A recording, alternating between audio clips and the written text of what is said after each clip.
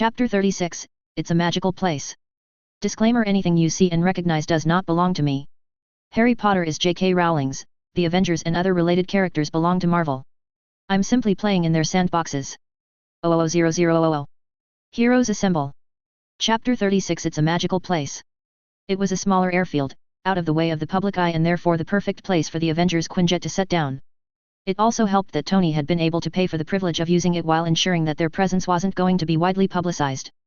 Thus, apart from a few workers off in the distance, the Quinjet was met by a single person, his blue-grey cloak flapping in the breeze kicked up by the landing craft. Almost as soon as the engines had cut off, the rear ramp lowered. Tony was standing front and center, wearing his usual jeans, black Sabbath t-shirt and a sports coat. In his hand, he carried a familiar-looking red and gold case. Beside him was Clint, a long duffel slung over his shoulder and a broad grin on his face. Flanking the two were a pair that Harry had not been expecting: Matt, his cane clutched vertically in both hands, his head cocked slightly as he obviously took in his surroundings using his other senses, and Peter, bouncing slightly on the balls of his feet, his head craning every which way as if trying to see everything at once. Harry stepped forward, a broad grin on his face. "Thanks for coming, guys," he said, shaking first Tony's hand and then Clint's. "Our pleasure," Clint replied. "Hope you don't mind us bringing the new recruits," Tony said, jerking a thumb at Matt and Peter. "Capsicle and Nat are on some deep secret assignment for SHIELD, I could find out what it is, but I just couldn't be bothered. And Bruce had some kind of family emergency. Something about a phone call from his uncle." "It's not a problem at all," Harry replied. "Thanks for coming, Peter, Matt." It was as he was greeting the two men that Harry noticed movement on the Quinjet's ramp behind them. A shadowy figure was hesitantly coming into view. "Dorene?" Harry asked, surprised. The girl shot Harry a nervous smile and a small wave. "Hi, Harry. Hope it's okay that I tagged along," she said uncertainly. Harry shot Tony a look, but the billionaire simply shrugged. "She heard and tried to sneak aboard. Who was I to say no?" he said. Harry gave the man an exasperated look before smiling at the girl. "It's good to see you, Dorene, but I thought that you'd still be in school," Harry said. "Hey!" Dorene shot back. "Peter's skipping school, too. And I can help, you'll see.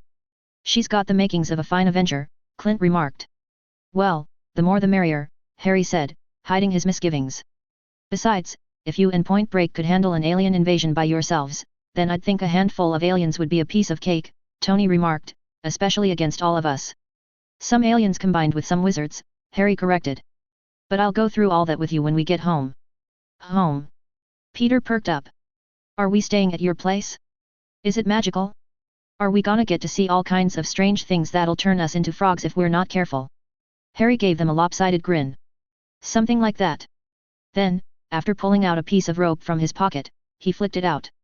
"Everyone grab hold, take a deep breath and try not to throw up when we get there," he said. 000000. "This is your place?" Tony asked after number 12 Grimmel Place had pushed its way into existence in front of him. "Bit of a fixer-upper, isn't it?" Harry ignored the man. He knew exactly how bad the old black ancestral townhouse was. And, really, there was nothing that he could say to defend it, even if he wanted to. "Just be careful of what you touch in there," he said, "there's a lot of dark magical items that could hurt you." Harry led the five of them across the street, up the stairs and into the foyer. The instant that the door was closed, Creaker popped into existence. The fact that there was instantly a gun, a glowing gauntlet, a stick and two raised hands aimed at him didn't seem to faze the house elf in the slightest. "Master. Miss Hermione and Master's other guest are in the parlor," Creaker said before turning and shuffling away, muttering too quietly to himself for all but Matt to be able to hear. "What was that?" Dorene asked, staring after him. "That was Creaker," Harry replied. "He's a house elf. Think elves and the shoemaker and you're on the right track. They're bound to a wizarding family and get their magic that way and simply love to work." "A symbiotic relationship," Matt said after a moment's thought. "Sounds about right," Harry replied. "This way." He led them through the hallway and into the front parlor where Thor and Hermione were sitting, chatting.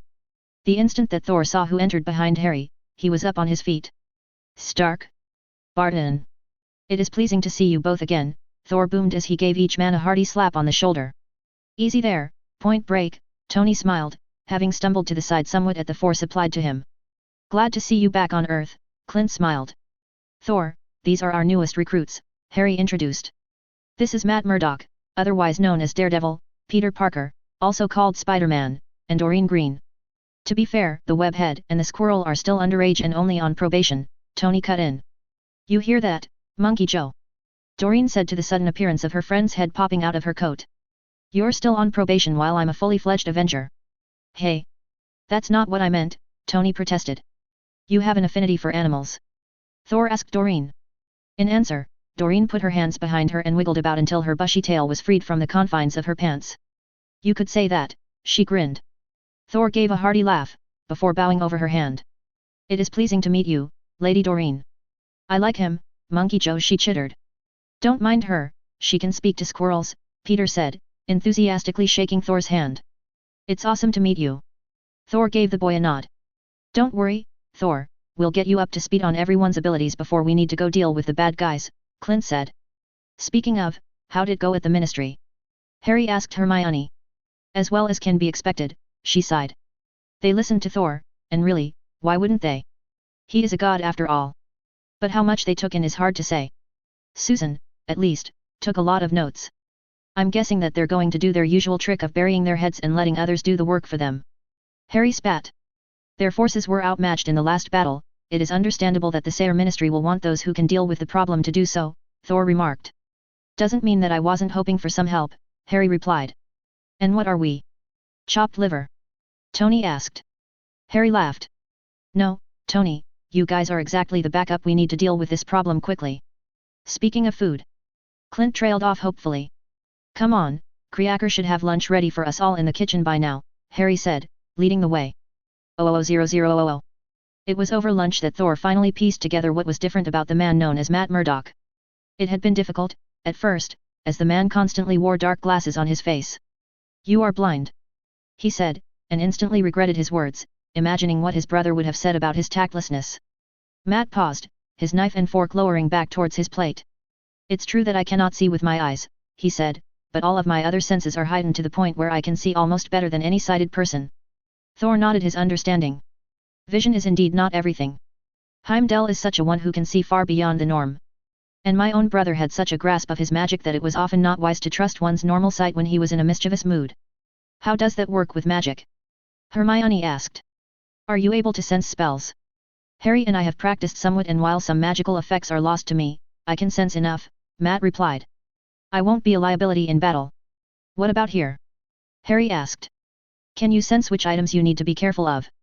Matt cocked his head, obviously taking in his surroundings. After a few seconds, he shifted his head slightly again as everyone paused in their eating to watch him. I can, Matt finally replied slowly. Your house is strange. Normally, the world to me is as though everything's on fire, giving off a taste, a sound, a myriad of diverse sensations that allow me to know what is around me and where it all is. Here the world has color. A single tear rolled down his face as he attempted to describe what he was sensing. I can see some things that are yellow, others orange, both close enough to normal as to not matter, but just different enough to tell me that they're magical. And then there's the ones that are blue or even purple, like those knives over there. Harry took one look at where he'd nodded before identifying what would cause the difference. They're goblin-made, he said. Imbued with goblin magic to be ever sharp and nigh indestructible. I had forgotten what so many different colors looked like, Matt said. Thank you for bringing me here. Harry and Hermione shared a look. I think a trip to Diagon Alley is in order, Harry smiled. What's that? Tony asked. Magical shopping district, Hermione replied. Right, I'm done, Tony stated, pushing his plate away. Let's go. 000000. Welcome, Avengers, to Diagon Alley, Harry said as the arch fully formed in front of them. A light slap to his arm had Harry whipping his head towards Hermione. If that was supposed to be an impression of Hagrid, you did a rather poor job, she told him. Harry pouted at her before muttering, Don't spoil my fun, woman. The amazement on the faces of the others at the sight before them was enough to ensure that Hermione's second slap, this one slightly harder, didn't dampen his enjoyment at introducing the others to this part of the magical world. And then the 6 visitors rushed forward, as eager as any 11-year-old to explore. Tony, Peter, and Dorene were the worst, practically racing towards the nearest shop. Clint slunk into a nearby shadow, the spy's habit of being unseen currently warring with his need to see it all. And while Matt confidently moved forward, his cane tapping in front of him, Thor kept a careful arm's length from the other man, in case of trouble. Are these really bats' wings? Tony asked, staring into a basket set outside the apothecary. Of course, Hermione replied. Useful in any number of potions, as is all of the ingredients that you'll find in there. With a scrunched up nose, Tony moved on, joining Peter to stare in the window of quality Quidditch supplies. Those brooms don't look like yours, Harry, Peter remarked. There's a whole range of different brooms, depending on what you want to do, Harry replied. Speed, sports, leisure, even ones specifically to learn to fly on or for little kids. Can I get one? Peter asked. Sorry, mate, Harry said, giving his shoulder a squeeze. You need some magic yourself in order to fly one. Monkey Joe. Stop that! Dorene exclaimed exasperatedly as she tried to fish the squirrel out from inside her shirt where he was burying himself deeper and deeper. Noting where she was standing, Hermione came over to try to reassure the two of them. Those owls are highly trained, she said, indicating the Parliament of Owls visible in the owl post office. They won't hurt anyone's pet, they can tell the difference. I believe you, Dorene replied. Somehow, though, I don't think Monkey Joe does. All of Dorene's squirming, though, had the side effect of making her tail pop out from her pants.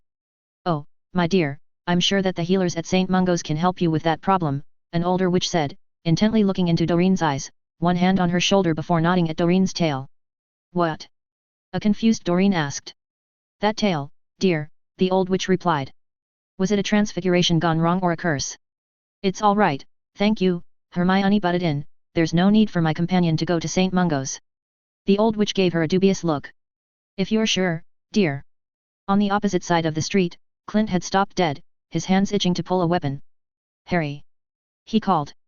When Harry came closer, Clint simply raised a pointed eyebrow at the large white marble building down the alley, or more specifically, at the two beings standing guard to either side of the door, large halberds in their hands. They're goblins, Clint, Harry said quietly. Incredible warriors and the guardians of the Wizarding Bank. You don't want to get on the wrong side of them. Good to know, Clint replied before moving further down the street, although making sure to keep at least half an eye on the goblins at all times.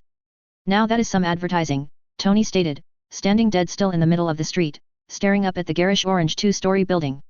Someone's got some serious balls to pull that off. It doesn't match anything else here on the street, even with their weird magic items in the windows and outside the doors. Harry had to grin at that, especially as Tony's eyes only grew bigger when the great prankster attached to the top of the building took off its hat, and a flock of bright green pigeons flew out. Would it help if I said that I'm a part owner of Weasley's Wizard Wheezes? Harry asked. Tony tore his eyes from the shop to stare at Harry. You? You're a part owner? He asked incredulously. Silent, but yet, Harry replied. My friend George is the brains behind it all. You've got to introduce us, Tony pleaded. Please. Peter added. Letting Hermione know where he was going, Harry led his fellow Avengers through the door, snickering at the multiple fart noises that announced their entrance. Harrikins!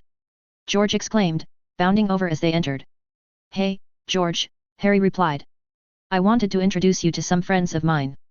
This is Tony, Peter, and Clint. Nice to meet you, George said, vigorously pumping each of their hands up and down. Any friend of Harry's is a friend of mine. Harrikins? Tony asked, looking across at Harry. You've been holding out on us, Sparrowhawk. Harry's head whipped around, a look of relief quickly passing his face as he realized that Tony was just being his usual self. I've known George and his family since I was 11, Harry replied. What is all of this? A wide-eyed Peter asked, looking around. These, dear friend of Harry's, are pranks, George stated proudly. Really? Clint asked excitedly, his eyes gleaming, before promptly disappearing into the shelves. A cold shiver swept down Harry's back. For some reason, he wasn't sure that bringing this lot here was such a good idea after all. 00000. Feeling the buzz of his phone in his pocket, Harry slipped away from the mayhem that was Weasley's Wizard Wheezes and into the back room. The instant that he stepped past the curtains, a silencing ward cut off the noise of the customers, the fireworks whizzing about and exploding, not to mention all of the other products that were being tested and the laughter that ensued. Harry had no doubt that his absence was noted by the others, but he was confident that they'd give him his space. And besides, Hermione was there to keep an eye on them. He just hoped that her level-headedness was a match for Tony's flamboyance and unnatural curiosity. He'd already expressed an interest in recreating most of the magical prank items using normal means. Hello. He said, having hit the accept button. Instantly, the screen on his phone lit up to show a group of 4 people facing him. Agent Coulson was expected, even hoped for. The science pair Simmons and Fitz, he thought their names were needed, considering the nature of the call. Sky, was simply a bonus. Mr. Potter, Phil nodded. I understand that you wanted to talk to us. I did, Harry confirmed. Thanks for getting back to me. The two scientists gave him a smile, Skye a friendly wave from where she sat cross-legged on the desk at the side of the image. What's the nature of the problem? Phil asked. A number of the dark elves that invaded London managed to either escape or were captured by, Harry paused, suddenly realizing that he had a problem. I am aware of the nature of the other party involved, Phil said, and Harry nodded at the implied message. The other three weren't, and he needed to choose his words carefully in order to protect the statute of secrecy. I understand that your team deals with the extraordinary, Harry said, glossing over the magical aspect of the problem. And, as such, I was wondering if you had any way of tracking the dark elves. An interesting idea, Simmons said, her eyes blazing to life. Not one that we've considered before, Fitz added, rubbing his chin, tracking extraterrestrial life forms. But possible, after all, we've encountered a number of Asgardian artifacts now, Simmons countered. Not that the dark elves are from Asgard, Fitz pointed out. It seemed that the two had all but forgotten that there were others involved in the conversation. No. Still, the principle should still be useful, considering that we can get a sample to work with, Simmons stated. The pieces of the alien ship that we've analyzed. It'll have all of the data that we need, Fitz exclaimed, snapping his fingers. Harry stared at the two as they bounced back and forth. It was very disconcerting and dragged up a whole host of memories. He was incredibly glad that George wasn't in the room for that conversation. So, you're saying that it's possible? Coulson broke in. Possible, yes, probable, though, that could be a whole other kettle of fish, Simmons stated. How long would it take to make? Harry asked. Fitz and Simmons shared a look that seemed to convey an entire conversation. Weeks, possibly months, Fitz stated after the two faced the screen once more.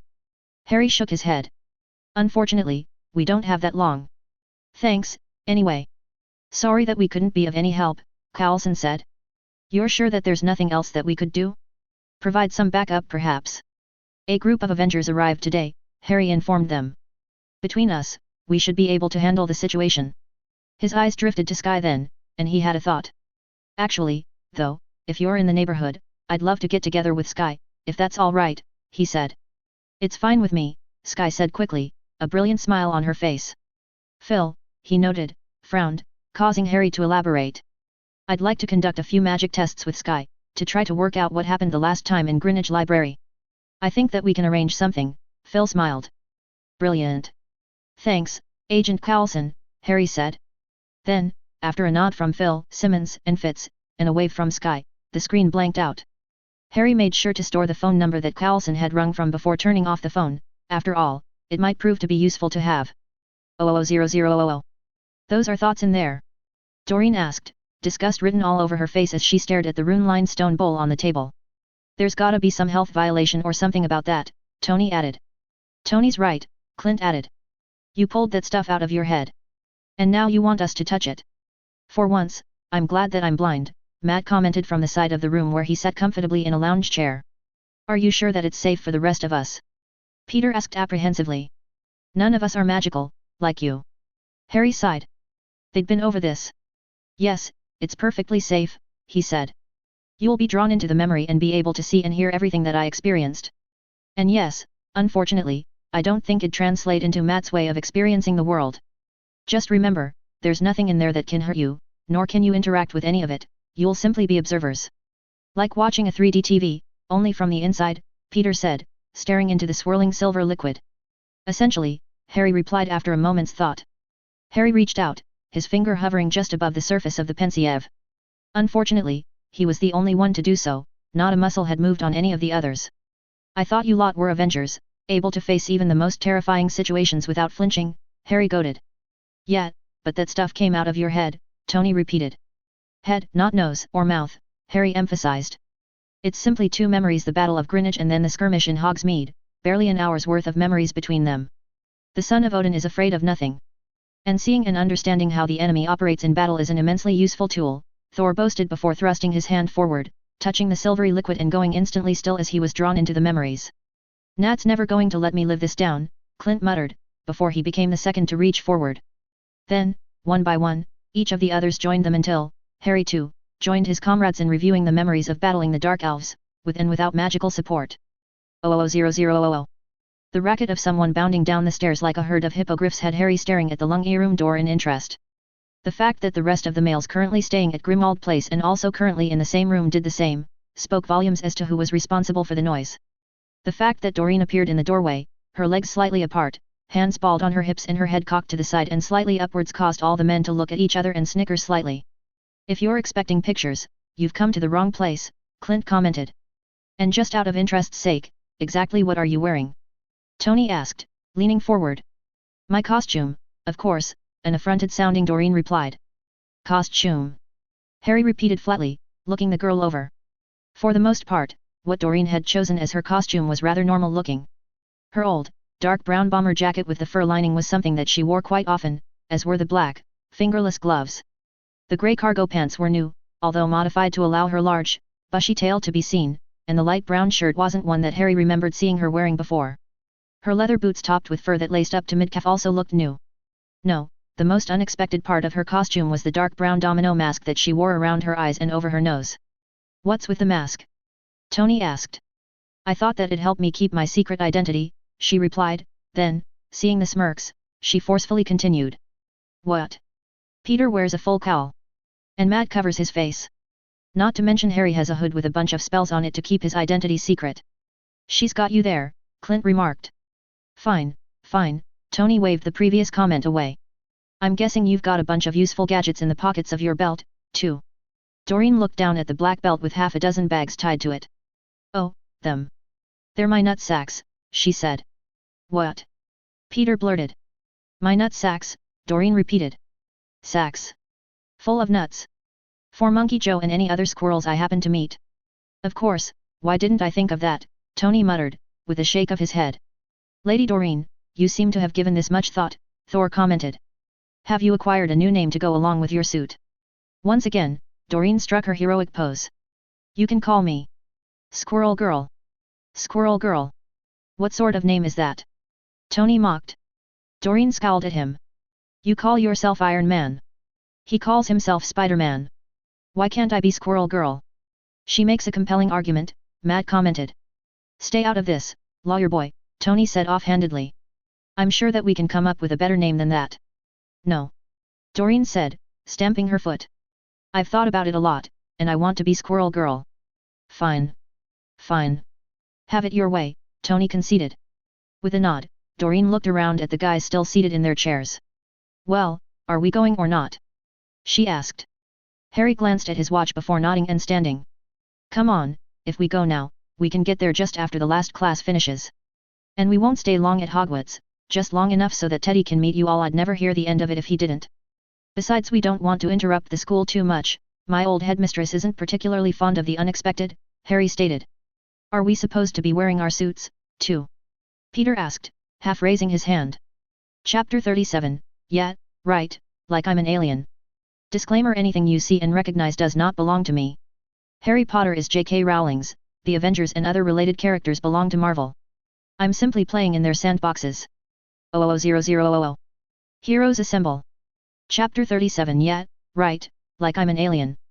Minerva tapped the large iron gates that guarded Hogwarts School of Witchcraft and Wizardry to find 7 individuals standing in a loose semicircle before her. The fact that 4 of them wore hoods or masks that covered either their entire faces or only part of it simply made her sigh. These are your friends, Mr. Potter? She asked the man in the blue-grey cloak that she recognized. Yes, Professor, Potter's unmistakable voice replied. Once again, she raked her eyes over the group. The fact that one of the unmasked men clearly carried weapons, judging by the sheath of arrows on his back, and another simply carried a large metal muggle case, while a third carried one of the largest hammers that she'd ever seen, worried her slightly. But then, the others were masked, and one, the only female, clearly had a tale of all things. They are muggles? She asked. Yes, ma'am, well, most of them, that's why I asked for the pendants, Harry replied. Very well, she finally conceded. You may enter, but be warned, Mr. Potter, I will not tolerate any tomfoolery any more than I did when you were a student. Yes, ma'am, Harry replied. Tomfoolery? The man in the muggle suit asked, amusement clear in his voice. You've been holding out on us, Gandalf? I want the stories. Later, Tony, Harry sighed and Minerva smiled a small smile. Yes, there were many stories that one could tell about Harry Potter, although not as many amusing ones as there were for his father and his friends. Is there a reason that so many of you are concealing your faces? She asked as they began the trek towards the castle. The good that we can do in the non-magical world would be greatly reduced if people knew who we were, the one in the dark red suit replied. And I understand that you have a large number of students with ties to the non-magical world who attend here. Not to mention that when we're wearing these suits, we're rather recognizable and famous, the one in the red and blue bodysuit replied. Gotta love those Fang girls, the one called Tony remarked wistfully. Aren't you practically engaged? The girl asked. I am not, Tony replied vehemently, then, after a beat, added, and Pepper doesn't mind me looking, just so long as I don't touch. You just keep telling yourself that, Stark, the archer chuckled. Maybe one day she won't smack you around the back of the head for looking. Is that where you went to school? The red and blue one gasped as they rounded the bend and Hogwarts came into sight. Yep, a proud-sounding Harry replied, and Minerva preened at the odd looks the ancient castle was eliciting. Damn sight better than Midtown, the red and blue one stated. Sure is, the girl agreed. As they continued their walk, Harry pointed out various features of the castle and grounds to his friends: Gryffindor Tower, the Astronomy Tower, Hagrid's hut, the Black Lake, the Quidditch pitch. Questions and comments washed over and around the headmistress, and she listened as a new group of people, these ones decidedly not first years, saw the castle for the first time. The group had barely entered through the great oaken doors when a young missile with electric blue hair gave an excited shout before leaping down the last half-dozen steps of the grand staircase and practically flew at Harry. Heya, Teddy, Harry laughed, catching the boy and giving him a massive hug. Teddy broke off the hug rather quickly as he noted the group standing around, smiling at the two. His eyes widened and his mouth dropped open. Finally, he found his voice. Is that the Avengers? He asked. The fact that Mr. Lupin's voice was filled with awe and disbelief confirmed to Minerva that these people were special. It wasn't until every other Muggle-born or Muggle-raised student froze where they were, staring, before rushing towards the group, that she finally had an inkling as to what this group might mean to the Muggle world. Yep. Harry said proudly. What sort of godfather would I be if I didn't bring them here and introduce them to you as soon as they were in the country? Somehow, Teddy tore his eyes from the group to stare up at Harry, a grin wide enough to nearly split his face in half and his eyes shining excitedly. After lunging at Harry and giving him the strongest, briefest hug possible, Teddy stepped forward, hand out to the Muggle carrying the case. Hi. I'm Teddy Lupin. I know who you are, Iron Man, Teddy said. Nice to meet you, kid, call me Tony, Tony replied, shaking the boy's hand. And you're Thor, Teddy said, moving on to the large man with the hammer. Minerva blanched and wondered if her hearing was going. Thor? As in the Norse god of thunder? Surely, she was mistaken. Young Sayer, it is an honor to make your acquaintance, Thor said. Tales of your godfather are sung in the very halls of Asgard. Wow. Teddy said, staring back at Harry for a second before moving on. You can call me, Clint, the archer said. Sure thing, Mr. Hawkeye, sir, Teddy said, making Minerva groan at the boy's mischievous streak making an appearance. Clint, though, didn't seem to mind, simply reaching out and messing up Teddy's hair with a laugh. Teddy turned to the last three uncertainly before glancing back at Harry. This is Daredevil, Harry said, introducing the man in the dark red suit who merely nodded at the boy. That's Spider-Man, Harry continued, his arm draped over Teddy's shoulder, as he gestured towards the last male of the group. Hey, Teddy. Nice to finally meet you. Heard a lot of stories, Spider-Man said. You have?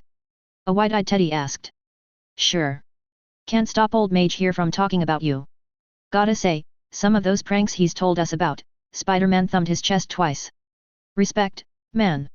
And I'm Squirrel Girl, the only girl said, bouncing forward to give Teddy a brief hug. Minerva was sure that she whispered something in Teddy's ear, at least judging by the way he gave a quick nod. Nice to meet you, Squirrel Girl, Teddy laughed when she pulled back. I hear you're coming to the Big Apple next summer, Tony said. As long as grandmother says I can, Teddy replied. She has, Harry replied, eliciting another huge smile from the boy. Great. Well, you get bored hanging out with him, Tony continued, cocking a thumb at Harry, you can bunk with the cool people in the tower. Really? Teddy asked, sounding disbelieving. Any response to the question was cut off as a silvery ferret ghosted into the entrance hall to stop in front of Minerva. Headmistress, the patroness began, and Harry burst out laughing. Malfoy's patroness is a ferret. He exclaimed, before instantly cutting off and sobering as the patroness continued. 32 of your students and 2 of your professors are currently being held at our pleasure. They will remain safe for the time being. Their safe return is dependent on a simple exchange. 1 student for a person of our choosing currently being held at the ministry's pleasure.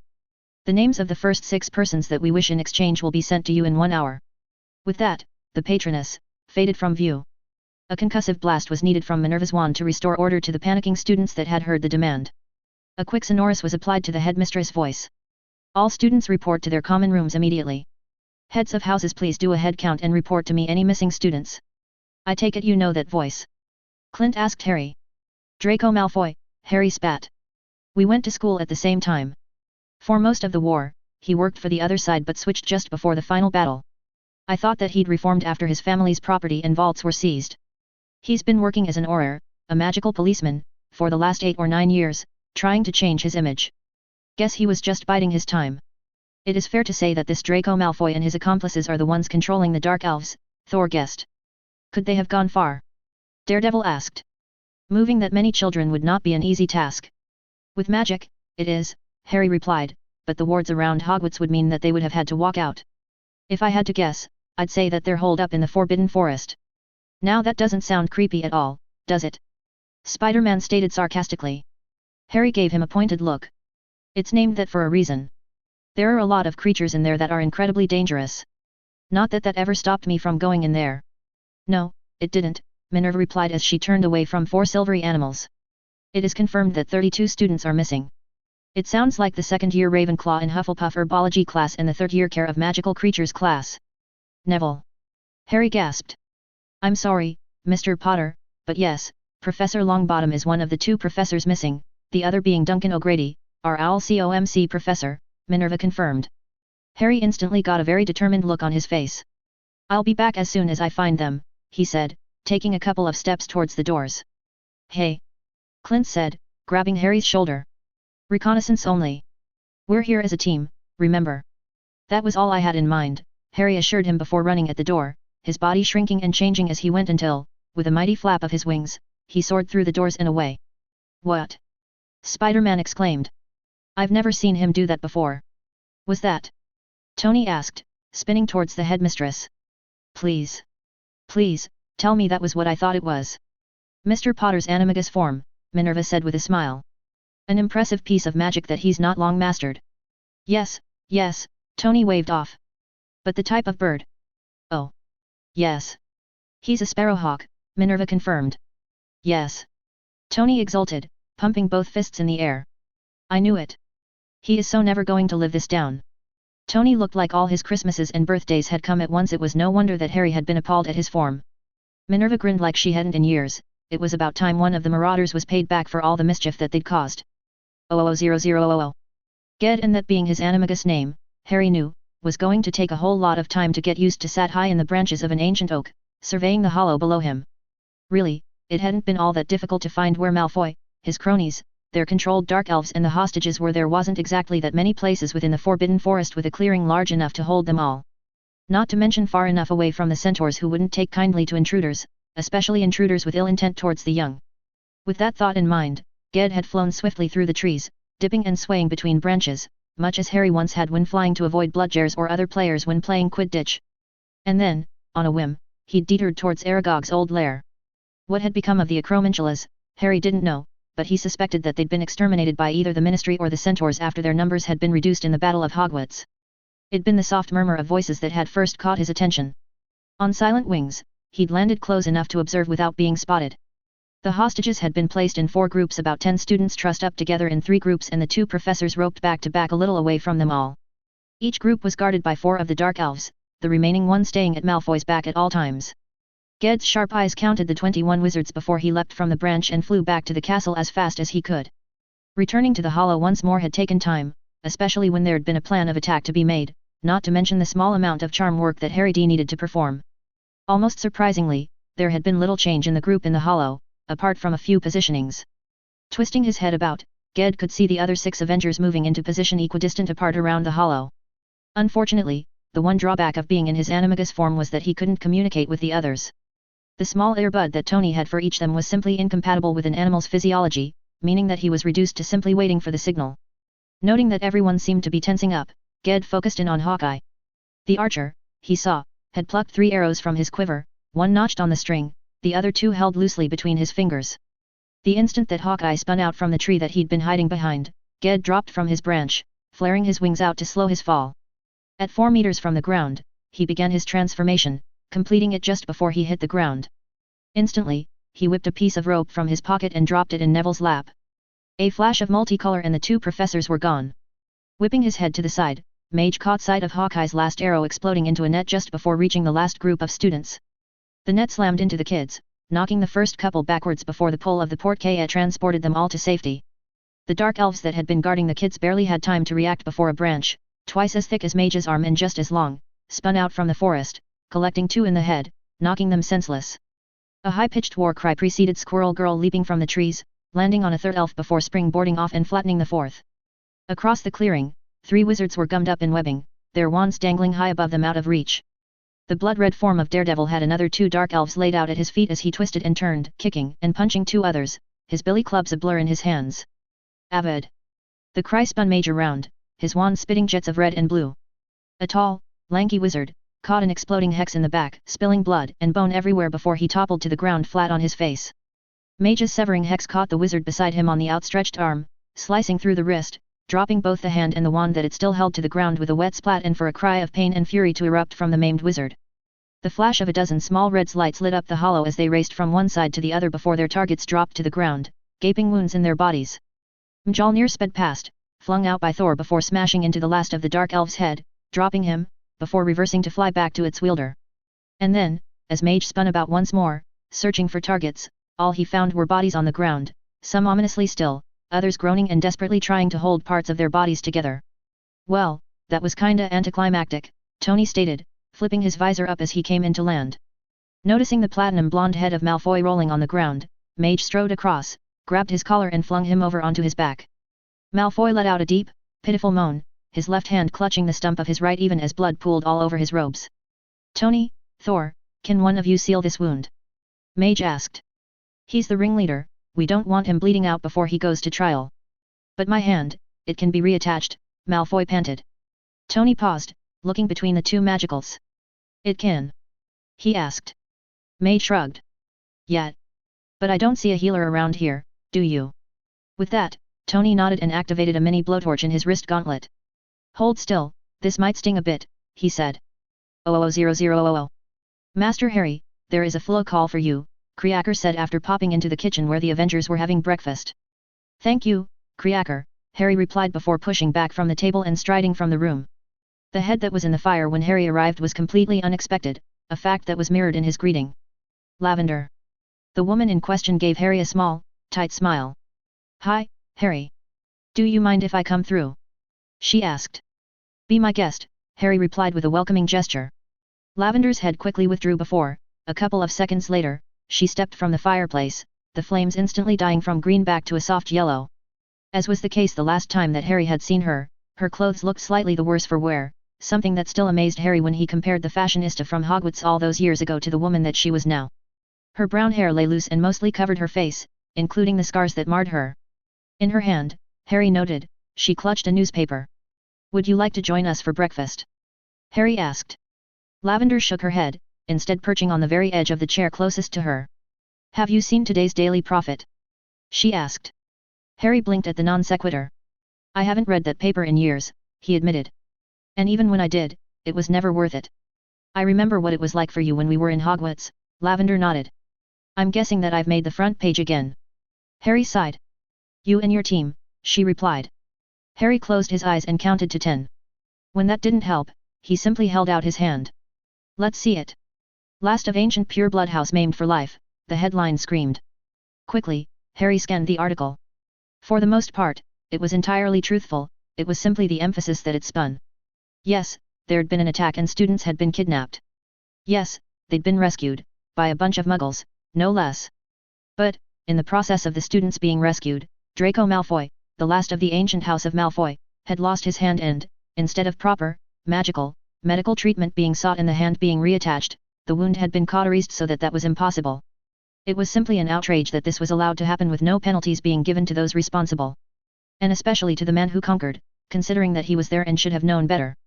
The accompanying photograph didn't help matters either, showing a moaning Malfoy lying on the grass in front of Hogwarts, his wrist clutched in his remaining left hand while a group of the Avengers stood around him, staring down at his body. Harry threw the paper to the coffee table in disgust. No more than I expected, he grunted. But it's not right, Harry, you and your friends got all those kids and Neville and Professor O'Grady out safely, Lavender protested. Harry simply shrugged. When has the Prophet ever printed something good about me? Even after the Battle of Hogwarts, every article proclaiming how great I was tinged with comments about the disgraceful loss of pure blood life. I know, Harry, that's why I talked to Professor McGonagall and Neville and a few of the students and wrote this, Lavender said, hesitantly. From the pocket of her robe, she pulled out a folded piece of parchment. Curiously, Harry took it, unfolded it and, after a last glance at her, read it. It was a masterfully written article, emphasizing the role that Harry and the Avengers played in saving lives, including the life of Malfoy, for he would have easily bled to death if his wrist hadn't been dealt with as quickly as it was. Included were a number of quotes from the students and even an orator. Harry read it once and then a second time, his smile growing each time. This is truly brilliant, Lavender. He praised. But would the Prophet even print it? I've still got a couple of contacts that owe me a favor or two, she said shyly. They'll print it. Thanks, Lav, I really owe you, Harry beamed. I never would have thought to rebut that article like this. I know, Lavender said simply. Hey, Harry said, snapping his fingers. You want a job? With the stuff we do, a good press secretary who knows how to write good, positive, articles like this would be brilliant. Really? You'd want me to do that for you?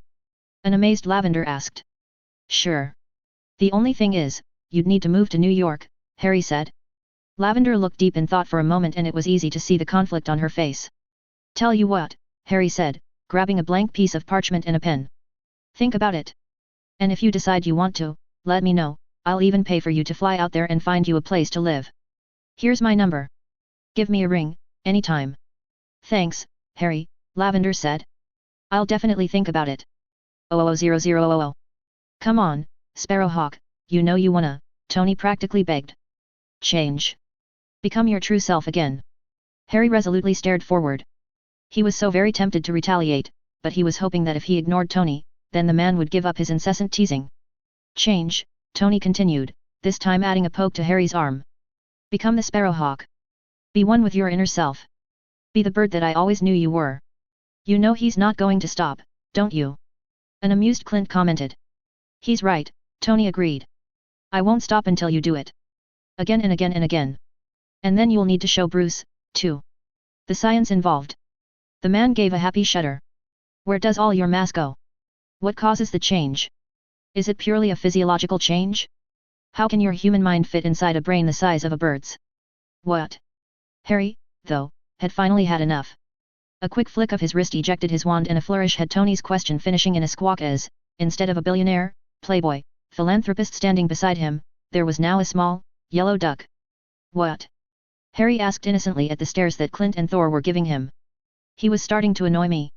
Now he can answer his questions for himself. Thor's great booming laugh drowned out Clint's chuckles. You and my brother would have got on famously, Thor said, before almost instantly sobering at the remembrance of the slain Loki. The roar of mighty engines overhead tipped the three men's and one duck's heads up. A massive black plane was descending vertically towards them. An absent wave of Harry's wand turned Duck back into man, a man who instantly began patting himself down to check that he was all there. You are certain that you need us here for this? Thor asked.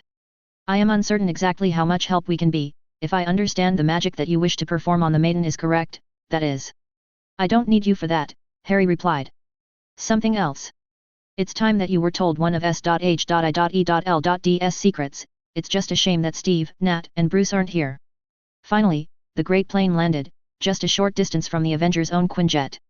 Almost before the engines even began cycling down, the rear ramp began lowering, two vehicles, one a standard black SHIELD van, the other a shiny red Corvette visible on it. And walking out from between the two cars were two people, Sky and Agent. A disbelieving Tony yelped. Son of Cowl, you still live. Thor laughingly boomed. Clint, though, was the only one to move, stalking forward, his fists clenched at his sides. That was until he was in striking distance of Coulson. Then he struck out, landing a solid, meaty punch to the man's face. Coulson's head whipped to the side and he slowly looked forward again, one hand now holding his jaw. I think I deserved that, he said. You were dead. There was a funeral and everything. We mourned for you. We fought for you, avenging you. It tore each of us apart. Do you know how long it took to put ourselves back together again, to try move on? I've been dying every day since that day. Clint ranted. I was responsible. I was the one who came up with the plan. I led the boarding party onto the helicarrier to release Loki. I watched my brother stab you through the heart with his scepter, Thor stated. There was no way an Asgardian, let alone a Midgardian, could survive such a wound. What can I say? I did die, Coulson replied. My heart stopped beating for nearly a minute. And then they brought me back. Why weren't we told? Tony demanded. There's not even a reference to your survival in S.H.I.E.L.D.S databanks. I know. I checked. Fury, Coulson said simply. He thought that you needed the push. And it worked. You've grown, become something that none of us imagined. You're now truly Earth's mightiest heroes. We should have been told, Clint snapped. Not my call, Coulson stated simply. So, where've you been? Tony asked. Tahiti. You really should go. It's a magical place. And once I was, better, Fury gave me this bus and a team of my own, to fight the good fight, Coulson replied. How long have you known? Clint asked Harry roughly. Less than a week. I found out after the Greenwich thing, Harry replied. Fury actually asked me not to tell you, but I made a different choice. Good call, Tony replied, before, unexpectedly stepping forward and giving Coulson a brief hug. Glad you're not dead, Agent. Now, I assume this thing's got some liquor on board so that we can toast you properly. We have our own bar, Coulson smiled. Sky, you'll be alright here with Mage. Oh, yeah, sure, she replied. At least, I assume that it's not going to be anything dangerous. Harry smiled at her. No, nothing dangerous. Just a few simple tests that shouldn't affect you in the slightest. You've thought that before, she retorted. As Coulson led Tony, Clint, and Thor into the plane, Harry jerked his head indicating for Sky to follow him. She quick-stepped until she was walking beside him, glancing at him every other step. So, what's with the hood and hiding your face thing? She asked. The others don't. Well, the original Avengers, that is. The new ones do, for some unknown reason. You all ugly and scarred or something under there. Harry laughed. I've been told that I'm quite fanciable, not that I believe them. Although, I do have a scar. Come on, it's just us, you can show me, she wheedled. I'm not going to tell anyone. Besides, it's only fair. You're going to perform magic on me, I'd like to see the person that I have to trust.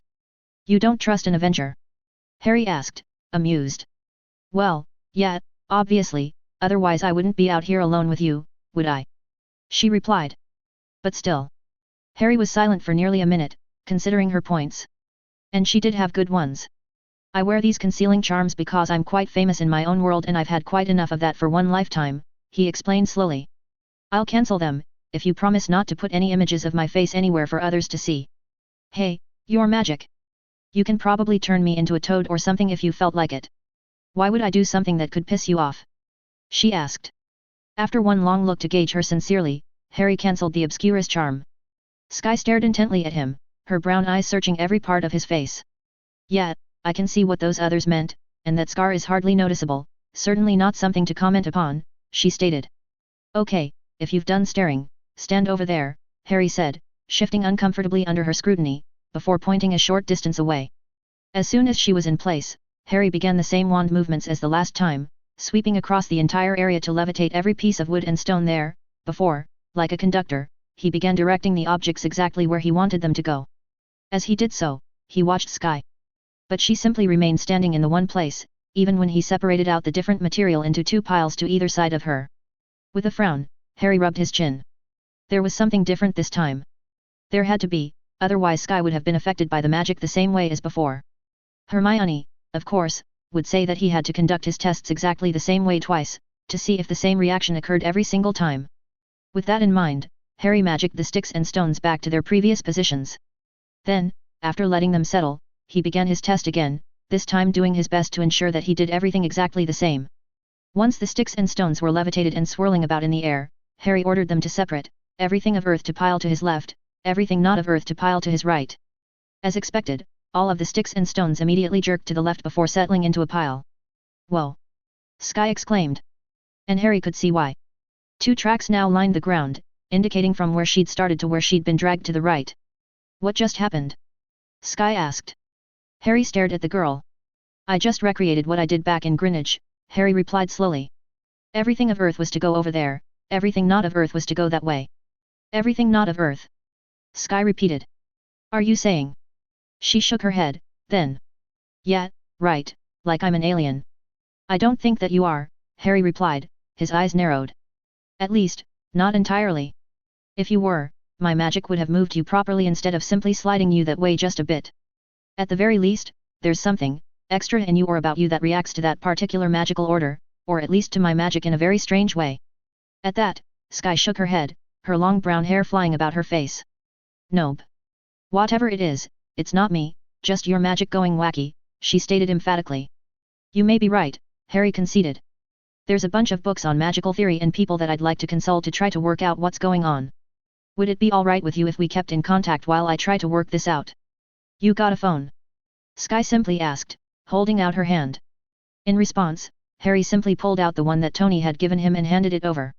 I've put my number in there, she said after her fingers had finished flying over it. Call me anytime, even if it's not about whatever this is. I will, Harry promised with a smile. 000000. Harry stood beside Hermione, the two of them staring up into the lowered ramp of the Avengers Quinjet. Already, the rest of team were aboard, having said their farewells shortly beforehand. You're sure that you won't come? Harry asked. There's plenty of room. Hermione gave a sad smile and patted Harry on the shoulder. That life, your life, isn't for me, she said. I've got my parents here, a job I love and I'm making a difference in the world. Really? Harry asked, unable to hide the skepticism. Really, Harry, Hermione replied. And after what you and your friends just did, my job just got a whole lot easier. You basically single-handedly gutted the pure blood movement. Again. The momentum will be with Kingsley and me for quite some time now, we'll be able to push through the laws that we've wanted to for a while. And once they take hold, the magical world will change. You thought that before, Hermione, after the war, Harry reminded her. True, and even then, we made a world of difference. If we can build on that now, there's no telling where it'll end. I've told you before, Harry, I aim to finish what I started, she said. And, really, if the other side gets a bit of a toehold again, well, I know exactly who to call to bash sense into a few heads, don't I? Harry gave a small nod and a smile. Well, we'll see, he said. Go on, your friends are waiting, she said, before leaping at him and giving him a bone-crushing hug. And don't make me wait so long for your next visit. Whatever you say, Hermione, as long as you can make the next one a little quieter, Harry replied, before stepping back. Take care of yourself. You, too, Harry. Try to stay out of trouble, she laughed. I thought we agreed that that was an impossible task, he replied. Then, after giving her hand one last squeeze, Harry turned away and boarded the Quinjet, slapping the button to close the ramp as soon as he was clear. Right, buckle up, everyone, Tony called from the pilot's seat. Next stop, Avengers Tower. Chapter 38, You Have My Word. Disclaimer: anything you see and recognize does not belong to me. Harry Potter is J.K. Rowling's, the Avengers and other related characters belong to Marvel. I'm simply playing in their sandboxes. 000000. Heroes Assemble. Chapter 38 You Have My Word. Excuse me, Miss Potts, the cultured voice of Jarvis said. Looking up from her tablet, Pepper blinked, coming back to reality from the myriad of reports that she'd been reading, all to do with the running of Stark Industries. Yes, Jarvis? She asked. The Quinjet will be landing in 5 minutes, Jarvis informed her. It will? About time, she replied. Thanks, Jarvis. Without waiting for a reply, Pepper clicked off the pad before dropping it onto the top of her desk. As she rose, she instinctively flattened the front of her skirt before striding towards the door. A short elevator ride later and she stepped out to see the landing deck of Avengers Tower across the room and out the glass doors. The deck itself wasn't large, but more than capable of accommodating a helicopter if needed, although its primary purpose was to berth the Quinjet that was assigned the tower. A glint of metal off in the distance caught her attention and she smiled as she hustled across the room. It didn't take long for that far-off glint to resolve itself into the shape of the Avengers Quinjet. It banked hard before hovering just off the end of the deck, its stylized A-plane for all to see. Its maneuvering thrusters fired, bringing it backwards, even as the tips of both wings folded up and in. The instant that it touched down, servos built into the deck itself activated, quickly latching onto the wheels of the Quinjet and drawing it backwards before locking it into place. As the turbines wound down to a stop, the rear ramp lowered and Pepper rushed forward. Pepper! A beaming Tony exclaimed, his arms opened wide as he stood on the ramp. Tony! Pepper exclaimed before bounding up the ramp to give him a great hug. Miss me? Tony asked, his voice all playful. Really, what am I saying? Of course, you missed me. Who wouldn't miss me?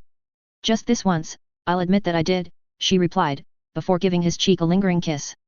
It was only then, as she was pulling away, that movement over Tony's shoulder caught her attention and her eyes widened. Thor! You're back!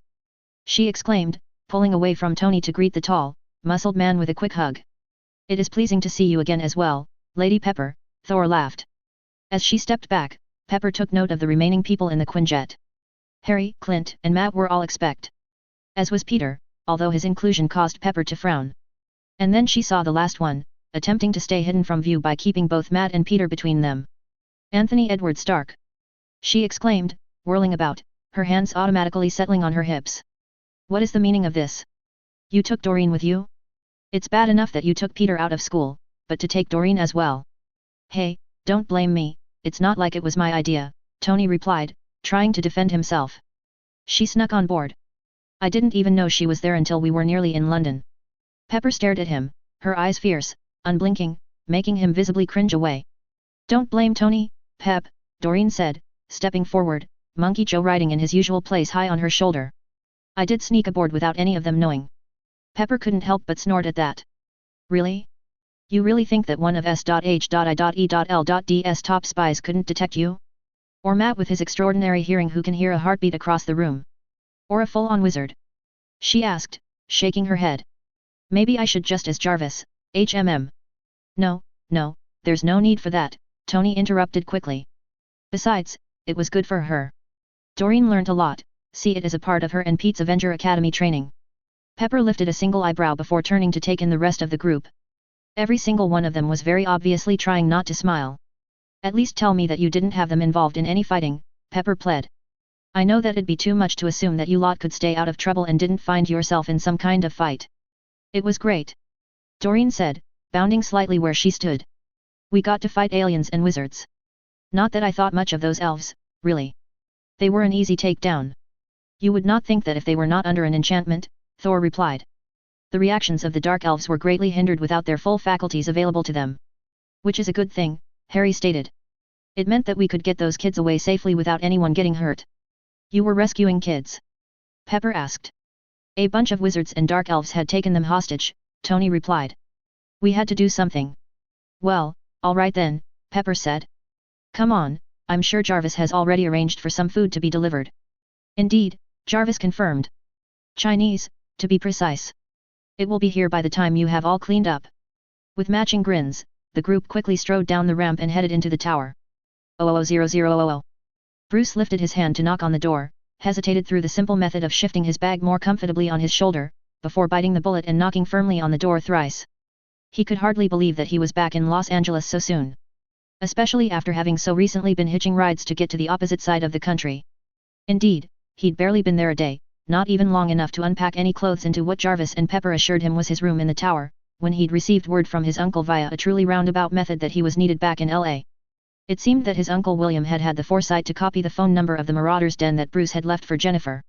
He'd used that number to leave a message for him with Gwen, who had promptly rung the tower and let Pepper know. Something had apparently happened to his cousin, leaving parts of the hospital wrecked, people injured, and Jennifer missing. Even with knowing only those few details, Bruce could take a very educated guess at what had happened, something that he'd fervently prayed would not happen to her. It was bad enough that it happened to him. And knowing what he did, how could he not come? It was more than likely that he was the only one who could, well, not exactly put things right, but at least contain the situation. Thus, when Pepper had insisted that he use one of Stark's private jets to quickly get back across the country, he'd only put up a token protest. Bruce? William asked after opening the door. Hi, Uncle William, Bruce replied. I didn't expect you to get back here so quick, William stated. Well, don't just stand on the doorstep, get in here. With a small smile, Bruce entered and turned back as William closed the door. Any word on Jennifer? He asked. William shook his head, a frown on his face. No. Nothing yet. It's like she'd dropped off the face of the earth. I hope she's all right. I'm sure she is, Bruce replied, reaching out to lay a comforting hand on his uncle's shoulder. I must say, your timing is impeccable, William stated. I only just received a package with the security footage from the hospital. Pulled a few strings and called in a couple of favors. I was just about to take a look at it. I can wait until you're settled, if you'd like to see it, too. No, Bruce stated flatly. I'll unpack later. Let's go look at that footage now. A pleased look appeared on William's face and his hand landed on Bruce's shoulder, giving it a quick squeeze as he strode past. This way, he said. Bruce followed William from the small entryway into the Lung-E room. An unwrapped box lay on the coffee table, its brown paper wrappings crumpled underneath the box. At his uncle's gesture, Bruce took a seat on one of the chairs facing the TV, albeit, sitting on the very edge.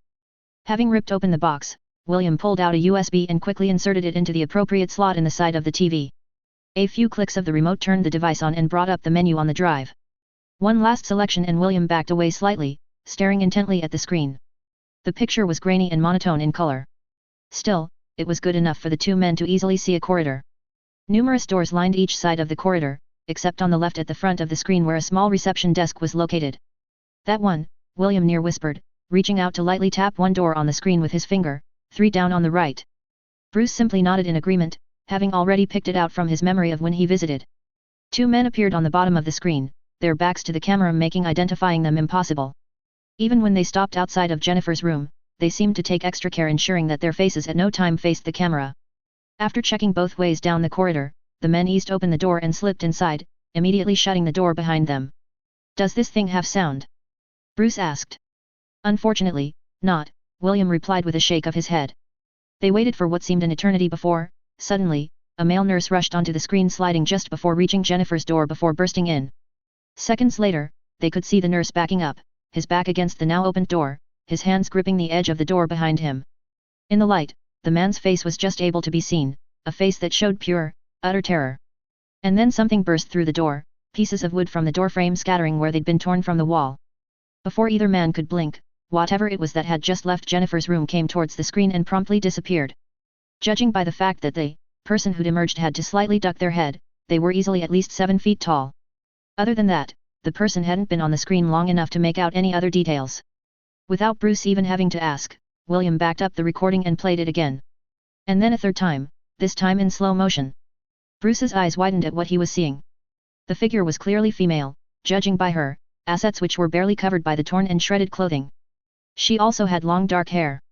The 4th time that William played it, he paused the playback so that it showed the female on the screen. What is that?" William breathed. Bruce could only stare for the longest time. He knew that using his blood was a bad idea, but it was the only viable solution to save Jennifer's life. And here was the results, exactly as he'd feared. "Not a what, Uncle William, a who?" Bruce managed to croak. "That's Jennifer." "Jennifer?" William repeated, disbelief clear in his voice. "What's happened to her?" "Me," Bruce admitted. "But don't worry. I'm going to find her and help her. You have my word." 000000. The low table in between the various chairs and couches was littered with boxes, each one containing a variety of tastes and flavors of Chinese cuisine: lemon chicken, honey chicken, sweet and sour pork, walnut beef with plum and sweet chili sauce, deep fried duck, sauté lamb and a host of others, all surrounding a mound of Yangzhou fried rice. Plates were balanced on knees or held in hands. Some, like Tony, Matt and Peter used chopsticks, while others, and especially Thor, simply used a fork to shovel in their food. The talk was minimal at first as each selected their favorites and settled back to satisfy their hunger. Eventually, though, food was being consumed at a slower pace and they began to talk about their time in England. "You said that some of those creepy-looking elves from London kidnapped some kids?" Pepper prompted. "Not quite," Harry replied. "It was actually some of my lot. They'd used a rather serious spell on the elves that they'd captured."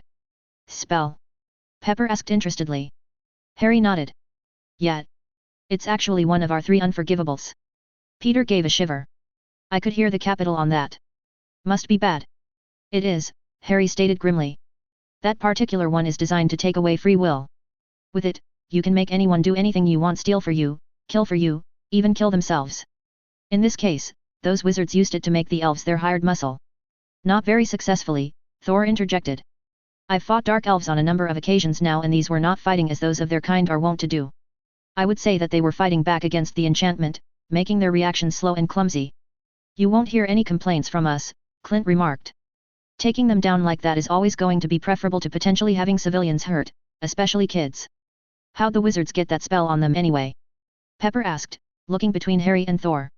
"I thought that you two rounded them and sent them to Asgard or something." "So do we," Harry grimaced. "Seems we missed a few."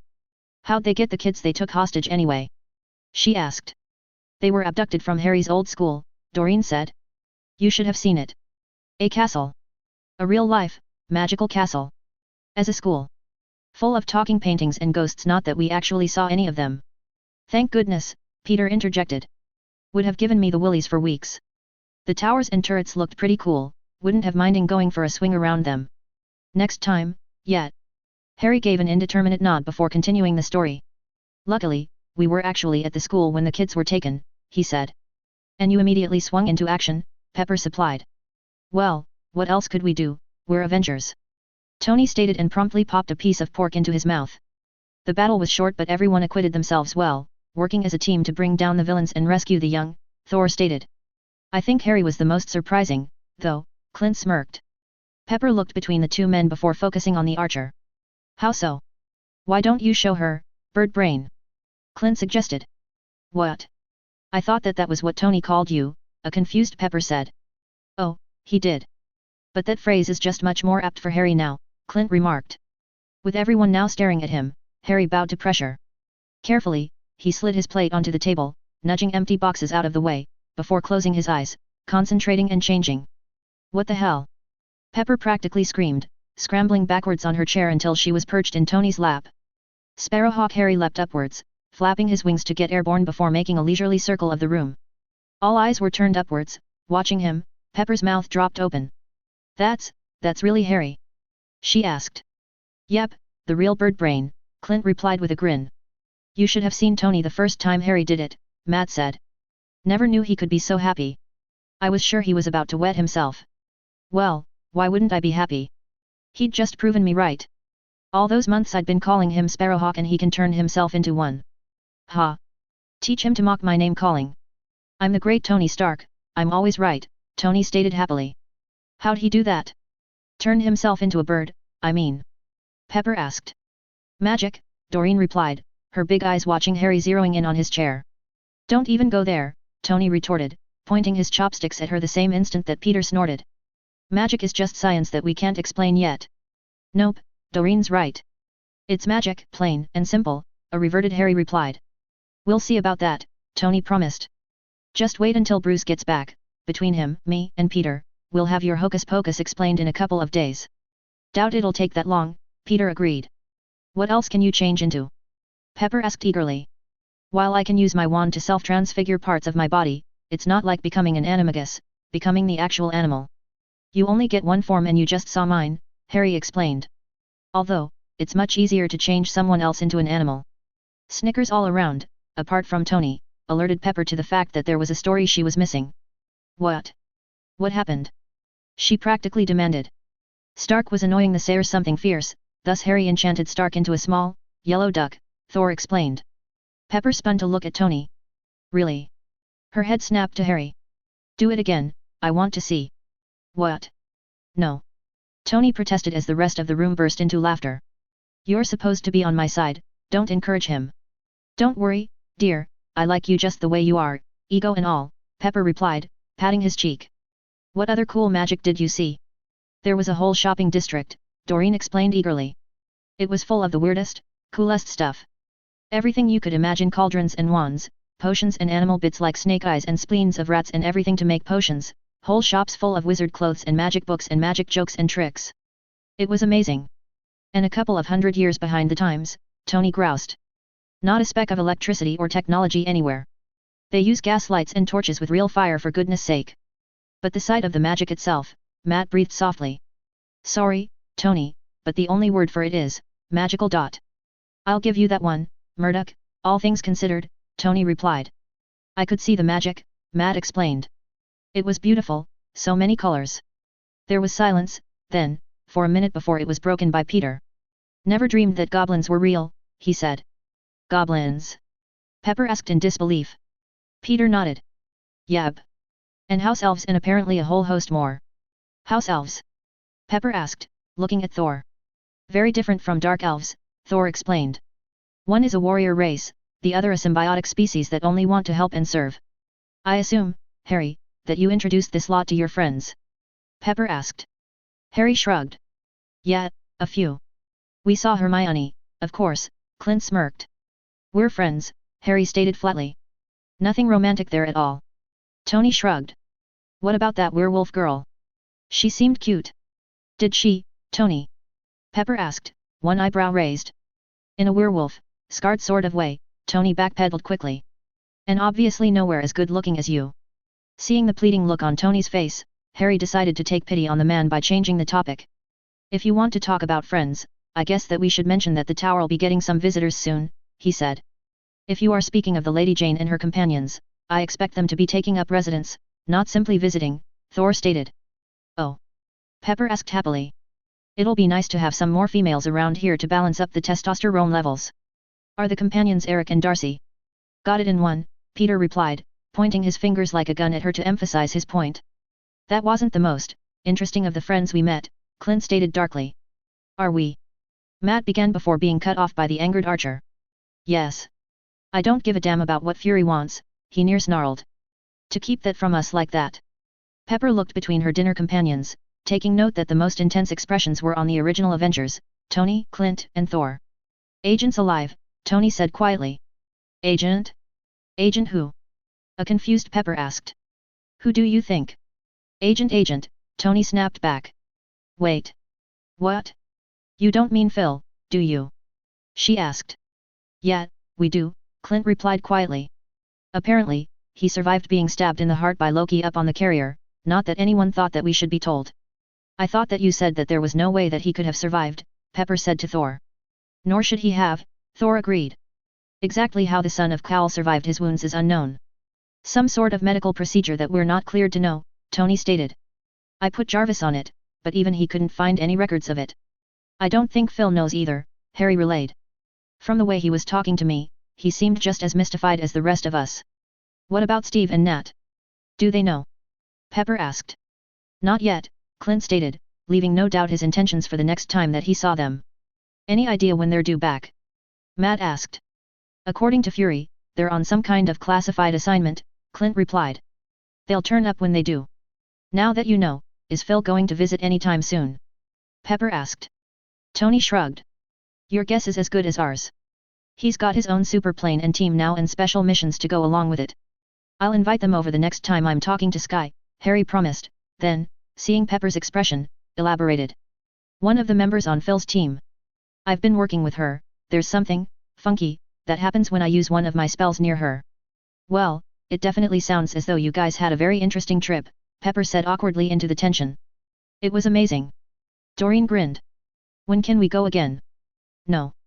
Pepper replied, beating any of the others to a response. What do you mean, no? Tony asked indignantly. I mean no, Pepper repeated, before pointing firstly at Dorene and then at Peter. No taking these two out of school. They need their education. Peter said, timidly putting one hand up. I'm already the #1 student at Midtown. A little extracurricular education is only going to be a good thing. Pepper's glare, though, promptly shut him up. As much as I agree with you, Matt said, there are likely to be times when their skills are going to be needed. I agree with Matt, Peter stated. I'm not going to give up my web slinging for anything.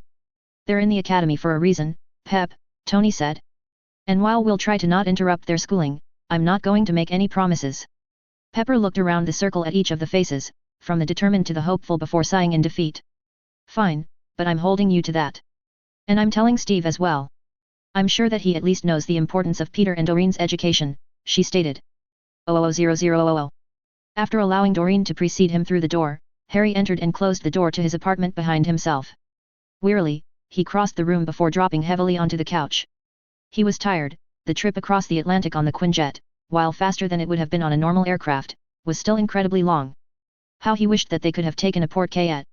Obviously, he was out of practice at long-distance travel. It really didn't seem that long ago that he was still traveling the world, taking plane rides with such regularity that they seemed mundane.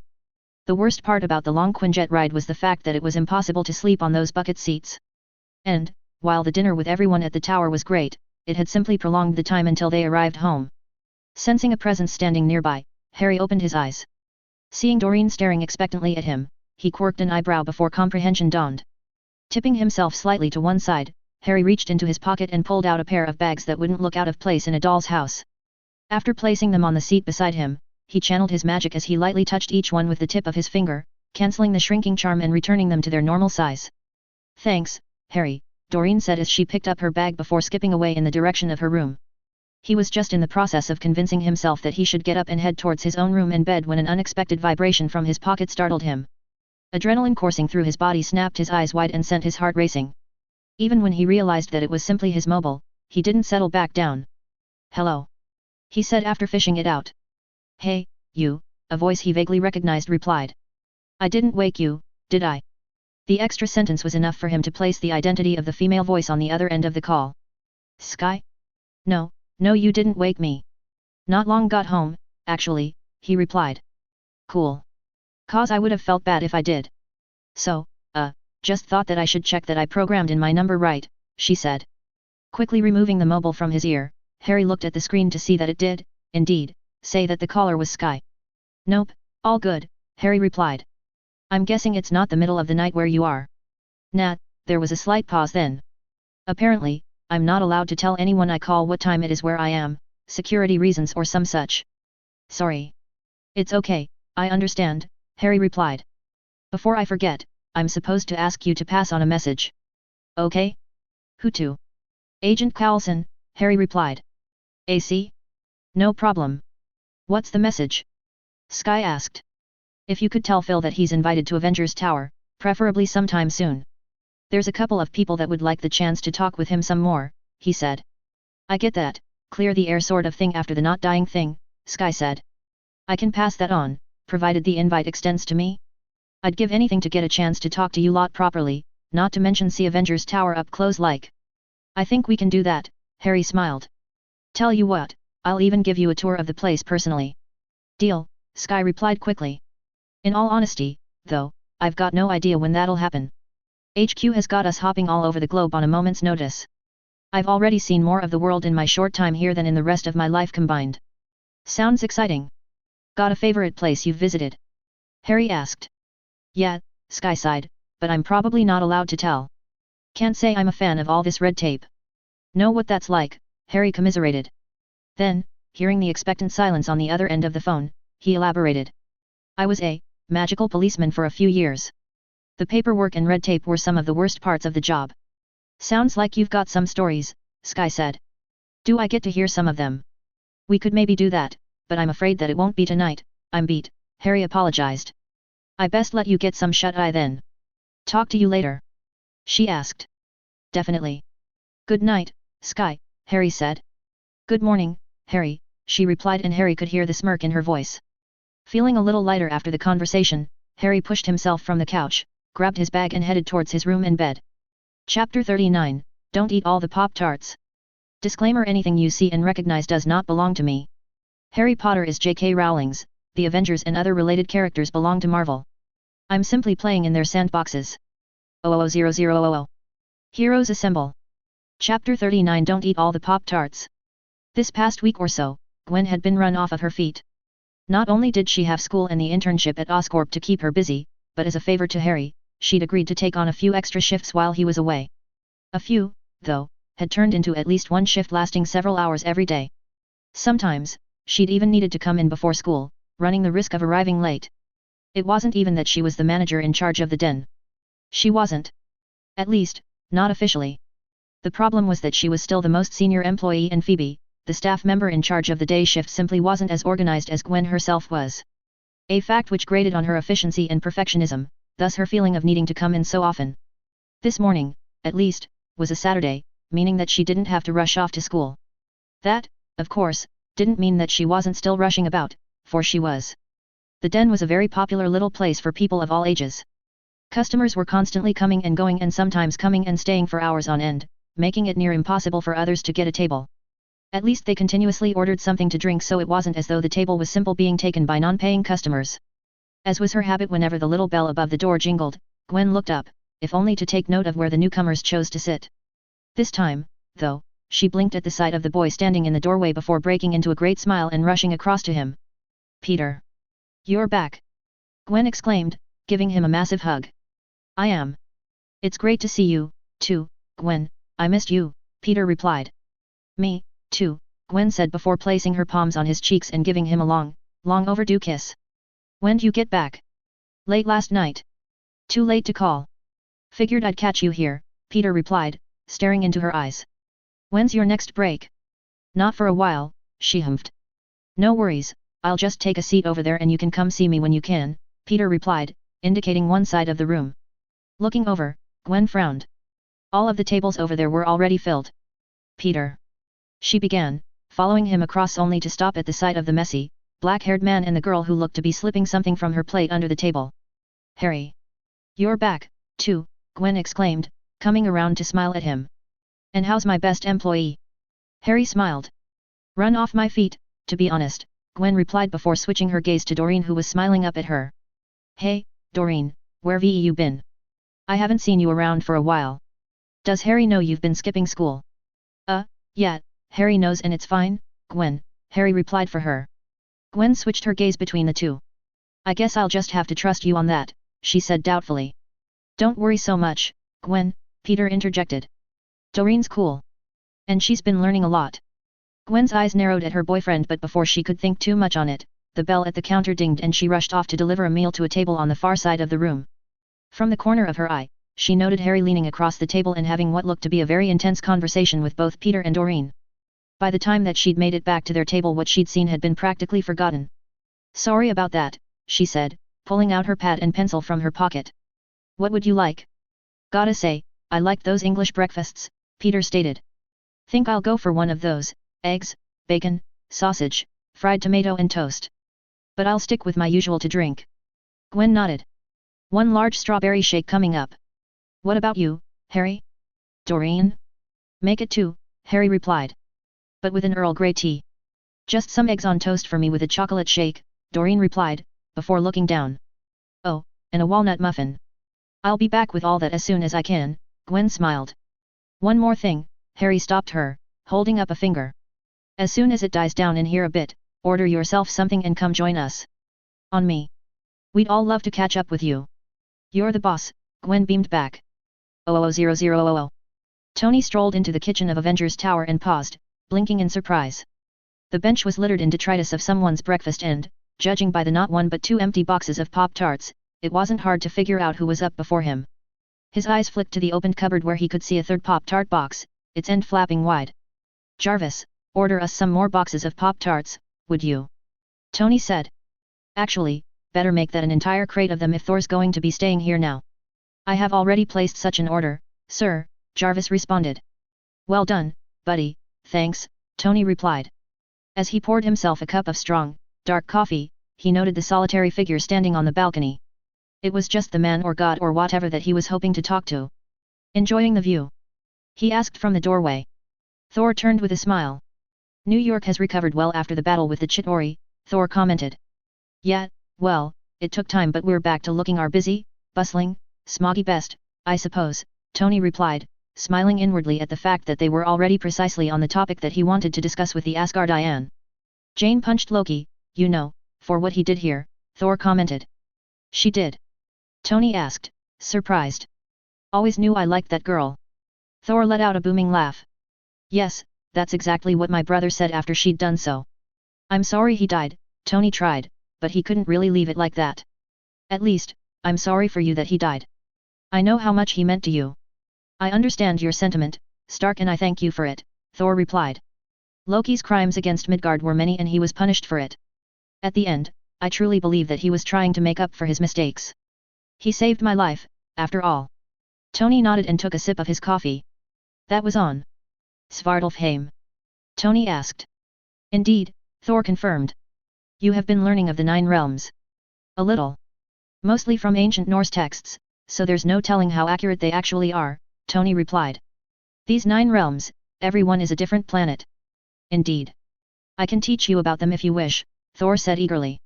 Nah, that's all right. If I need to know something, I'll just come pick that brain of yours, he replied, before taking a moment to order his next questions. The Chitauri didn't come from one of those 9, did they? They did not. The Chitauri are not from any known world, Thor confirmed. And how many is that? Known worlds, that is? Tony asked. Hundreds that I know of. Possibly thousands all told, Thor replied. Any that we should be worried about? Tony asked casually. That is a question that has no definite answer, Thor replied, turning to regard Tony with a perplexed expression. Xander guards the peace and will not be a threat. Both the Sheer Empire and the Kree Empire are mostly peaceful, at least at the moment, although there are elements within both empires that can cause trouble. The Skrull, though. The Skrull are nothing but trouble. And, as I said, there are hundreds of others, but those are the most prominent. Any of them likely to come to Earth? Tony asked. It is possible, Thor answered slowly. While it is true that Midgard is known to be one of the 9 realms of Asgard, it is also known that we Asgardians have not had much to do with Midgard for centuries. And when you combine that with the Tesseract technology that mankind was creating, Midgard could make an enticing target. That's what I'd thought, Tony frowned. What Thor had said had just turned the inkling of an idea that he was toying with into something that, at the very least, needed its own project file. Well, my coffee's done. Guess I should be getting to work. You need anything, just ask Jarvis. I'll be in my lab, Tony said. He began heading inside before pausing at the doorway. Oh, and Thor? Go easy on the Pop-Tarts, I don't want to have to buy the company just to feed you. Have no fear, Stark. I will endeavor to ensure that I leave at least one for you, Thor laughed. 00000. By the time that Gwen was able to sit down at the table with the others, a plate and cup in hand, their breakfasts were all but finished. Harry and Peter had both pushed their plates away and were nursing their drinks, while Dorene seemed to be fixated on tearing her muffin into little pieces, eating the cake part and leaving the nuts in a small pile for last. Sorry I took so long, she said, sliding into the seat. You've no idea how swamped we've been of late. I don't. Harry asked, cocking an eyebrow at her. Well, probably not more than normal, she allowed, but I've needed to come in here for a shift before school for the past week just so that we weren't overrun. Harry frowned at that. I was sure that I'd assigned enough staff to cover me being away. I take it Phoebe called you in. Gwen paused to chew and swallow her mouth full of eggs before replying. Well, she called in a panic the first day and then I sort of just rostered myself on after that, Gwen admitted. You weren't late for school, were you? Peter asked worriedly. No. I managed to arrive on time, although I was cutting it close a couple of days, she reassured him. Don't worry, Peter, my place as Midtown's #1 student isn't in jeopardy. Hey. Peter protested. I thought I was Midtown's best and brightest. Gwen smiled indulgently at him and patted his hand. You just keep thinking that, Parker. Sounds like you've gone above and beyond, Gwen, thank you, Harry said earnestly. I'm back now and can easily pick up the slack. Not to mention that Dorene is, too. How about you take a couple of weeks off? Thanks, Harry, that's be a big help, Gwen replied. So, tell me about your trip? What's England like? She asked after taking a drink. Awesome. Peter replied. The things that we saw. Not that we actually got to see a lot of tourist spots. Mostly what we visited were the magical type places you've never read about. Gwen nodded, getting the coded reference. I take it you didn't get to put on a suit and enjoy the nightlife like I know you do here in the Big Apple? Gwen asked. Nah, Peter replied.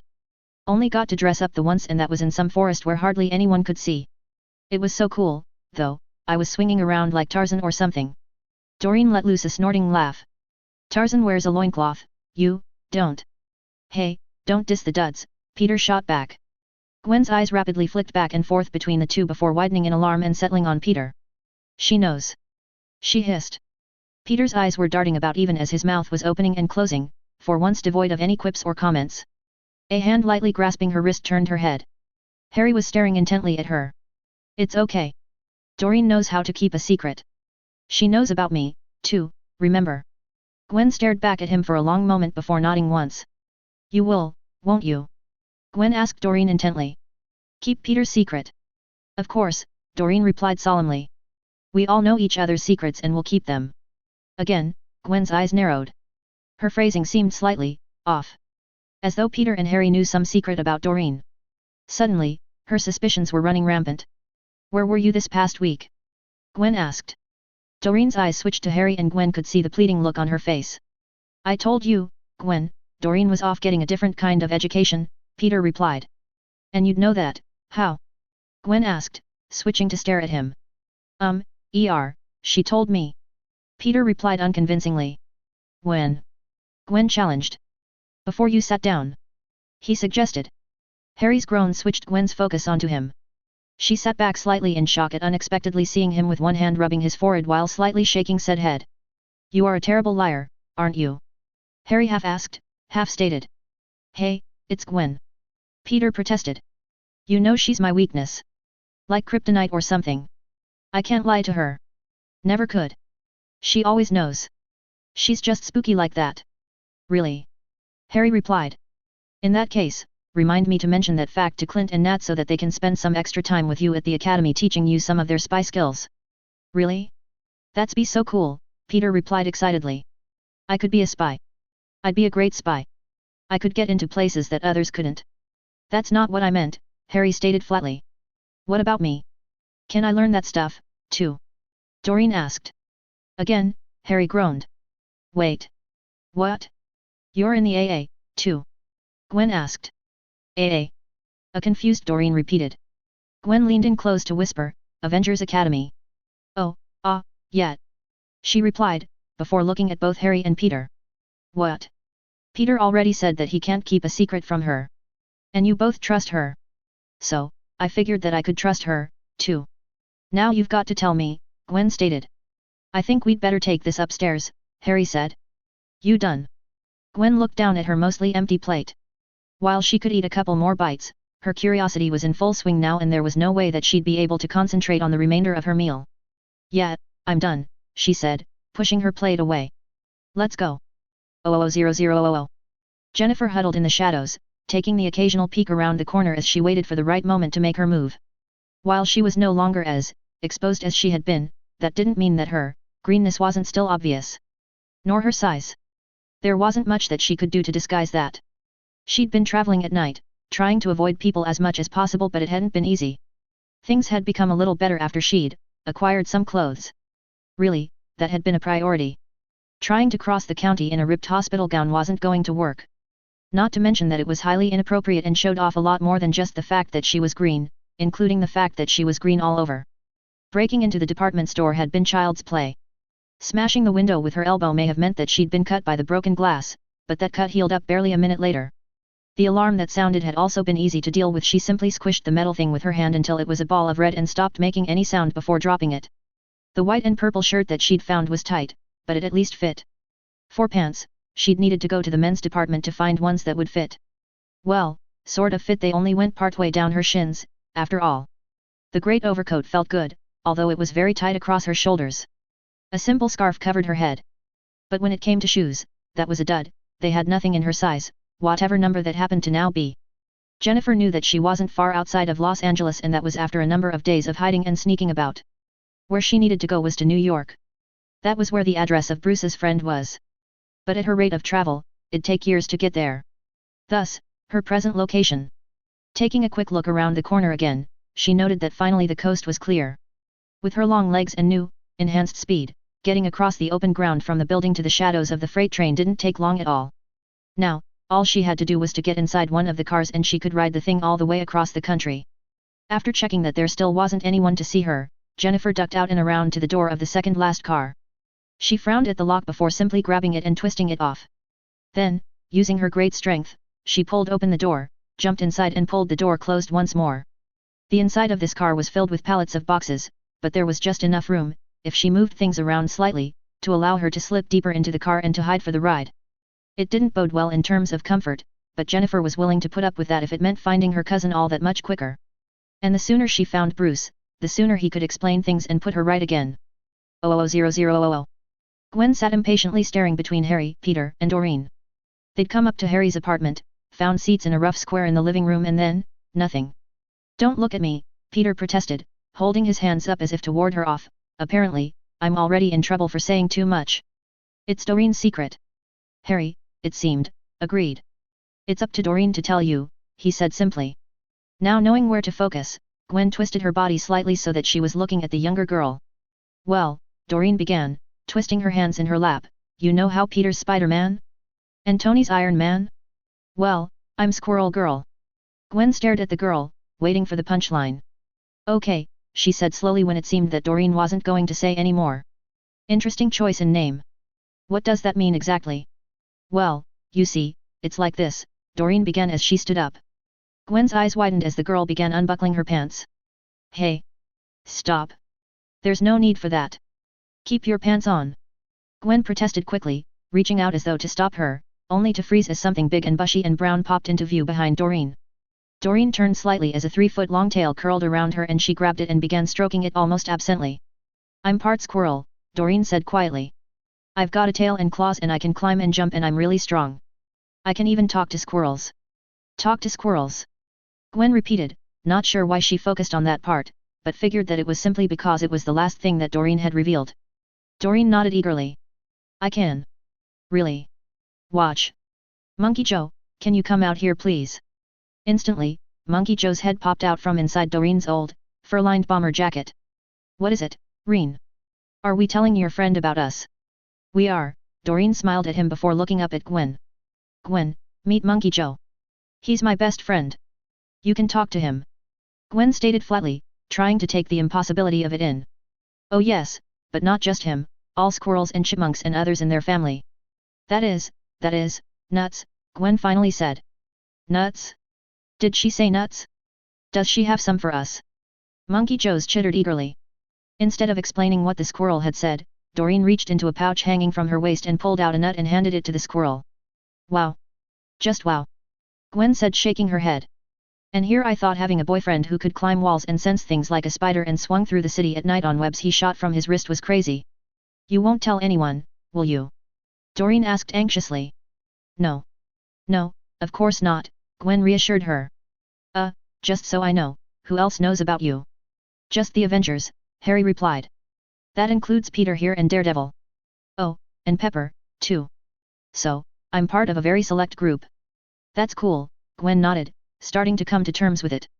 And really, when one thought about it, how unusual was it when one considered what was already in the world?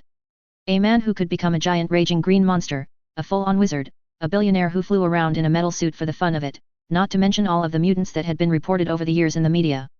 Okay, Gwen said, reaching out to grasp Dorene's hand and give it a squeeze while smiling at her.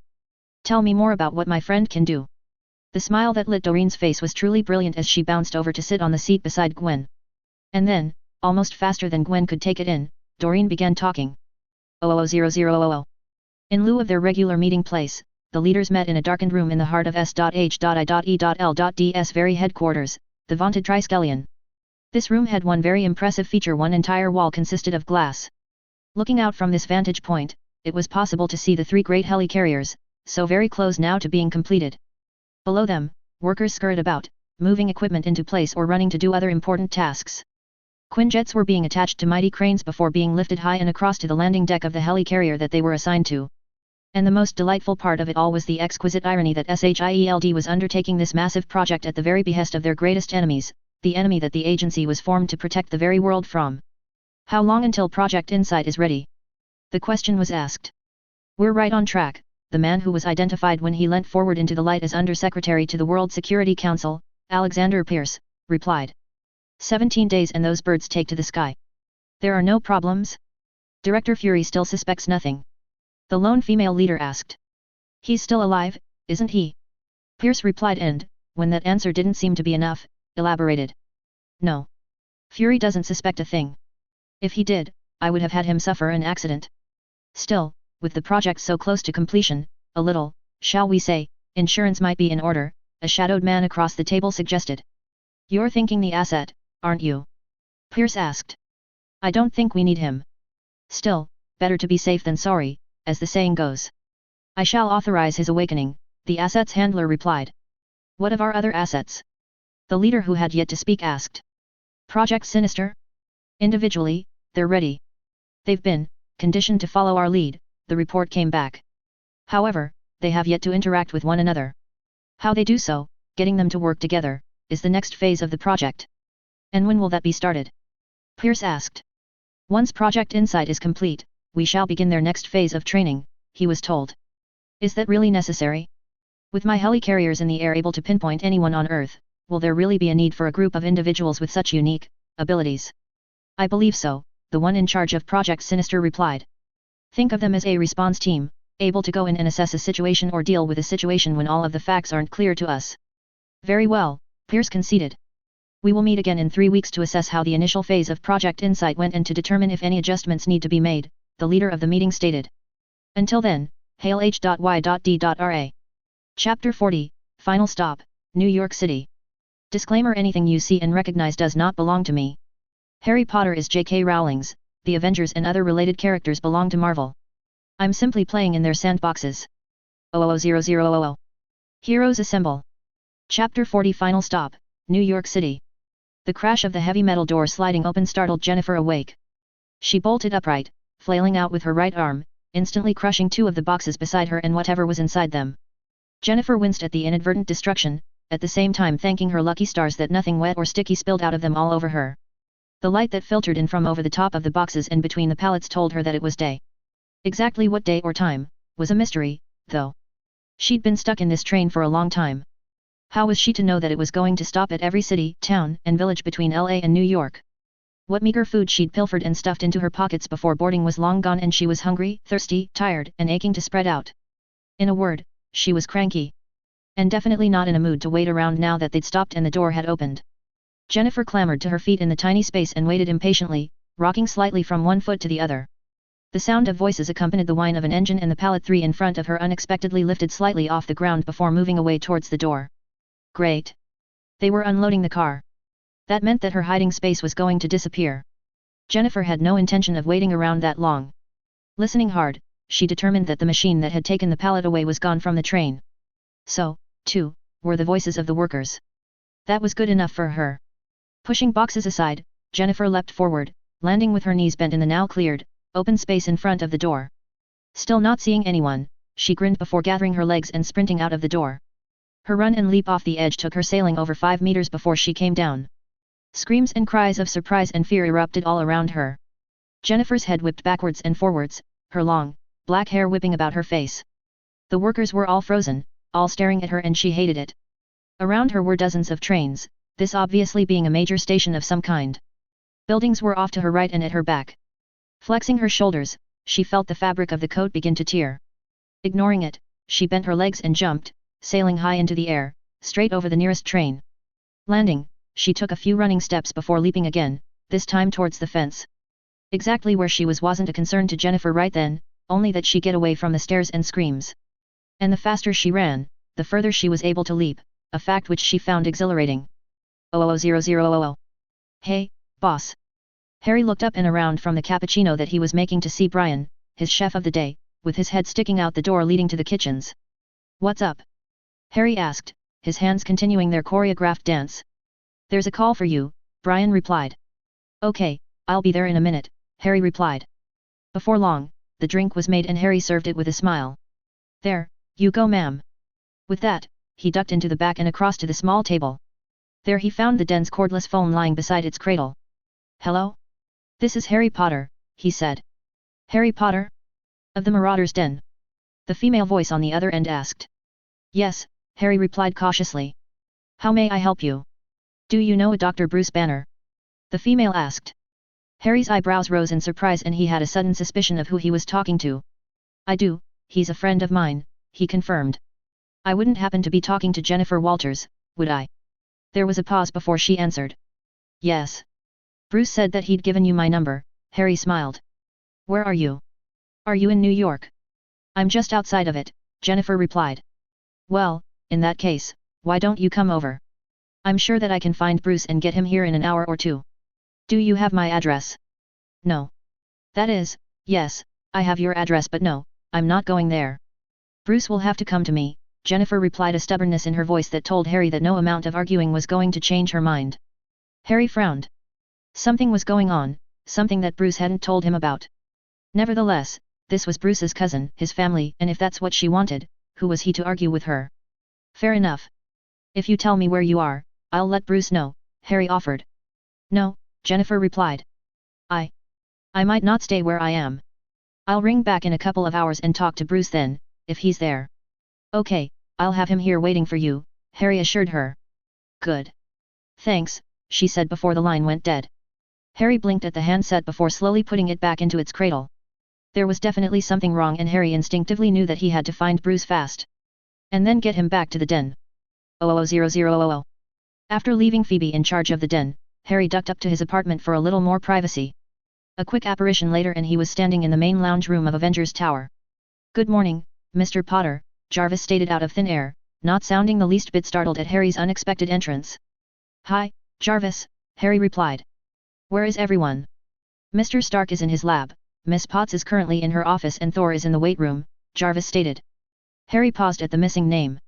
Wait. What about Clint? Mr. Barton has gone on vacation, Jarvis reported. Mr. Stark is most vexed that Mr. Barton has disconnected the GPS on his phone and disabled my ability to track him by other means. Well, he is a spy, Harry grinned, it's what he does. I'll head down to Tony's lab. Not bothering to take the stairs, Harry simply apparat to right behind Tony's desk, making sure to arrive with a loud pop. Gandalf. Don't do that. What if I was working on something volatile and accidentally blew up half the city?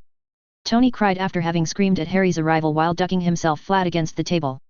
How often do you work with stuff like that? Harry challenged. More often than you'd imagine, actually, Tony shot back.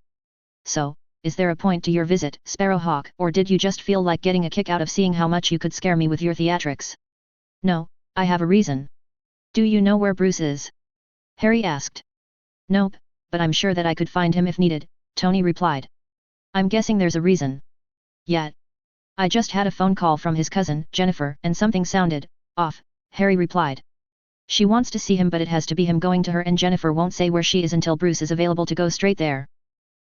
Sounds like we'd better find him, then, Tony said, swiveling his chair around to face his computer and letting his hands dance over it.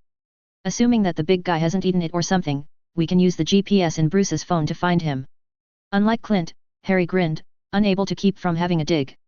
Don't get me started on that bird brain, Tony warned. What if something happened and we needed him? Or he needed us? We'd call and ask him to turn the GPS back on? Or he'd call us? Harry suggested. Tony snapped his head around and glared at him. If you're going to take his side and be all logical, I won't help you. Harry made a show of pretending to zip his mouth, locking it and throwing away the key. Tony snorted. As if I believe that. A few seconds later, Tony sat back and raised his arms in triumph. Got him, he crowed. He's in LA. I can even give you the exact address, if you want it. No, that's okay, Harry muttered. But LA isn't helpful. How long's it take to get from there to here? Depends on your method of transport, Tony shrugged. Commercial flight, roughly 5 hours. Private plane, you can knock a few minutes off that. Using the Quinjet, just under 3 hours, but that time is moot considering you'd need to fly it there first before flying back. I could do the distance in a little over 2 hours in my latest suit. Pfft. All too slow. I can do it in seconds using a port-cat. The problem being that I have to know the place I'm going to in order to create one, Harry stated. Tony's eyes bugged out. You want to take Bruce for a port-cat ride? Are you insane? That's not a pleasant experience. You'd more than likely trigger the big guy to come out to thank you for it. And not in the nice way, either. Not if I give him a calming potion first. I think, Harry replied. You want to risk it? Is it really that important? Tony asked. You didn't hear Jennifer on the phone, Harry said. Something's definitely wrong, and the sooner Bruce is here, the better. Well, it's your funeral, Tony sighed. How do you want to do this? If he's in LA, then he's close to Malibu. Can you ring him and get him to go to what's left of your old place? I'll duck home, change, and port-cat over there and bring him back, Harry decided. Can do, Tony said. Just do me one favor. Don't port-cat him back here. I really don't want to have to get the decorators in again. 00000. You're sure about this, Harry? A worried Bruce asked, holding the small vial in one hand but focused solely on the wizard in front of him. Absolutely, Harry replied. It's just that, when the other guy doesn't like something, he tends to make a mess, Bruce continued to argue. Harry shook his head. You and Remus would have got on amazingly. He muttered. Hey? Who?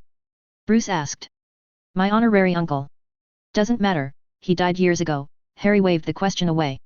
Look, I'm so sure that this'll work that I've set the port-cat for my apartment. Do you really think I'd do that if I thought that you'd destroy it? Well, if you're sure, Bruce said doubtfully. I am. Now, drink up, Harry commanded.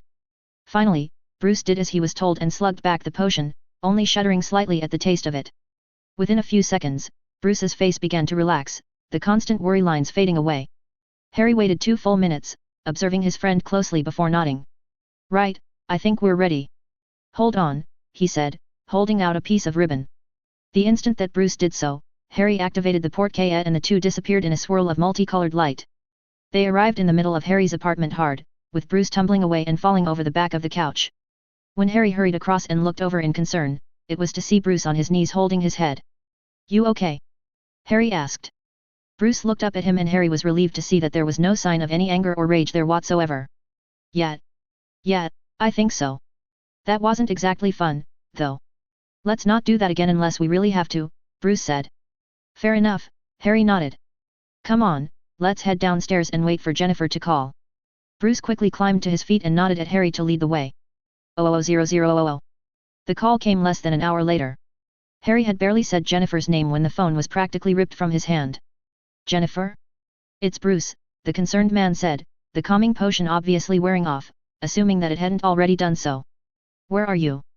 Are you all right? Uncle William and I have been so worried. There was a pause then as Bruce listened intently to the other end of the line. Okay. Okay, I can do that, Bruce said. He scrambled then for a pencil and a piece of paper. All right, I've got it. I'm not sure exactly where that is, but I know the general area. Don't worry, I'll find it. Again, Bruce paused as he listened to Jennifer. I'll be there as soon as I can, Bruce promised. Stay safe. As soon as the conversation was ended, Bruce ripped off the paper and stood. Right.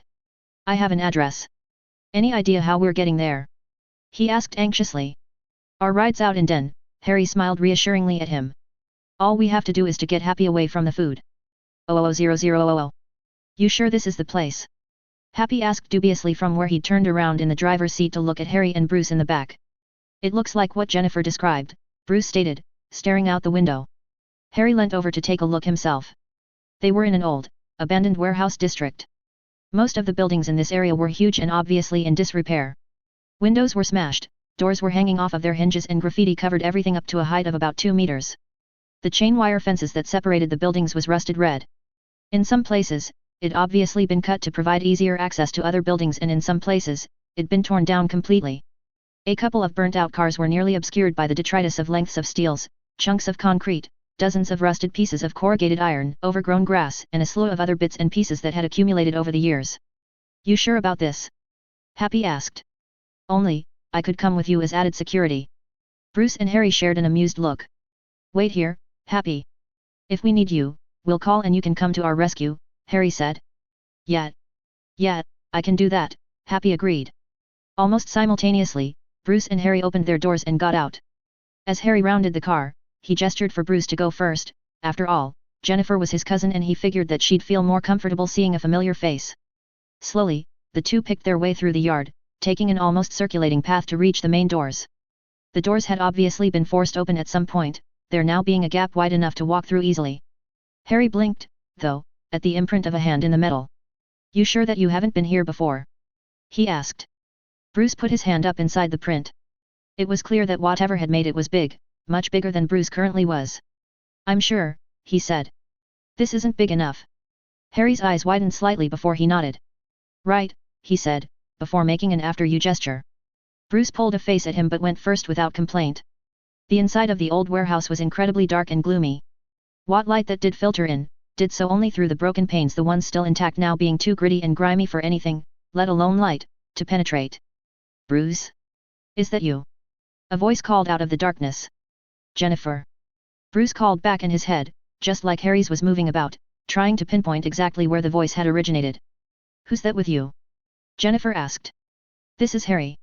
You spoke to him on the phone, Bruce said, placing a hand on Harry's shoulder. You trust him? Jennifer asked.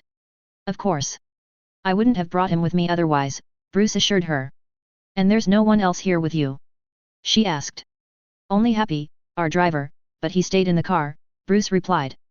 There was a pause, then, and both men waited. The sound of footfalls turned their heads in the right direction and they squinted, trying to make out Jennifer through the shadows. And then she appeared, stepping into a shaft of light out of the darkness. Her hands were in front of her, twisting themselves together, and her head was bowed, allowing curtains of long, black hair to hide her face. If it wasn't for her size, easily 7 feet tall, she appeared the very essence of the meekest person, scared and apprehensive. Both Harry and Bruce gasped at the sight of her hands, what little of her face that they could see, in her lower legs and feet. Jennifer was completely jade green. Jennifer? Bruce asked, taking a step forward. The green giantess nodded, never lifting her eyes. And then Bruce was striding towards her, closing the distance until he was able to hug his cousin, albeit by having to reach up to do so. I'm so sorry, Harry heard Bruce saying over and over. I'm so sorry. This is all my fault. Slowly, hesitantly, Jennifer's hands came up and around Bruce and tentatively hugged him back. This isn't your fault, Bruce, she said. Yes, it is, Bruce asserted, stepping back enough to be able to look up at her from a comfortable distance. I used my blood. It's my blood that made you like this. Dad said that if you hadn't given me your blood that I would have died, she stated. Yeah, I know, you would have. But still, it made you like this, Bruce said. He stopped then and seemed to really take her in, his head cocking to the side. You're not angry right now? He asked in awe. No, she replied, shaking her head. How is that possible? He wondered aloud. Bruce? Harry questioned. You know the Hulk, Harry, Bruce said, turning to look at him. When I'm angry, I get all big and green and dumb. Jennifer, though, Jennifer's calm and she's changed. And the way she's talking, you can tell that she's fully aware of everything. Well, I am, a confused sounding Jenner stated. Yes, but I never remember anything afterwards, Bruce stated, turning back. I saw you at the hospital and you were recovering well, too well, in actual fact. Which would have been because of the healing factor in the blood. But you were your normal self. Do you know what caused you to change? Jennifer shook her head. All I know is that I woke up to a couple of men trying to kill me and I got really angry. Bruce and Harry shared a look. That'd do it, Harry commented.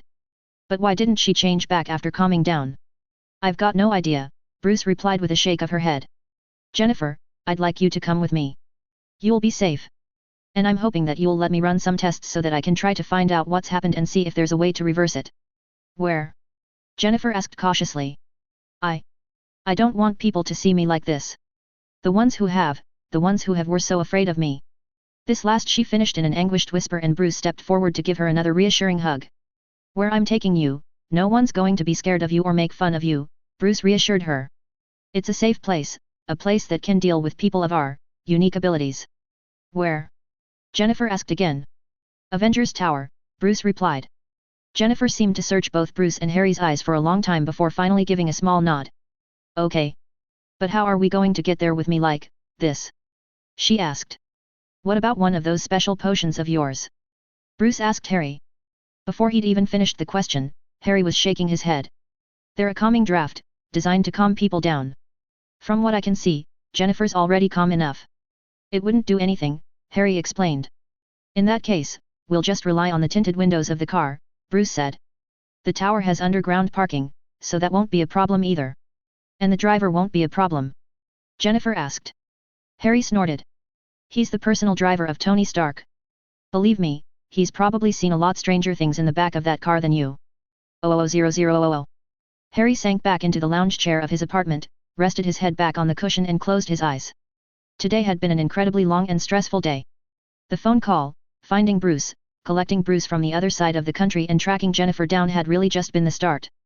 As promised, Happy didn't even bat an eye at Jennifer getting into the car, although they may have widened somewhat at the way the car tilted when she first got in. The drive to the tower was mostly made in silence, as was the elevator ride up to the floor where Bruce's own room was. As one would expect, not long after they'd arrived, Tony turned up, no doubt alerted by Jarvis. And surprisingly, or not so surprisingly, Tony never said anything that wasn't polite or courteous. Of course, that could have had something to do with a conversation that Bruce had with Tony when he first arrived. Even from across the room, the green tinge in Bruce's skin was more than evident and warning enough.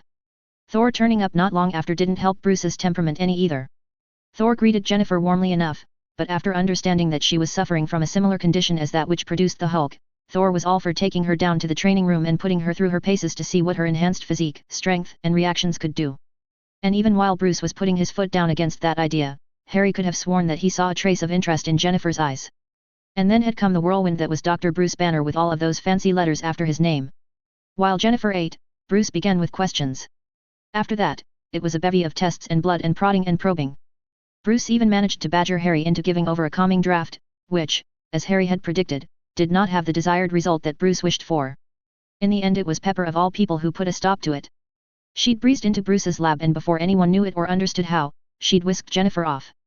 The next time that Jennifer was seen, she was wearing clothes that actually fit her, a deep purple tracksuit, the jacket unzipped revealing a white shirt underneath. Pepper had commented that it was all that she was able to whip up at short notice, not that anyone asked where she got them from, and stated that they'd go shopping in the next couple of days for a full wardrobe. Even though Bruce's tests had been put on hold for the remainder of the day, that didn't seem to stop him from hovering protectively around her. Not that Harry could blame the man, he knew what it was like to blame yourself for other people's suffering. In the end, Harry escaped and come home, not even bothering to check in downstairs in the den. Hey, you're home, Dorene's voice came from in front of him and Harry opened a single eye to peer at her. This came for you earlier. By Al. I didn't think it was going to let me take it at first until I explained that you weren't home and that I didn't know when you would be back. By the time that she'd finished, Harry D opened his other eye and leant forward to take the envelope that she was holding out to him. Thanks, Harry replied, taking the envelope and instantly feeling that it was made from parchment. Turning it over, Harry broke the seal and pulled out the parchment. Only 2 sheets, he mused, then, as he opened it and recognized the handwriting, he broke into a broad grin. Eagerly, Harry devoured the cherished letter. Uncle Harry. Hi. How are you? I'm well and hope you are, too. Things here are good but busy. The professors are really working us hard at the moment. Not that we'd expect any different, seeing as exams are not that far away, but it'd be nice if they didn't push so hard. Ebony had to go to the hospital wing the other day with how stressed she was. Madame Pomfrey fixed her right up though with a calming draft. Ravenclaw beat Hufflepuff in our last match of the season 210-80. It was a brilliant win. If Gryffindor lose their last match, we're a shoo-in for the cup. How cool is that? Especially after the abysmal year we had last year. I'm really hanging out to come visit. 6 weeks. That's not that long now. Just these last few weeks of classes, exams, a train ride and then holidays. Gran wants me to go Muggle style on a plane but I'm arguing for a portcat, that way I get more time in New York with you. Guess we'll just have to see. But I'm sure that if you put in a word, hint hint, I'd be there that much sooner. There's been a huge lot of interest in you and the Avengers here since you left. Everyone's been asking me about you all. I've got a whole bunch of people who want photos, even if they don't move. I've told them that I'll see, I'm not promising anything, don't want to wear out my welcome before I even get there.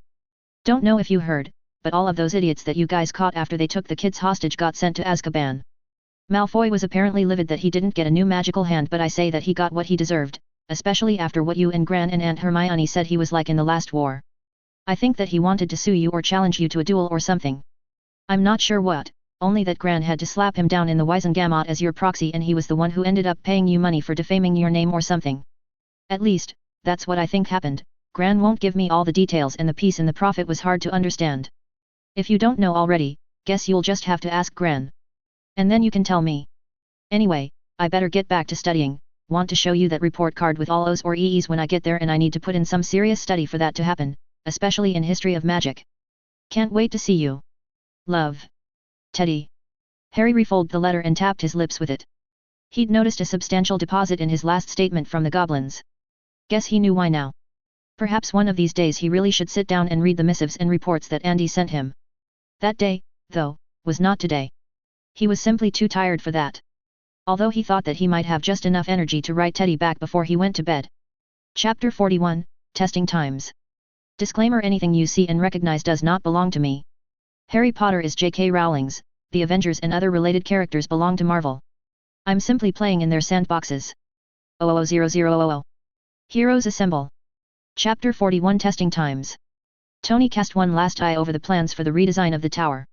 Really, it wasn't a lot, but still, Avengers Tower seemed to be undergoing a reconstruction every other month. This time, the changes were minimal. The floor above Candyland, the 10 levels of the R&D division of Stark Industries in the tower, was being retrofitted to become an additional lab. This would tie it into the ones below and also to the 3 above, specially purposed for himself, Bruce, Peter and Dr. Cho when she was around. Hopefully, that would keep Jane Foster and Eric Selvig happy with their specialized research. Not to mention keeping Darcy out of the way. The tower really only had enough room for a certain number of smart-mouthed individuals and, with Peter added to the mix these days, that number was fast approaching critical mass. The next part of the redesign was more cosmetic, altering the super-reinforced floor for Bruce and the Hulk so that it could sleep too. Jennifer may be a much more tame version of her cousin, but she was still super strong and weighed a ton. Not that he'd ever say that to her, for some reason, girls tended to be sensitive about their weight and he liked his head where it was. Thank you very much. The last part, since he had the construction crew in anyway, was to change up the training floors some. Harry particularly, backed up by Pepper of all people, seemed adamant that their newbies needed training. The webhead and rodent girl were one thing, but if Tony's instincts told him anything, it was that there'd be a big, green addition to that group before too long. Approved, Tony said, swiping the plans away. Yes, sir, Jarvis replied. I shall forward the schematics to the contractors. Tony swiveled his seat around to a combination of 3 screens clustered together and rubbed his hands together. Right. Time for something fun, he remarked. Give me some thinking music. In response, some Black Sabbath began playing at a volume that made talking only just possible. Not quite right, Tony said, shaking his head. Switch it up to something funky, something really out there. The music being played changed mid-tune to something that had Tony bobbing his head. Perfect. A little David Bowie sets the mood perfectly, Tony grinned.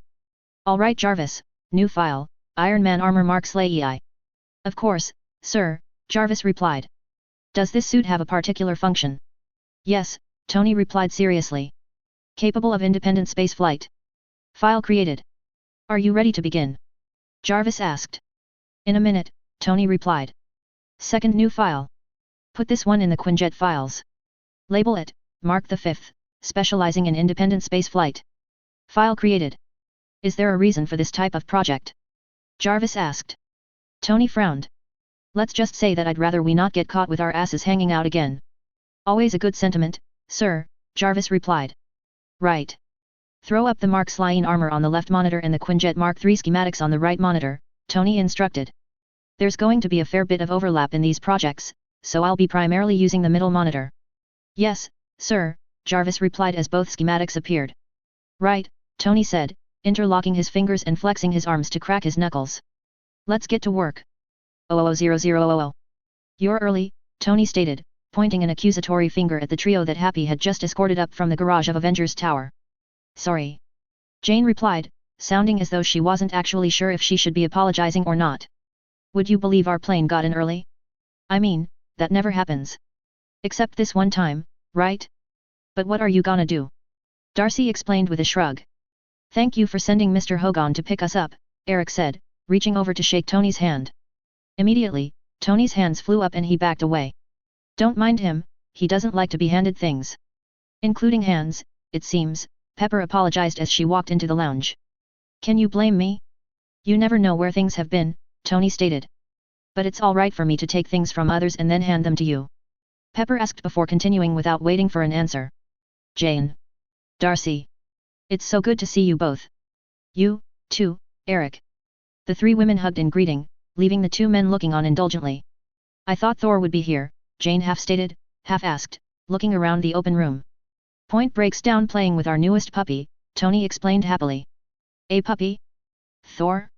This I've got to see. Darcy exclaimed with a huge smile. Can you imagine the adorableness? The levels have got to be off the chart.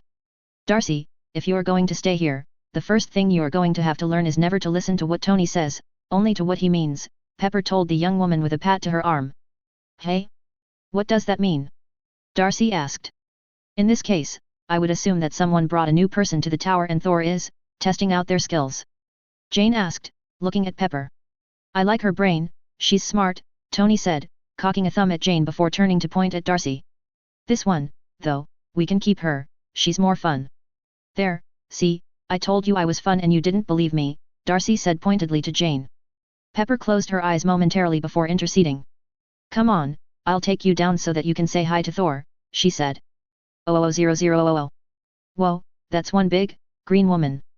And I mean all woman. She's, Hulk-like, Darcy exclaimed. The woman in question turned from where she was standing in front of a weightlifting bar that was filled with the biggest weights imaginable. The menacing stare that she was giving had Darcy backpedaling, her hands raised in front of her. Hey! I meant that as a compliment. We need more strong, powerful women types to balance out the testosterone levels in the world, Darcy stated. Darcy truly meant no harm, Thor said, placing a hand on Jennifer's shoulder. She often speaks before thinking. It can be quite refreshing. And irritating as hell, Jane added, before walking forward, her hand extended. Hi, I'm Jane Foster. Almost tentatively, Jennifer shook her hand, realizing that she'd squeezed too hard by the wind CE on the other woman's face. Sorry, I'm still getting used to my strength like this. I'm Jennifer Walters, Bruce's cousin. Jane gave a nod to Bruce before turning and stepping forward and giving Thor a hug and kiss. I can totally see the resemblance, Darcy said. Well, not now, obviously, but when he's all big and green and muscly, too. I like your hair, that green tinge is really unique. Self-consciously, Jennifer ran her fingers through a lock of her hair that had fallen over her shoulder. So, why are you all big and green and he's not? She asked, sticking her thumb over her shoulder at Bruce. I thought that only happened when he was all angry, and if you're angry, shouldn't he be, too?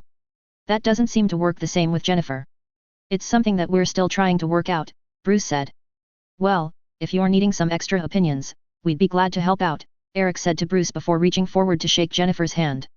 Nice to meet you, Jennifer. I'm Eric. So, how's things been going down here? Tony asked.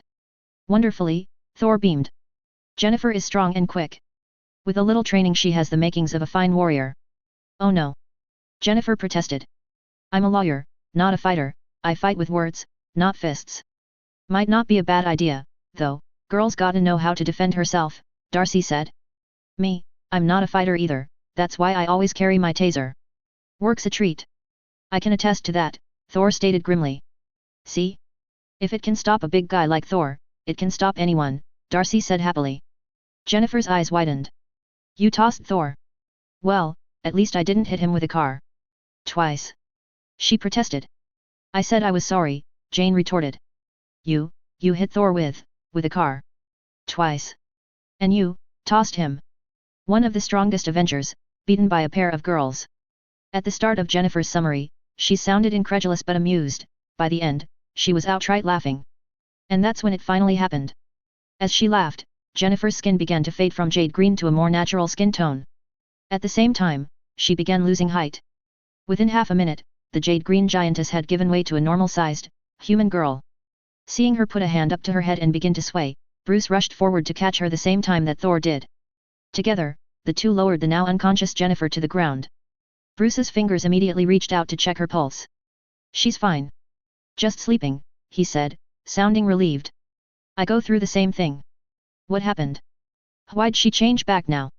Tony asked. Bruce shook his head. I've got no idea. That was the first time I've heard her laughing though, so I'm guessing emotion played a part? Again, that fits with what happens with me. Will she stay normal or will she change back again? Pepper asked. Again, Bruce shook his head. I've got absolutely no idea. I could make guesses but I'd rather wait until I can run some tests and I'll hold off on that until she's rested. If you wish, I can carry her to her room, Thor offered. Thanks, Thor, I'd appreciate that, Bruce smiled. 00000. Tony led the three into the semi-revamped lab and spread his arms wide. I'm hoping that you'll find this satisfactory, he said. This is for us? Jane asked, looking around in awe. Well, yeah, Tony replied. It's too much, this must have cost a fortune, the equipment in here, it's state-of-the-art, Eric stated. Nothing but the best, Tony beamed, then, seeing that they were about to protest, explained. Look, you're all astrophysicists, right? I'm not, Darcy said, raising one hand. I just do what they tell me. Well, most of the time. Tony ignored her, focusing on the two vaunted scientists. If my facts are right, you're both studying Einstein-Rosen bridges? He asked. Wormholes, yes, Eric nodded. And you both think that they're the same thing as that pretty light show that Thor uses to travel between here and Asgard and to make annoying patterns in the grass? He added. Yes. Jane said. From what Thor's explained, the Bifrost links the 9 worlds of Asgard together, allowing them to travel between them. Well, if we mere humans can create our own, then that gives us a little more independence, an extra option. He said. Option? Eric questioned. Tony shrugged. In case we ever want to travel about and see the cosmos. Anyway, you're studying it and I'm all for it. This is my way of helping. Take a look at what's here and let me know if there's anything else you want or need and I'll see what I can do. Jane's heartfelt, thank you, barely preceded her dashing away to examine and touch at everything in sight. You're just a big softie, aren't you? Darcy stated, poking Tony in the arm. Well, I do like to make people happy, Tony replied. That's not what I've heard. Still, you've made those two happier than I've seen them before, they're like kids in a candy store. Tony grinned, that was exactly what they looked like. He couldn't wait to show them Candyland and to see their reaction to that. 00000. Jennifer's woke slowly, stretching her entire body before snuggling back under the covers, a small smile playing on her lips. The bed was incredibly comfortable and she luxuriated in it, especially after the hard mattress and stiff, starchy sheets that she'd had to put up with in the hospital. The hospital. Her mind snapped into drive then as images flashed. The two men standing over her in the dark. Her anger. The feeling of her body changing, the sound of her clothes ripping. The feeling of crushing that gun in her very hand. The image of her changed, green face in the mirror. Jennifer's heart was beating wildly and her breathing was becoming short and rapid. Suddenly, a hand was rubbing her back soothingly. Hey, it's all right, you're safe. Nothing's going to happen to you. You're safe here, you're with friends, a soft voice was saying. Jennifer focused on it, her brows coming together as she tried to place the familiarity of it. Bruce. She asked. Yeah, I'm here, he replied. Her eyes opened then and he smiled down at her. There you are. See, you're good, nothing to worry about here, he said. She nodded and pushed herself up, sliding upwards until she was sitting up in bed against the headboard. It was then that she noticed her hands all pink and normal-sized. Jennifer gasped and pushed up her sleeves. No green. Urgently, she pushed the sheets aside, checking over her legs before patting her face and pulling a lock of hair around. It was gone, no more green, she was back to normal. I'm normal, she grinned. I'm cured. Bruce's face instantly froze her. I am, aren't I? She insisted. Bruce looked down and away, with a small shake of his head. Your DNA says otherwise, he stated gently. It's been changed, altered. Jennifer stared at him. You're saying I'm not human anymore? What am I, then? Some freak. Her voice had risen alarmingly by the end and she could feel herself getting angry. You need to calm down. Bruce said urgently. Slow your breathing, concentrate on it. I don't want to calm down. Jennifer bit back. If you don't, you'll turn into your Hulk self again, you'll be big and green just like before, Bruce snapped back. That froze her. She stared hard at him, her eyes staring intently into his, seeing the truth and anguish written there. Slowly, she tried to do as he said, concentrate on her breathing, but it was so hard. Everything about her screamed to continue getting angry, that getting angrier and angrier could make the pain and hurt go away. Only Bruce's presence in that not so tiny part of her that was deathly afraid of what could happen was there to counter it. The battle was hard and felt like it took hours, but slowly, Jennifer was able to calm herself down. Eventually, she settled, slumping, back against the pillows, spent. What's happened to me? She asked. Bruce sighed. Somehow, my blood has altered you. I hoped that it was only temporary, that after you changed back, you'd go back to normal. But that hasn't happened. Your very DNA changed, it's very close to mine, now. But not the same, Jennifer latched onto that. So, there's still hope. Maybe, Bruce allowed. The only thing different about our transformations is that you get to retain your intelligence and memory, whereas I don't. Why that is, I have no idea. I'd give anything for Betty to be here right now. Betty? Jennifer asked. A former colleague of me. She was there when my accident occurred as well. She knows Gamma and its effects almost as well as I do, he explained. Well, where is she? Maybe she'd be willing to come here and help you, she suggested. Bruce shook his head. I haven't heard from her in years and wouldn't know where to start looking to find her. Will I turn green again? Jennifer asked softly. Let's hope not, but I wouldn't rule it out, Bruce replied, laying a comforting hand on her arm. I'm guessing it's when I'm angry. At his nod, she continued. So, if I'm not angry, I turn back. That's what I'd expect, Bruce replied, at least, that's the way it happens with me. But I haven't been angry for a couple of days. Why didn't I change back earlier? And what made me change back anyway? She asked. I'm only guessing here, Bruce warned. But I think that the reason you took so long to turn back was that you were so stressed, your Hulk side decided that the best way to protect you was to ensure that you had your full strength ready at hand. As to what finally changed you back, well, you laughed. I'm guessing that you finally allowed yourself to relax. I'm guessing you want to run some more tests. Jennifer sighed.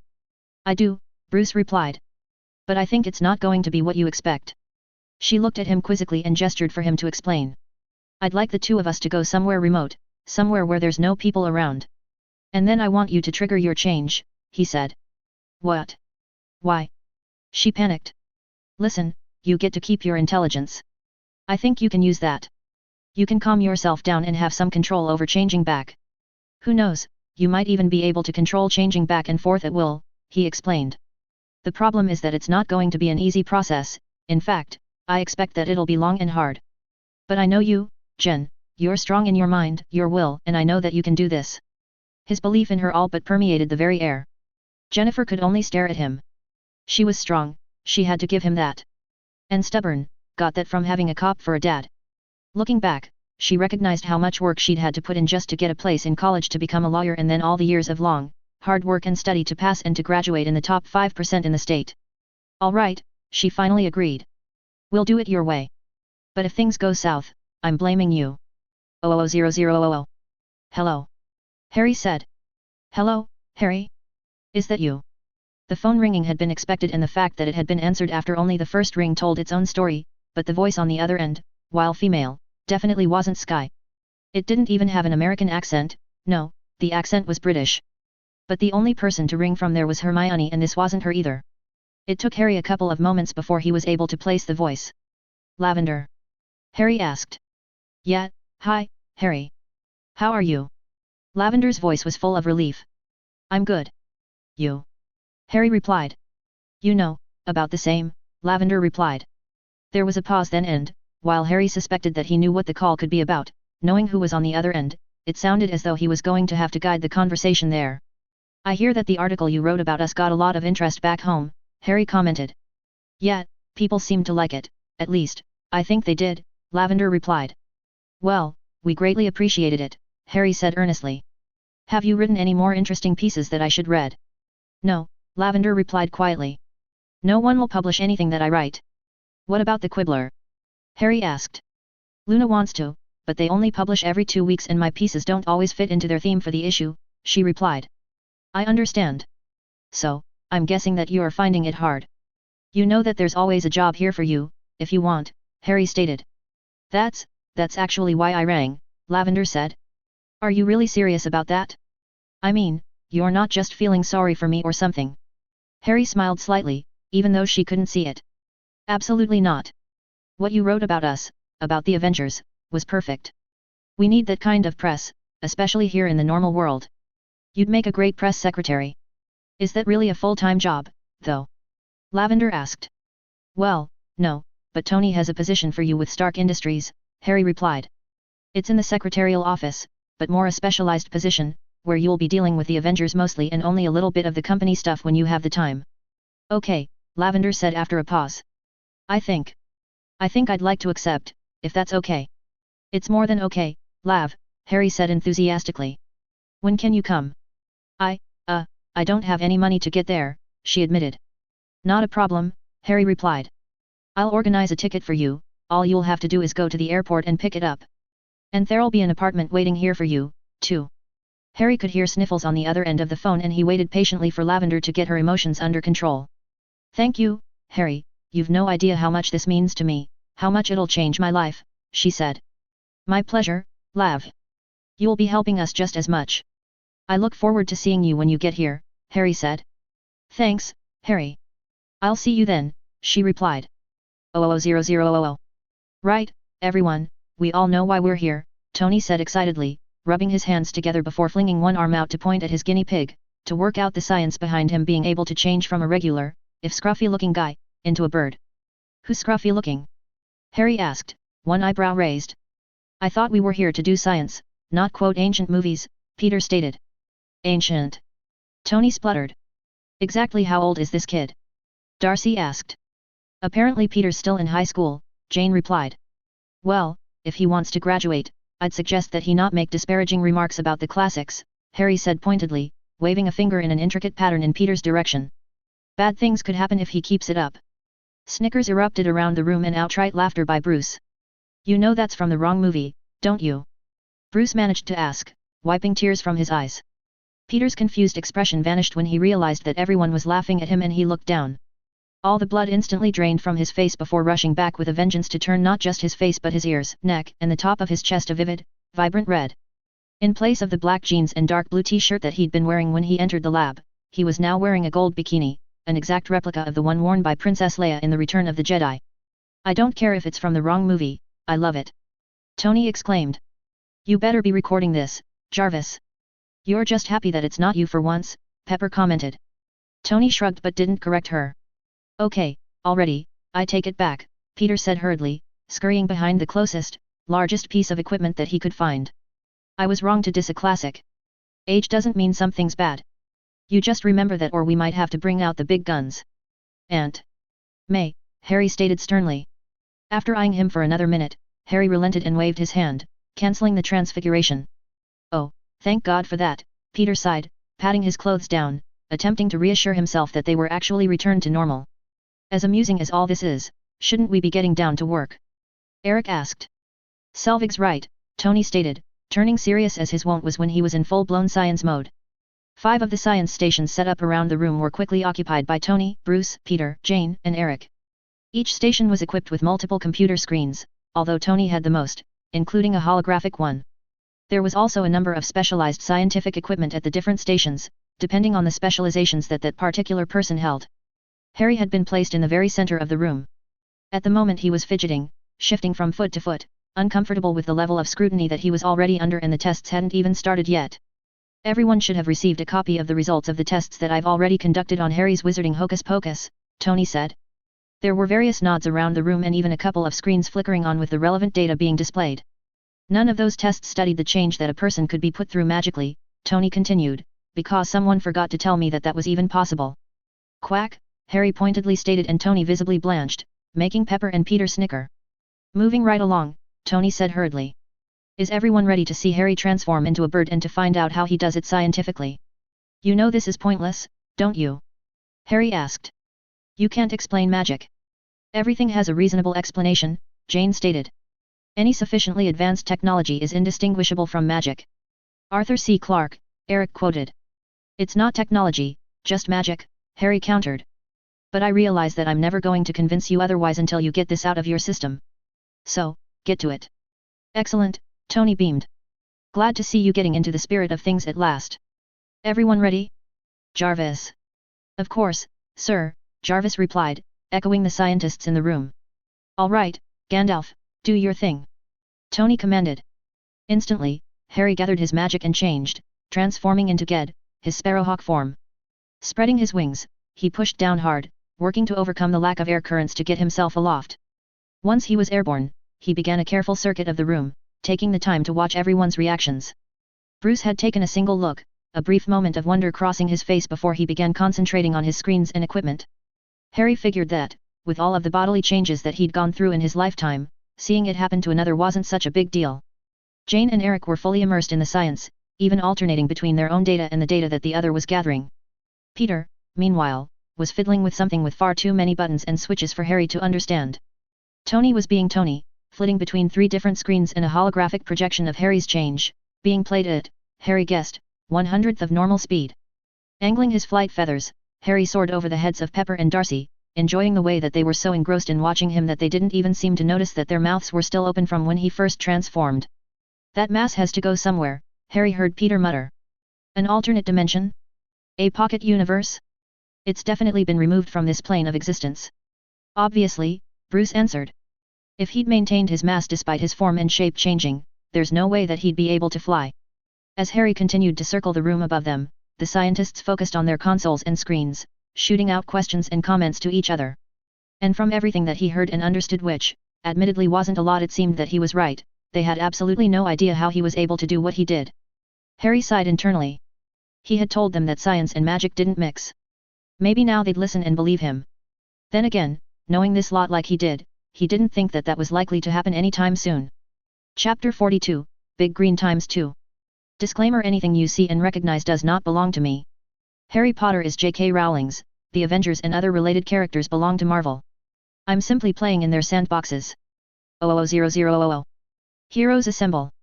Chapter 42, Big Green ×2. Where are we? Jennifer asked, looking around at the great flat expanse of nothingness. The ground was dry and parched, huge cracks having formed in places. What grass there was brown and clumpy, as though sticking together gave it a better chance of survival. Off in the far distance, small humps of red indicated where the mountains rose from the flat earth. Bruce lifted his hand to shade his eyes from the glare of the bright yellow sun. Nevada, he replied simply. This is where you want to try to help me get a handle on whatever's happening to me? Jennifer asked incredulously. There's nothing here. Exactly, Bruce said. That way, if something goes wrong for either of us, we're not likely to make a mess. Jennifer flicked a thumb over her shoulder at the Quinjet. And what about it? Or Harry? She asked.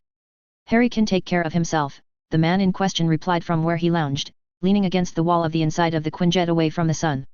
And he's our best bet if something does go wrong, Bruce added. He's got the magic to calm us down. That didn't work the last time that I took that disgusting potion of his, Jennifer pointed out. I'll admit that I stuffed up there, Harry called. Bruce needs a calming draft, you apparently need a cheering charm. At least, that's the theory I'm working on. Theory? Jennifer near screamed. Yes, theory, Bruce said calmly. That's why we're here, remember? Jennifer's chest was heaving as she fought to control herself. That didn't stop her from glaring at the two men, though. You've brought me out here, into the middle of nowhere, all on his theory that his magic will work on me and on your theory that I can change through the simple power of my mind, Jennifer stated, shaking her head. Have either of you taken into consideration that I don't want to change back into that green monster? I know, Jennifer, believe me, I know, Bruce said, taking her hands and staring into her eyes intently. I've been through this and I've spent years trying to get a handle on the Hulk. I firmly believe that you have a chance that I've never had and I want to help you. Don't you want to know if you can handle a transformation if and when it happens? Because, believe me, it will happen. Jennifer's eyes were locked with his. Finally, she sighed. All right. Remind me again what you think happens with me. She said. We know that even when you're changed you retain full awareness of who you are. That includes access to all of your knowledge, memories, and intelligence, Bruce stated. Like me, I think that your change is based on emotion. Anger to be precise, although it seems stress could also be a factor. I believe that if you can get a handle on those emotions, force yourself to let go of them, you can voluntarily change back. Right, like stopping yourself from being angry or stressed is so easy, Jennifer pointed out sarcastically. Thus, why we're out here to try, Bruce replied. And so you know, it can be. I'm always angry, that's why it's so easy for me to change into the Hulk. I just have problems changing back because the Hulk can't access his emotions enough to change them or to let them go. How do we do this? She asked. Bruce grimaced. You're not going to like this. Firstly, we need to trigger a change and then we need to try to help you change back. I, or Harry if I'm unavailable, will try to guide you with breathing exercises and meditation tips. Don't worry, I've got some experience with calming the mind and getting my emotions under control, Harry called. I know the right way and the wrong way thanks to a bastard of a teacher, so, believe me, I know what I'm doing. Good to know, she replied. So, I change into that female version of Hulk, you guys help me get me emotions under control and I simply change back, Jennifer summarized. Okay. How do we get me to change? Simple. We make you mad, Harry grinned, flicking his hands at her one after the other after the other. A sharp sting hit Jennifer's stomach and she yelped, jumped back slightly and slapped her hand over the spot. A second sting bit into her side eliciting a higher, louder yell. And then sting after sting began raining down on her. Thigh. Arm. Stomach. Thigh. Cheek. Hand. And with each one, she jumped and cried out with the pain. She tried anticipating where they were going to hit, but each time she was dead wrong. She tried moving erratically in an attempt to make him stop. Stop! She yelled. Please. Don't. She tried again half a minute later, to no effect. Her cries, while starting high-pitched, began to deepen and Jennifer started feeling as though the clothes that she was wearing were tight. Arm. Bicep. Thigh. Neck. Quit it. She snarled. Stop it. She yelled. Stomach. Foot. And then Jennifer decided to do something about it. With a cry of rage, she ran at him, intent on making him stop. The distance between each step lengthened as she sped up. A couple more steps and she'd have him. Jennifer reached out with both arms, intent on grabbing him and shaking him until he stopped. But Harry seemed to simply twist on himself and disappear. Back. But. Back. Jennifer whirled about, snarling in rage. She located the annoyance and leapt. She saw Harry's eyes widen as she bore down on him from above and then he disappeared again. Right, step 1 complete, she heard Harry state and she twirled about to find him. You're up, big guy. Jennifer. Jennifer. She looked to the side only to see Bruce standing there, the purple tracksuit in her hands that Pepper had first given her when she arrived at Avengers Tower. How about you get changed and we'll have a talk? Bruce said. But Jennifer had no intention of that. Not until I've found Potter and given him a taste of his own medicine. She snarled and whirled about, searching every direction to find the elusive, annoying man. 00000. The day had not progressed well. Due to Harry's method of persuading the She-Hulk to appear, he was not in her good books. Any time that he appeared only seemed to anger her more and she was very quick in getting up and raging after him. Of course, him vanishing so quickly before she could get her great green hands around his neck didn't help matters in the slightest. And, of course, that meant that whatever progress Bruce had managed to achieve in the intervening time was completely undone.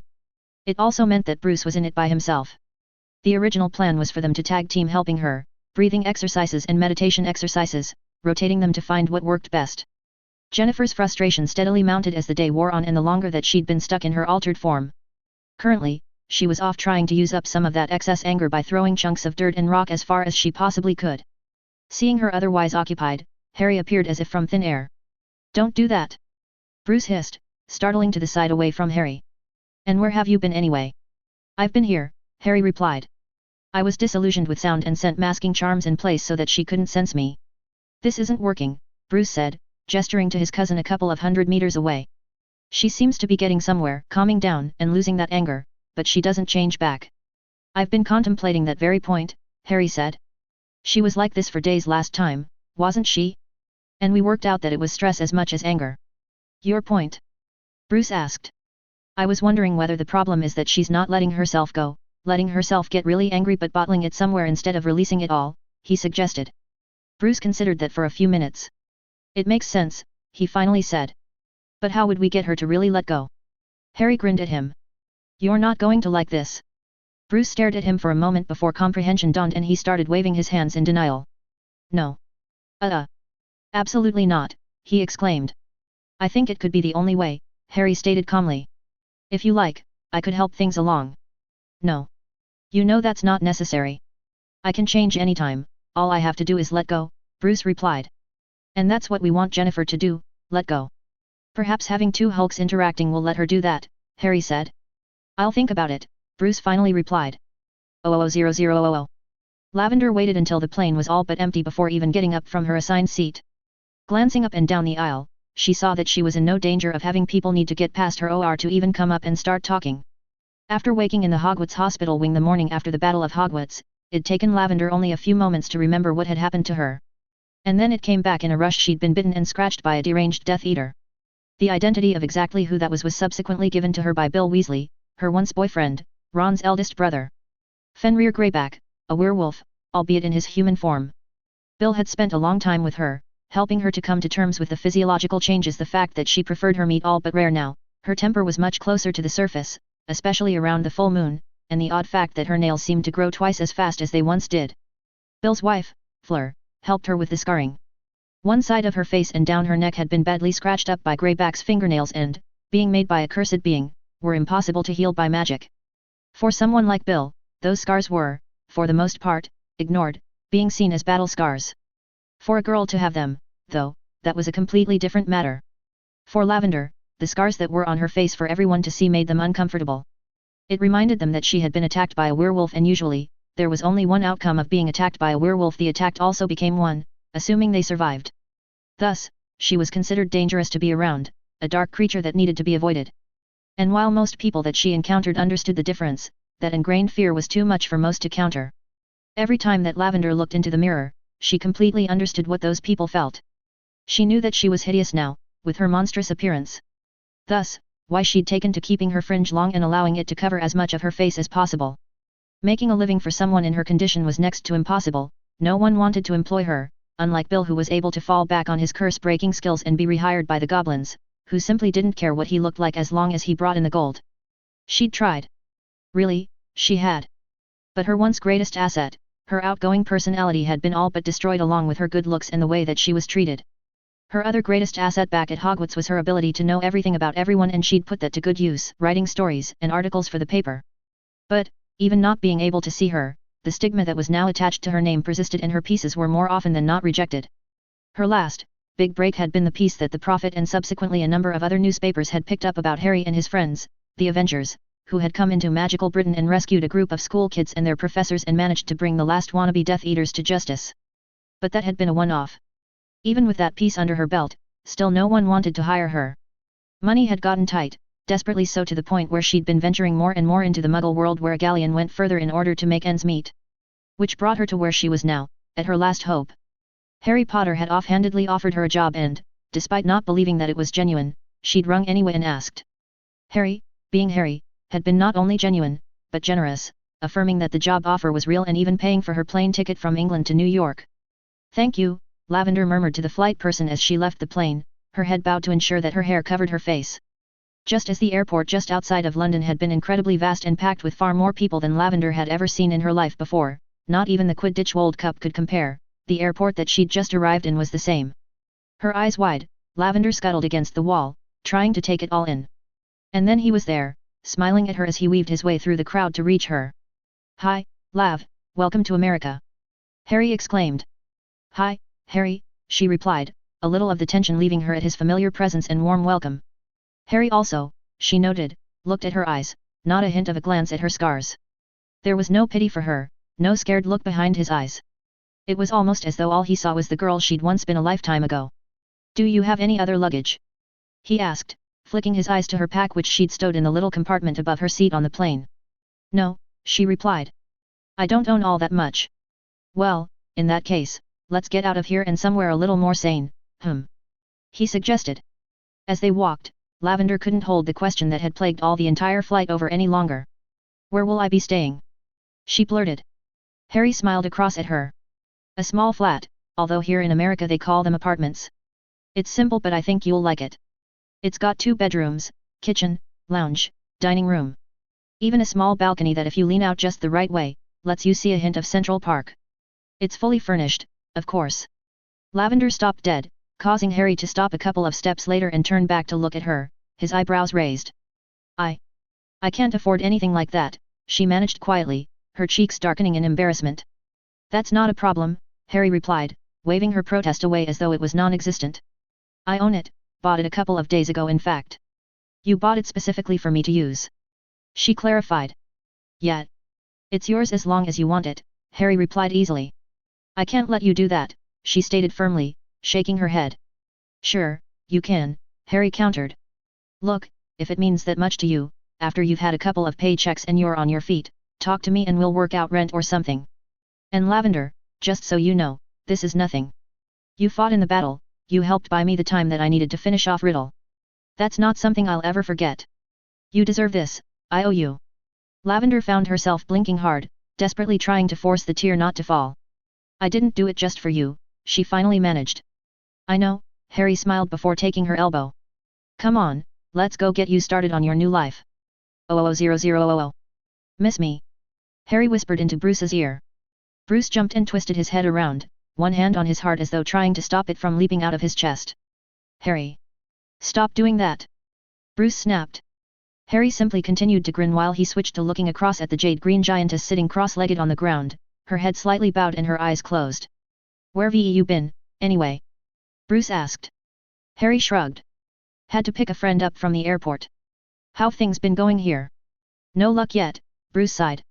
Jen seems to be getting a handle on her breathing and I've got her trying some of those meditation techniques that you suggested but nothing yet. Have you given any more thought to the suggestion I made last night? Harry asked. Bruce looked down, his toe scuffing the dirt. Yeah, I have, he admitted. And loath though I am to consider it, I think that you might be right. It's clear that she's not letting herself feel all of her emotions and that bottled anger and frustration has her, locked into this form for want of a better term. Probably fear, too, Harry stated. I wouldn't be surprised if she's afraid of herself in this form, not to mention afraid of what others will think, say, or do when they see her. From personal experience, I'd bet anything that you're right there, Bruce replied. So, the question is, what are you going to do about it? Harry asked after a couple of minutes of silence. In reply, Bruce simply kept his eyes focused on Jennifer as he walked forward slightly before kicking off his shoes. And then, closing his eyes against the dread of what was to come, Bruce let go. Almost instantly, Bruce began changing, growing. Muscles appeared, bulging with power and tearing his shirt and pants to ribbons. His skin tone deepened to an emerald green as his hands grew larger than dinner plates and his feet stretched. Within moments, instead of Bruce Banner, Hulk stood there, towering over everything. As Hulk took in his surroundings, his eyes fell on Harry. Seeing no threat there, instead recognizing the small man as friend, Hulk dismissed him. His focus, instead, settled on the green woman sitting nearby. Jen, Hulk tried in his deep bass voice before shaking his head. Not Hulk.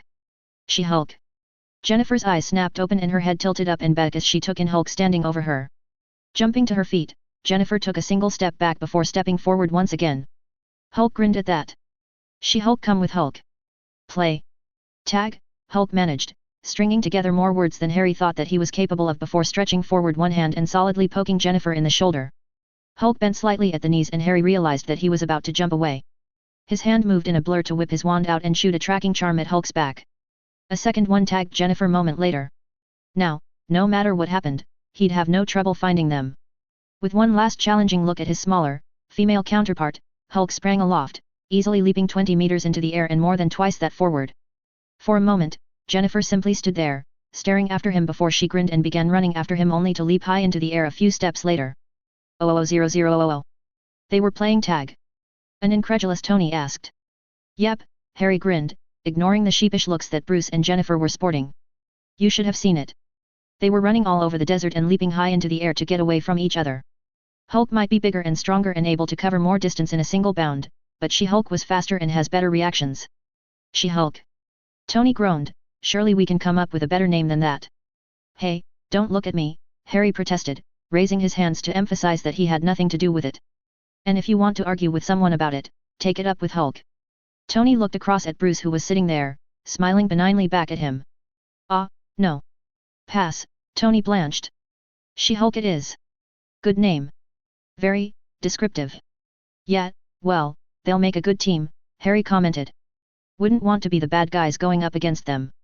I'm not a fighter, Jennifer protested. In any form. I told you, girl, you gotta learn to look after yourself, Darcy stated.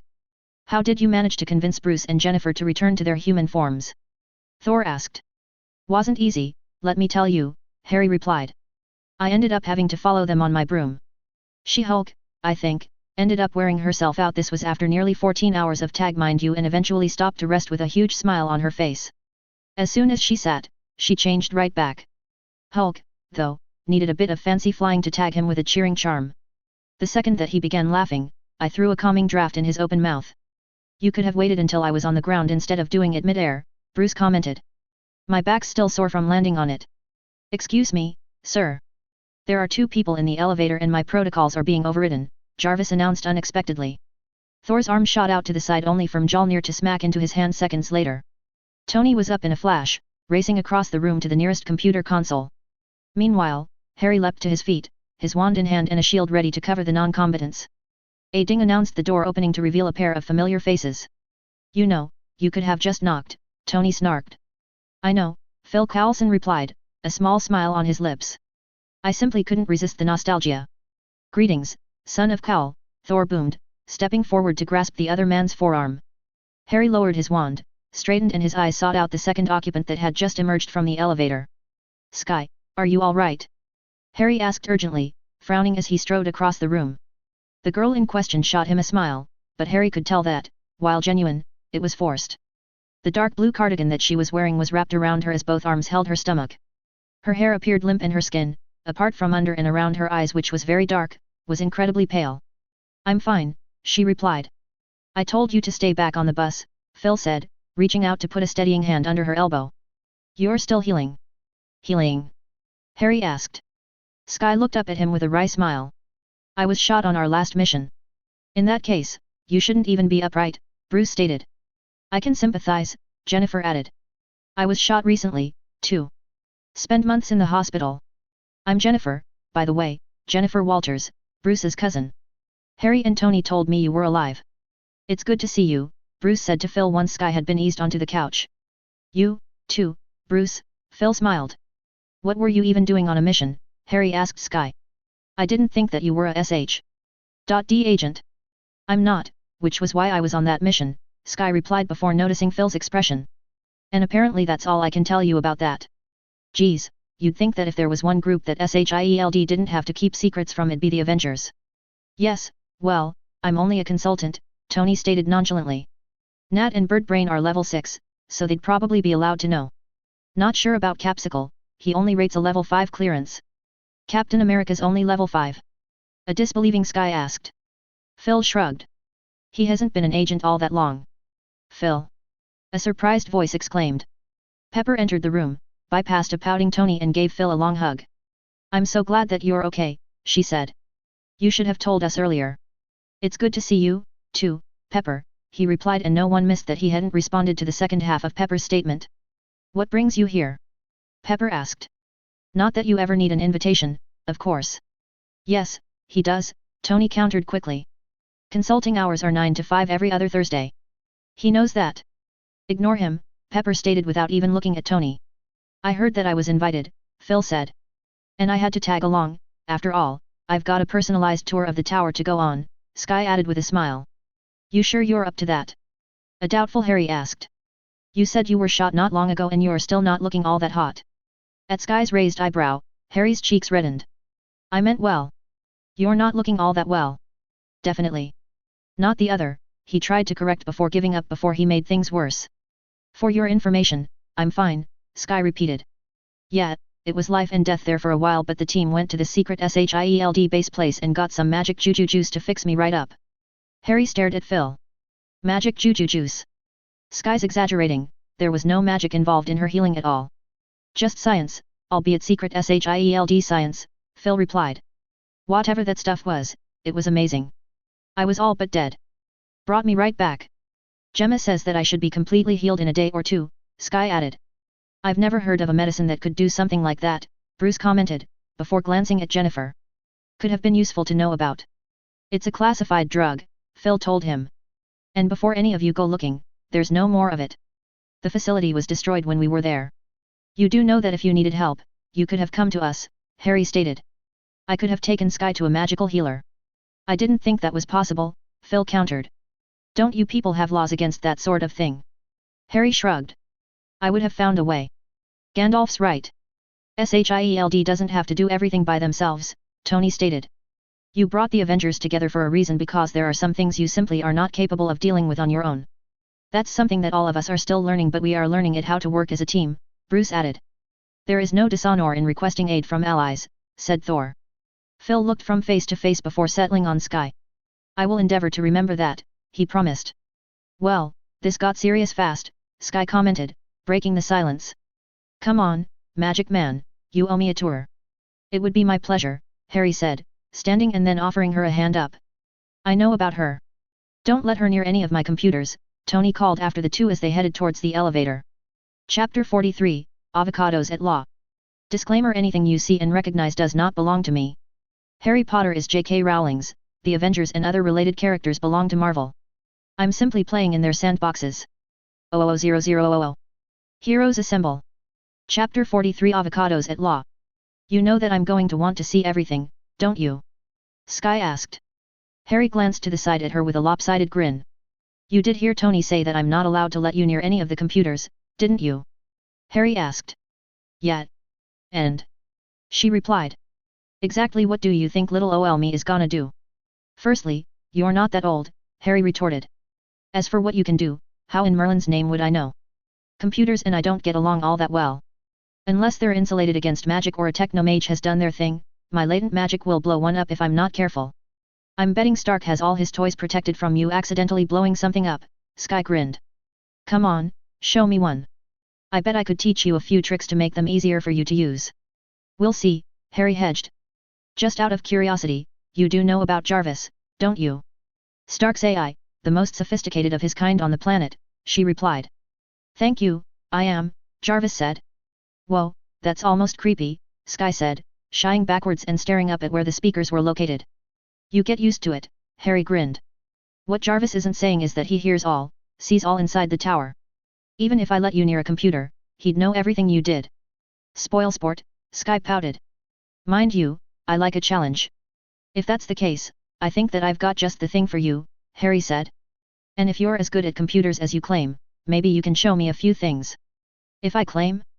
Listen, Magic Man, my fingers can do things that you can only dream of, Sky retorted. Really? Harry asked, one eyebrow raised, a hint of a smile playing about his lips. Sky stared at him for a moment before giving him a light punch on the shoulder. Get your mind out of the gutter, she said. I don't know what you're thinking about, but my thoughts have nothing to do with the gutter, Harry remarked innocently. You just keep telling yourself that, she replied with a smile of her own. Now, what's first on this tour? The elevator doors chose that moment to open. In front of them was a great deck, at the end of which, through some glass doors, could be seen the tail end of a Quinjet. Let me guess, Sky said as they stepped out of the elevator. Hangar Bay. Yep, Harry replied. From here we can access the important parts of Avengers Tower fairly easily. Storage bays are down that way and medical is straight through there. Makes sense to have it so close, Sky nodded, rubbing her stomach where she had been shot so recently. Harry nodded his agreement as they meandered across the floor towards a nearby sitting area containing a couple of large windows providing a panoramic view of the city. The science labs begin one floor down, Harry said. Skip, Sky stated quickly. I get enough of the sciencey nerd stuff from Fitzsimmons. Then there's the training floors just above us, Harry continued. Anything interesting there or is it just treadmills and punching bags? Sky asked. Do you know how many punching bags we go through when Steve's here? Harry asked with a shake of his head. And, to answer your question, there are a couple of interesting things up there. One of which has the computer program that I'm hoping you could help me out with. Really? Sky asked, sounding incredibly interested. Well, lead the way my young Padawan and let me teach you the ways of the mystical computer. 000000. Morse told us that you were supposed to be our handler, Tony commented. How is Bobby? Phil asked in response. Tony shrugged. She's not around all that much. Only when Fury wants something really.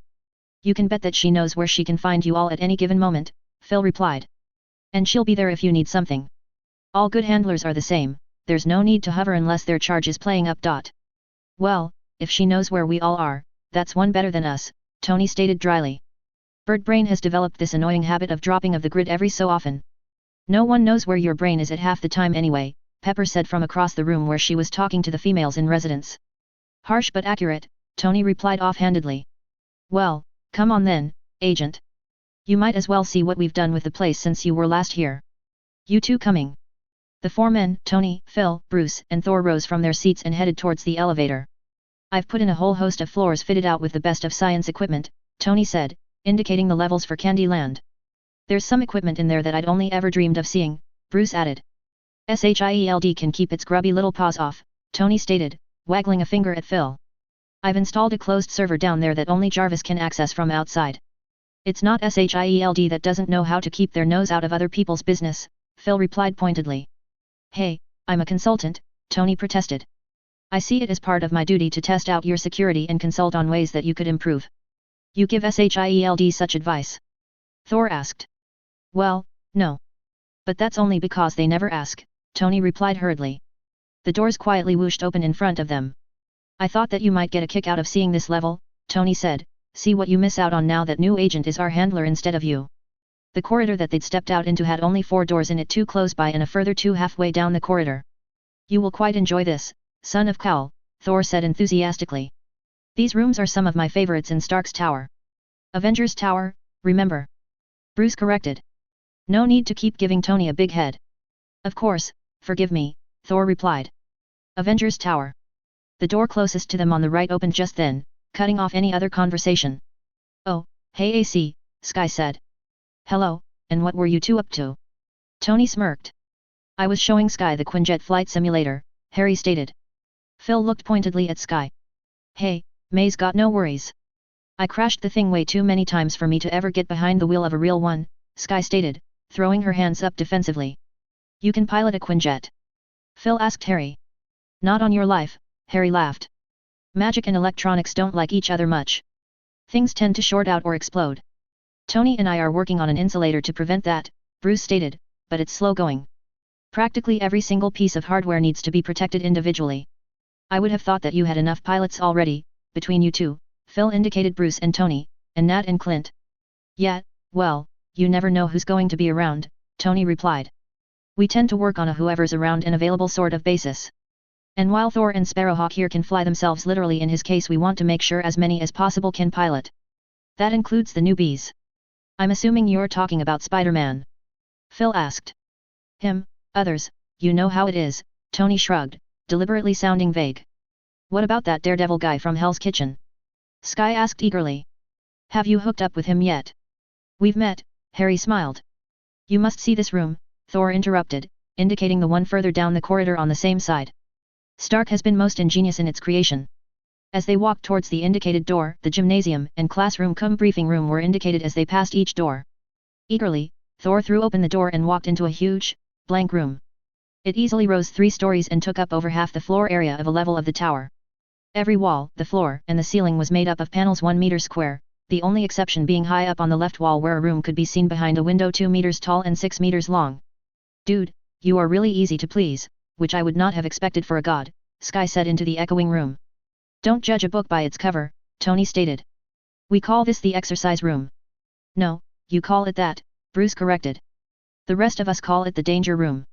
Oh, why? Phil asked interestedly. Because you never know what it's going to throw at you and you're likely to end up injured after being in it, Bruce replied. Phil looked around the blank room with the tiniest smile on his face. Jarvis. Tony called before Phil could voice his disbelief. Control panel, please. 3 panels on the floor to the side of where Tony was standing hissed as they dropped slightly into the floor before sliding away out of sight. A stand then rose from the ground, a large computer screen and keyboard attached to it. Tony indicated the stand to Phil. This controls the room, he explained. Every panel that you see in here hides certain equipment blocks, poles, weapon ports, platforms that can be configured in numerous different ways according to the program that is entered. For example, Tony's fingers danced over the keyboard and panels all over the room began sliding out of the way, allowing dozens of blocks of various sizes to emerge from the floor.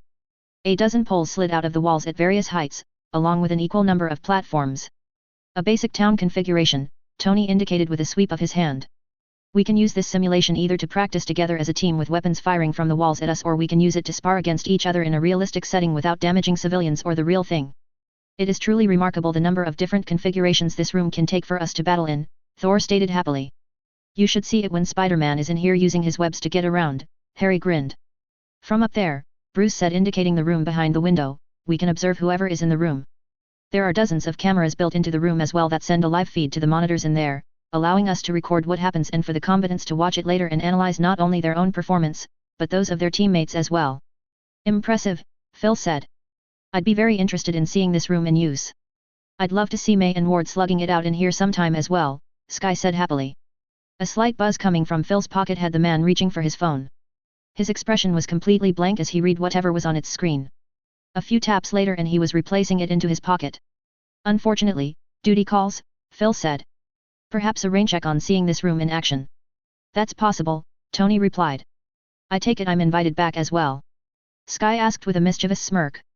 Definitely, Harry replied with a lopsided grin and his emerald eyes sparkling at her. 000000. From high above in the observation room, the great training room could be observed with ease. From here, it was easy to see the entire field, where each of the combatants were positioned and even deduce what their tactics were. Monitors lined the space of wall above the great glass window that spanned the length of the room, each one either trained on one of the combatants or viewing an entire section of the training room from various angles. Here was where those training could come after their session was ended and review their and their opponent's performance, analyzing and looking for strengths and weaknesses, areas to improve upon and tactics that had worked for them. At the moment, the monitors showed the training battle between Spider-Man and Squirrel Girl against Thor. The teens were using their enhanced speed, reflexes, and agility to leap throughout the room, up and around the miniature towers, over the hurdles and sliding under boxes. Meanwhile, Thor had positioned himself in the center of a clear space where they needed to come at him more on his terms than theirs. To make the battle more even, Thor wasn't using Mjolnir, nor any lightning. Nor was Spider-Man using his webs or Squirrel Girl her squirrel friends. Observing the three were Bruce, Jennifer, and Harry. I don't think that I could do that, Jennifer stated nervously. I'm just not an aggressive person. I beg to differ, Harry smirked. You sure wanted to wring my neck when we were out in the desert. Jennifer shook her head. That wasn't me, that was the other girl. And only because you kept shooting those stinging things at me. She-Hulk, yes, Harry said. But she is a part of you, whether you want to acknowledge her or not. And if you ever want to make peace with yourself, you're going to have to get to know her, Bruce added. I made that mistake for too many years, trying desperately to deny the Hulk. Even now I haven't come to terms with him yet, but we're getting there. It's what's helped make Hulk a true member of the Avengers. Once, all he wanted was to smash everyone and everything in his path. Now he's, well, I won't say happy but at least content, to work alongside others, to have friends. I don't know, Jennifer wavered. I think you do, Harry countered. I've watched you. You, as She-Hulk, enjoyed sparring with Thor, and you loved playing with Hulk. You've got the strength and speed to combine with your goodness, intelligence, and your willingness to do good in the world for you, as She-Hulk, to make a real difference. I've not been a great cousin, but I've followed your career a bit, Bruce said. I know that, as a lawyer, you always worked hard to get justice for anyone you encountered. All we're asking is for you to train, to learn what you can fully do and how to fight for those that can't defend themselves, Harry stated. And if the time ever comes where we or anyone really need some help, we and you will know that you are capable of pitching in and to do what needs to be done. It's possible that you'll never need to fight, God knows that I pray that I'll never have to, Bruce admitted. But doesn't it make sense to know how to and never need it rather than not know how in a time when you might need to know how? Jennifer was silent for a long time as the three stood at the observation window, watching as Spider-Man rushed in, flipping and spinning about as Thor tried to hit him. Meanwhile, Squirrel Girl had snuck around from behind before jumping up, racing in and hitting the floor so that she could slide in and take Thor's knees out from under him. It was then a free-for-all on the ground as the teens tried to pin Thor down. All right, Jennifer finally said. But on two conditions. Name them, Bruce said.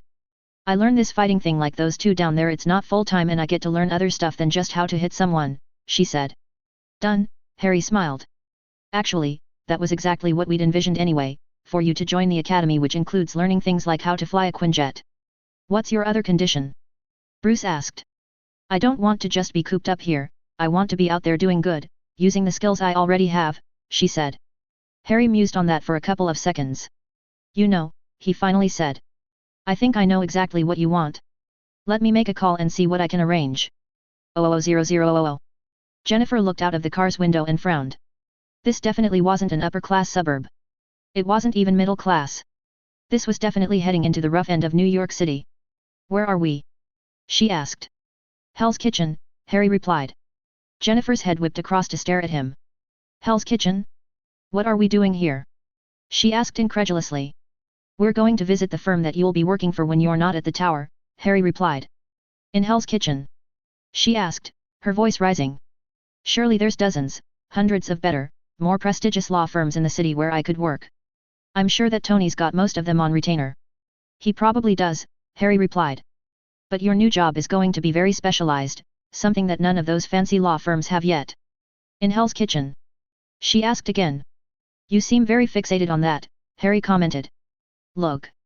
One of the owners has very special abilities. He held up a hand to stop her questions. I'll let him explain that to you. Suffice it to say that he's helped me out before, he's a good guy and he'll be uniquely qualified to understand your other job. The car pulled to the curb before she could respond and, copying Harry on the other side of the car, she opened the door and got out, pulling her briefcase with her. Harry gestured for her to follow her a dozen or so meters down the sidewalk before stopping at a door. Nelson and Murdoch, attorneys at law, she read the small plaque beside the door. Shall we? Harry asked, pulling the door open for her. After taking a long look at him, Jennifer walked through the doors and up a short flight of stairs. A second door stood at the top and to one side with the name of the law firm embossed upon it. As she paused, Harry reached past her and opened the door, again gesturing for her to precede him through it. At their entrance, a young, slim woman with long blonde hair rose from behind her desk. Welcome to Nelson and Murdoch. How may I help you? She smiled. Hi, Karen, I'm not sure if you remember me. I've only been in here the once. My name's Harry Potter, Harry said. Of course, yes. Mr. Potter, Karen said, reaching out to shake his hand. Karen, this is a friend of mine, Jennifer Walters. Jennifer, this is Karen Page, Harry introduced. We have an appointment with Matt. It's nice to meet you, Miss Walters, Karen replied, shaking her hand. If you'll excuse me a moment, I'll go see if Mr. Murdoch is ready for you. Karen quickly stepped to the door to the office on the left, knocked once and opened the door. Matt, Harry Potter and Jennifer Walters are here to see you, she said. Thank you, Karen, I'll be right out, Jennifer heard the man say. A few moments later, a man with a noticeable 3 or 5 day growth appeared in the doorway. Intriguingly, he was wearing red-tinted, round glasses inside the office. He was also moving cautiously. At first, Jennifer thought that it might be because he knew about her, but a few seconds later she realized the real reason. This man was blind. Matt, Harry greeted him, failing to hold out his hand to shake. It's good to see you again. I'd say likewise, but... Matt shrugged with a bit of a grin. Matt, I'd like you to meet the friend that I was telling you about, Jennifer Walters, Harry introduced. It's nice to meet you, Miss Walters, he said. Jennifer, please, Mr. Murdoch, she replied. And likewise. Matt, he said simply. How about the two of you come into my office and we'll chat before I inflict Foggy on you. At his gesture, they preceded him into his office. Jennifer turned to watch as Matt closed the door, straightening slightly as he did so. He then unerringly walked across the room, around his desk and sat in his chair. Jennifer, Matt began, his hands held together on his desk, his body slightly angled forward. How much has Harry, Bruce, and the others told you about me? Not a thing, really, other than that you're a lawyer and that you've helped Harry out before, she replied. I assume that you trust Jennifer? Matt asked, his head angled towards Harry. Very much so, Harry replied. And in answer to your unasked question, it's not our secret to tell. Matt nodded at that while Jennifer simply looked confused. Jennifer, do you know who Harry is? Matt asked. Harry. Jennifer replied, surprised at the question. He's Harry Potter. Bruce's friend. What else can you tell me about him? Matt asked. Jennifer shrugged and then blushed slightly as she realized the uselessness of the gesture with a blind man. He owns and runs the Marauder's Den, he's English and Dorene Green is living in his apartment, she replied. That's all? Matt asked. She does know. Oh, yes, she knows, Harry replied. Jennifer looked between the two men before leaning forward and lowering her voice. Do you mean the fact that he's also mage? She asked. Matt smiled. Knew we'd get there. You know about the Avengers. You also know that there are others that work with them. You mean Spider-Man and Squirrel Girl, Jennifer said. Yes. And Daredevil, Matt replied. Oh, I've never met him, Jennifer stated. You have now, Matt smirked. Jennifer's jaw dropped. She's seen news footage and read the newspapers about the hero, the devil of Hell's Kitchen. You're him? She asked. Yes, Matt replied. But you're... she said before cutting off what she was going to say. Blind. Matt finished for her. I am. But all my other senses are off the chart, which lets me do what I do. Why are you telling me this? Jennifer blurted. Because I know about your other self, Matt replied. That's a big part of why you're here. I know what it's like to have two halves, two personalities. I can be there to help you if you need it, just as you can help me at times as well. Okay, Jennifer said slowly. It also forms part of the role that I'd like you to have working here at Nelson and Murdoch, Matt said. Jennifer sat up a little straighter and Matt smiled. Apart from the usual cases that we take on here, I'd like you to head up a new division, specializing in the laws surrounding people with special abilities, Matt stated. There are no laws for such people, we have to follow the same laws as everyone else, Jennifer countered. For now, yes, Matt replied. But with the number of powered people that are beginning to pop up, not to mention all of the mutants, you know as well as I do that it's not going to be long until such laws begin to be passed. I'd like Nelson and Murdoch to be ahead of the game, to be already known as the place where people like us can come when they get into some kind of legal problems and for them to know that we'll be on their side. Jennifer thought about that for a few seconds. Yes, the writing was on the wall. She'd already heard rumors from her colleagues and contacts in the Justice Department that those kinds of laws were already being bandied around in back rooms. To start in on the ground floor, to become known as an expert in the field, even if it was in a relatively tiny law firm for now, the things that would do for her career. I'd love to get in on that, she stated. Excellent, Matt smiled. Then it's settled. We can't pay much, being a small firm and all. That's okay, I've got some savings and Tony has set me up with an account if I need anything, not to mention that I'm staying in the tower, Jennifer replied. In that case, I could probably pay you even less, Matt smiled. I wouldn't go that far, Jennifer joked back. Welcome to Nelson and Murdoch, Matt said, reaching across the table to unerringly meet and then shake her hand. Come on, I'm sure Foggy is dying to meet you. 00000. You look busy, Bruce remarked as he stepped up behind Tony. That was very much the understatement. Currently, Tony was seated on a stool in front of 5 monitors, all filled with schematics of one kind or another. In addition to that, the open area adjacent to Tony's computers was a holographic display of a piece of machinery. Just tinkering, Tony replied, swiveling to face him. The fact that Tony hadn't immediately swiped away what was on the screens or ordered Jarvis to shut down the hologram told Bruce that Tony had no problem seeing these projects. Which either meant that they weren't of any importance, a fact belied by Tony's use of so many screens, or, and much more likely, Tony could use some help with his project. Anything interesting? Bruce asked nonchalantly. Take a look, Tony said with a gesture before rolling him and his stool out of the way. Bruce stepped up to the bank of monitors, putting his glasses on as he did soon to help him read the small type. From what he could tell, Tony was working from the middle screen out. The current object under design appeared to be an engine or thruster of some kind based on arc reactor technology that was completely sealed, allowing no air from outside to penetrate in. The monitor to either side of the central one contained different models of the arc reactor, one from Tony's Iron Man suit, the other from a Quinjet, suppositions that were supported by the schematics of both on the outside monitors. You're redesigning the arc reactor to be used in an environment without air, Bruce surmised. You're thinking of a submersible Quinjet in a suit specifically for use underwater. Close, Tony beamed. And thanks for the suggestions. Shouldn't take more than some minor tweaking for that when I'm done. Then what's the purpose of the redesign? Bruce asked. Space, Tony replied simply. You want to go to space? A surprised Bruce asked. No. I want the capability of going to space, Tony corrected. Why? Bruce asked suspiciously. Tony sat back and looked at him for a moment before getting up and beginning to pace. I fear we might need to, Tony began. I'm seeing more and more threats coming from there. The Chitauri here in New York. The Dark Elves in London. Hell, Thor's from another planet and he tells me that there are plenty of other planets out there that might get it in their head to come pay us a visit, something that we might not actually enjoy. And you want to be prepared, Bruce stated with a nod of his head. Sensible. but is a Quinjet and a suit of armor that can go into space enough to protect an entire planet. Tony snorted. Not by a long shot. But it's a start that we can build on. Eventually, I see the need for some kind of intelligence program, an AI like Jarvis with the capabilities of being our ultimate defense. Bruce shook his head at that. I'm not sure that that's a good idea. Even the best of ACE aren't anywhere near as good as the human brain. Sorry, Jarvis, no offense intended, Bruce said. None taken, sir. I know my limitations better than anyone, Jarvis replied. Look, these are just ideas that I've been fiddling with.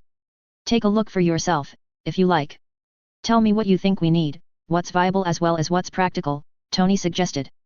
All right, I can do that, Bruce agreed. Jarvis, bring up the file for Project Ultron on the monitor over there for Bruce, will you? Tony asked. As the screen flickered to life, Bruce took a seat, readjusting his glasses as he began to read. 000000. This is Pierce. Fury has become an active hindrance.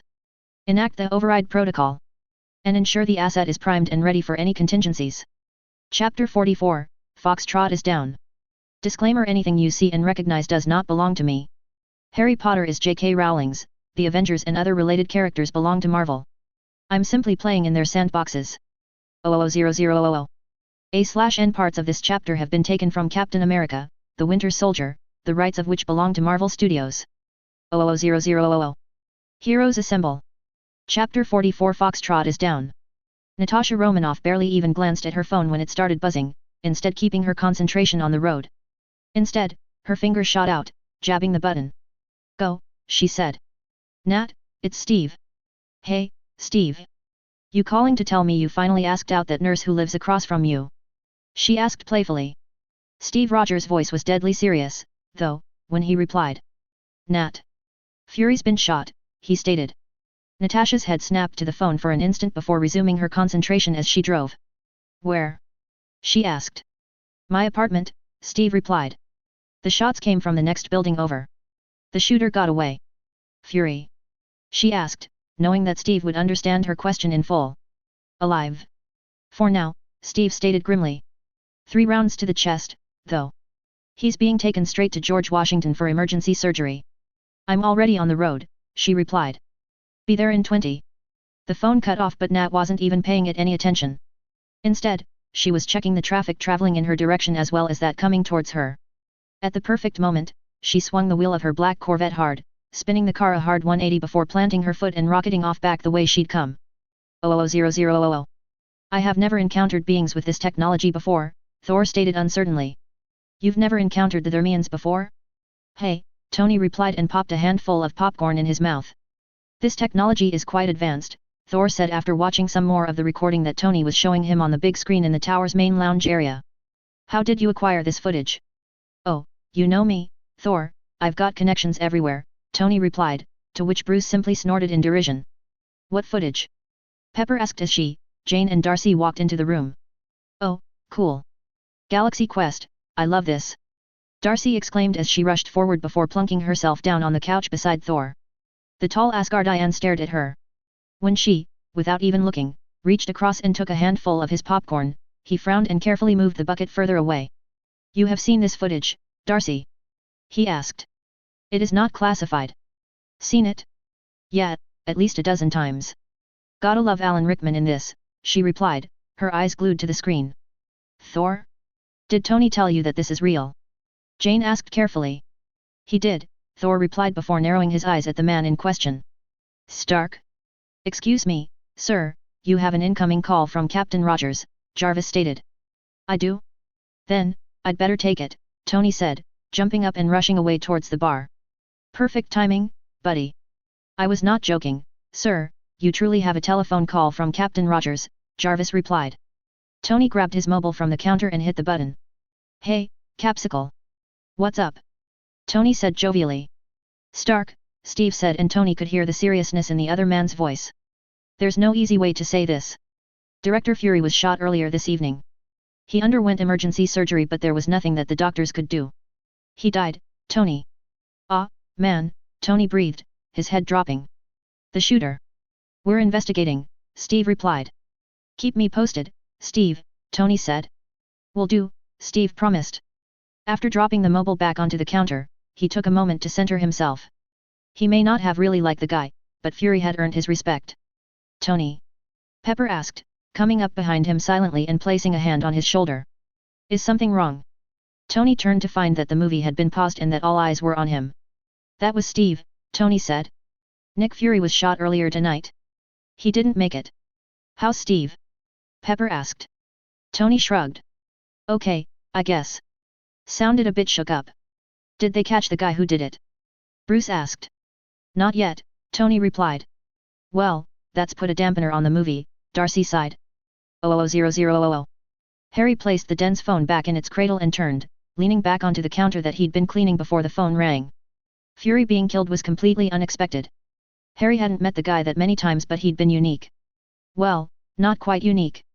Fury and old Mad Eye Moody would have gotten along famously. They wouldn't have believed a word out of the other's mouth, but they'd have earned each other's respect. Two gnarls from the same litter, those two. Exactly how someone had gotten the drop on the director was unknown. The bigger question, though, was who the new director was going to be. Being director or SHIELD meant being privy to information that was classified way above almost everyone else on the planet. And one tiny piece of that information was that the magical world existed. Harry wondered whether he needed to let the International Confederation of Wizards know.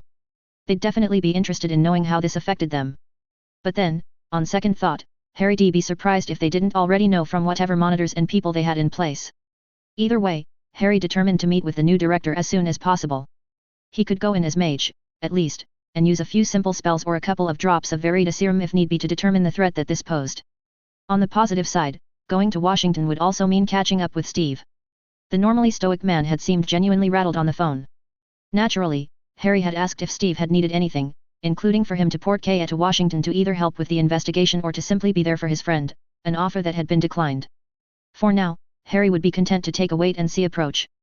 If things changed, though, he'd go, whether Steve asked him to come or not. 000000. Clint snapped his phone shut and leant forward on both hands against the counter. Outside the window, all was dark, obscuring the view of Barton Farm, not that Clint would have seen any of it after what he'd just heard. His whole world had just tilted sidewards and he wasn't sure how to react. This was almost as bad as being told that Phil had been killed while Clint'd been under Loki's spell. Thankfully, that had proven false, a secret hidden from not just him, but Nat, Steve, Tony, all of them really. Only Harry's insistence had unmasked that secret. But this. Nat had been there. There was no coming back from something like that. Clint? A soft, concerned voice asked from behind him. Clint turned, forcing a smile on his face for his wife. What's happened? Laura asked flatly. Who was the message from? Clint looked at the phone still in his hand for a second as though it held the answers that he sought. Nat, he said simply. It was Nat. What's happened? Laura asked again. Are you needed back for a mission? Clint shook his head. No, I'm not going anywhere. Nat even told me not to come, said that I needed to spend more time with you and the kids, he said. Always knew I liked her, Laura said, stepping forward to hug him briefly before leaning back, her eyes searching his face. But something did happen. Clint couldn't lie to her, it was pointless anyway. He may be a master spy and assassin, but she could read him like a book. It's Fury, he sighed. He was killed earlier tonight. Laura's hands shot to her mouth, her eyes looking horrified. Oh, Clint, are you okay? Is Nat? She asked. We will be, he answered honestly. What does that mean for you, for S.H.I.E.L.D? Laura asked. To be honest, I don't know, Clint replied shaking his head. You know that I've been thinking of getting out, joining the Avengers full-time. Maybe this is the time to do so. Maybe it is, Laura replied, her arms tightening around him momentarily. I've got some more vacation time, I'll aim to make a decision one way or the other before that time's up, he promised. 000000. Tony's curiosity was piqued. The director of SHIELD was dead. The man in charge of the world's top spy agency, with its fingers that spread all across the globe, assassinated. And yet there'd been nothing mentioned about it on any news channel, no tweets or Facebook posts, nothing. Secrecy was one thing, but this bordered on the ridiculous. The fact that the hit had been carried out in Steve's apartment, away from cameras may have had something to do with it, but it still smelled off. Still nothing, Jarvis? Tony asked. No, sir, Jarvis replied. The top news story coming out of Washington is of a shootout and car chase that caused hundreds of thousands of dollars worth of damage and left numerous police and SWAT personnel injured or dead. They catch the guy? Tony asked. No, sir. He appears to have disappeared without a trace, Jarvis replied. Really? Throw up the news report on the TV, Tony requested. The screen blinked to life with the headshot of a news reporter. Tony ignored the woman, focusing in on the small image in the corner of the screen of a black SUV. Thankfully, the woman disappeared quickly to be replaced with what was obviously CCTV footage of the black SUV surrounded by police cars, at least 6 of them plus a SWAT van. Tony leant forward on the couch staring intently. The SUV was riddled with bullet holes and a couple of dozen police officers, most with automatic rifles, surrounded it. A battering ram? Tony asked incredulously. A bit of overkill, isn't it? The fact that the driver's window of the SUV didn't instantly shatter on the first impact from the battering ram nor even on the second indicated that the car was specially designed. When it did shatter, it was due to the mini machine gun that spat a spray of bullets from inside the car, killing a number of policemen immediately. A rocket took out the SWAT van just before the SUV's engine came to life and its wheels began spinning as it pushed police cars out of the way. Tony's eyes widened as the briefest of camera shots showed the interior of the SUV and he rocketed from his seat across to the TV. Freeze! He yelled. Back it up a few frames. Slowly, frame by frame, the footage played in reverse. There. Tony said, stabbing a finger into the screen. Jarvis, can you grab just that bit and enlarge the image of the driver? I shall do my best, sir, Jarvis replied. A few moments later, a still image appeared on the screen. Due to the poor resolution of the original image, this enlarged shot was incredibly fuzzy. Still, it was enough for Tony to be able to make out a face of a man wearing dark clothes, who was bald and sported an eye patch. What did you get yourself into, Fury? Tony asked. Whirling about, Tony headed for his nearest computer. Jarvis, hack into the DC police systems, find out what in the world they were doing targeting Fury like that, Tony instructed. As he waited for a response, Tony's fingers began to dance. He suspected what the answer was going to be and figured that he might as well get a head start at hacking into S.H.I.E.L.D.'s databanks. DC Metro Police show that there were no vehicles at that intersection at the time of the incident, Jarvis reported. Well, isn't that something? Tony remarked. As he continued to work, he kept one eye on the resumed news footage which had switched to a shot from a helicopter of Fury's SUV being chased through traffic by the police. Suddenly, the footage cut out only to be replaced by an image of the SUV laying upside down in the middle of the road. What in the world caused that? Tony wondered. With the way that Fury had been driving, there should have been no way that he'd flip on a clear road. He'd obviously encountered something. Our Trojan horse is still in place, Jarvis reported. I see him, Tony replied as he eased his computer probe around a particularly nasty firewall to the small piece of code embedded within S.H.I.E.L.D.'s systems themselves. Put him to work. I want to know everything that SHIELD knows about the 2 assassination attempts on Fury, the unsuccessful car chase one and the successful one in Steve's apartment. Yes, sir, Jarvis replied. The wait was shorter than Tony anticipated and Jarvis' voice caught him mid-roll of his fingers as they drummed on the table. These are the files relating to the incident in Captain Rogers' apartment, Jarvis said. Initial incident report, ballistics report, the report from the lab as to fibers found on the adjacent roof, initial medical report, hospital report, and death certificate. As Jarvis named each one, the report filled the screen, the number of tabs at the bottom showing how many there were. What about the car chase? Tony asked. There are no reports, sir, Jarvis replied. Tony froze. Nothing? Seriously? That is correct, sir, Jarvis replied. This is looking hinkier every minute, Tony stated. Keep searching, buddy. Let me know if you find anything. Yes, sir, Jarvis replied, but his words were lost as Tony's whole focus became the reports that he was engrossed in. 000000.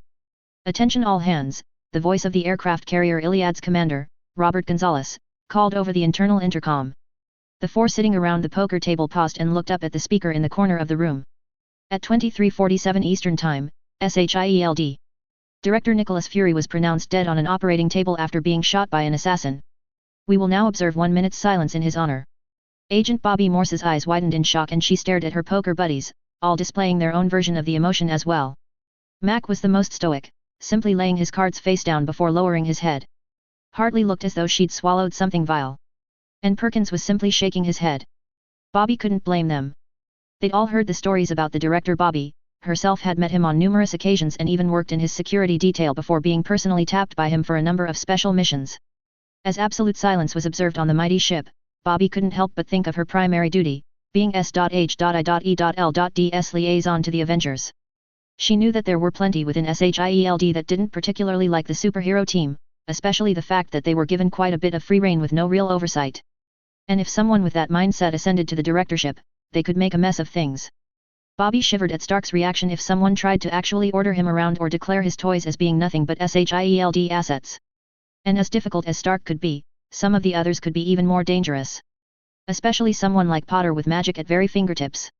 As the seconds of the minute's silence ticked down, Bobby vowed to make sure that, as soon as her current mission was completed, she'd be on the first aircraft back to New York, if only to head off any potential problems that might arise. Nick Fury had given her that assignment and made it her primary duty, and she'd be damned if she wasn't going to see it through just as he would have wanted. 000000. Steve was tired. It'd been an incredibly long night, a night that simply didn't seem to end. First had come the surprise of finding Fury in his apartment, then the shooting. He'd barely had time to process that his neighbor wasn't the friendly nurse that he'd thought but had instead been SHIELD. Secret Service Agent 13, Sharon had identified herself as assigned to protect him before he was racing through buildings trying to catch the shooter. And there was something about that shooter. He had a metal arm and a mask on his lower face. His speed and strength indicated that he'd been enhanced, just as Steve himself was. It was definitely something to keep in mind when he finally caught up with him again. The trip to the hospital with Fury had been hectic, as had the emergency room. Standing, watching as a team of doctors feverishly tried to save him had been agonizing, but more so for his companions. Both Maria and Nat hadn't seemed to know what to do, their usual unflappableness dissolved. Steve, himself, had barely been given any time at all to process what had happened before being whisked off to the Triskelion for briefing.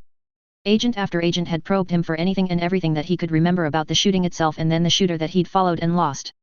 Endless questions had been shot at him, many seeming to cover the same ground, albeit from a different angle each time. Finally, he'd been allowed to take a quick shower and change, thankfully finding one of his spare uniforms in his locker.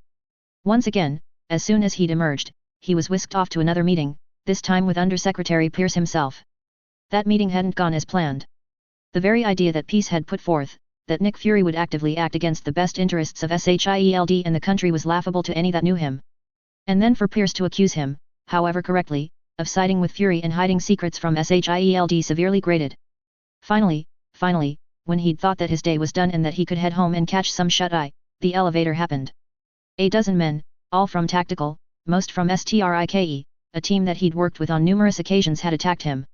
It'd been a frantic couple of minutes in close quarters and only his enhanced strength, speed, and agility had saved him. Being forced to leap through the elevator's window, falling so many stories to the ground below in order to escape still boggled his mind. If that hadn't been enough to prove that SHIELD were targeting him, that they wanted to silence him, the Quinjet flying low over him, ordering him to stand down and then shooting at him as he left on the bridge off of the island sure let him know that he was now a wanted man. The question now was, why? What was it that they thought that he knew? The only thing that he could think of was the flash drive that Fury had given him straight after being shot back in Steve's apartment, moments before Sharon had burst through his door. A flash drive that he no longer had. Completely unlike him, Steve had hidden vital information from the chain of command that he served. That thought alone made him pause. If he was beginning to hide information, to lie and distrust the unit, then should he really be an operative of SHIELD? That, he decided, was a question to answer once this mess was sorted out. His first order of business was retrieving that flash drive. And in order to do that, he was going to have to go undercover, which meant ditching his uniform, bike, and shield. Captain America stood out far too much right now. 000000. Natasha Romanoff, current agent of SHIELD, former KGB operative, graduate of the Red Room, was nothing if not the ultimate spy. That meant that, no matter the circumstances, she noticed things. So, when Steve Rogers, Captain America himself, Boy Scout extraordinaire, acted all guilty and furtive, she noticed. To her, it was akin to a penguin trying to blend in the desert. And, once having noticed that, it took her all of half a minute to find what the guy'd been trying to hide. Nearly $10 in coins later, Nat was the owner of 4 packets of chewing gum and a very familiar-looking flash drive. Exactly where Rogers had come across it was currently unknown, but she could take a very educated guess, a guess that'd be easy to confirm once Steve came back for it and she could have a little talk with him. The wait hadn't been quite as long as it could have been, even so, it was still longer than she would have liked. She watched from cover as Steve, trying to hide by wearing a simple hoodie of all things, walked up to the machine. Nat sighed. The man couldn't blend in if his life depended on it. The fact that it probably now didn't bode well. Silently, she stepped up behind him and popped a bubble of gum in his ear. Steve's spin and hand in her gut, pushing her back into an empty room, was fast and unexpected. Anyone else, though, and she'd have retaliated, put him down hard. The instant the door closed behind them, Steve flipped off his hood and stood close, his face intent, angry and so very, very easy to read. Where is it? He snapped. Safe, she replied, her eyes flicking between his, reading his every emotion. Where did you get it? Why should I tell you? He asked. Fury gave it to you, she stated, instantly seeing the confirmation in his eyes. Why? What's on it? Steve asked. I don't know, Nat answered truthfully. Stop lying. Steve retorted, getting even more in her face. I only act like I know everything, Rogers, she retorted. I bet you knew Fury hired the pirates, didn't you? Steve asked after checking that they were still alone. Again, Nat decided to be truthful with him. Well, makes sense. The ship was dirty and Fury needed a way in and so do you, she said. I'm not going to ask you again. Steve stated angrily. Seeing how worked up Steve was, Nat decided that she needed a way to get his attention. I know who killed Fury, she said. Steve backed off slightly, surprise etched on his face. Most of the intelligence community doesn't believe he exists, she continued. The ones that do call him the Winter Soldier. He's credited with over 24 assassinations in the last 50 years. So, he's a ghost story? Steve asked skeptically. 5 years ago, she continued, I was escorting a nuclear engineer out of Iran. Somebody shot out my tires near Odessa. We went straight over a cliff. I pulled us out but the Winter Soldier was there. I was covering my engineer so he shot him straight through me. Nat lifted her shirt to show Steve the scar in her side to verify her story. Soviet slug, no rifling. Bye-bye bikinis, she finished. Yeah, I bet you look terrible in them now, Steve stated and Nat forced herself not to smile at his inadvertent flirt. Going after him is a dead end. I know. I've tried, she said. Like you said, he's a ghost story. Pulling out the flash drive, Nat offered it to him. Taking it, Steve looked at her carefully. Well, let's find out what the ghost wants, he said. Together. Together, Nat agreed. But not here. We'll need to get out of here, find somewhere where we can blend into the crowd a little easier. And also get a better disguise for you. Steve looked down at himself. What's wrong with how I look? He asked. Nat shook her head, a small smile playing on her lips. Don't get me started, Rogers, she replied. 00000. Wheaton, New Jersey. As soon as the name popped up on the computer screen, indicating where the tracking algorithm had traced the program from the flash drive to, Steve's mind froze. Images flooded past his eyes to way back when, all those years ago. It seemed, darn, it felt like a lifetime ago. You know it? Nat asked. I used to, Steve replied. Let's go. Plucking the drive from the computer, Steve led Nat away. Getting out of the computer store was one thing, getting out of the mall was going to be another. Steve knew that the STRIKE tactical team was on site. If they were following protocol, there'd be teams of them on every floor. More than likely, they'd start at the top and check each floor heading down. We go down, Nat stated, echoing his thoughts. Together, the two boarded the escalator, trusting to their disguises, Nat wearing a hoodie, Steve himself in a baseball cap and glasses to hide them from any cursory glances. That, of course, wasn't going to work against a concerted look. And Rumlow, coming at them on the opposite escalator, was going to get exactly that look. Kiss me. Nat stated, spinning to face him. Steve stared at her. What? Public displays of affection make people very uncomfortable, she said. Yes, they do, Steve agreed. And before he could say anything else, she'd grabbed the back of his head, pulled him down and kissed him. Steve froze, not sure exactly how to respond. After what seemed an age but was probably only a second or two, he began kissing her back. By the time that they'd parted, Rumrow had passed, without noticing them. You still uncomfortable? Nat asked as she turned back around to face down the elevator and to step off of it. That's not exactly the word that I would use, Steve commented, following her. We're going to need transportation, Nat stated. Jersey's too far to walk. Leave that to me, Steve stated. First things first, though. We need to make a quick stop. What? Why? Nat asked suspiciously. I'm not going anywhere without my shield, Steve stated. Chapter 45, It's too big to do alone. Disclaimer: anything you see and recognize does not belong to me. Harry Potter is J.K. Rowling's, the Avengers and other related characters belong to Marvel. I'm simply playing in their sandboxes. 00000. Heroes assemble. Chapter 45, It's too big to do alone. Steve grimaced in pain at the weight bearing down on his shield. Even with his right hand bracing it as well as his left, the sheer amount of rubble that had fallen on he and Nat was almost overwhelming. Almost. Gritting his teeth, he pushed back. Slowly, he felt the concrete that was burying him and Nat shift slightly and he slid his feet into a better position, allowing him to twist his shoulder just so. Pushing up with his legs, using his arms and shoulders to brace his shield, Steve heaved. As more and more of the concrete and rubble shifted away, Steve began to believe that the two of them were going to survive. He'd been made here at Camp Lehigh, he wasn't going to die here, despite S.H.I.E.L.D's best efforts. And wasn't that something that he would have thought inconceivable less than a day ago? SHIELD, the world's top spy agency, the very organization that Peggy had helped found, the company that he now worked for and had dedicated his life to since waking, wasn't what he thought it was. No. It was Hydra. Or at least, Hydra had grown inside it, subverting it, using it for its own ends and purposes. Zola had admitted as much, with files as evidence, right before the bomb had hit the building that he and Nat were in. The two of them had followed the trail from the encrypted drive that Fury had given Steve right before he'd died. The trail led here, to Camp Lehigh, one of S.H.I.E.L.D's very first secret bases, the base where Armin Zola's mind had been preserved on banks of servers. With all that Steve had seen since waking from his 70-year nap, the sad thing was that that wasn't even the strangest. Zola had obviously alerted SHIELD to their location and kept them distracted by telling them the truth of Hydra while the SHIELD jets had got into position. Only Nat's realizing that a missile was headed right for them, combined with Steve's improvisation of the two of them taking shelter in a small trough in the floor had saved them.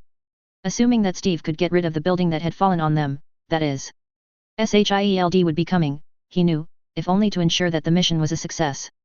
With one final push, the concrete block that Steve was pushing against slid to the side. Dust and bits of dirt and concrete rained down, but that he could handle. The sound of engines in the distance had Steve quickly bending and scooping the unconscious Nat up in his arms. Then, with the lights from the approaching Quinjets strafing the ground as they approached, Steve ran for it. 00000. Nat couldn't help but groan as she slowly regained consciousness. Everything hurt and she grimaced. A hand came up and brushed her forehead, feeling the still slight stickiness there. Blood. Her blood. But mostly stopped, so it'd been a while. And then the last few minutes of memory came flooding back, the missile incoming, jumping into the hole, the two of them trying to share the small space under Steve's shield as rocks, bits of concrete, an entire building rained down around them and on top of them. The slight movement and the sound of an engine told her that she was out of that destruction. Cracking one eye open, she saw that she was in a car, a very familiar car, the car that Steve had borrowed to get them to Camp Lehigh. Steve? She asked croakily, looking across at him in the driver's seat.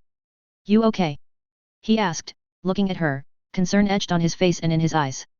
I'll live, she replied, a statement that was true enough. We're still alive.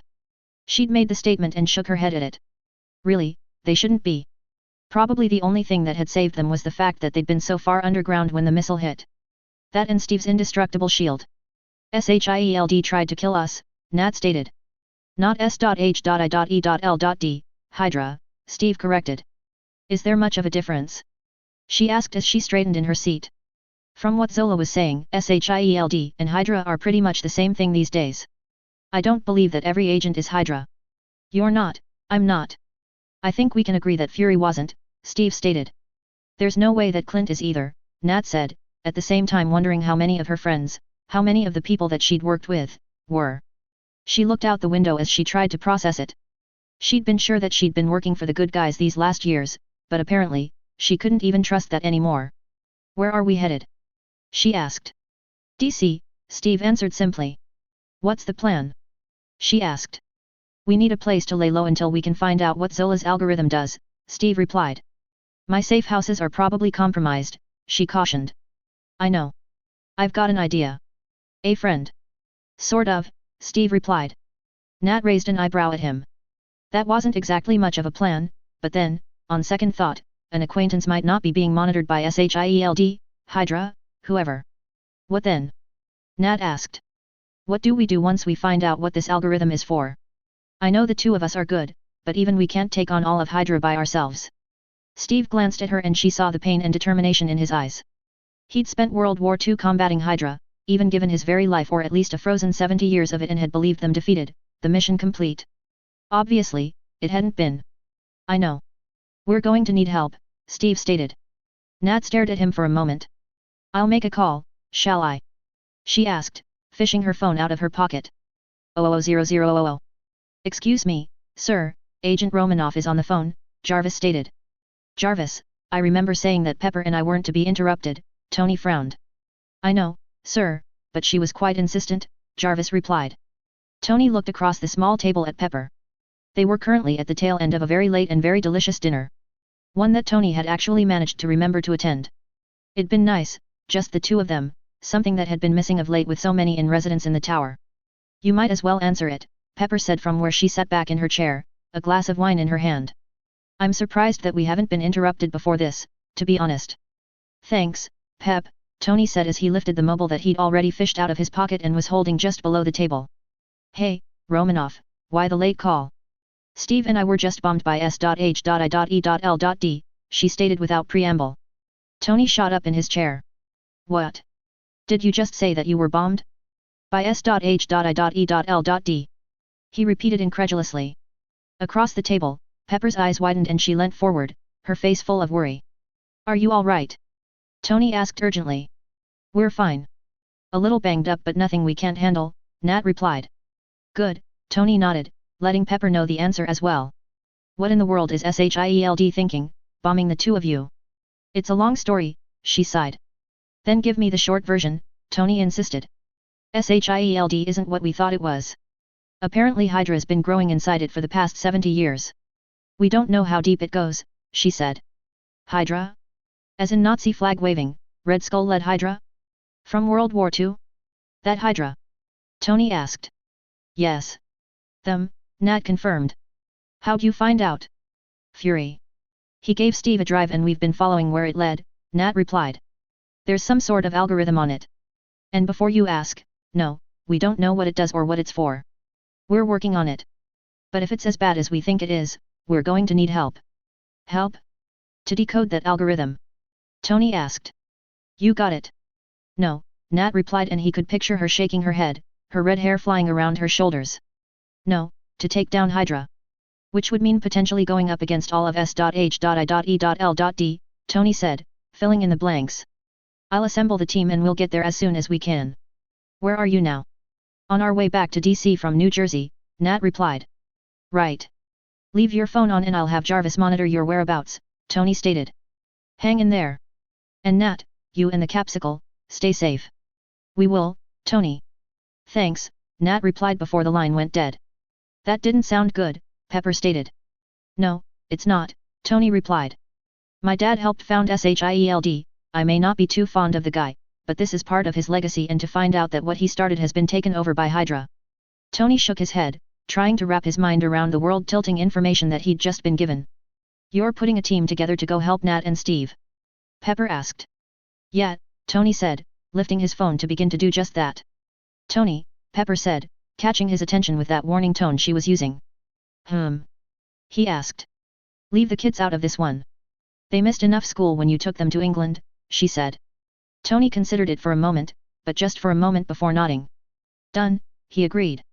Jen, too, she's not ready yet either. And the bird brain's out, too. What a time for him to go on vacation. Next time he's here, I'm putting a tracker in his quiver. The team now decided upon. Tony lifted his phone to make his first call. 000000. Mage leant low over his lightning bolt, his arm outstretched with his wand aimed at the truck that he was flying behind.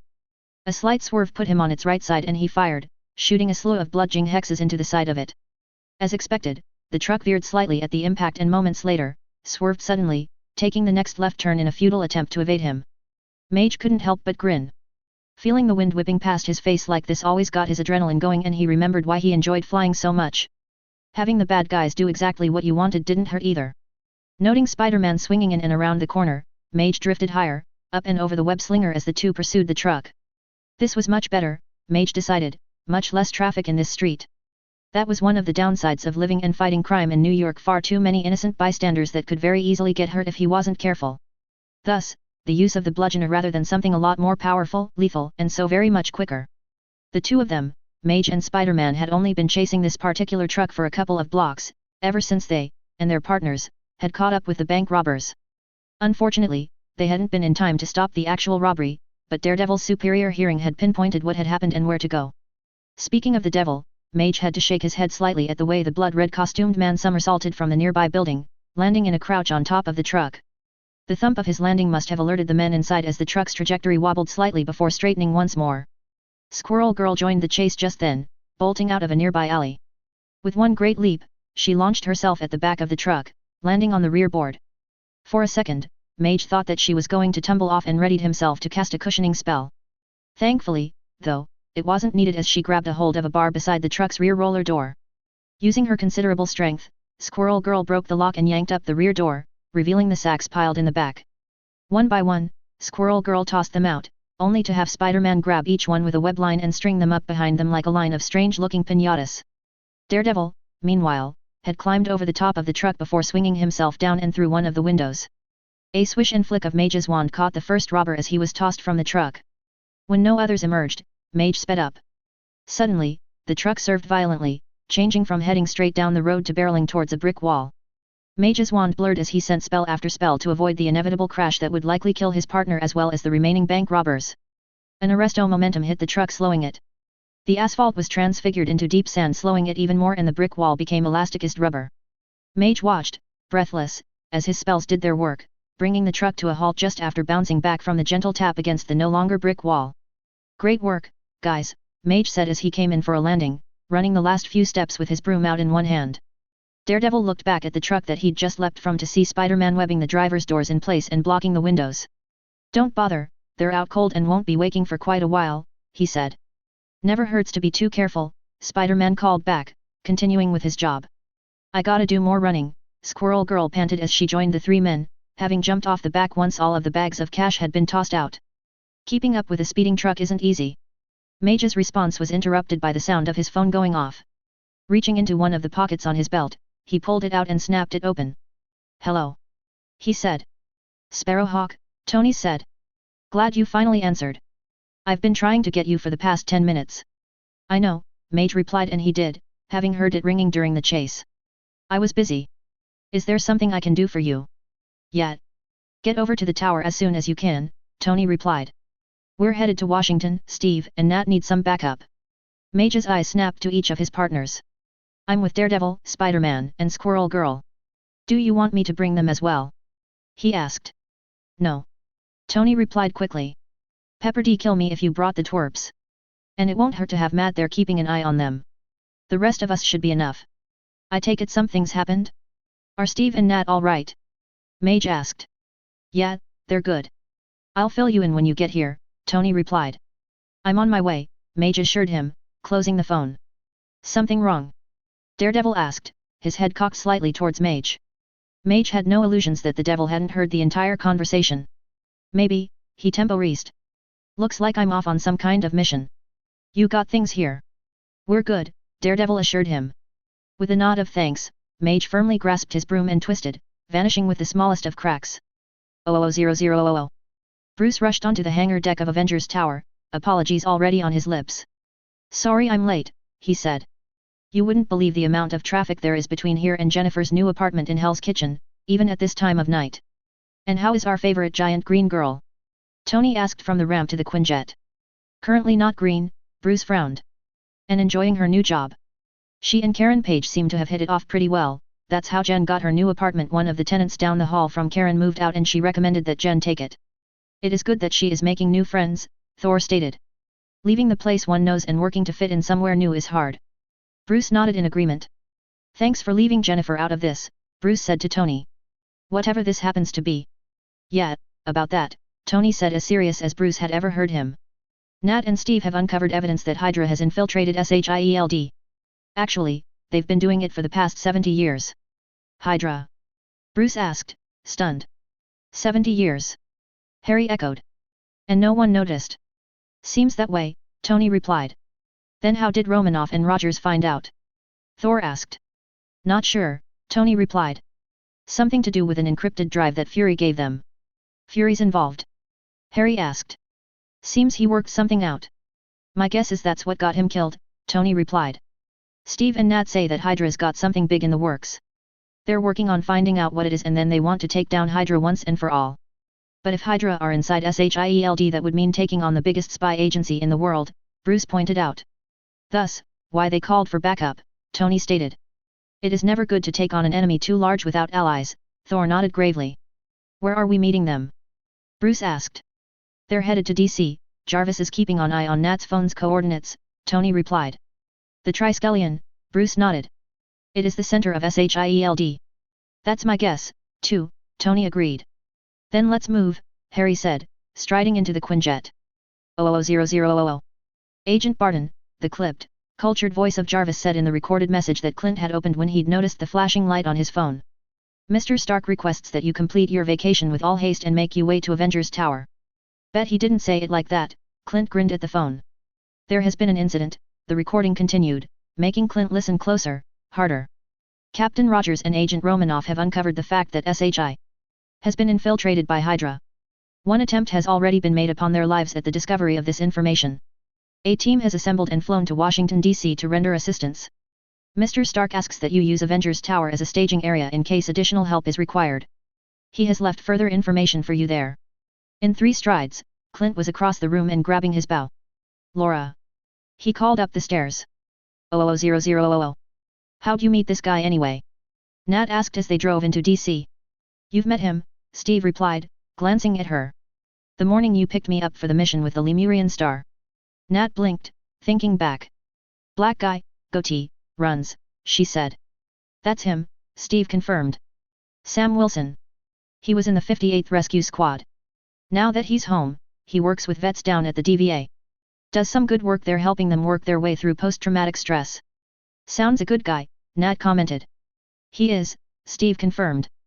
I caught the end of one his meetings. Intense but beneficial. And he'll help us? She asked. He will, Steve replied, total conviction in his voice. 000000. Steve led the way to the door after they had left the borrowed car a couple of blocks away. The blinds to the small house were pulled up and the door opened almost immediately after he'd knocked. Sam didn't seem all that surprised to see them, which surprised Steve, but then, without access to the news, there was no telling how much the fact that he was now a wanted man was being made public or conversely being kept quiet. Hi. Sorry to do this, but we need a place to lay low, Steve said. Everyone we know is trying to kill us. Not everyone, Sam said, before stepping back and allowing them entry. As soon as they were in, Sam closed and locked the door and pulled the blinds back down. Steve could feel some of the tension dissipating just from that simple action. What's going on, man? Sam asked. You two look like you've just come from a war zone. Steve looked down at himself and then across to Nat. Sam was right. Both of their clothes were ripped in places and covered in dirt. Cuts, dried blood, and even more dirt covered their faces. Well, we did survive being bombed last night, Nat stated. Sam's eyes widened and he looked to Steve for confirmation that he gave in the form of a singular, solemn nod. Sam, Natasha Romanoff. Nat, Sam Wilson, Steve said. Hey, Sam greeted. Nat simply returned his nod. Look, whatever you two are mixed up in, you can tell me or not, totally up to you, Sam said. In the meantime, shower's through there and I'm making pancakes, assuming you people eat that sort of thing. Pancakes sounds great, Steve said before turning to Nat. Any word on the others? Their clothes, was Nat's only response over her shoulder as she disappeared towards the bathroom and shower. What can I do to help? Steve asked, moving towards Sam in his tiny kitchen. Nothing, man, I got this, take a load off, you look beat, Sam replied. Gratefully, Steve lowered himself into a chair at Sam's kitchen table and allowed even more of the stress that he'd been feeling to fall away. 000000. Steve, Nat, and Sam walked around the top of the building, examining it for cameras and line-of-sight visuals, both what they could see and who could potentially see them. Looks good, Nat eventually decided. You sure about this plan? Sam asked. Can you carry out your part? Nat asked him. Now that I've got my wings back, it's not a problem, Sam stated. Good height, wind won't be a factor, I'm good to go. Just making sure that you're cool with what you're planning on doing. I'm looking forward to seeing you in action, Steve admitted. Yeah, there's nothing like it, Sam smiled. With my wings I'm as free as a bird, but probably even more maneuverable. Steve and Nat shared an amused look. Could be an interesting matchup, Nat smiled. Broom or wings? Steve asked. Nat shrugged. Either. We'll have to suggest it once this is all over. It's not like he's going to say no, Steve replied. Don't mind this little guy over here, you just keep on with your code-like talk, Sam stated. Sorry, Sam, Steve replied. We just know a guy who'd be interested in going flying with you. Yet? Sam asked, sounding interested. You'll have to hook me up, then. I haven't flown with anyone since Riley, my partner, he was killed on my last tour. Nat nodded her understanding and pulled out her phone. Right, looks like Sitwell's gone to lunch, she said. Let's get in position. 000000. SHIELD. Agent Jasper Sitwell's scream faded as he fell from the side of the 20-story building, having been kicked off of it by SHIELD. Agent Natasha Romanoff. Sitwell had been on the Lemurian star, which meant that he more than likely knew what was going on. The ship was designed as a launch platform, able to send satellites into orbit, satellites including the ones that the inside helicarriers were to be linked to once they were in the air. And it was there that Nat, on Fury's orders, had found Zola's algorithm that they had yet to crack. Suddenly, that scream changed slightly in tone and increased in volume once more, as though the falling man heading towards the hard, unforgiving pavement was coming back towards them. And then Sitwell shot over the top of them, held aloft by Sam Wilson wearing the last XO7 Falcon suit in existence, one that Nat and Steve had just recently liberated for him. It was thing of beauty, 2 large retractable wings, bird-like in appearance, that extended to either side of the pack strapped to his back. Maneuvering thrusters, so tiny they could barely be seen, gave Sam the momentum that he needed to fly through the air, using just the wings and feathers to change his speed, direction, angle second by second. Red-tinted goggles covered his face, allowing him to see even at the great speeds that he was able to achieve. At the appropriate place, Sam dropped Sitwell to the rooftop before flying on a few more meters to touch down gracefully, his wings retracting into their pack as he turned around. Zola's algorithm is a program, Sitwell said rapid fire, one hand raised towards Nat and Steve as they approached, as though he was afraid that he was going to throw him off of the building again. For choosing Insight's targets. What targets? Steve asked. You, a mercenary in Cairo, the Undersecretary of Defense, a high school valedictorian in Iowa City, Bruce Banner, Stephen Strange, anyone who's a threat to Hydra. Now or in the future? The future? How could it know? Steve asked. Sitwell chuckled at the question. How could it not? He asked in return as he got to his feet. The 21st century is a digital book. Zola taught Hydra how to read it. Your bank records, medical history, voting pattern, emails, phone calls, your damn SAT scores. Zola's algorithm evaluates people's past to predict their future. What then? Steve asked. Oh, my God, Pierce is going to kill me, Sitwell said, obviously realizing exactly what he was doing and the consequences of telling them. What then? Steve insisted, stepping forward even as Sam grabbed a hold of Sitwell's jacket from behind. Then the inside helicarriers scratch people off the list, Sitwell replied. A few million at a time. When do the helicarriers launch? Nat asked. Sitwell looked at her, staring her in the eye. 40 hours from now. We have to stop that launch, Sam said. And we don't have much time, Steve stated. Let's get moving, Nat said.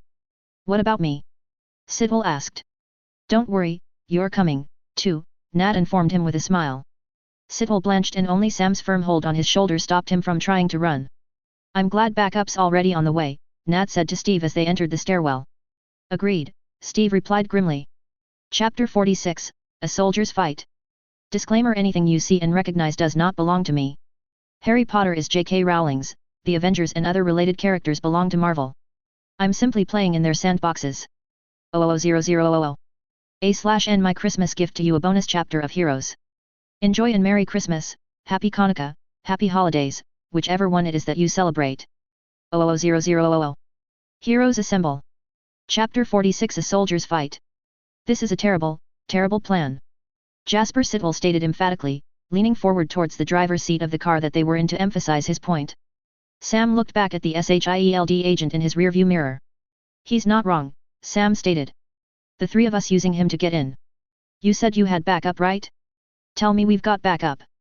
We never said that the 3 of us were the whole plan. And yes, we've got backup, Steve stated in that calm way that he had. Maybe I should make that call, Nat suggested.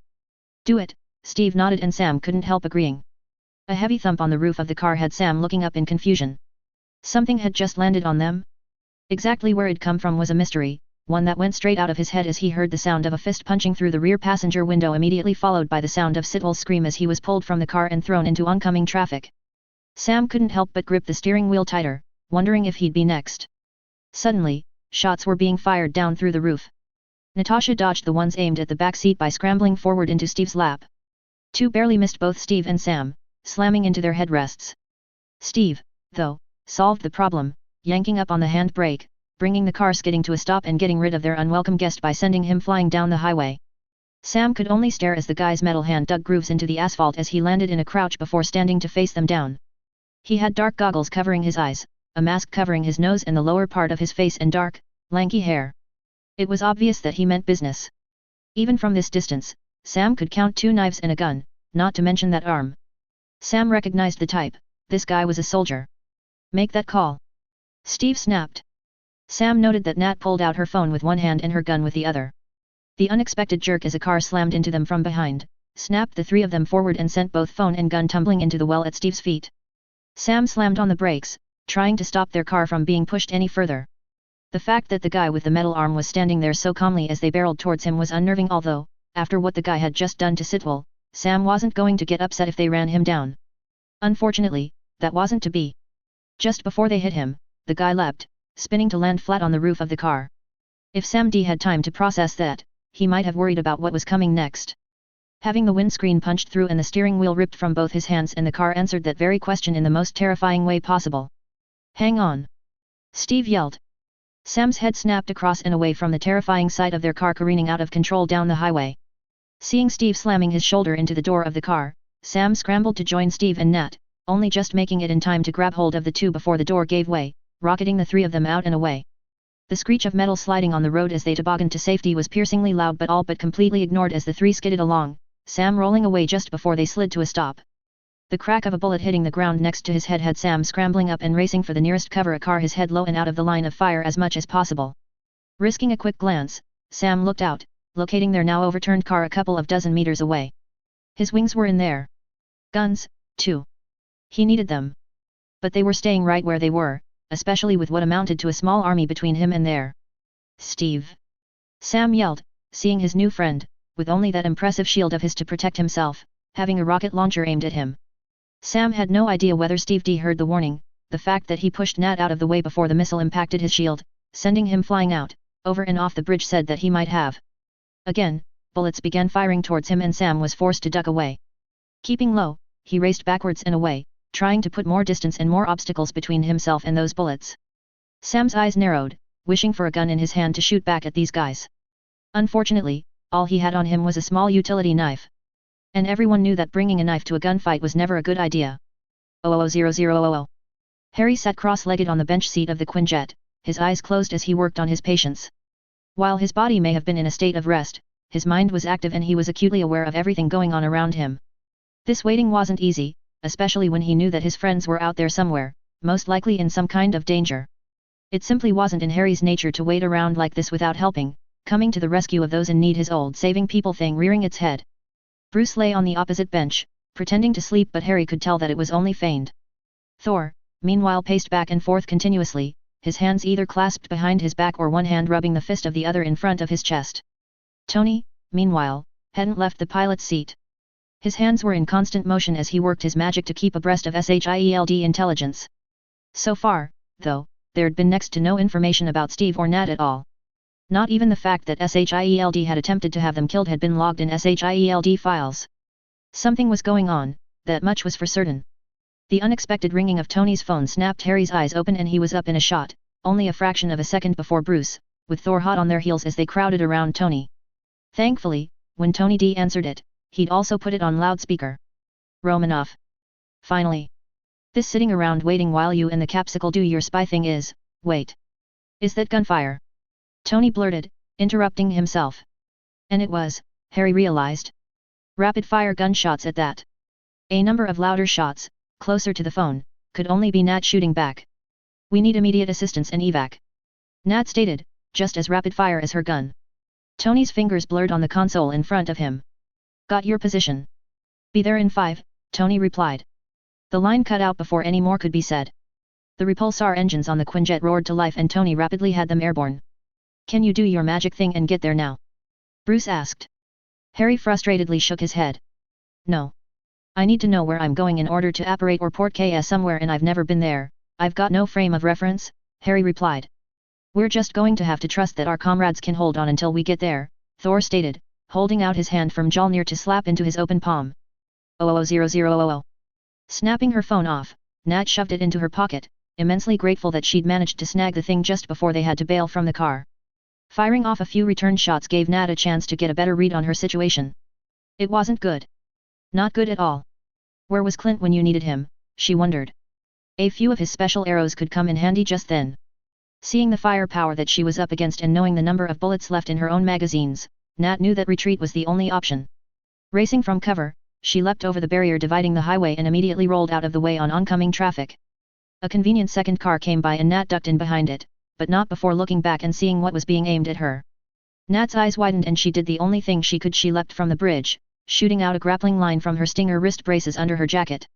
The claws slapped into the underside of the bridge, allowing her to swing to safety, landing in a run. The shadow of the soldier on top of the bridge had her smirking and Nat pulled her guns. After waiting just out of sight for close to a minute, she saw the shadow shift, his gun lowering slightly. Stepping out, she instantly aimed up and began firing. Her first shot, she thought, had been dead on target, aimed right for his right eye. The fact that he disappeared so quickly gave her hope that he was down for good, but she wasn't going to count on it. As soon as he disappeared, Nat moved, racing out for better cover behind a truck. Her hopes of the kill shot vanished as the Winter Soldier reappeared, spraying bullets where she'd just been. Instantly, Nat fired on him, only to have him turn his attention to her. Steve, she knew, would have landed around here somewhere, exactly where, she didn't know, but she wasn't going to count him out just yet. She just needed to give him a chance. And standing here in a shootout wasn't going to do that. Ducking down, she began racing away, dodging between cars, aiming to lead the soldier away. 00000. The slight confusion of where he was and what had happened evaporated quickly as Steve lifted his head and gave it a slight shake. The memory of the impact on his shield, of flying through the air, of falling, and then a second impact rushed back and he grimaced. He seemed to be in a bus, albeit one laying on its side. Looking back, Steve noted the few passengers that had been on it, some bloody, most holding different parts of their body, making their way towards the hole in the front windscreen. It was just as he was getting to his feet that the first bullets began peppering the bus, shooting right through the floor. With the intense volume of flying bullets, there was only one thing that could be shooting so many: a machine gun. Covering his head, Steve took off, trying to run and dodge the unseen bullets while navigating the upturned bus as quickly as he could. Through the rear window, he could see his shield, laying in the middle of the road, its familiar bands of red, white, and blue dulled nearly black from the missile explosion just before. With one leap, Steve crashed through the window, landing in a forward roll that brought his shield straight to hand, and he quickly got it up in front of him, halting the spray of bullets aimed at him in their tracks. Machine gun. There was no doubt about it now. He remembered the sound and feel from back in the war. A trick from back then resurfaced in his memory and he decided to put it to use once again. Gathering his feet under him, Steve stood, holding his shield just so and keeping his head down to deflect the hail of bullets aimed at him. A quick peek from either side of the shield told him that there were 3 others, apart from the gunner manning the machine gun. A simple wrinkling of his shield had the bullets, instead of being stopped in their tracks, now being deflected. Shifting that angle slightly more had the deflected bullets now spraying towards the first guy, dropping him where he stood. A second shift took out the man next to him with just as much ease. The third guy was going to take something extra though. Using both hands to brace the shield against the onslaught, Steve began running towards and slightly to the side of the machine gun.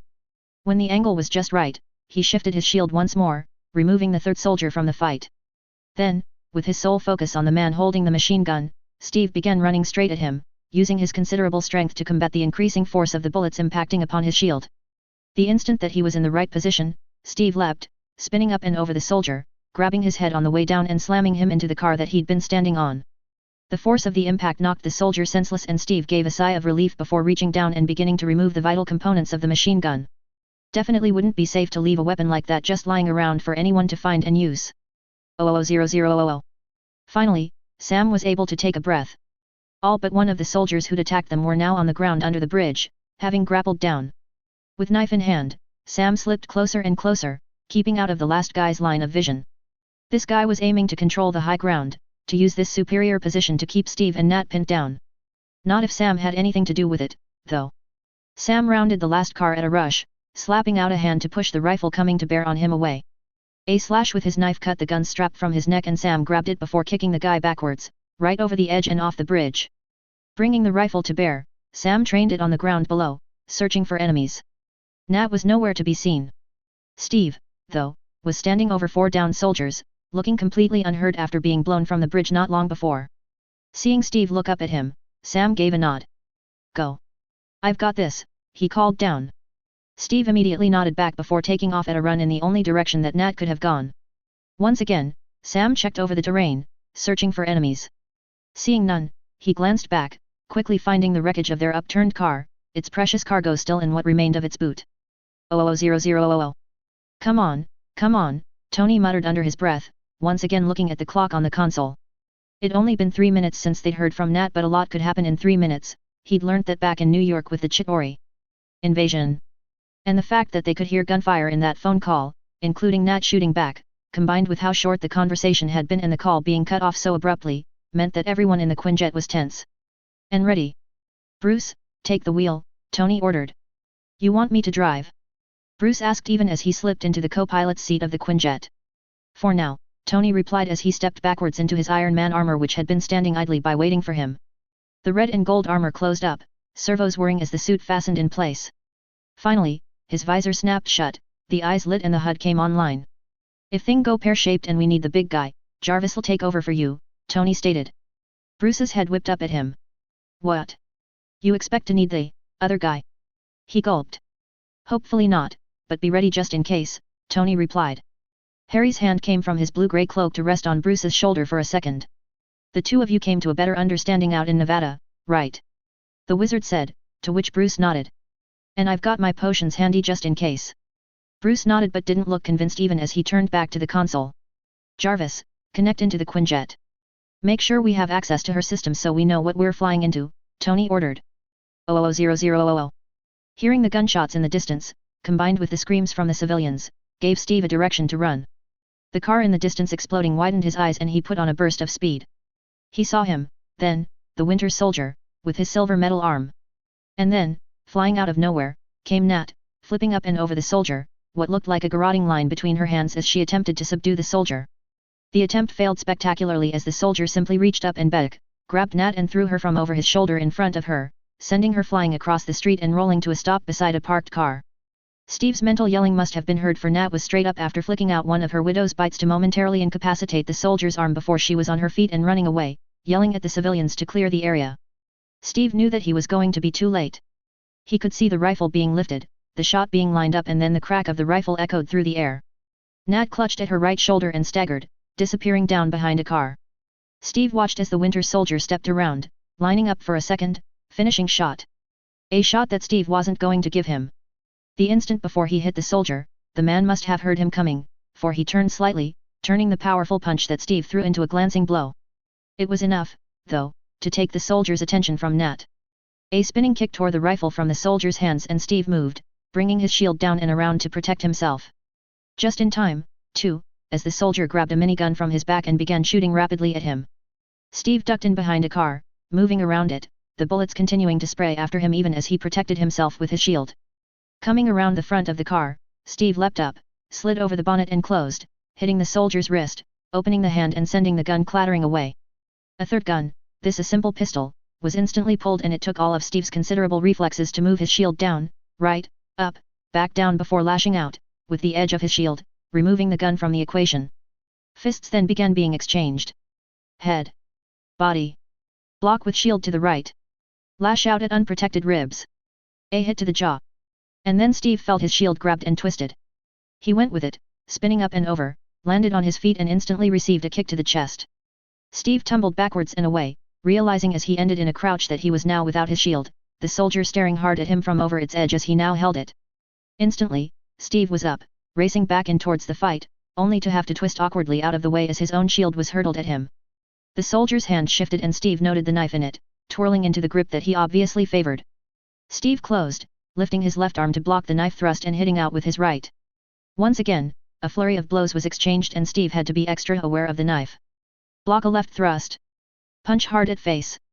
Follow-up fist aimed at gut. Block knife to the left before the knife was flipped up and grabbed by the soldier's right hand. And then their dance continued. Punching, blocking, using hands and feet to try to subdue each other. Ducking, Steve lashed out, landing a blow hard enough to push the soldier a step backwards. And that was just the opening he needed. An upward leap, spin and kick landed solidly in the soldier's chest, sending him careening wildly backwards to crash into a van, the knife thankfully being knocked loose in the process.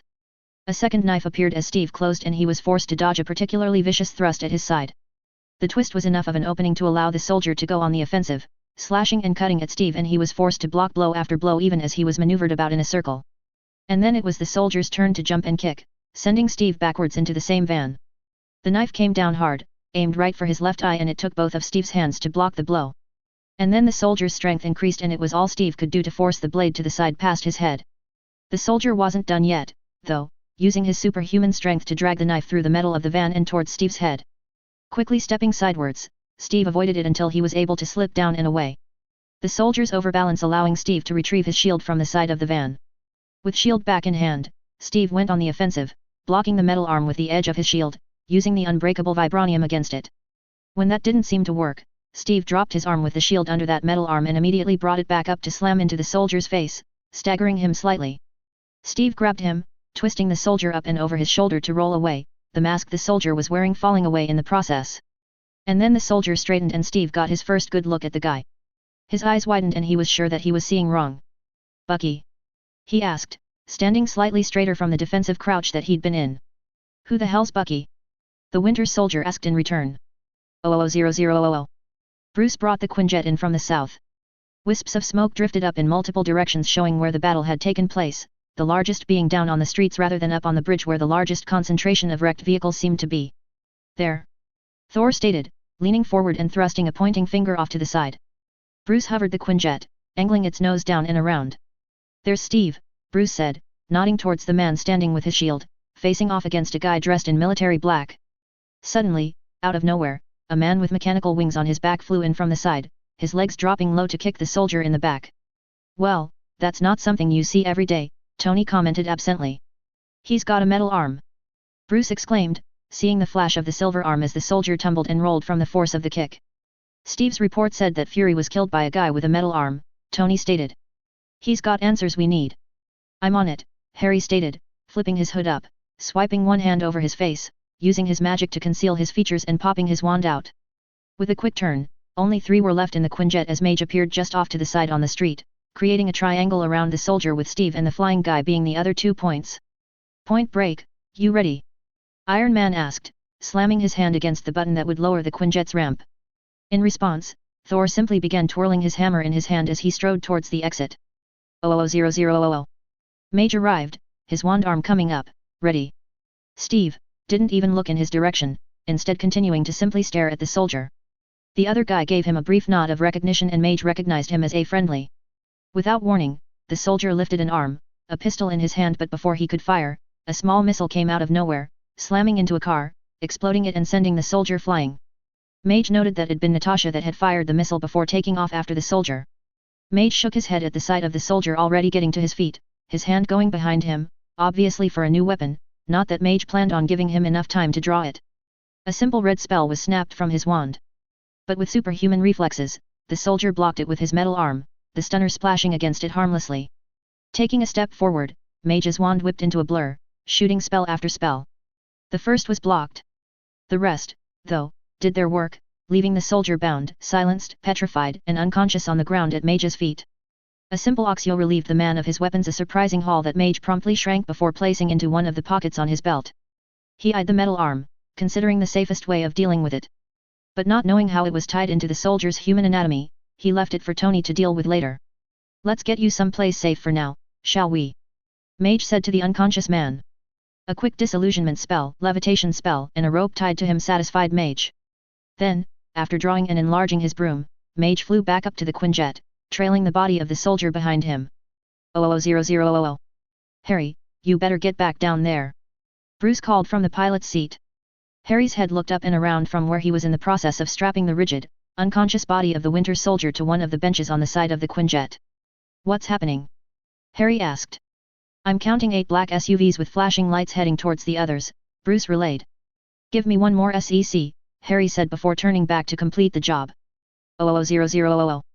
Thor and Iron Man flew into what had been a combat zone, landing lightly beside Steve. "You all right?" Iron Man asked. Steve nodded dazedly. Something had obviously shaken the guy. "Nat. She was shot," Steve said, beginning to snap out of whatever it was. Before Thor had even gone 2 paces towards their comrade, black SUVs began pulling up all around them, a legion of black-clad soldiers emerging from them like ants, all carrying rifles and a multitude of other weapons strapped to their body. "On the ground. Get on the ground," the lead SHIELD soldier ordered. Iron Man simply raised his arm towards him, his repulsor weapon lighting up brightly. "Not gonna happen," Iron Man replied. "And I'd lower those weapons if I was you. You don't want to make Hulk angry now, do you? And he's watching from up there." A couple of the SHIELD soldiers glanced nervously at the hovering Quinjet, Their weapons, however, remained steadily on target. Thor, though, hadn't even broken his stride, reaching Nat's side moments after a smaller soldier had done so. A simple glare was enough to force them to back off. Tony, be ready to grab Steve. Thor, do the same for Nat. As soon as you have them, get them up to the Quinjet, Harry's voice ordered through their comms. And then, with a much louder crack than was normal, Mage appeared in their midst. A number of the soldiers' weapons spun so that they were now covering him as well. I suggest you back off, gentlemen, Mage ordered the SHIELD soldiers. When not a single rifle was lowered, Mage seemed to gather himself for a second before forcefully dropping to one knee, stabbing his wand at the ground in the process. Instantly, a massive shockwave pulsed outward through the ground, causing everyone upright to stagger, car alarms to begin shrilling their protests and entire buildings to shake. Seeing the opening, Thor pulled Natasha close, spun Mjolnir and shot up into the sky. Iron Man, too, was quickly airborne, Steve in his arms. The winged man quickly joined them, following along behind. As for Mage, he simply stood in the calm of the storm before turning, vanishing without a sound. 00000. Mage appeared high in the sky above the Quinjet and began to fall. He'd barely dropped a dozen meters before he transformed into Ged, his sparrowhawk form, his wings spread to catch the air currents. A bank, a dive, some flapping of wings brought him shooting into the Quinjet where he transformed once again, moving from bird form to walking on the ramp with ease. Whoa! The black guy with the mechanical pack on his back said, stepping backwards out of the way. I didn't know you could do that. Not many do, Mage replied. Cool wings, by the way. Yeah, you too, he replied, almost automatically, it seemed. Nat was propped up on one of the seats, one hand clutched to her shoulder and her face looking decidedly pale. Seeing her, Mage began pulling vials from his belt pockets even before reaching her. That bullet still in there? He asked. Nat shook her head. No. A straight through and through. That'll make things easier, Mage commented. Right, get that shirt off. Instead of doing exactly what he'd asked, she managed to slip the shirt to the side and down so that he could see the injury. A scour jiffy cleaned the area of blood before Mage uncorked the first vial and pulled out its dropper. This is going to sting, he warned. At her nod, he dropped firstly 3 drops on her front bullet hole and then a further 3 on the wound on her back. A purple cloud of gas rose off of her as the skin began glistening and melting together. Nat's hiss of pain told its own story. Ordinarily she wasn't one for showing any sort of pain.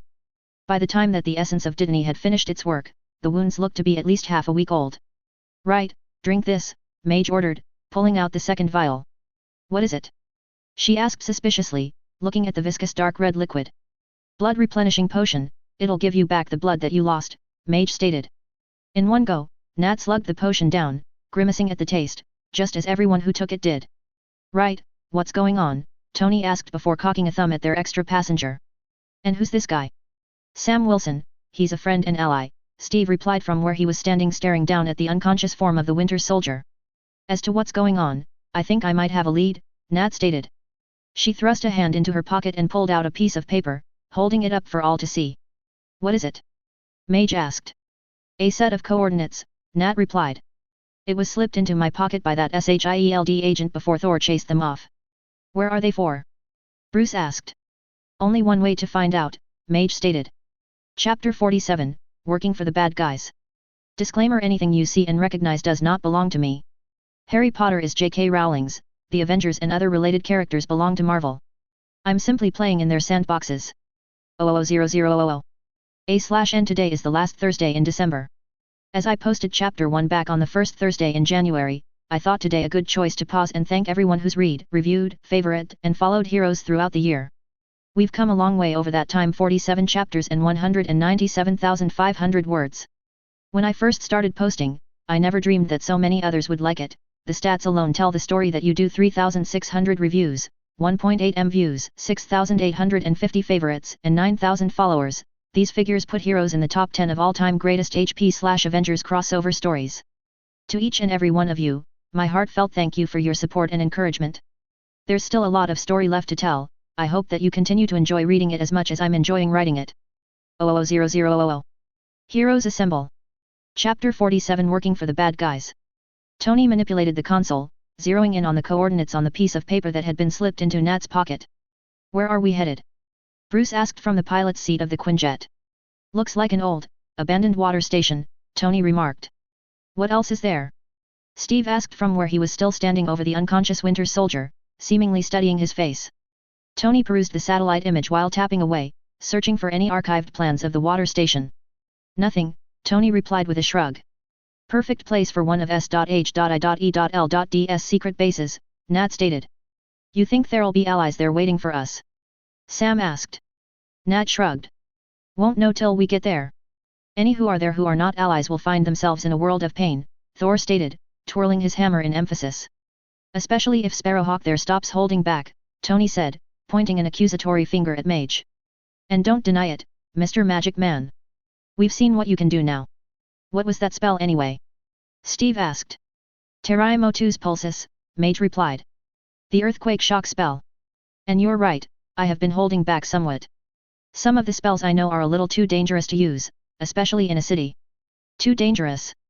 Bruce asked, looking back with raised eyebrows. Yes, Mage nodded. A little more power in that spell today and it might have eroded some of the foundations of the nearby buildings, not to mention injuring the civilians in the area.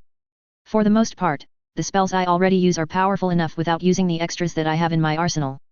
Nice to know that you've got something extra in the tank if we ever need it, Tony stated. What's our ETA to the coordinates? Steve asked. 15, 20 minutes maybe, Bruce replied. I'm taking us out and around in an arc and trying to stay under the radar so that SHIELD or whoever it is can't track us. Good, Steve nodded. Hopefully then we can finally get some answers to what's going on. 000000. Jarvis. Tony asked. Infrared scans are inconclusive, the AI replied. So, if there's anyone here, they're below ground, Steve stated. What about him? Sam asked, nodding at the unconscious, bound man on the bench. Bucky, Steve put in. Right. Bucky. What are we going to do with him once we land? Sam asked, even as Bruce was in the process of doing exactly that. Ordinarily, those spells would have a normal person out to it for another 2 to 3 hours, Mage stated. Bucky's not normal, Steve stated. Back in 42, Bucky was captured by Zola and experimented on. Whatever happened to him, it made him so that he hardly seems to have aged a day since then. Even with an enhanced metabolism, he should still be unconscious for at least another hour. But just in case, Mage said before snapping his wand into his hand and transfiguring the ropes wrapped around the soldier into heavy chains. That'll hold him, Nat deadpanned. Right, now that Sleeping Beauty's been fawned over, let's go, Tony said and promptly snapped his helmet shut while simultaneously hitting the button to lower the Quinjet's ramp. As the group hit the ground, they immediately spread out, with Iron Man and Sam instantly taking to the sky. Hey, you got a name? Iron Man asked as he hovered beside Sam. My name's Sam, I already told you that, Sam replied with a frown. Nat, I meant a code name, Iron Man clarified. Not really, Sam replied. Well, what's the name of that gizmo on your back? Iron Man asked. XO7 Falcon, Sam replied. Good enough, Falcon it is, Iron Man stated before firing his repulsors and shooting off around the perimeter of the facility. I am detecting a tunnel into the facility to the northeast, Jarvis stated. Everyone hear that? Iron Man asked. Copy. We're on our way, Captain America stated. Iron Man continued his circuit, not seeing any dangers before making a beeline for the tunnel. He banked hard and cut his repulsors, dropping exactly between Cap and Mage, one with his shield up and ready, the other with wand drawn and raised. Thor and Widow were on Mage's side, also ready, as were Falcon and Bruce on the other. From out of the shadows of the tunnel, a lone figure walked, their hands raised non-threateningly. Took your time getting here, didn't you? Maria Hill asked as she stepped into the light. I slipped you that note half an hour ago. That was you? Nat asked. What are we doing here? Cap asked, speaking over any answer Hill might have given. I'd have thought that was obvious, Captain, you're here to get answers and to form a plan to stop the inside helicarriers from launching, Hill replied. First, though, you'd better follow me, there's someone you're going to want to see. Without waiting for a reply, she turned and strode back down the tunnel. Any idea who she's talking about? Tony asked, flipping up his face mask. No, Steve replied seriously before striding off after her, the others following along behind. 000000. About damn time. Fury, Steve breathed, his eyes roving over the man propped up in the hospital-grade bed. There were a number of machines spaced near the bed looking completely out of place in the old, dimly lit room. Fury's arm was in sling and he was wearing a pair of pajamas, but it was definitely him and he was most certainly alive. The man was even wearing his trademark black eye patch. I thought you were supposed to be dead, Tony commented as he slipped into the room. Or is this a SHIELD secret protocol thing where you have the ability to die and come back to life? I never died, Fury stated. The son of Cowl died, Thor said cautiously. He did, Fury nodded. But we were able to bring him back. You were on the operating table, Nat stated. They cut you open. Your heart stopped. The machines flatlined. How'd you survive? Steve asked. Tetrodotoxin B, Fury said, an explanation that meant nothing to any of them except Bruce. I developed that, he said, sounding startled. It was supposed to combat stress. And we found a use for it, Fury nodded. It slowed my pulse to 1 beat a minute. As for the rest, lacerated spinal column, cracked sternum, shattered collarbone, perforated liver, and one hell of a headache. Don't forget your collapsed lung, the doctor sitting in the corner interjected. Oh, let's not forget that, Fury stated sarcastically. Other than that, I'm good. Why all the secrecy? Why not just tell us? Steve demanded. Any attempt on the director's life had to look successful, Hill stated. Can't kill you if you're already dead. Besides, I wasn't sure who to trust, Fury said. And here I thought the magical world had a thing for secrets, Mage stated with a headshake. Nice to see you lot, too, we could use you for this, Fury stated. But why the hood? Mage looked across to Sam standing against the wall out of the way. Both Steve and Nat trusted him, had brought him along with them, even. You're right. Seems that there's already been enough secrecy today, he said and reached up, dispelled the charms concealing his face and sticking the hood to his head and lowered it. My name's Harry. Nice to meet you, Harry, Sam nodded. Didn't think you were that trusting, Potter, Fury stated. Harry shrugged. Secrets have their places, but there has to be a line somewhere. Like you holding all of the cards so that no one else but you can see the whole picture, Steve accused Fury. Haven't we already had this conversation, Rogers? Fury asked with a shake of his head. It's called compartmentalization. And look where that's got us, Steve stated sarcastically. Hiding in a bunker, not knowing who the real enemy is, an enemy that's been growing inside SHIELD for the past 70 years without anyone noticing. Trust me, I noticed, Fury said. I've been working for the bad guys this whole damn time. Why else do you think we're having this meeting here? What exactly have you noticed? Tony asked. Fury stated at him before his eye moved about the room, taking in each of them as he seemed to weigh his words. Don't. Just don't, Steve said. No more compartmentalization. No more secrets. Just lay it out. A war can be lost when information is withheld. You think this is a war? Fury asked incredulously. Come off it, Nick, Hydra's involved. What else is it going to be? Nat asked. Once again, Fury looked each of them in the eye. Looks like you're giving the orders now, Captain, Fury said with a shake of his head. He leant back on the pillows, then and seemed to gather his thoughts. I first noticed something. Off with the lame Ryan Star, he began. That's one of S.H.I.E.L.D's ships capable of launching satellites, Tony said. It is, Fury agreed. Specifically, it's been used for launching the satellites that will be used for Project Insight. And you arranged for Batroc and his mercenaries to take the ship so that you could send Nat in to steal the data, Steve stated. I did, Fury nodded. And then I found out that the data was encrypted.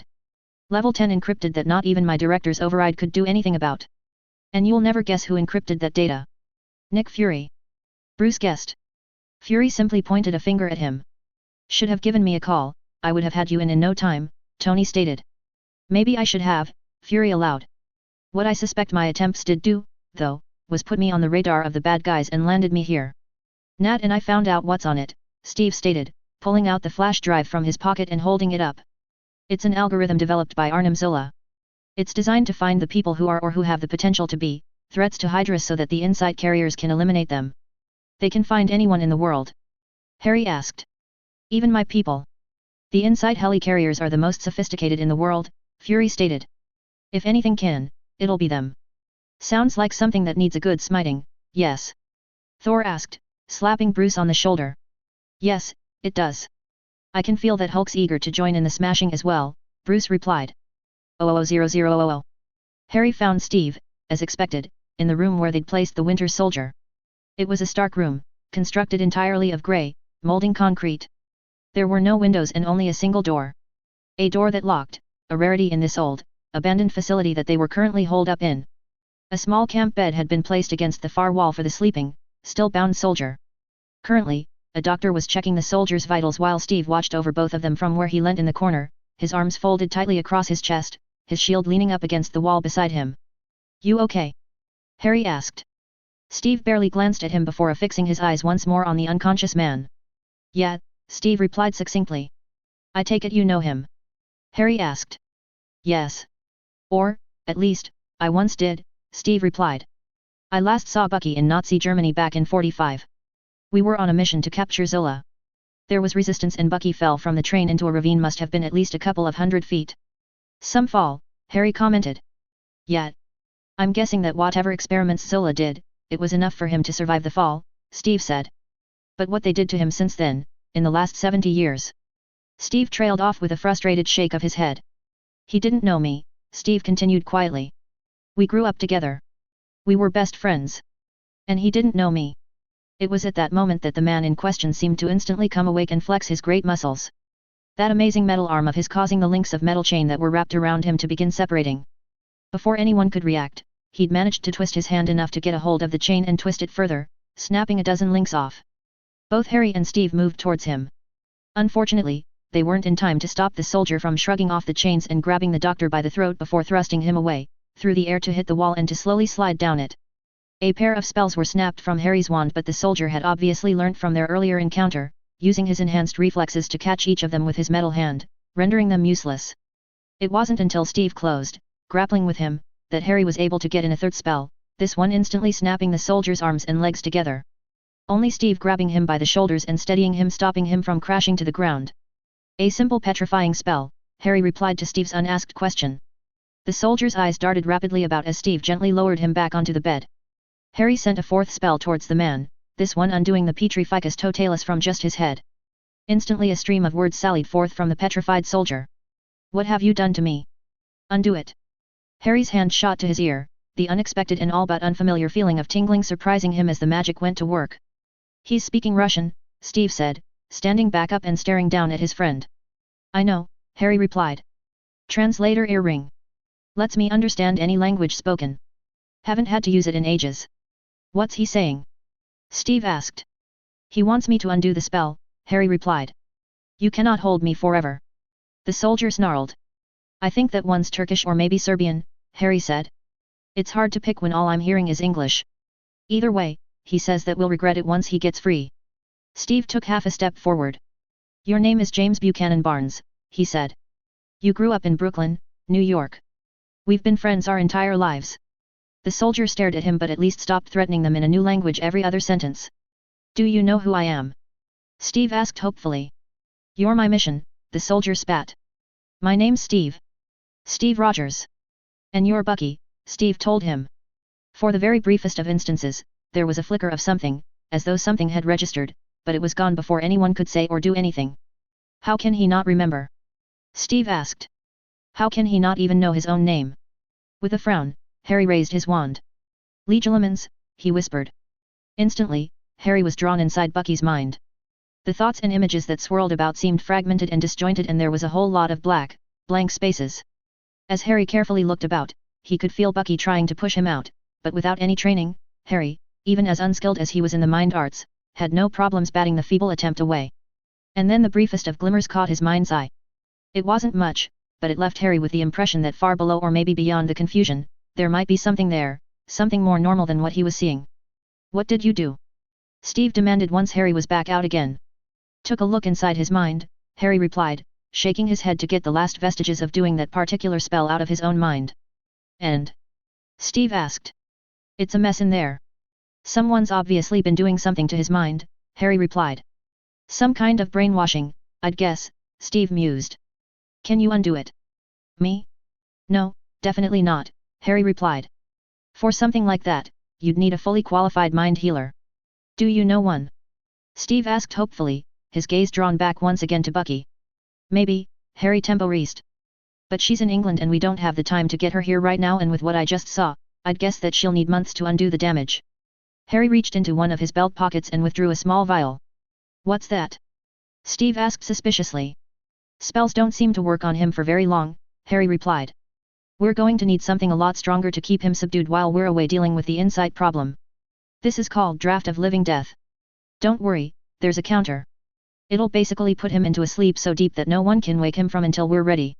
Steve looked between the vial and the angry, determined eyes of Bucky. Do it, he said. 00000.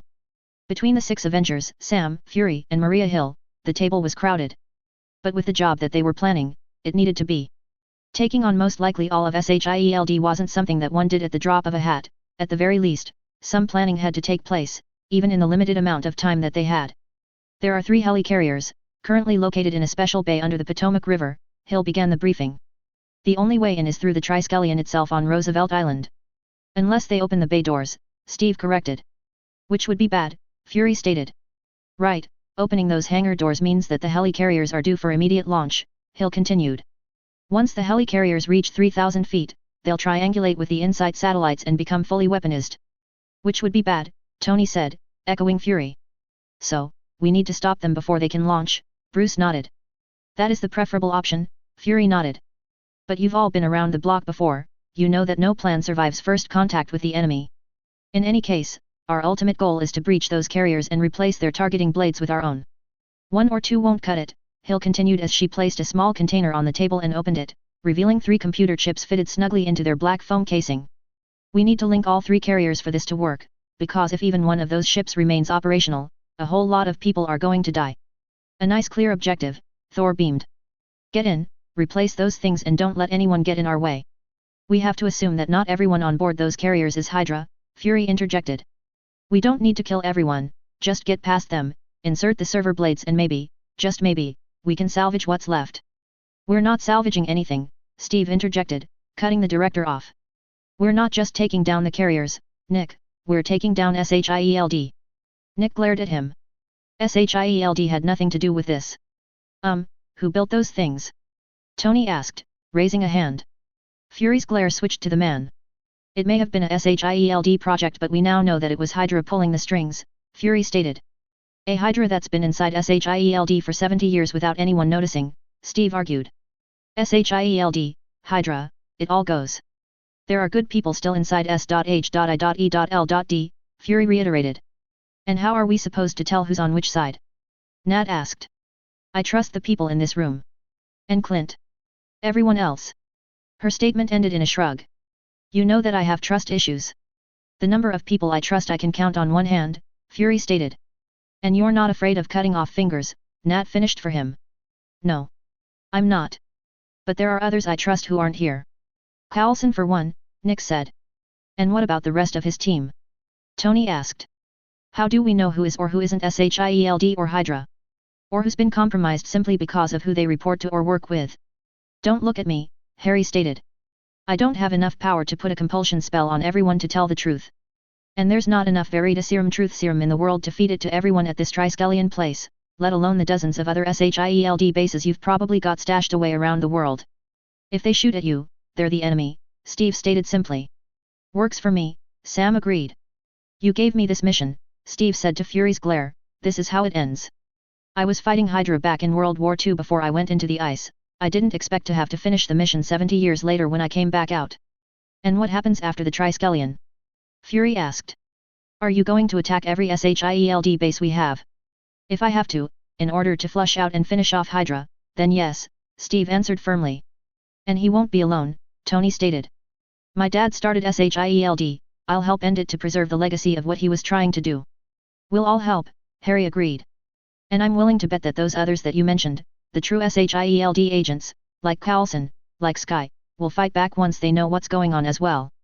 And, just so it's said, Nat said, leaning forward over the table. Even if somehow SHIELD survives this, I'm quitting. None of the Avengers will work for S.H.I.E.L.D, Steve added. Don't look at me, Sam said. I do what he does, only slower. Right. We're going to need a 3-pronged plan of attack, Steve said before glancing up to glare at Tony before he made a comment. Tony, though, simply looked back and winked. 00000. Clint stepped out of the elevator and looked around the lounge area of Avengers Tower. Empty. Not that he'd really expected anything different, not with the message that he'd received. Walking forward, he dumped his duffel and arrow case on one of the lounge chairs before making his way towards the bar. Welcome home, Mr. Barton, Jarvis said. Clint didn't feel like correcting the AI. Thanks, he said instead, opening the small fridge under the bar. Don't suppose Tony left anything for me? He did indeed, Jarvis replied. A file on the current situation, updated as of 2 hours ago, is awaiting your perusal at your earliest convenience. Thanks, Clint replied, taking his beer with him towards the nearest computer terminal. I have informed Dr. Selvig, Dr. Foster, and Miss Lewis of your arrival, Jarvis said. Clint paused mid-step and looked up. I'm not alone here. He asked. Then, after a beat. What about Pepper? Miss Potts is currently attending a meeting in Stark Industries' LA office, Jarvis informed him. Ah, that'd explain it then, Clint replied, resuming his walk towards the computer. I'll take a look at this file and then I'll wander down to say hi to everyone else. I shall let them know to expect you, Jarvis said. Clint nodded absently as he placed the bottle to the side and began to manipulate the keyboard. 000000. Alexander Pierce strode into the lab expecting to see the scientists and medical personnel hard at work checking over the asset from his recent mission. What he found instead was 8 white-coated men milling about looking lost. I take it there's a problem? He asked. Brock Rumlow, the SHIELD team leader of STRIKE, turned at his words with a scowl on his face, a not unusual expression. Yes, Rumlow stated simply. The asset never showed at his rendezvous location. Pierce's eyes narrowed at the unexpected news. What about the backup site? He asked. Rumlow shook his head. No sign of him. You think he's been compromised? Pierce asked. Most likely captured, Rumlow stated. He went toe-to-toe with Rogers and held him to a draw. That's when the rest of the Avengers showed up. We lost contact after he encountered Mage. How secure is his programming? Pierce asked the scientists. Very, the man answered confidently. Nothing can break what we've done to his mind. Not even magic? Pierce asked. The man hesitated before answering. We have no data to say that it can, he temporized. Then we work on the assumption that he'll make his way back to us once he escapes, Pierce stated. In the meantime, Project Insight has to be our top priority. Once those carriers are in the air, nothing can stop us, not even the Avengers. Chapter 48, The Price of Freedom. Disclaimer: anything you see and recognize does not belong to me. Harry Potter is J.K. Rowling's, the Avengers and other related characters belong to Marvel. I'm simply playing in their sandboxes. 000000. Heroes Assemble. Chapter 48, The Price of Freedom. Walking into the headquarters of the Strategic Homeland Intervention, Enforcement, and Logistics Division was child's play for Mage. He'd considered using a simple disillusionment spell, but it wasn't perfect and it was possible for others to see a slight distortion in the air as he moved. Therefore, he'd gone to his old reliable, the one thing that had never failed him, his dad's old invisibility cloak. It was a wait of bare moments before he was able to board a lift, slipping carefully back into a corner and keeping himself as far from the agent who he'd followed in as possible. Hill had warned him that every lift was equipped with pressure-sensitive plates in the floor, able to calculate the exact weight of the occupants of the lift, helping to determine if there were unseen infiltrators. A simple featherweight charm applied to himself had taken care of that. Mage was forced to ride the lift up and down for nearly 20 minutes, inadvertently visiting every floor bar the one that he wanted in that time. Finally, though, a trio of men, all bearing the green and yellow STRIKE emblem on their left shoulders, entered the lift and accessed the inside bay. With a smug grin, Mage followed the trio out onto the main flight deck. There were dozens of men and women about, all scurrying in different directions, intent on whatever task needed to be done to prepare for the imminent launch of the 3 great helicarriers. Seeing where he needed to be, Mage twisted on the spot, operating straight up to the flight deck of his assigned target. I'm in, he stated quietly into his communication device. 000000. You know they're going to notice the giant stylized A on the tail, don't you? Maria Hill asked. Relax, Tony replied. They'll see what they expect to see: a Quinjet on approach to S.H.I.E.L.D's main headquarters. Unfortunately, Stark's right, Fury called from the pilot's seat. We're not on an attack vector, nor are we coming in at an unusual approach angle. And this is the only Quinjet in existence not owned by SHIELD. Roger, Captain America replied to Mage's call, one finger touching his earbud. We're coming up on the drop zone, Black Widow warned. In response, Iron Man flipped his visor down, activating the HUD and bringing his repulsors up to ready status. The 4 infiltrators moved closer to the ramp, Widow and Hill, pulling their guns as they did so while Cap pulled his shield from his back and slid the strap onto his arm. Go! Go! Go! Fury called. Instantly, the ramp was lowered and the 4 dropped out of the hovering Quinjet, landing on the helipad of SHIELD. Operations 2 meters below. As their ride veered away, the 4 hastened towards the nearby door. Be ready, I've just knocked, Iron Man warned. He was not a moment too soon as the door was opened in front of them. The eyes of the techie standing in front of them widened comically at the sight of them and his hands shot up. Excuse us, Cap said politely but forcefully. 000000. We really gonna need this stuff? Rollins asked. STRIKE. Team leader, Brock Rumlow looked pointedly around the armory that the team was currently in as they readied their weapons. His gaze lingered on bruises and bandages and the way more than one of them was favoring an arm or leg. What do you think? Rumlow asked sarcastically. But Rogers isn't even in the building, Rollins continued. He's on the run somewhere and there's no way that he could get back in. Besides, what could one guy do to stop the carriers from launching? It was at that moment that the Triskelions address system activated. Attention all SHIELD agents. This is Steve Rogers. You've heard a lot about me over the last few days. Some of you were even ordered to hunt me down, but I think it's time you know the truth. SHIELD is not what we thought it was. It's been taken over by Hydra.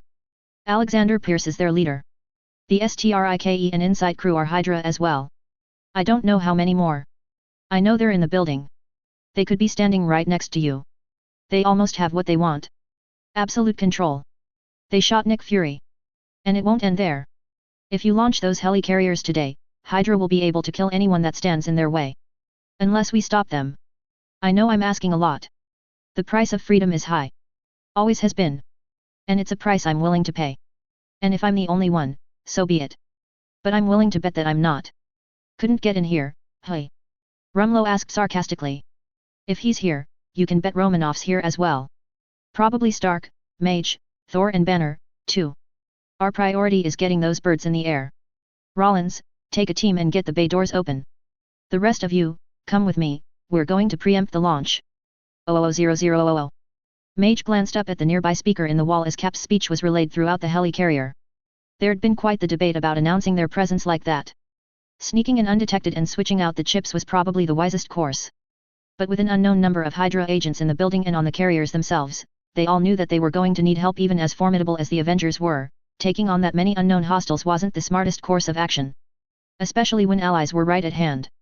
And, when it came right down to it, this was Cap's mission and he was the one making the final decisions, whether they worked out for good or bad. Knowing that he had to get a move on, Mage began moving that much quicker, throwing a confuse at the first agent that he saw in a babbling hex into a group coming his direction from down a corridor, causing them all to stop and stare at each other, trying to work out what was wrong and allowing Mage to simply slip past. 000000. There. Our entry opens for us, my friend, Thor laughed, reaching up and slapping his giant, green companion on the upper arm. In response, the Hulk scowled down at him.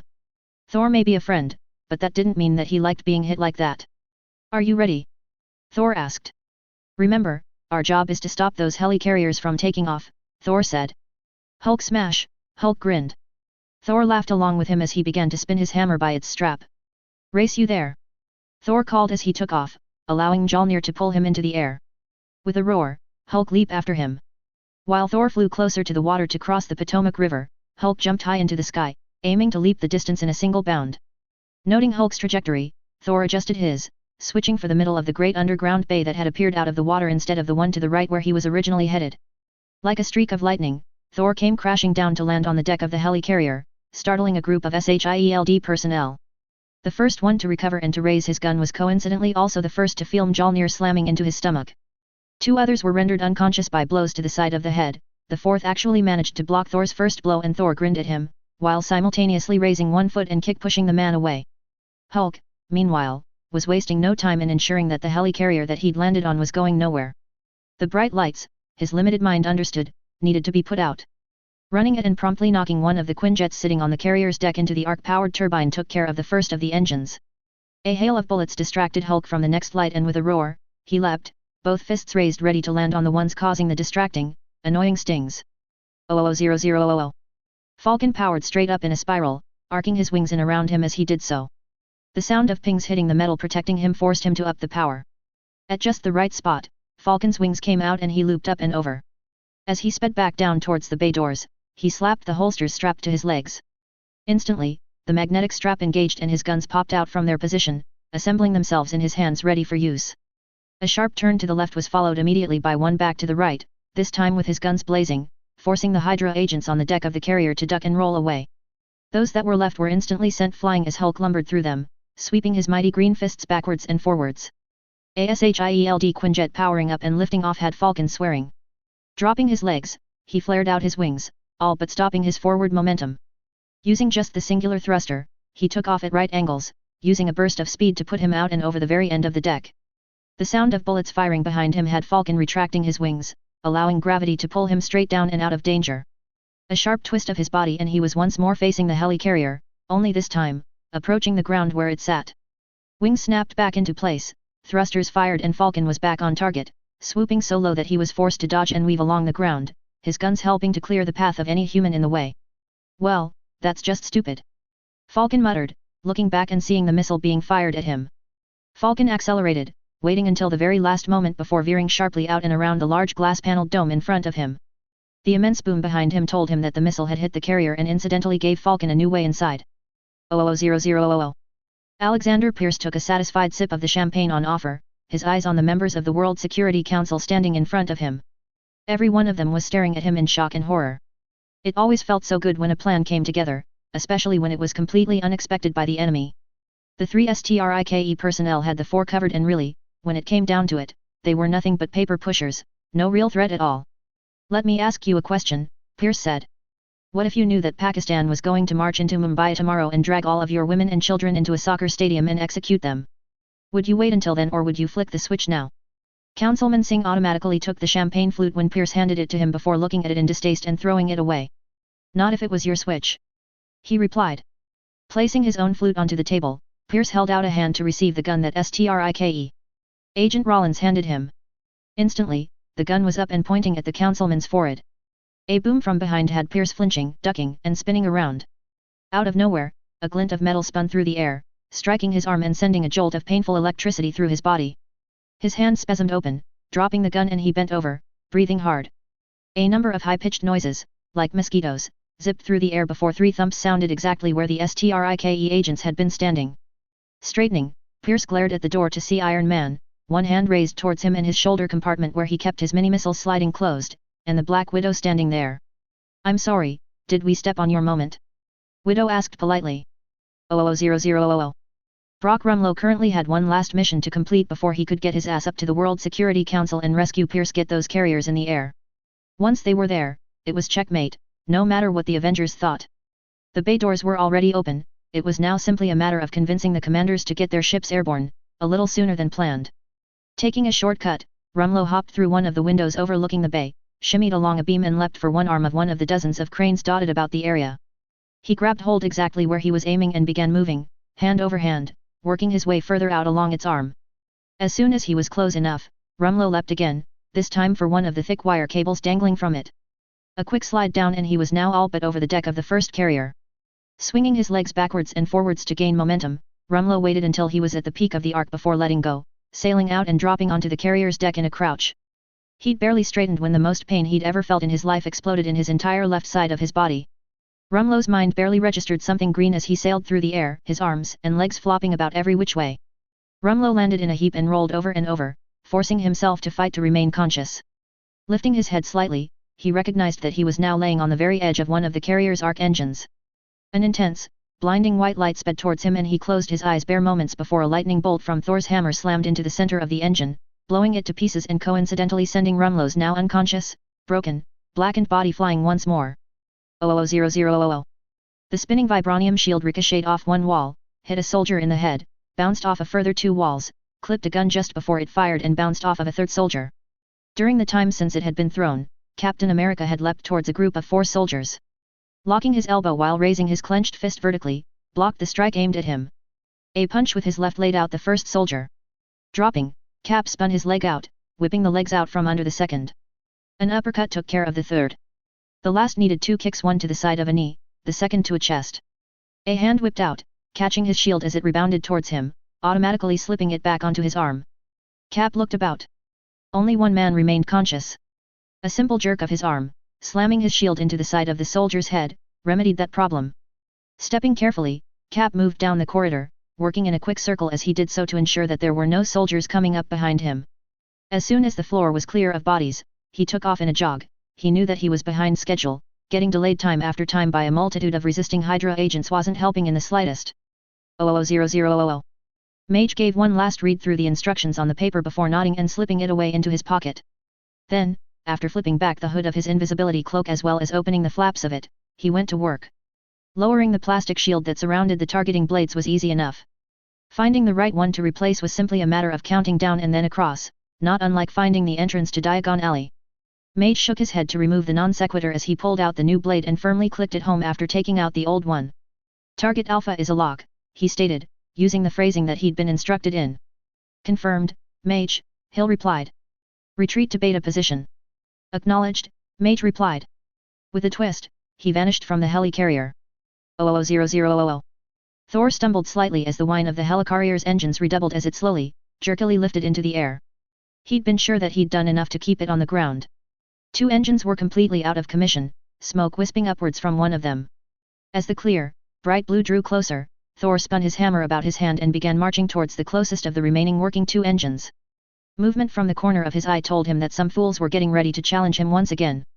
Without even looking, Thor flung out Mjolnir, hearing the satisfied cries and grunts of pain that told him that they weren't going to be a problem anymore. A single outstretched hand recalled Mjolnir just as the deck of the helicarrier reached the open air. Lifting Mjolnir high into the sky, Thor summoned a bolt of lightning. But just before he redirected it, the sound of the engine in front of him grew in volume and pitch.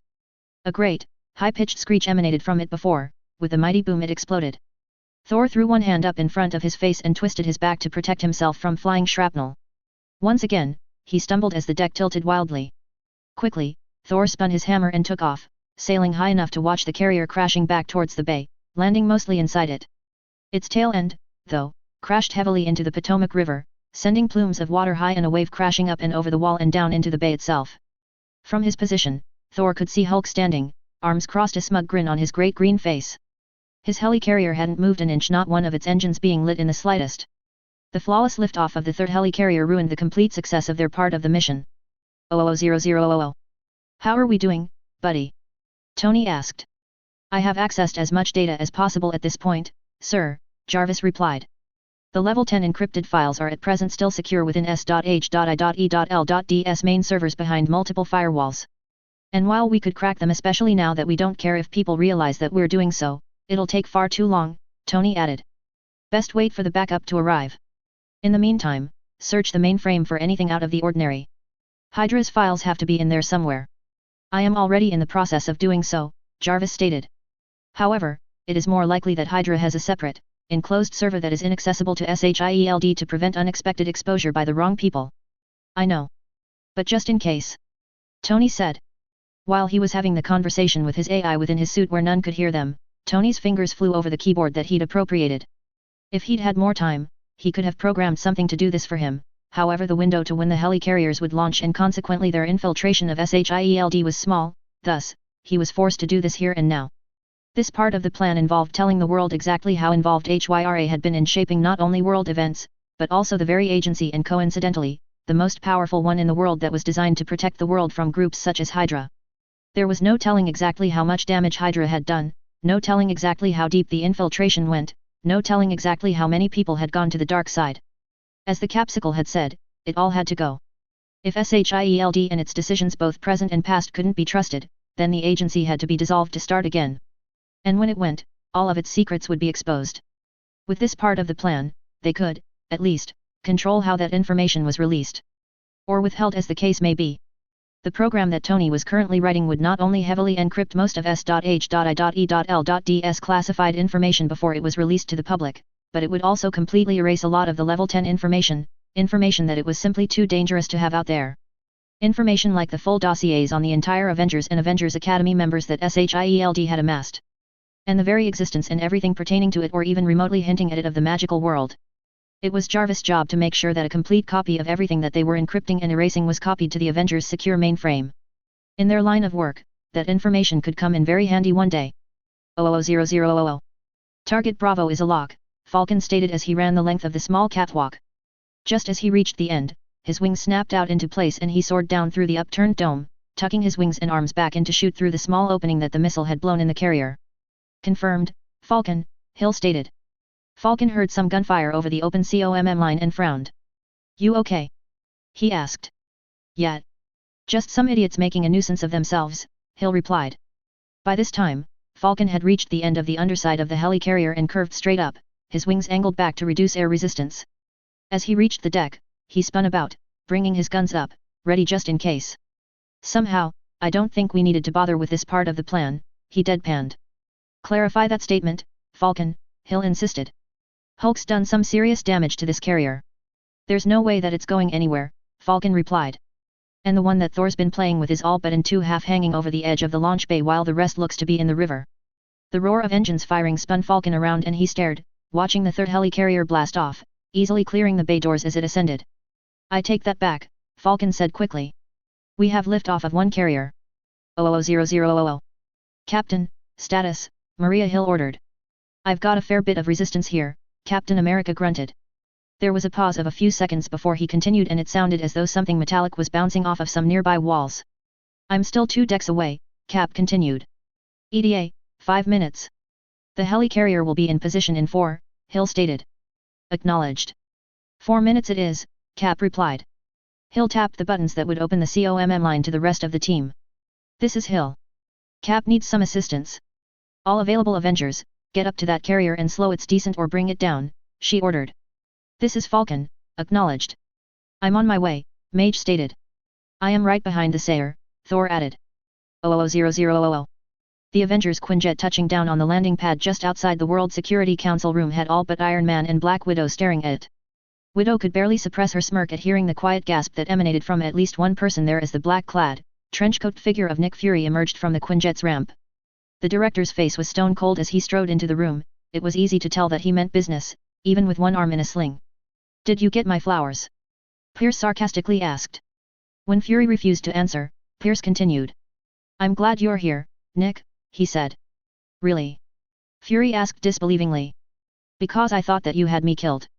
You know how the game works, Pierce replied as though that explained everything and in some respect, it did. So, why make me head of S.H.I.E.L.D? Nick asked the head of Hydra.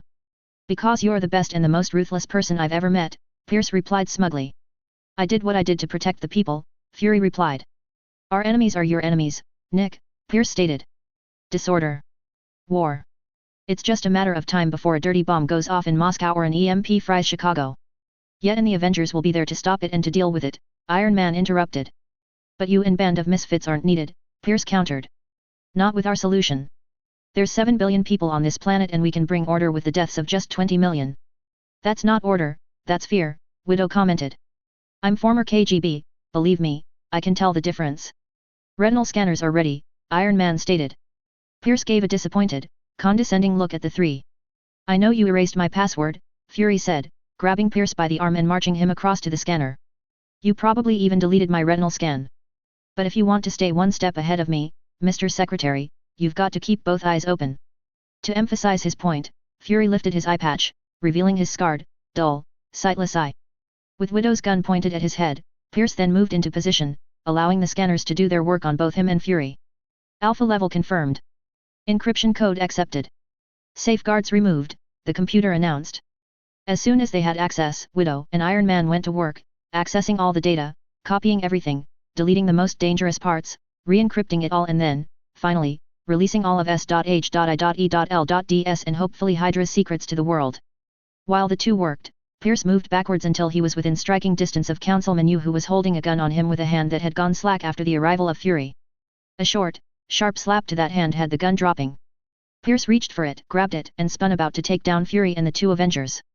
He'd barely turned, however, when he was blasted backwards by a pair of bullets courtesy of Fury and Widow and a full-powered repulsar blast from Iron Man. Pierce flew through the glass wall behind him, landing on his back with unseeing eyes, red stains growing on his chest. 000000. Mage leant low over his lightning bolt as he shot upwards towards the ascending helicarrier. He was gaining on it quickly and was sure that he'd be able to overtake it before it reached the correct altitude. The question, though, was what was the best and safest way to bring that thing down? If it was still on the ground, he knew the exact spell that he'd use. Nothing would be able to repair the engine after he'd fired it. But using it from this height, where it'd fall from, all but certainly killing all on board, was giving him pause. A staccato of sharp stings on his shoulder and back had him shying away before he pushed his broom through a series of wild, evasive maneuvers. He'd just been shot at. Not that the bullets did anything, the dragonhide was much too tough for that. But getting shot at confirmed that helicarrier was crewed by Hydra agents that had just made up his mind for him.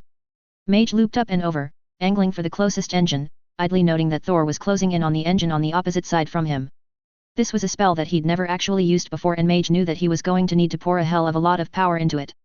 Amnis Lava. He incanted, weaving his wand in the correct pattern. His wand bucked as a stream of red-hot lava poured from it, spraying straight onto the engine below. As the lava came into contact with the metal, it instantly began bubbling away and melting. Within seconds, enough damage had been done to extinguish the reactor's lights and power. Mage cut off the spell, staring as the lava continued its work, burning through the metal and continuing its unrelenting path to drop in huge, red-black chunks into the river below like some demonic type of rain. "Charlie Lock," Cap called over the radio. Mage nodded grimly as the helicarrier tilted dangerously from the loss of an engine. A blast of blinding white had him wincing slightly before, with squinted eyes, he managed to note that Thor was now pouring a concentrated blast of lightning into a second engine. "Cap, find yourself a window and get off that carrier," Falcon called. "You do not want to be on it right now." "Already in position," Cap replied. "Port bow. I'm going to need a lift, though." "Coming up on your position now," Falcon stated. "I hope you didn't have a big breakfast." Mage drifted back and away as the helicarrier's second engine went dark. Having two non-functional forward engines meant that carrier began tipping into a nosedive. Mage watched anxiously, only breathing a sigh of relief when he saw Falcon carrying Cap away to safety. The carrier, meanwhile, continued its slow arc, diving towards the Potomac River. Nothing could stop the inevitable now. Mage just had to hope that the deaths that they'd just caused were worth it. 00000. Mission success, Maria Hill stated as she joined Fury, Widow, and Iron Man in the council room. "Well done," Fury replied with a nod. "What are your order, sir?" Hill asked. "What are you asking me for?" Fury asked in return. "I'm dead, remember?" "Sir?" A confused Hill replied. "You know that what you've just done means the end of SHIELD, don't you?" Councilwoman Holly asked. "Yeah, we figured that," Fury replied. "Which is why it doesn't matter if I stay dead." He fixed the four council members with his one good eye, his expression intense. "Do you have a problem with that?" he asked. No, we're fine with that decision," Councilman Yu replied. "We'd like to thank you for your service to both SHIELD and the world." "You are very welcome," Fury replied. "So, what are you going to do now?" Stark asked. "Retire somewhere on some beach with scantily clad women serving you cocktails at all hours of the day." Fury looked at the man, nonplussed. "I'm not you, Stark," he replied. "And I thought you knew me better than that. Don't worry, if you ever need me, I'll be around. I have a feeling that someone's going to need to keep an eye on you people. And if there's one thing that I'm good at, it's keeping my eye open for trouble." Chapter 49, Out of the Shadows. Disclaimer: anything you see and recognize does not belong to me. Harry Potter is J.K. Rowling's, the Avengers and other related characters belong to Marvel. I'm simply playing in their sandboxes. 00000. Heroes Assemble. Chapter 49, Out of the Shadows. Buried deep within the frequencies that SHIELD used to communicate with its personnel was a band that was rarely ever used. This method of communication had a singular purpose: to send priority messages to Hydra operatives hidden within SHIELD. Every member of Hydra knew to watch and listen to it so that they were ready to serve, to carry out the orders that would further Hydra's agenda. Now, today, for the first time since that frequency had been established, a particular, singular, brief message was broadcast. Those who sent it knew that there was a chance that it could be intercepted, that it could be decrypted. But really, what could they do? All who would hear it would know their orders. Out of the shadows, into the light. Hydra. 00000. Who the hell's shooting at us? And why? Hartley cursed as she ducked behind an upturned table. From across the room where she was sheltered by a convenient bulkhead, Bobby Morse fired off a couple of shots before replying. "Looks like SHIELD agents," she called. As to why? Firing off 3 shots in quick succession, Bobby raced out of cover, pulling one of her batons as she did so. The agent and, judging by his uniform, he was an agent of SHIELD. Saw her coming as he checked back in through the doorway to return fire. His eyes widened slightly as he saw her coming and he attempted to raise his gun. Bobby's baton took care of that problem, coming down hard on the agent's arm, eliciting a heavy grunt from him as his gun dropped to the floor with a clatter. Bobby's other hand whipped out, her gun slamming into the side of his head, staggering him further. A grasp of his shirt and a sharp yank pulled him inside. Seeing Hartley rise, her knife ready in her hand, Bobby kicked the door shut and bolted it. A strangled cry tore through the room as the agent clutched at his shoulder before dropping to knees. "You didn't kill him, did you?" Bobby asked. "Nah, just a flesh wound," Hartley replied, walking out to stand behind the agent. The man looked up, his head swiveling between the women, pain evident in his eyes. "What's going on?" Bobby demanded. "Why were you trying to kill us? And who else is involved?" Hartley added. It was obviously true that this wasn't an isolated incident. The sound of gunfire, yells, explosions and screams reverberating all throughout the Iliad was testament to that. When the agent simply straightened and stared back at them defiantly, Hartley stepped forward. "Look, we don't have time for your games," she snarled. "Answer the questions." When the agent still didn't reply, Hartley shared a glance with Bobby before grasping the handle of her knife in his shoulder, twisting it violently and tearing it out of him. That was enough to get him to talk. "Hail Hydra!" He panted before his jaw worked as he deliberately clamped down on something in his mouth. A white foam bubbled up from his mouth and the agent's eyes rolled in his head. With a heavy thump, he fell onto his side and spasmed once before going completely still. Bobby and Hartley looked from the agent to each other. "Damn!" Hartley said for the two of them. 000000. Victoria Hand, the SHIELD agent in charge of the hub, checked the cartridge of her gun before sliding it home. To her left and right were the only two agents that she still trusted. At least, the only two still alive, all of the others having been killed mere minutes before by people that she thought that she could trust. "Give it up, Hand," Agent Baker called gruffly from the far side of the room. "You've got nowhere to run. Fury's dead. All of the other level 8s have already joined Hydra or are dead. You're the last one. S.H.I.E.L.D.S finished and you know it." While he was still speaking, Hand nodded to both agents Gordon and Lovett. At her signal, the three rose, their guns up and ready. Hand targeted each of the Hydra agents as quickly as she could, one after the other. Her shots were precise and efficient, causing body after body to hit the floor. By the time that the last echoes of gunfire had finished ringing in the room, there were only three left standing alive: Hand, Gordon, and Lovett. "Secure the room," Hand ordered, and the two sprang for the doors, sealing them tight, giving the three of them complete, uncontested access to the operations center of the hub. "Status," Hand barked. "There appears to be fighting on every level and in every section of the hub," Lovett reported as he scanned through the dozens of security cameras that permeated the base. "There are people fighting back. But no way to tell who's on the side of SHIELD and who belongs to Hydra," Hand finished grimly. "What about what Baker was saying about the other level 8s? "There's no way to confirm," Gordon replied. "We've lost contact with all other SHIELD bases. He could be right, you could be the last remaining level 8 SHIELD agent." Hand grimaced at that before a thought occurred. "What about Garrett and Coulson?" "They're both level 8, she stated. "Agent Garrett is currently aboard a long-range SHIELD jet," Gordon replied. "Agent Coulson is on board SHIELD 616. "Do we still have control over the bus?" Hand asked. "Yes, ma'am," Lovett grinned. "Then turn that bird around. We'll deal with Coulson when he gets here," Hand stated. "As for Garrett, send a pair of drones to shoot that bastard out of the sky." 000000. Samuel Stearns eyed the unlikely scenario with acute interest. Exactly what the odds were that there'd be a revolt at the exact time that he was out of his cell causing his two Minders to be killed in front of him was certainly not high. For the man responsible to simple look at him balefully before shrugging and jogging away afterwards raised those odds exceedingly. What was even more interesting was the fact that the man that had essentially freed Stearns was himself killed mere moments later. Just as the agent had been rounding the nearest corner, 3 shots rang out. The agent's body jolted with the impact of each one before being flung backwards to land in a tangle of limbs. Stearns knew that he had limited time to make use of his newfound freedom. Fortunately, due to the combination of a cut that he'd once sustained to his forehead being contaminated by the blood of Bruce Banner aka the Hulk, followed by an extremely high concentration of gamma radiation infusing his body, Stearns no longer thought the same way as a normal person. No, instead, Stearns' thought processes were approximately 1,000 times faster. He was able to make connections between thoughts and ideas where none would think to look. His ability to learn and remember everything was off the chart. In point of fact, he was now the smartest individual on the entire planet. None could rival him. Not Banner or Stark or Hawking or Xavier or even the new kid that he'd read about, Richards. Even Einstein, if he'd still been alive, wouldn't have been able to match what Stearns was now capable of. With all of that computing power in his head, a plan had formed before the second bullet had even struck the agent. As Stearns raced for the nearby door, he plucked up the 3 most useful items from the downed agents: a gun, a taser, and a passkey. Using the passkey, Stearns unlocked the nearest door, ducked through it and locked it firmly behind himself. As luck would have it, he'd stumbled straight into a room with a computer. With a smile, Stearns let his fingers go to work. It was only marginally frustrating that the computer was slower than Stearns himself was. Nevertheless, within 10 minutes, Stearns now knew that he was at a base called the Fridge. He knew the most efficient way out of the place, and most surprisingly of all, he'd found a file that offered him endless opportunities.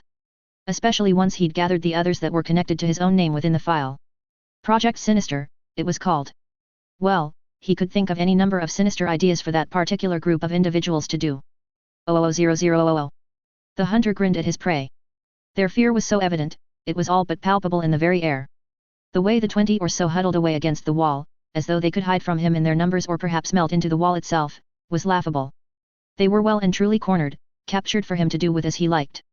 Kravenov. Stop playing with them and get on with it. The hunter shot the man in black, trying to issue him orders, a fierce look. This man, this agent may think that he was in charge, but Kravenov knew better. He was nothing more than a jumped-up wannabe with his black fatigues, guns, knives, and all that tech. In a real fight between man and prey, there was no doubt that he'd come up wanting. In contrast, there was one of his prey that had proved herself a worthy adversary. The black-skinned woman, Weaver, he thought her name was, she who was in charge of the SHIELD academy that they'd infiltrated. Weaver had planted herself in his path, directly between him and the young that learned here. The look of absolute defiance and determination on her face had won her his respect. And then, she'd attacked.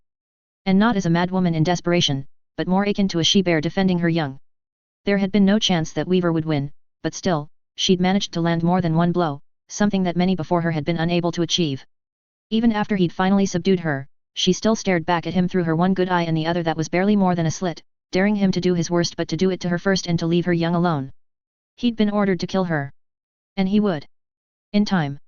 But when that time came, it would be a quick, merciful death. She'd earned herself such an honorable death. The whine of engines interrupted the hunter's slow advance, and he looked up and around. Coming in behind them were a squadron of half a dozen Quinjets, their bright searchlights scouring the campus grounds. SHIELD. They've found us. Time to bug out. Lawton, he who thought he was in charge, bellowed. As one, the others, the Hydra agents, turned tail and ran. Kravenov, though, paused just long enough to catch Weaver's eye and give her a solemn, respectful nod. Today, she'd live. And so would her students because of her actions. Kravenov could only hope that one day he'd meet her once again on the field of battle. He looked forward to such a confrontation. 00000. The knock at his door caused a frown to appear on Baron von Strucker's face. He did not like being interrupted when he had paperwork to do. His underlings knew this. Looking up, his frown deepened. The anxious expression on Lars' face told him that something had happened. What is it? He snapped. We have received a transmission, Lars replied. Out of the shadows, into the light. Baron von Strucker merely nodded. A quick glance at the calendar on the wall confirmed his thoughts. That was to be expected, he said. Project Insight was due to be implemented today. I assume that the launch went successfully. Has there been confirmation that the Avengers have been eliminated? No, Baron, Lars replied before quickly continuing. That is, the Helicarriers never reached altitude. The Avengers grounded them. Worse, they released all of S.H.I.E.L.D.'s files to the world and exposed Hydra as still being active and a threat to the entire world. They released all of S.H.I.E.L.D.'s files. Von Strucker asked, leaning back in his chair in his surprise. That is most unexpected and incredibly foolish. They were encrypted, Lars replied. Ah, that makes much more sense, von Strucker nodded. Sir. If I may, what does this mean for us? Lars asked tentatively. Why, nothing, von Strucker replied. Our base here in Sokovia was never a part of SHIELD, even if we did use our Hydra allies within SHIELD to help us secure it. No, nothing for us changes. We will continue our research into the scepter. I am positive that we have only scratched the surface of what the secrets that it may hold can teach us. And the volunteers? Lars prompted. We continue our experiments, von Strucker stated. Especially when it comes to the twins, those two show much promise and potential. Of course, Baron, Lars replied before giving a brief bow of his head and withdrawing. Baron von Strucker tapped his chin thoughtfully as he considered the ramifications of the encrypted message going out. All throughout the world, he knew, Hydra agents would be securing assets and intelligence. When next the Hydra High Council met, he was sure that there would be much to learn. For now, however, his paperwork awaited. With a sigh, he bent once more to the task. 00000. A familiar head of messy, brown hair caught Sharon's attention as she entered the main lobby of the Triskelion. The SHIELD technician was sitting on the ground, back against the wall, his knees raised and his head lowered between them. To complete the picture, his arms were folded over the top of his head. Swiftly, Sharon crossed the lobby and hunkered down beside him. Cameron? She asked gently, laying a hand on his shoulder. Bloodshot eyes looked up warily at her before recognition dawned. Agent Carter, he said. Are you okay? She asked. He nodded, rubbed his hands over his face and nodded again, this time seeming more sure of himself. Good, Sharon said and straightened as she stood. Maria Hill appeared in front of the two just then and Cameron scrambled to his feet to stand at a loose type of attention beside her. Agent Carter, Agent Hill nodded. Technician. Cameron Klein, ma'am, Cameron supplied. I need the two of you to come with me, Hill stated. You're next in line for questioning. If this is to determine whether we're loyal to SHIELD or to Hydra, I can assure you that we're both loyal to the oath we took to S.H.I.E.L.D, Sharon stated. Hill's nonplussed look didn't reassure her. You know my legacy, ma'am, Sharon stated, you can't honestly believe that I would betray the SHIELD that my great-aunt founded. Hill's eyes briefly shifted to Cameron before snapping back. I witnessed Technician Klein standing up to the Hydra agents when they insisted that the Helicarriers be launched early, Sharon stated. Even with a gun pointed at his head, he was adamant that he would follow Captain Rogers' orders rather than Hydra's. Is this true? Hill asked. Yes, ma'am, Cameron replied, straightening at her words. And Agent Carter saved my life. She tried to stop the Hydra agents, too. Hill stared between the two of them for nearly a minute before finally, she nodded. Very well, she said. I believe you. Of course, I'm assuming that I don't need to say that Klein here is now your responsibility. No, ma'am, Sharon replied. Won't be a problem. Their conversation was interrupted just then as a trauma team came out of the nearby lift with a heavily bandaged man on a gurney. What little of the man that could be seen was blackened as though he'd been severely burned. A hint of green and yellow on what was left of the shoulder of his uniform identified him as a member of STRIKE. Wait. Hill called as the team began to jog towards the exit and the waiting fleet of ambulances. That man isn't going anywhere. If you need to question him, you can do it at the hospital, the paramedic replied, barely pausing as they passed. Assuming he ever wakes up. This man has suffered extreme trauma to most of his body. He'll be in surgery for hours just correcting the major damage to his organs. That's Brock Rumlow. Sharon blurted, finally getting a glimpse of the man's blackened, bloody face.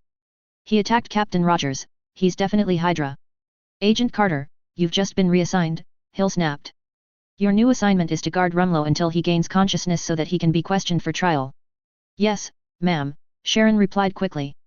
With a parting nod to Cameron, she hurried after the paramedics, already preparing herself for the fight she expected just to get herself on board the ambulance alongside Rumlow. 00000. 10 men gathering in a broom closet would have been akin to a game of sardines in any other situation.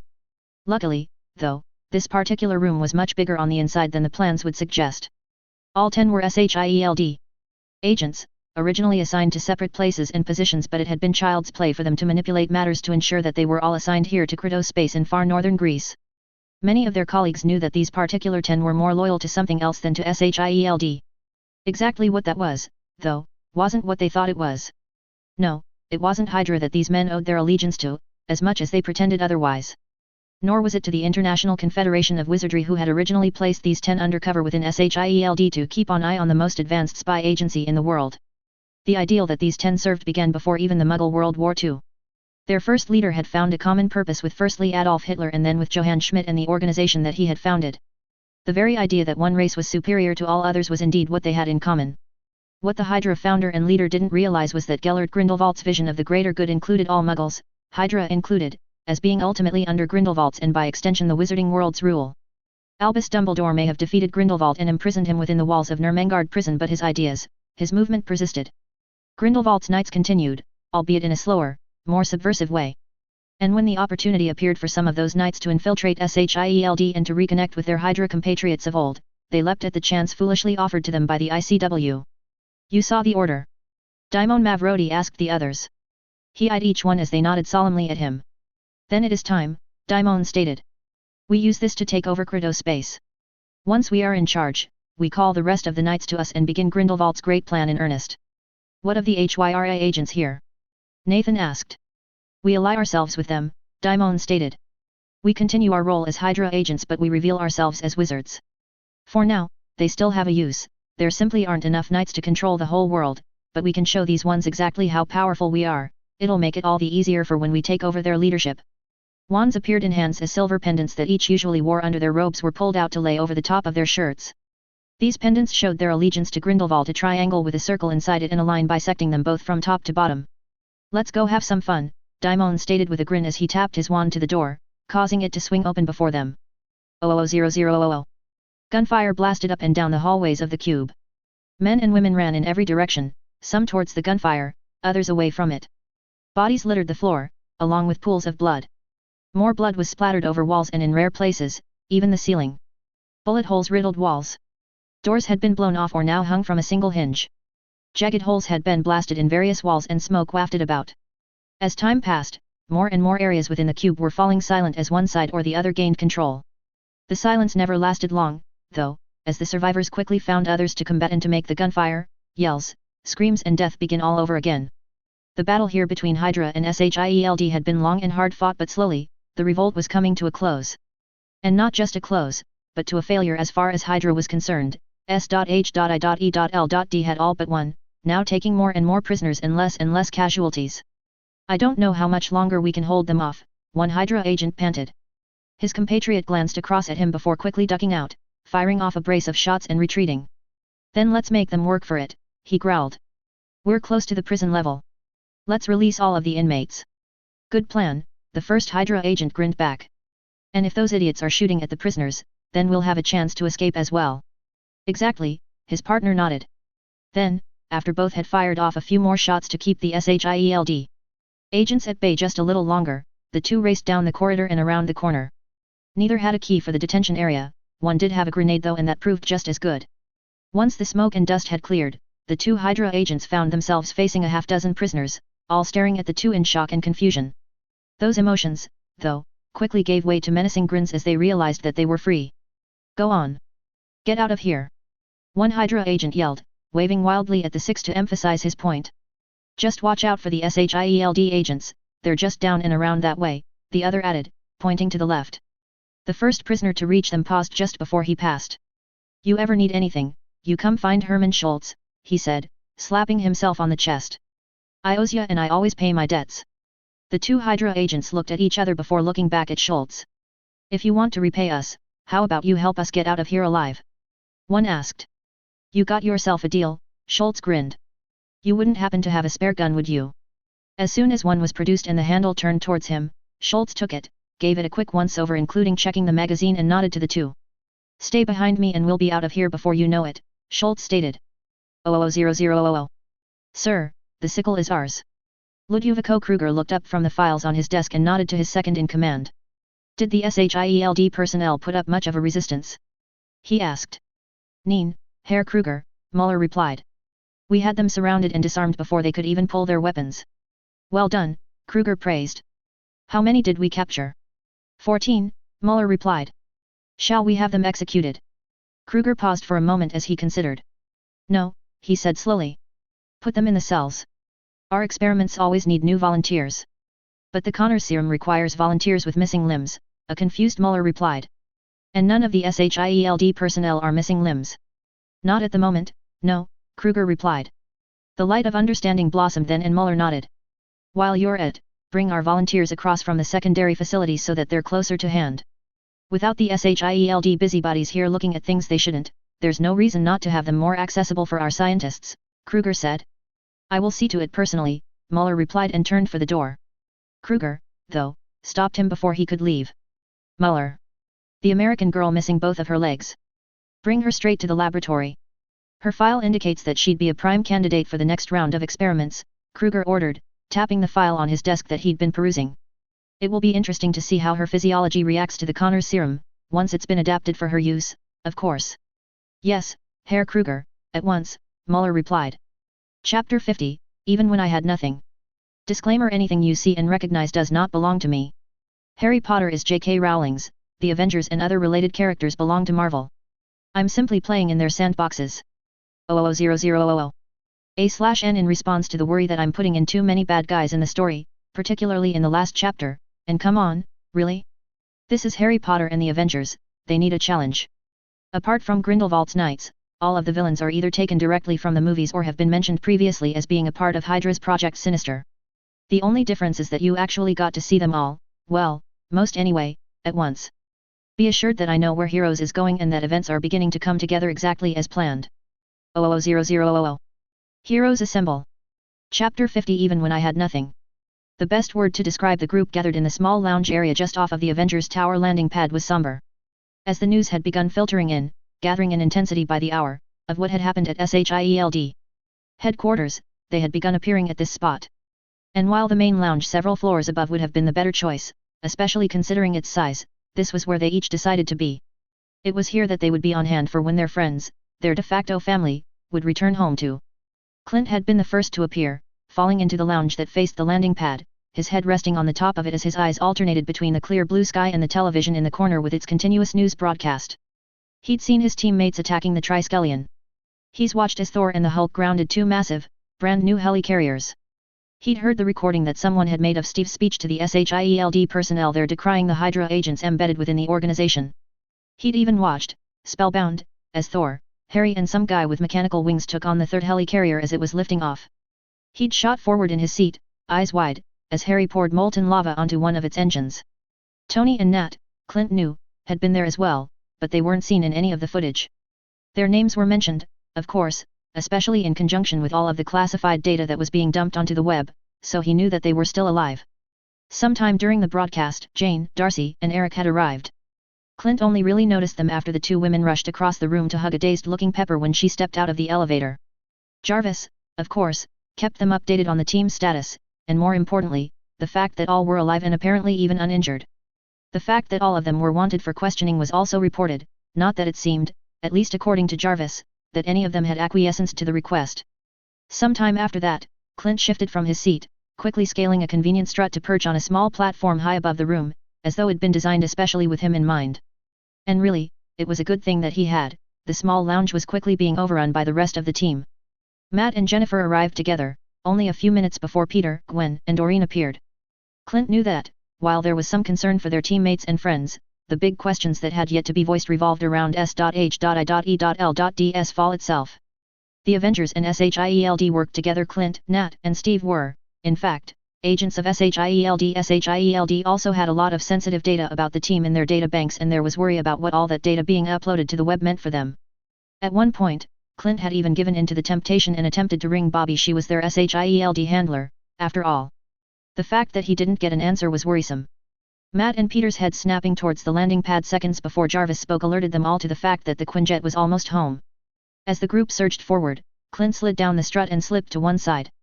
By the time that he'd done so, the Quinjet's engines were cycling down and its wings were in the process of folding up and over so that the vehicle could be pulled into its proper place.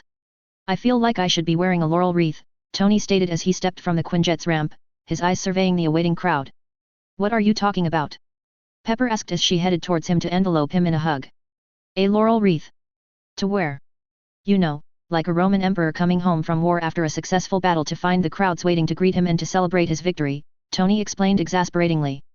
"Make it out of thorns or something," Clint retorted, "perhaps the spikes will pierce that head of yours and deflate it a bit." "That's harsh, bird brain," Tony replied. "And where were you, anyway? We could have used you." "Well, obviously not used you since we got the job done anyway, but an extra person for the bad guys to aim at never goes astray." "On vacation," Clint replied succinctly. "As helpful as ever," Tony replied nonplussed. "Is he all right? What's wrong with him?" Peter asked quickly as Steve appeared, carrying an unfamiliar man in his arms. "Who is he?" Jane asked, rushing forward. "This is Bucky, an old friend of mine," Steve replied, continuing his walk. "Also known as the Winter Soldier," Nat added, meeting Clint's eyes. Clint's head snapped back to the unconscious guy. He'd heard plenty of stories, one even from Nat herself. He'd thought that they were old wives' tales. "Obviously not. I can barely feel a pulse," Jane remarked, sounding alarmed, her hands at Bucky's neck. "That's because he's under the influence of a potion called the Draft of Living Death," Harry stated as he followed Steve. "Well, that's not ominous in the slightest, is it?" Darcy asked sarcastically. "Don't worry, there's a counter," Harry waved off. "We just needed to make sure that he stayed unconscious until we could get him some help." "What's wrong with him?" Dorene asked. "Bucky's been brainwashed by Hydra," Steve replied grimly. "I'm guessing that's not all that they did," Matt said. "He's got a metal arm, doesn't he?" Clint shook his head at that idea. "A metal arm?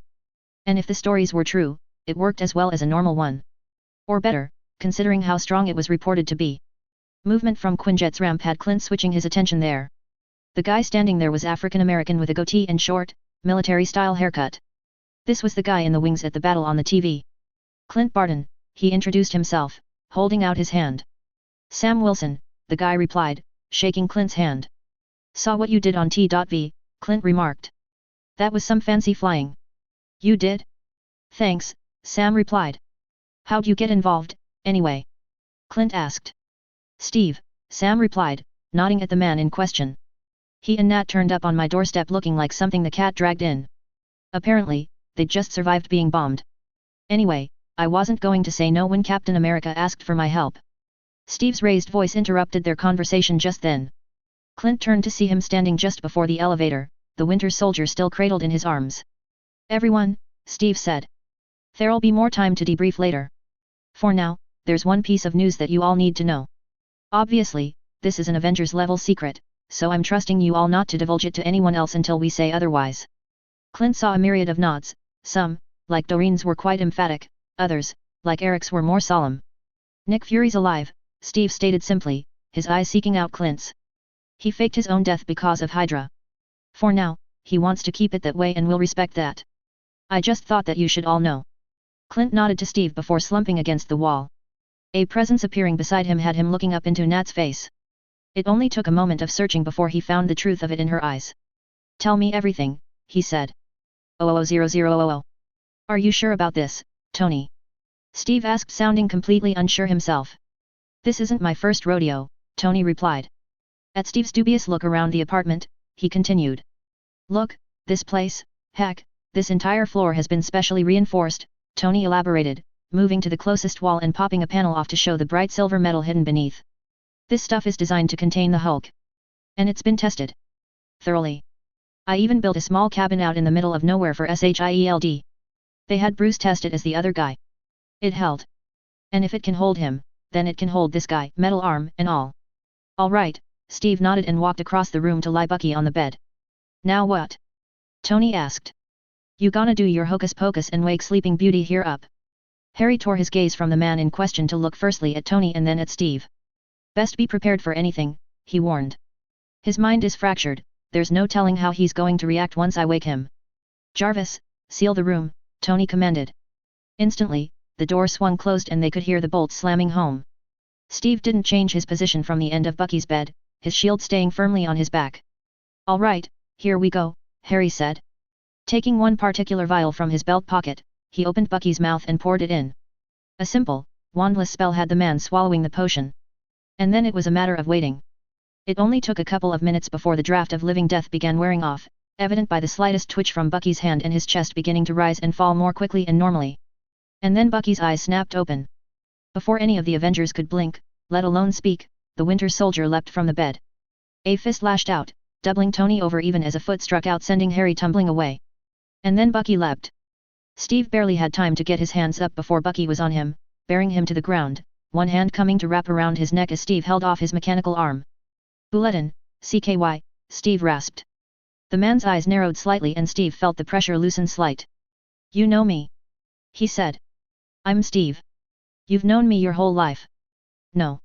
The soldier shouted back and the pressure around Steve's neck increased once more. Think. Bucky. Think back. We grew up together, Steve managed to get out. In Brooklyn. You're my best friend. Something must have triggered for Bucky suddenly froze, staring. Suddenly, he let go, and rolled away to come up sitting on the floor holding his head and he shook it violently back and forth. Steve, meanwhile, shot out one hand, telling Harry to hold off on whatever spell he was about to shoot at Bucky's back. You know me, Steve said to Bucky once again. No. No, I don't. Bucky disagreed but the anguish in his voice was plain for all to hear. You do and I think that you know that, Steve replied gently. Where am I? Bucky asked, his hands coming away from his head as he looked around at the three surrounding him. Somewhere safe, Steve told him. Somewhere where you can recover, find your memories again. Once again, Bucky was shaking his head hard. No. They're gone. I don't remember anything, he stated harshly. Your memories are still in there, Harry told him. I've seen them. We can help you get them back if you like, Bucky. No. Bucky screamed. They're gone. There's nothing of this Bucky in me. I'm not him. Steve? Are you sure about this? Tony asked. Yes, Steve stated emphatically. This is Bucky. My best friend. Even when I had nothing, I had Bucky. I won't abandon him, I know he's in there and if there's even a chance, then we've got to take it. Then it seems I've got a call to make, Harry said and immediately vanished from the room with the barest pop. 00000. Today may have been an extremely long one, even by Hermione's standards, but Hermione practically skipped through the door of her apartment. Finally, after so many failed attempts, stalls, slides backwards and days on end when it seemed it would never ever happen, the Wizengamot had not only accepted her bill of equal magical species into the day's proceedings but had debated it and then, miracle of miracles, passed it. Oh, there was now a whole host of work before her, but the hardest part was done. All intelligent magical species witch, wizard, goblin, dwarf, house elf, centaur, merman were now considered equal. At least in terms of the law. There was still getting that accepted in society, having representatives from each species accepted onto the Wizengamot and in Diagon Alley. Really the list was enough to fill rolls and rolls of parchment. This, however, was what Hermione had been working on ever since she'd entered the ministry after finishing at Hogwarts. Kingsley had supported her the whole way, not that he ever expected it to happen, she knew, no matter how much he tried to hide his true feelings. Hermione all but bounced into her kitchen to pour herself a celebratory glass of wine. Her hand paused at the glasses and she wished that she could share this with the person who had had such a hand in this coming about. Harry. His gutting of the Wizengamot's pro-pureblood faction the last time he was in England had allowed her to work on the light side and the moderates to get enough supporters to have her bill introduced and consequently passed. But, of course, he was still in America. Flopping onto her couch, she plopped her feet up on her coffee table, not something that she would ordinarily do, but right then, she was too happy to care. A flick of a button turned the TV on. And then she rocketed forward on her chair, her legs coming down and a splash of her wine slopping over the edge of her glass. The Avengers were there. On the screen. Attacking a SHIELD helicarrier.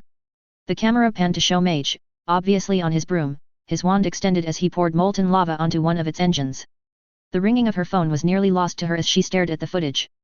Somehow, though, the sound must have gotten through for Hermione managed to find her feet and make her way over to it. She fumbled somewhat with the phone, her eyes focused as they were on the TV. "Hello," she said absently. "Hi, Hermione." The familiar voice had her blinking furiously before she stared between it and the television. "Harry?" she asked quickly. "Yep. It's good to hear your voice. How are you?" he said as though he wasn't doing anything dangerous in the slightest. And then it clicked. The footage on the TV wasn't live. "Harry. Are you all right? What's going on? Were you really attacking a helicarrier? With lava? Where'd you learn such a dangerous spell?" she blurted. "Hey, slow down my own," Harry laughed. "I'm fine. I'm guessing that you heard what happened, then." "I'm looking at it now," she said, still staring as the helicarrier began to nosedive towards the river below. "What happened? When did it happen?" "This morning. Our time. Which would have been early this afternoon for you," Harry replied. "As to what happened, the short version is that SHIELD had been infiltrated by Hydra." You do know who Hydra is, don't you?" "Yes, Harry, I know who Hydra is," she replied sarcastically. "Then, but I thought they were an evil science group from World War II. "Yeah, well, it seems that they've been hiding for the past 70 years. Inside SHIELD. And they were about to launch helicarriers with a mission to kill a couple of million people. So, you see why we had to do something," Harry said. Hermione shook her head. Harry's short version left something to be desired. "At least you seem to have learnt your lesson and actually called me this time to tell me that you're all right," she said. "You are all right, aren't you?" "Yep. Not a scratch," Harry said before his voice turned serious. "Actually, that brings me to the other reason I called." "Oh?" Hermione asked, her eyes narrowing. "Yeah. It's one of Steve's friends from back before he was frozen. Hydra did something to him to make him survive all this time and also really messed with his mind at the same time," Harry said. "I've taken a peek and it's a real mess in there." You used legilimency? When did you learn that?" Hermione asked. "On my travels," he replied and she could see his shrug. "But I only know the basics. And what Bucky needs is a proper mind healer." "Okay," Hermione said. "But why ring me?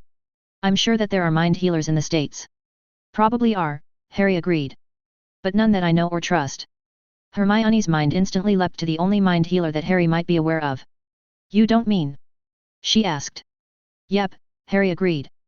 "But..." she began. "I'm not Ron, Hermione," Harry stated. "And this is for Steve's best friend. Besides, she was there at the battle.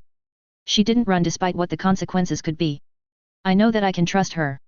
"You're sure?" she asked. "Yes. Please, Hermione. Just ask her." "For me," he pleaded. All right, she sighed. Brilliant. He said. Then, so, how was your day? Hermione could instantly see that he was trying to change the topic away from the dangerous escapades that he'd just been involved in, and she almost didn't let him get away with it. If it had been any other day. It's been amazing. She said. You'll never guess what happened. Yet? Tell me everything, Harry said. Settling herself back onto the lounge, Hermione picked up her glass of wine. Harry might not be there to enjoy her success with her, but this was surely the next best thing. Do you remember me telling you about my equal magical species bill? She began. 000000. Were you not able to procure a healer for Steve's friend, Sayre? Thor asked, sounding concerned. Harry looked up from his phone, the frown that he was giving it still on his face. What? He asked. The doctor that you were going to arrange for Bucky, Steve clarified. I'm guessing that you weren't able to find one. Oh, no. That's all taken care of. At least, it should be. Hermione's going to ask the mind healer I know in Britain to come over, Harry replied. Then what's got you all down, Magic Man? Darcy asked.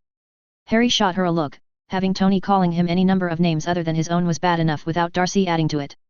It's Sky, he eventually replied. She's not answering her phone, which is really not like her. Sky? You mean that girl that's working with Phil? Peter asked. Yeah, Harry replied as he noticed Nat and Clint sharing a grim look with each other. What is it? You guys battled Hydra at the Triskelion. What's the odds that Hydra's embedded everywhere within S.H.I.E.L.D? Clint asked. You're thinking that we sparked a mass revolution? And that Phil's been caught up in it, aren't you? Nat half asked, half stated. I can't get a hold of Bobby, either, Clint replied with a shrug. Stark? Steve said.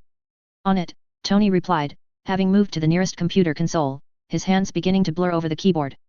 Don't bother, Tony, Bruce called. I think we already know the answer.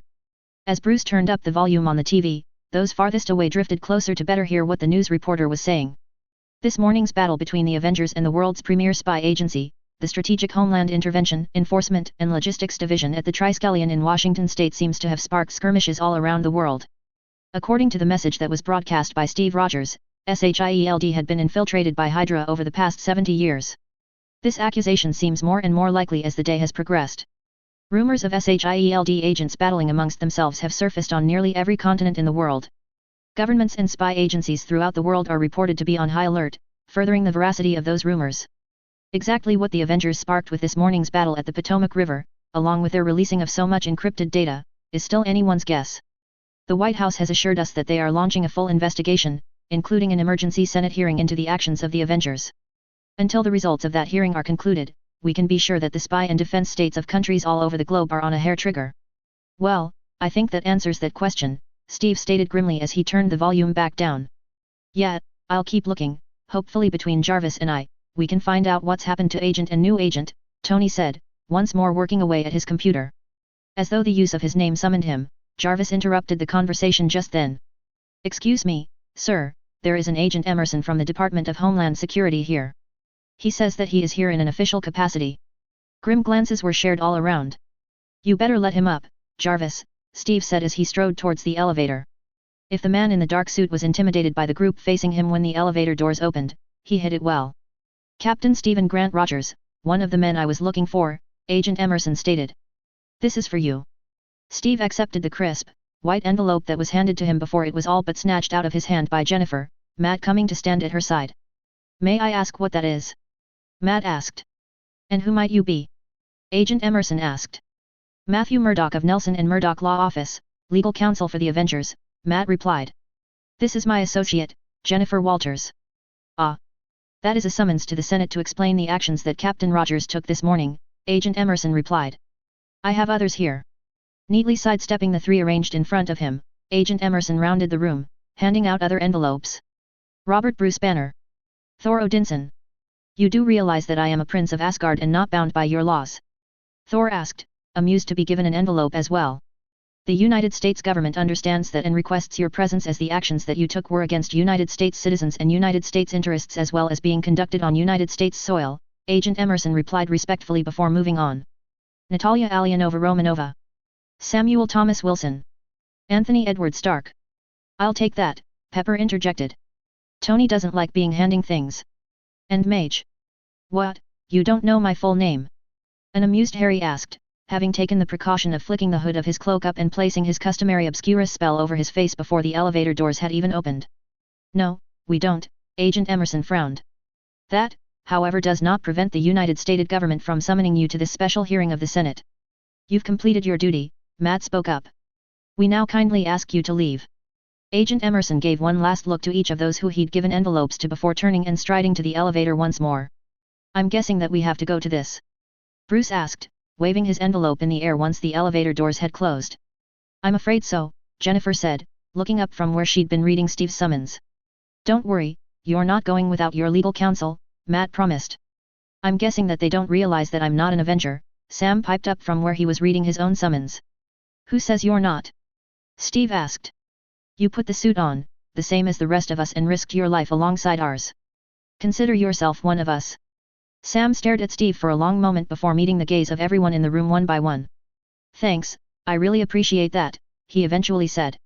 Any idea how long this thing will last? Harry asked.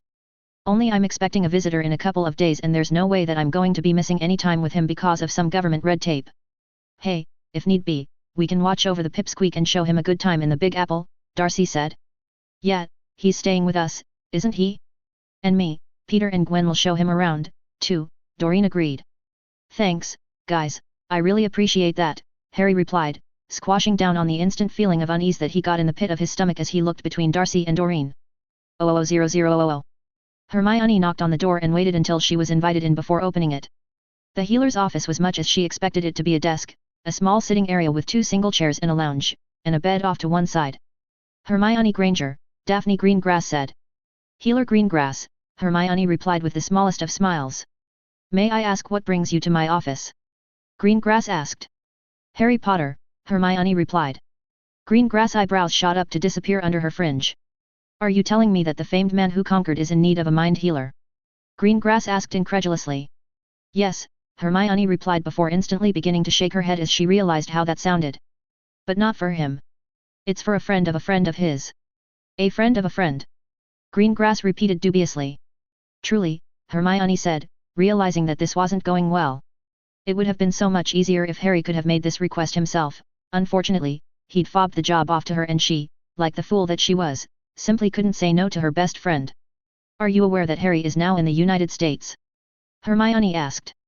I've heard the rumors, Greengrass shrugged. Harry is a part of a group of remarkable individuals that risk their lives to ensure that ordinary people remain safe, Hermione tried to explain. It sounds as though Potter hasn't changed since his Hogwarts days, Greengrass remarked. Hermione smiled in agreement. No, not really, at least, not where it counts.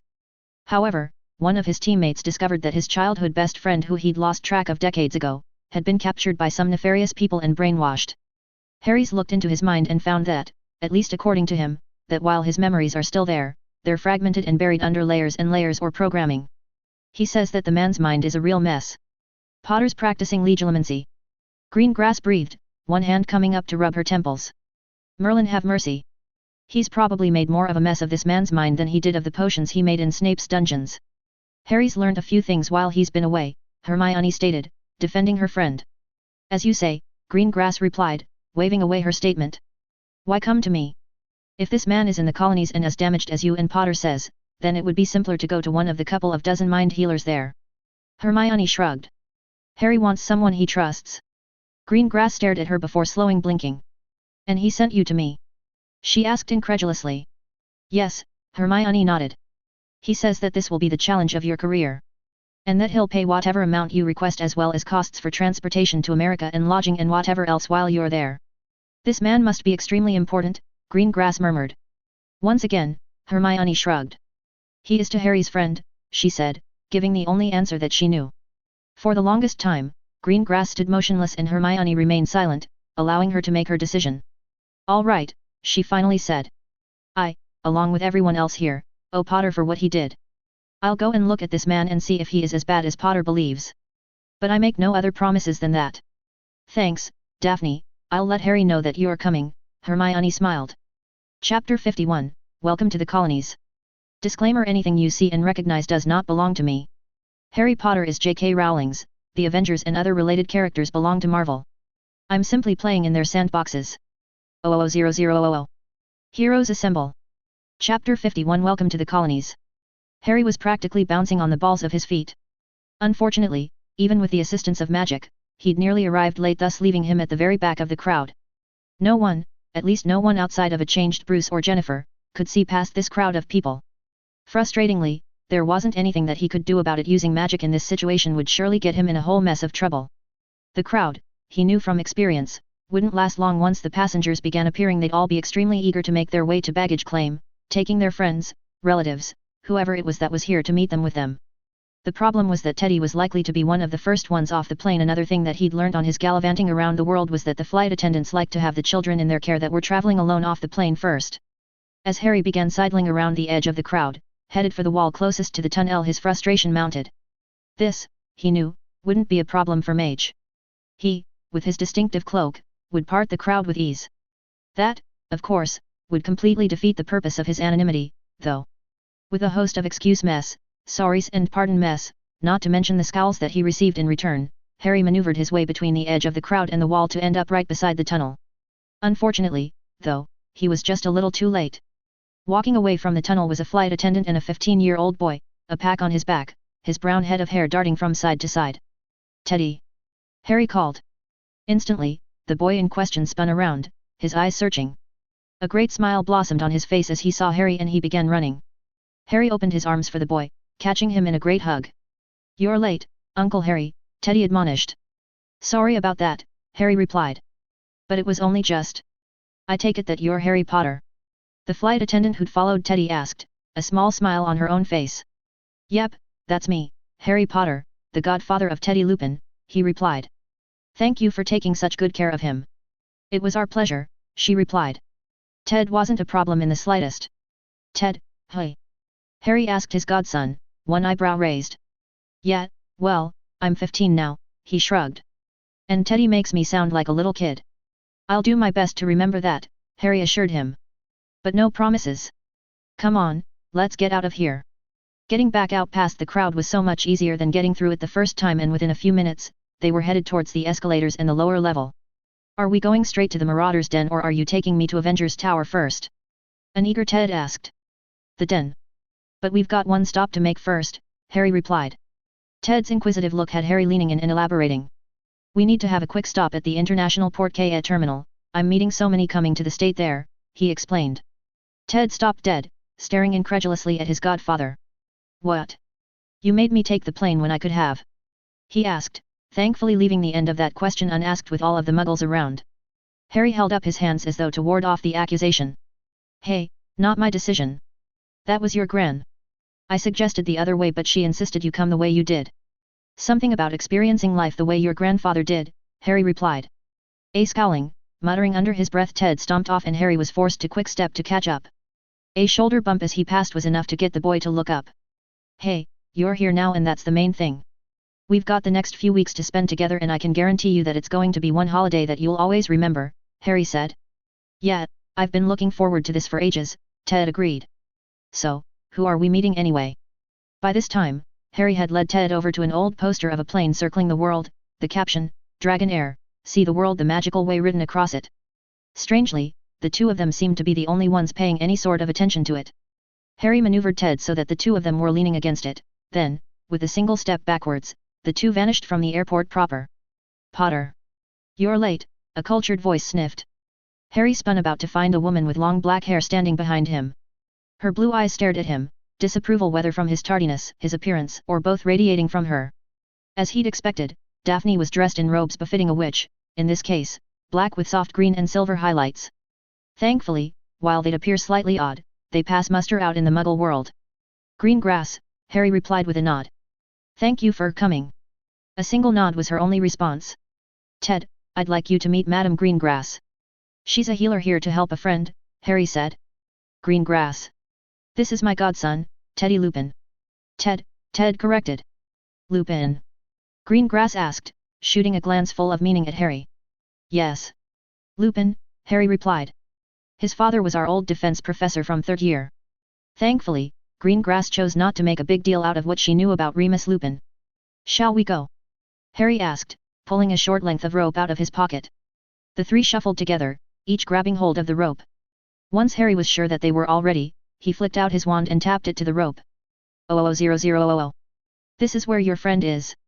Daphne asked, looking around at what was obviously a flat of some kind and definitely not a hospital.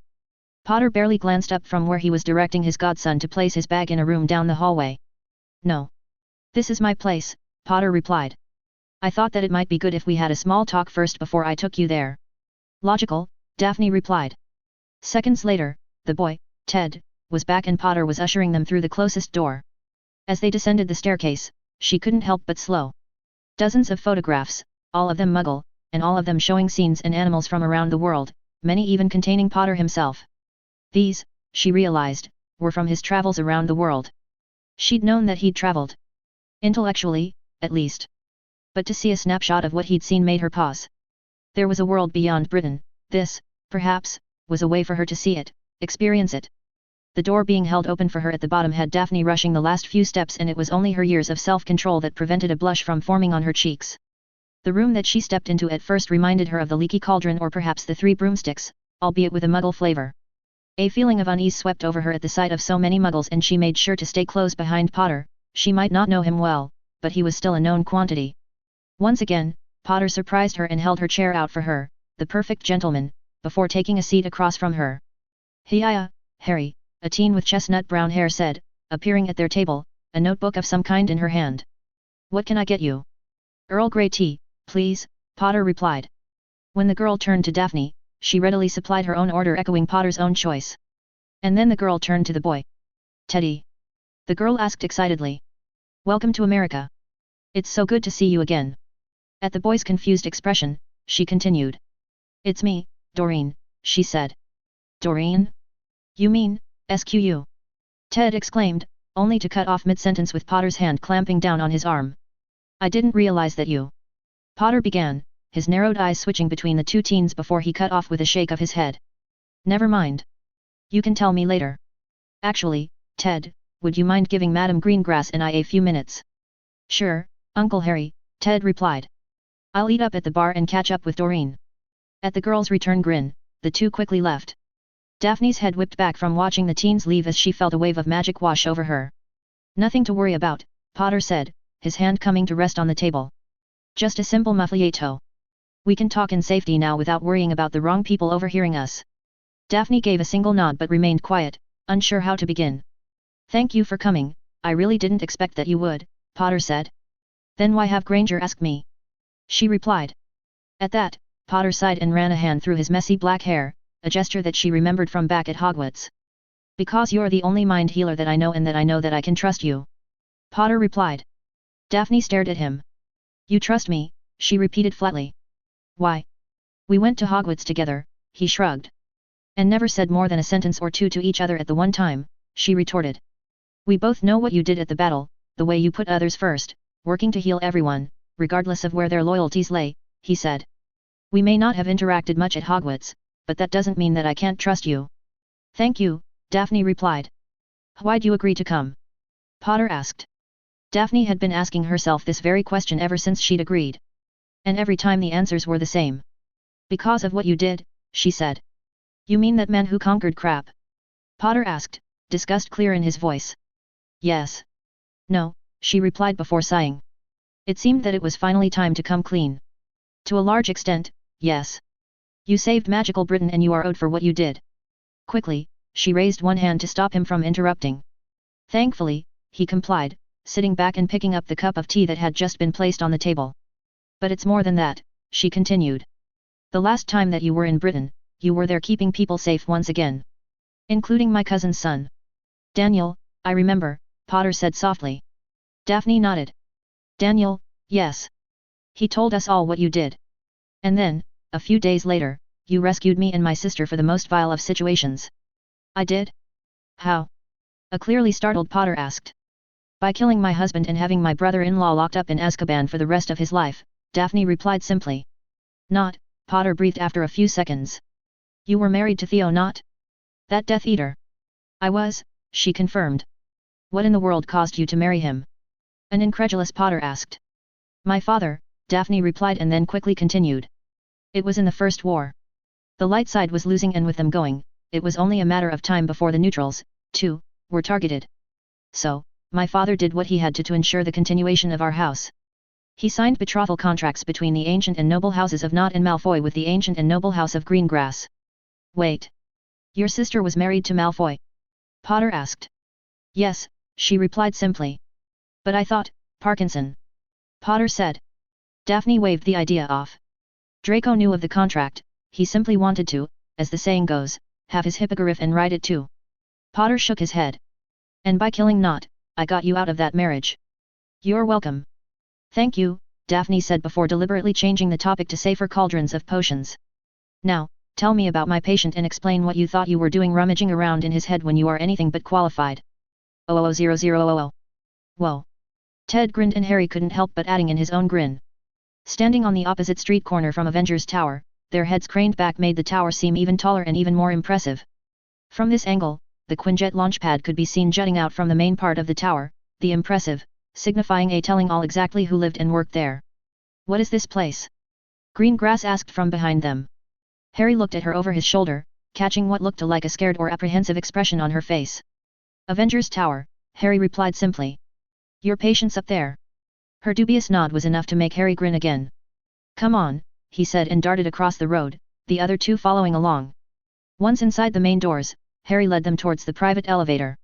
They'd barely reached halfway there when a security guard stepped out in front of them, one hand raised towards them. I'm sorry, folks, but this area's off limits, he stated. Oh, hang on, Harry said before fishing a white and gold plastic card out of his pocket and holding it up. Instantly, the guard's demeanor changed. I'm sorry, sir, he smiled. Go right up.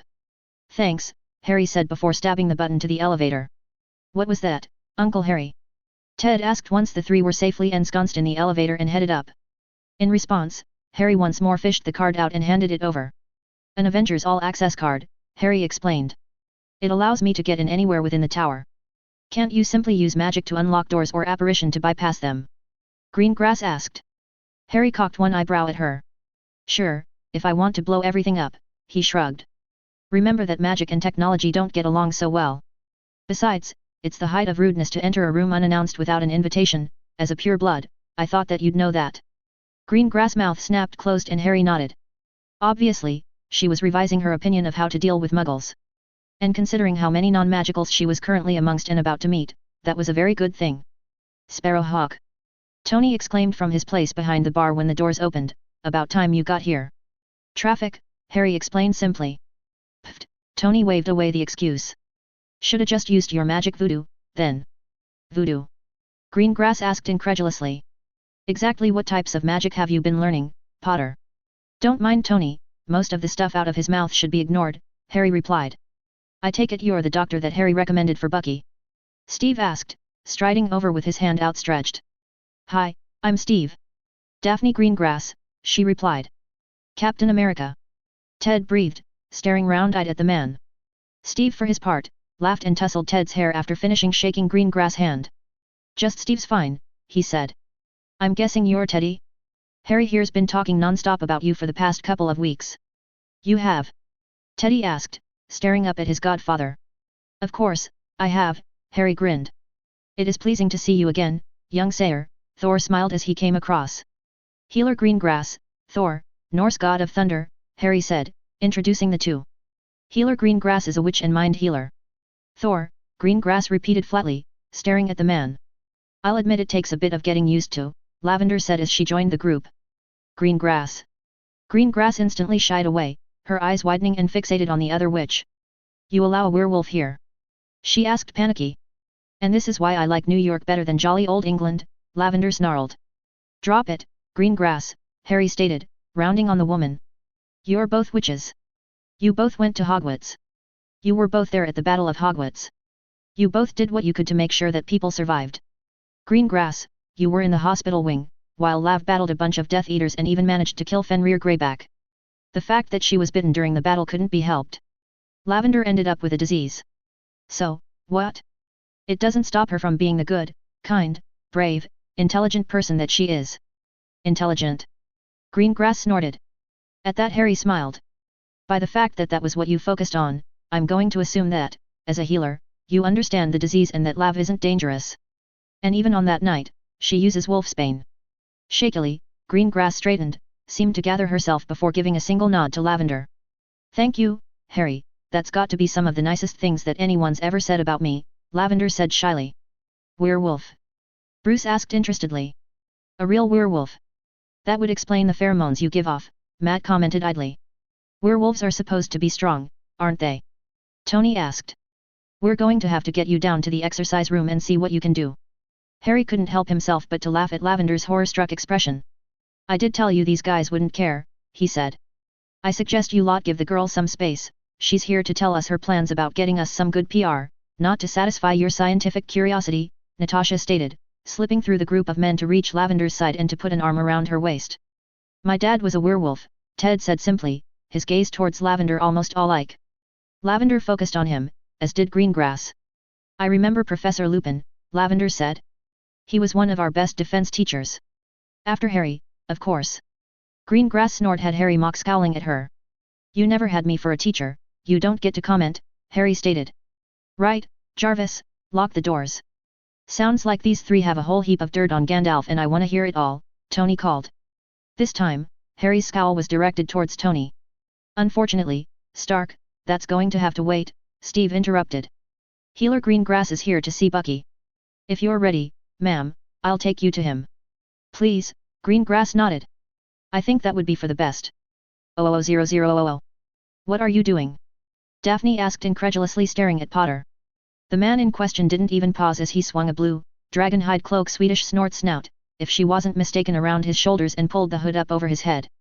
The other man, Steve, didn't even blink at Potter's antics. The man in there, Bucky, doesn't know my real name, he only knows me as Mage, my Avengers code name, Potter replied as he swiped his hand across his face, obviously applying a number of charms to it. Daphne narrowed her eyes at him, not even bothering to understand exactly what he'd just said. Nor was she going to acknowledge the fact that he'd just done those spells wandlessly. No. No hoods or disguises or whatever that is, Daphne stated, in full healer mode. You have told me that the man in there has severe mental problems. Masked men entering his room is not going to help that. He needs openness and trust if he's going to allow me access to his mind. Potter looked at his companion. It's all right, Harry, Steve said. I know Bucky and once he's been fixed of whatever Hydra did to him, you'll be able to trust him, he won't tell anyone your identity. And until then, it's not like he's getting out of that room at all, Potter sighed. Once Potter had dispelled the charms again doing it wandlessly and had lowered his hood, Daphne nodded for the door to be unlocked and opened. As soon as she was through the door, Daphne's eyes locked onto the form lying on the bed. His dark brown hair was shoulder length and his muscles appeared well defined. One arm had been slung over his eyes but at their entrance, he swung his legs around and sat up. Daphne couldn't help but gasp and stare. One entire arm was made of some kind of metal. And the way that he was moving it made it obvious that he was in complete control of it. Bucky. Steve said. I've brought the doctor that I said that I would.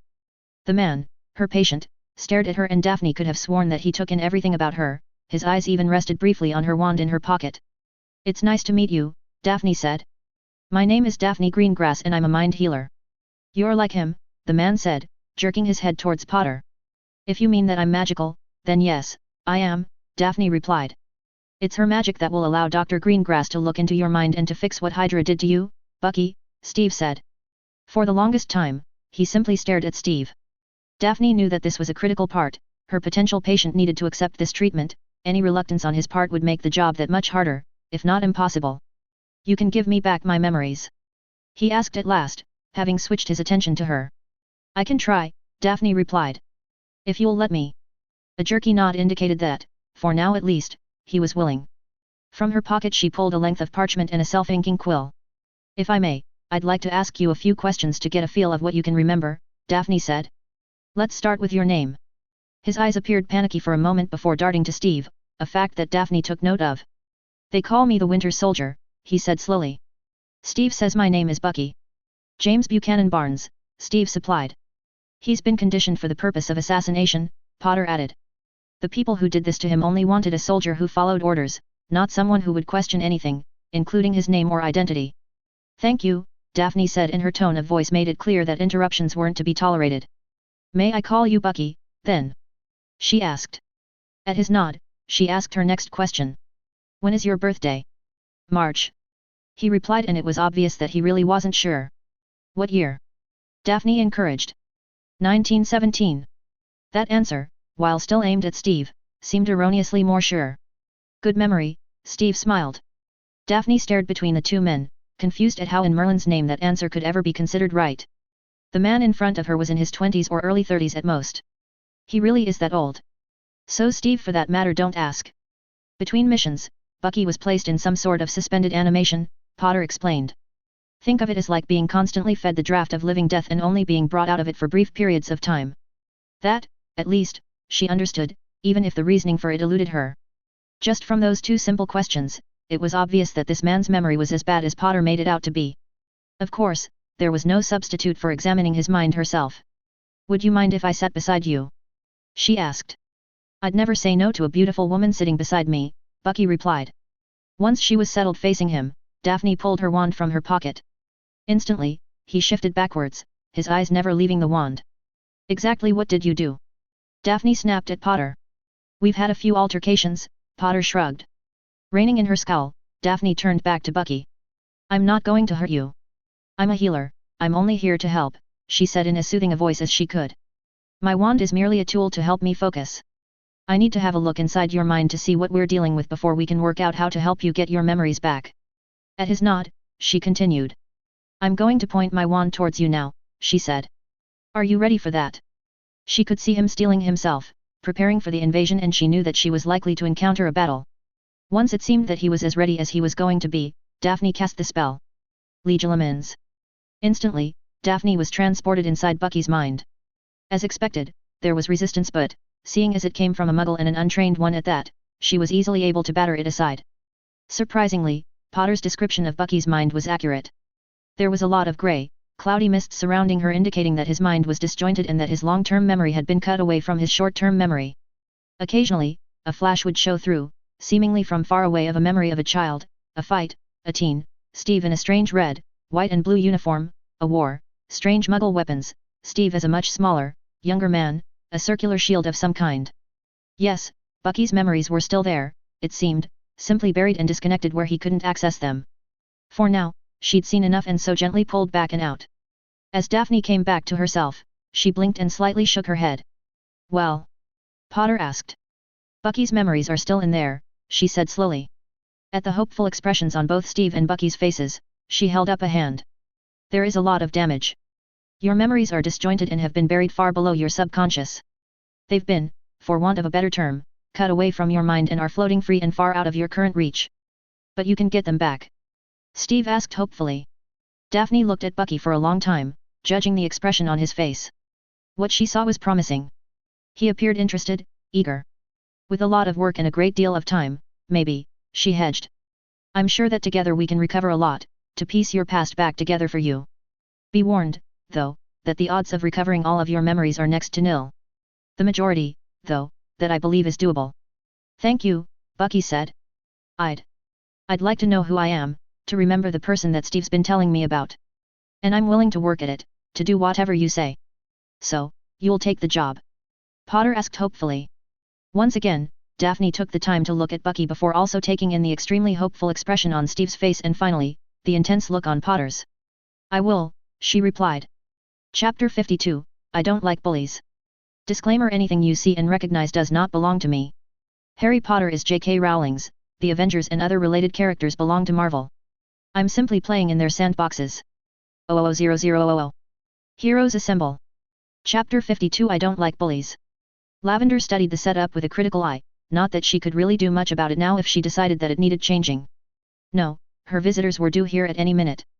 Her seat, more of a high bar stool really with a low back, sat prominently beside the largest screen that she'd ever seen. The things that muggles could do quite astounded her. Growing up, she'd been amazed at the size of some of the wizarding portraits at Hogwarts. This dwarfed those portraits and did a lot more than simply hold the portrait of someone long dead who was more often than not a touch deaf and bordering on senile. The screen was set to display a video that she, Pepper and Maria Hill had put together with the assistance of Jarvis, of course. Well over an hour's worth of footage had been compiled of the Avengers doing what they did best to protect people and to save the world. The images had been compiled using SHIELD resources, Jarvis files, and even video gathered from regular people and placed on the World Wide Web for everyone to see. The vast majority of the screen time was taken up with the alien invasion of the Chitauri. It'd taken Lavender a long time to get her head around that entire concept, not to mention the correct words that went along with it. Only her years alongside Harry in Gryffindor and all of his outlandish exploits had helped her believe what she'd seen. There were other sequences as well, covering every Avenger. There was some grainy, black and white footage of Steve from World War II fighting Hydra, which Lavender thought was most appropriate considering the circumstances. Clint and Natasha were shown doing their job for SHIELD in various locations around the world. Bruce, in his Hulk form, was shown fighting something bigger, tougher, and meaner on the very streets of Harlem in New York City. As for Tony, his rescue of President Ellis, who was strung up over an oil tanker, made a very positive statement. The only one missing was Harry. Well, apart from his Battle of New York exploits, that was. Lavender had no doubts exactly what Harry was capable of. She'd even half considered seeing if it was possible to take some footage from a memory from the war. But for that, she knew she'd need a pensave, something that she had no idea where to find, not to mention the fact that it would show Harry's face and not in his trademark blue-grey cloak, thus defeating the purpose of the hood and spells that he used. There had been some discussion about whether or not to feature Peter and Matt as well. In the end, considering who one of the people coming today reported to, the idea was rejected. This footage would be playing constantly throughout the interview, allowing the Avengers' heroic exploits to be constantly facing the three reporters' chairs as they interviewed Lavender. Hearing a sound behind her, Lavender quickly assured herself that her fringe was covering her scarred face before turning around, a welcoming smile on her face. The woman first through the door wore a deep blue, mid-thigh-length dress. Her blonde hair was cut just below her shoulders and looked as though she'd already had it professionally styled ready for the cameras. And cameras there would be two of them, it seemed, as a pair of men carrying them and their tripods entered straight after the woman. "Christine Everhart, I presume?" Lavender asked, her hand outstretched as she crossed the floor to meet her. "That's right," the host of WE replied. "I'm guessing that you're Lavender Brown, Public Relations Officer for the Avengers." "That would be me," Lavender smiled, her eyes shifting to watch the cameraman wander past to begin setting up. "So, which Avengers do we get to interview today?" Christine asked. "Unfortunately, none of them," Lavender replied before quickly explaining. "It's not that they didn't want to, it's simply that the terms of the congressional hearing that they all have to attend forbids them from public statements or interviews until after the conclusion of the hearing. In that case, I look forward to meeting with them then." "Who do we get to interview instead?"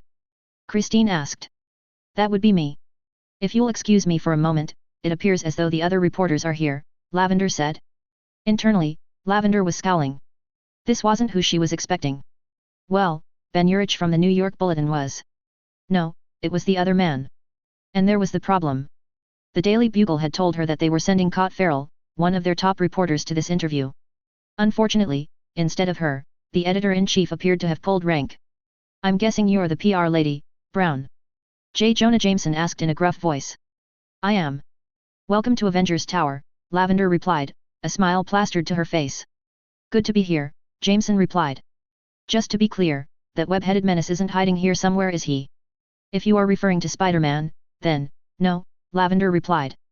"Thank you for inviting me," Ben Urich interjected in his soft voice. "It's a pleasure to have you here," Lavender replied, shaking the man's hand. "Shall we get set up?" The three walked across the room to where Christine had already taken the center of the three seats facing Lavender's stool and the currently empty screen. One camera had been placed off to the side where facing Lavender and the screen, while the other was focused on Christine's face. The two newspaper men took a lot less time to set up, Jameson seemingly content with simply a notebook and pen, while Urich set up a tape recorder in addition to the pad that he sat upon his knee. "Miss Everhart, gentlemen, welcome to Avengers Tower. I'm pleased that you accepted our invitation here today," Lavender began proceedings. Behind her, she knew, the screen, courtesy of Jarvis, would have just come to life, showing the Avengers logo slowly revolving. "The Avengers themselves would have liked to have been a part of this interview," Lavender continued, repeating what she'd already said to Christine to the two men. "However, the laws governing the congressional hearing stipulate that they are unable to talk about the events that occurred at the Triskelion until after the hearing is completed. What do you say to the assertion that the Avengers should be put on trial for what they've done, not simply attend a hearing to talk about it?" Jameson asked, leaning forward eagerly. "None of the Avengers have broken any laws. If they had, then I'm certain that the authorities would have charged them with something," Lavender replied calmly. "I can think of half a dozen off the top of my head," Jameson countered. "Break and enter, willful damage, manslaughter, attempted murder, treason, need I go on? Once again, all I can say is that the authorities would have charged the Avengers if they believed that any of those accusations were warranted," Lavender replied. "The Avengers worked together to safeguard the population, not just of the United States but of the world. Hydra's goals have not changed since Captain America first battled them back in World War II.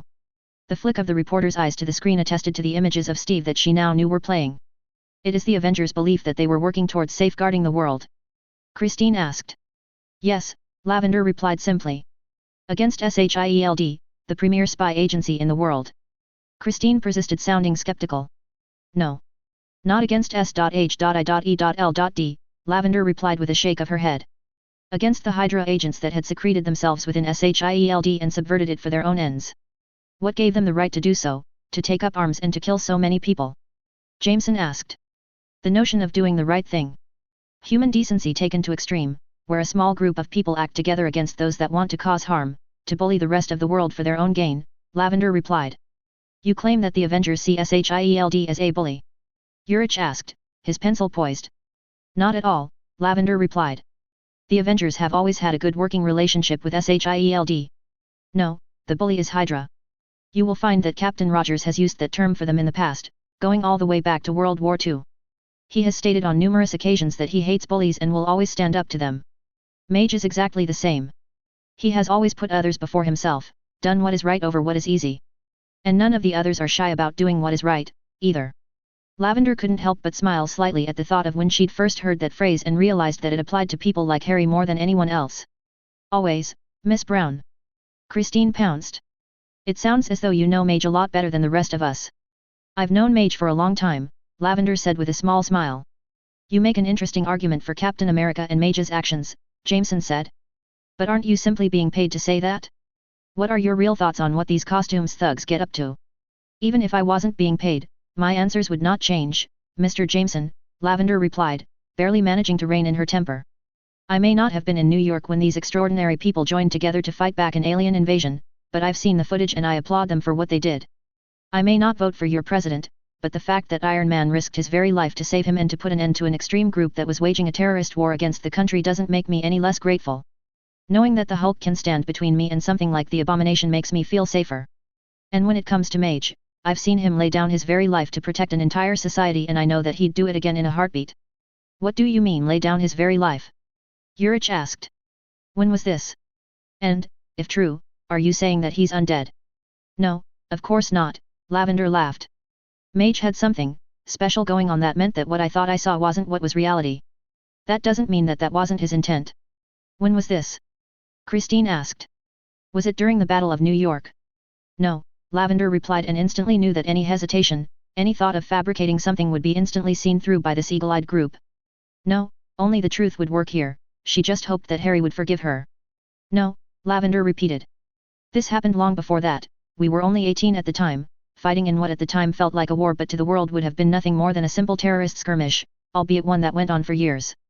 18? Are you claiming that you've known Mage since you were 18? Urich asked. Actually, I've known Mage since I was 11. And before you ask, no, I will not tell you any more about Mage's life before the Battle of New York. His teammates know, as well as a select few others. But these are his secrets and he guards them jealously, Lavender replied in a hard tone. Urich looked up from his notebook where he'd been furiously scribbling, his head tilted slightly to the side. It almost seems to me that you believe that the Avengers should be acknowledged even more for what they've done than they already have been, he said. I'm not saying that at all, Lavender replied. New York City gave the Avengers a ticket tape parade after all the rebuilding had been redone. Even that was more than they were expecting. The Avengers don't do what they do for parades or awards or medals, they do it because it's right. Medals? Jameson scoffed. For what they've done, they should be handed a bill. In fact, I have sources within the government that agree with me. What do you and the Avengers say to that? That they should be expected to clean up the mess that they've created or to at the very least pay for the damage that they've caused? Christine asked. I'd say that the Avengers would probably be amenable to that, Lavender said before holding up one hand to stop any interruptions. Providing that the government also gave a bill to the others involved in the damages. That means that the Chitauri pay their half of the costs to rebuild New York City. The Abomination pays his half for rebuilding Harlem. Hydra pays their half for the damages to the Triskelion. I'm sure that you see where I'm going with this.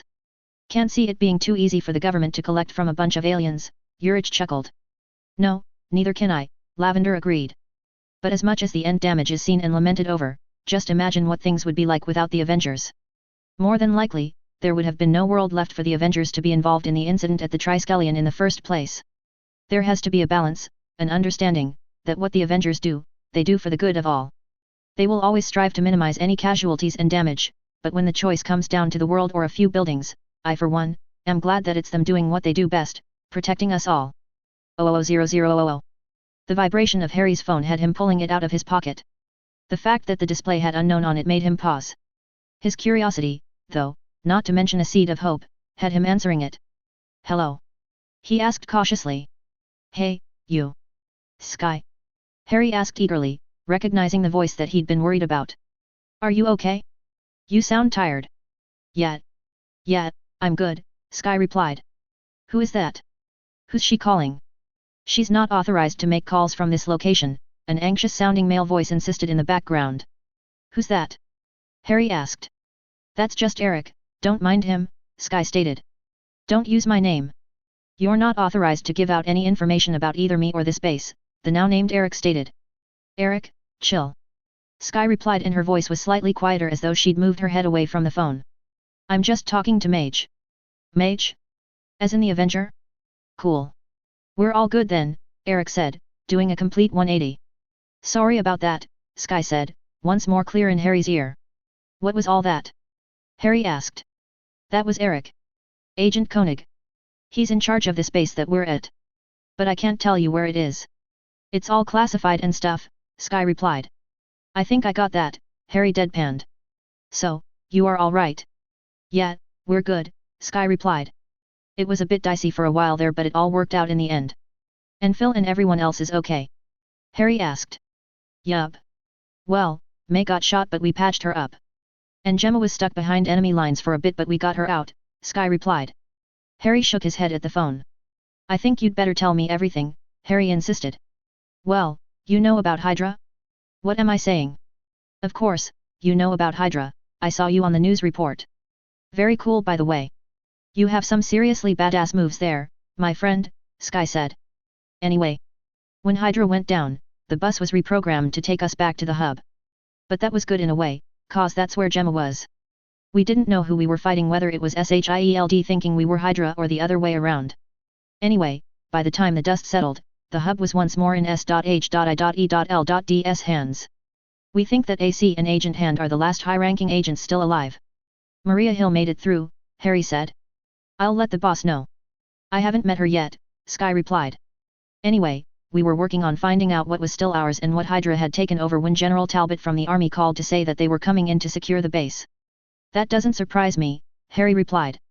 From what Maria was saying, the army's scrambling to secure as many SHIELD assets, bases, and personnel as it can. Hey, well, it's a good thing that we got out of there when we did, then, Sky said. We ended up, well, wherever we are. Axe working on a plan. At least, he better be. I'm guessing that he's thinking of using whatever SHIELD resources are left to fight Hydra. Harry asked. Well, he hasn't come out and said it yet, but that'd be my guess, Sky replied. Good. Tell him that the Avengers are ready to help. Steve especially is chomping at the bit like a hippogriff ready to fly out and fight some bad guys, Harry stated. Hippogriff? Magic man, you know some really weird sayings. But if they're real, then I wanna see one, Sky said. They're real all right. I've even flown one. Next time we're both on vacation, I'll take you to some places that you simply won't believe, Harry smiled. I'll hold you to that, Sky replied and Harry could hear the smile in her voice. And I'll tell AC, too. Good. The sooner we can get the world to settle down, the sooner we can go on that vacation. It's been a while since I've been on one and I miss it.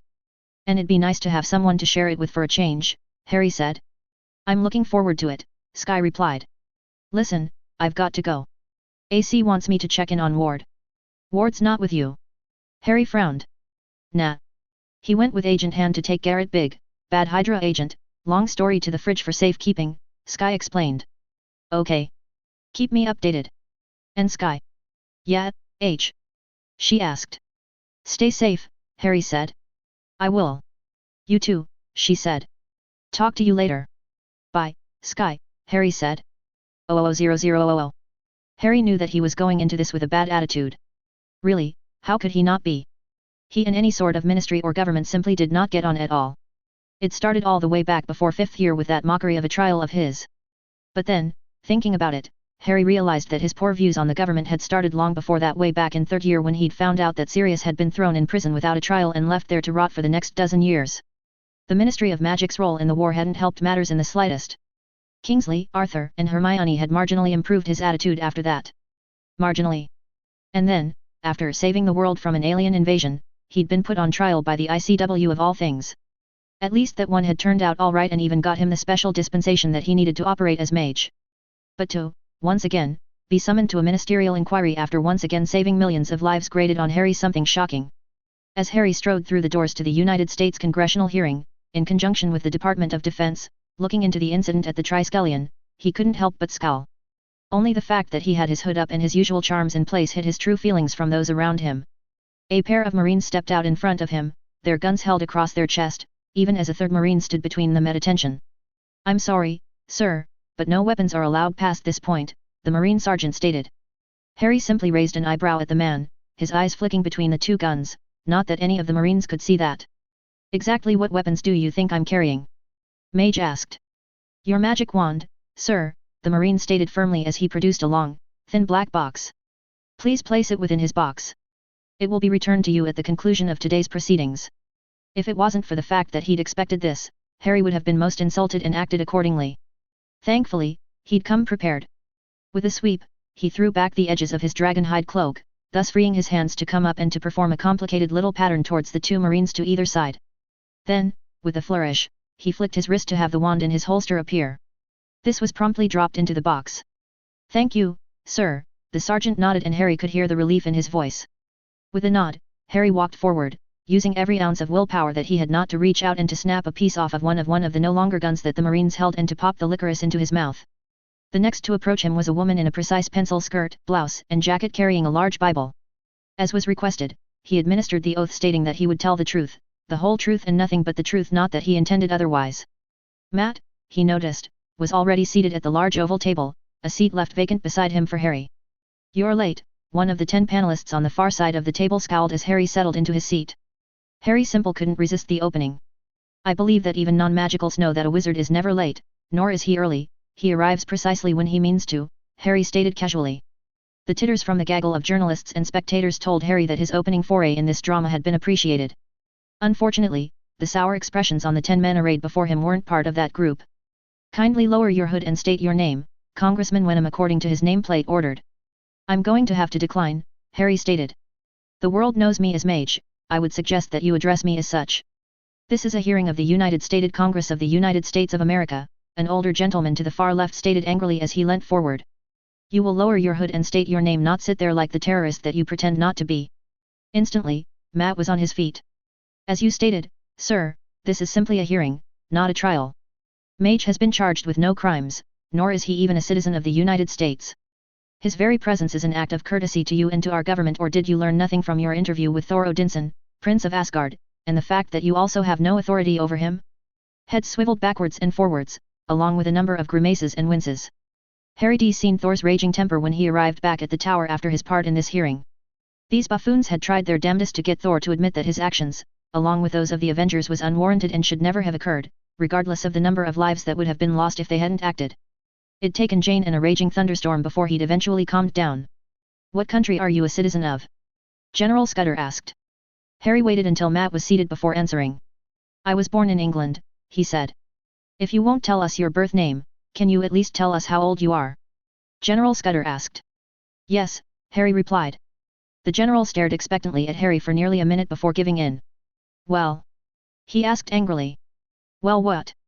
Harry shrugged. "You asked if I could tell you how old I am. I answered the question. How old are you, Mage?"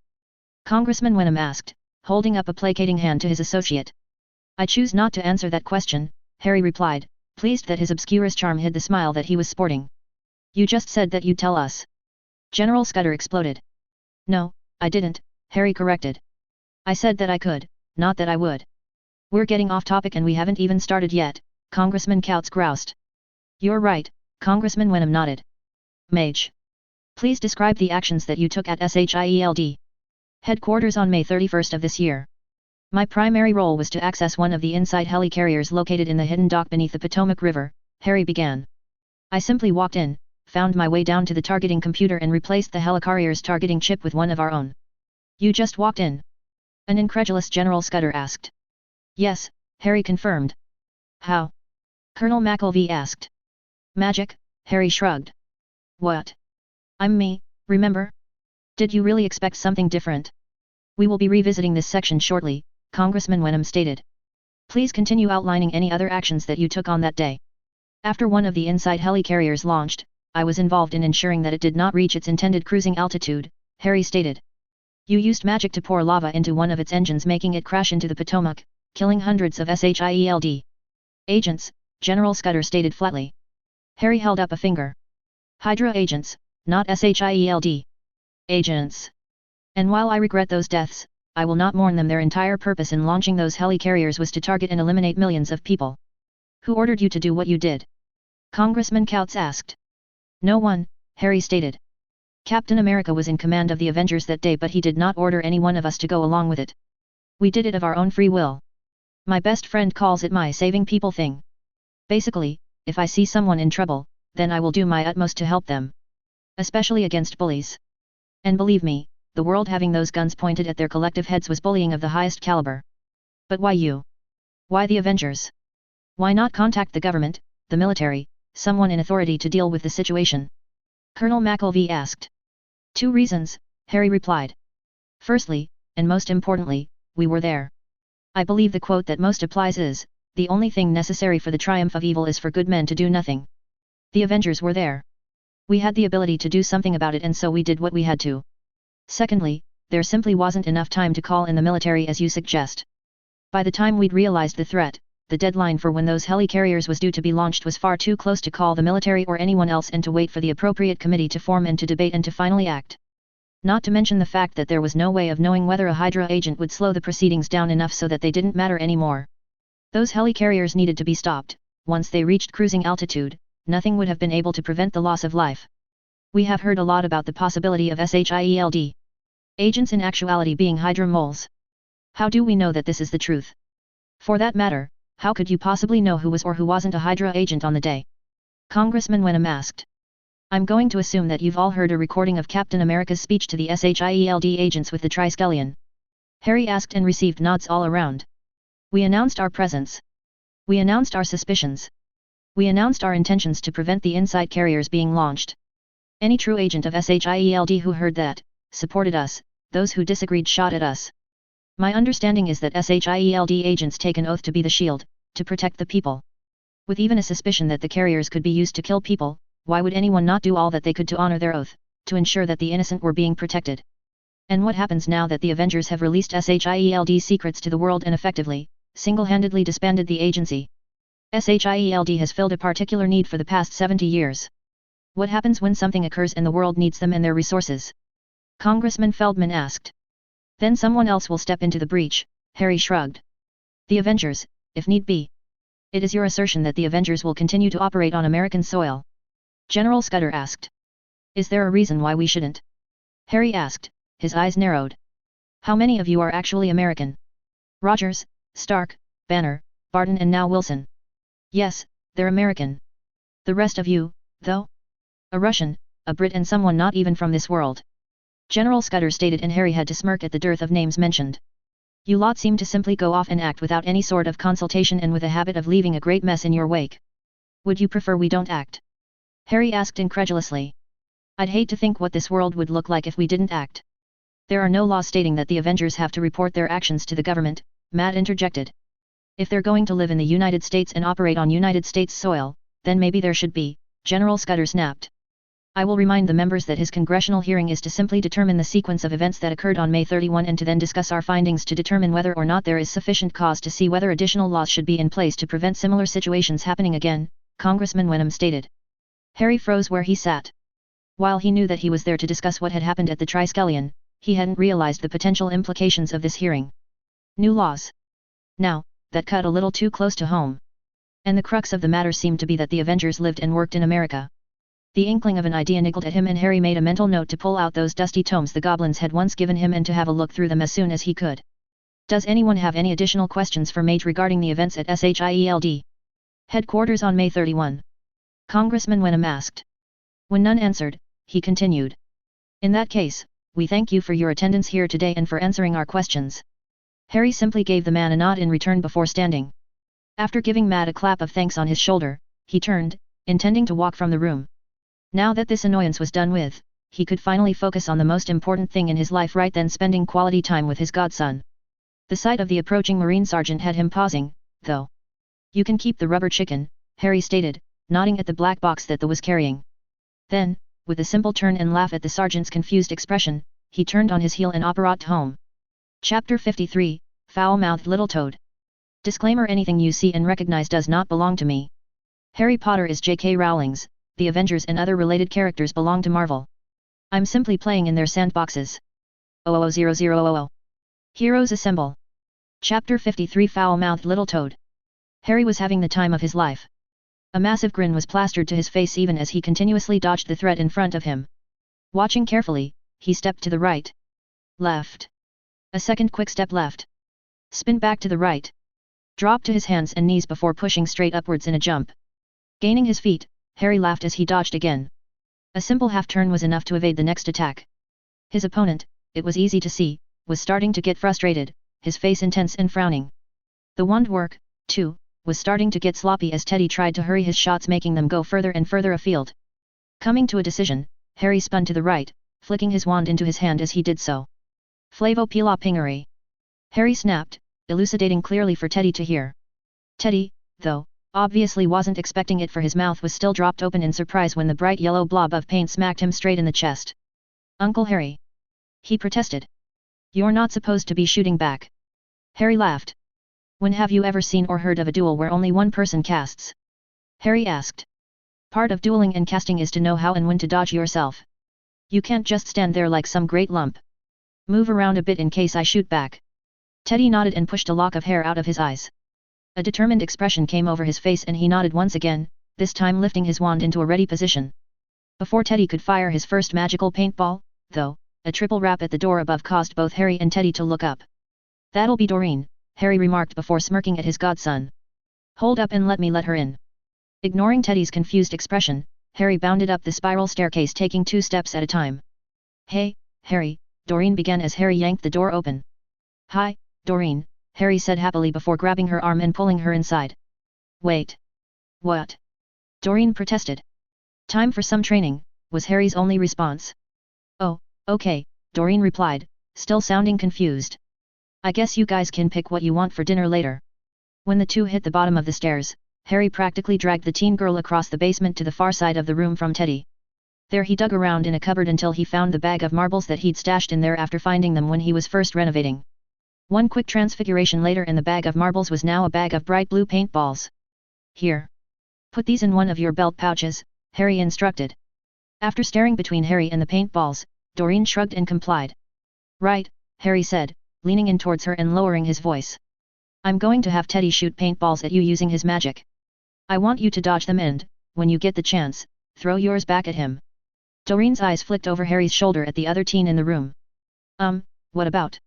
She asked, nibbling her lip. Hey, it's Ted. He knows about your abilities. I want you to go for it. Really give him a challenge, Harry insisted. Can I? She asked, gesturing towards her butt. If it helps with your balance and agility, sure, Harry replied.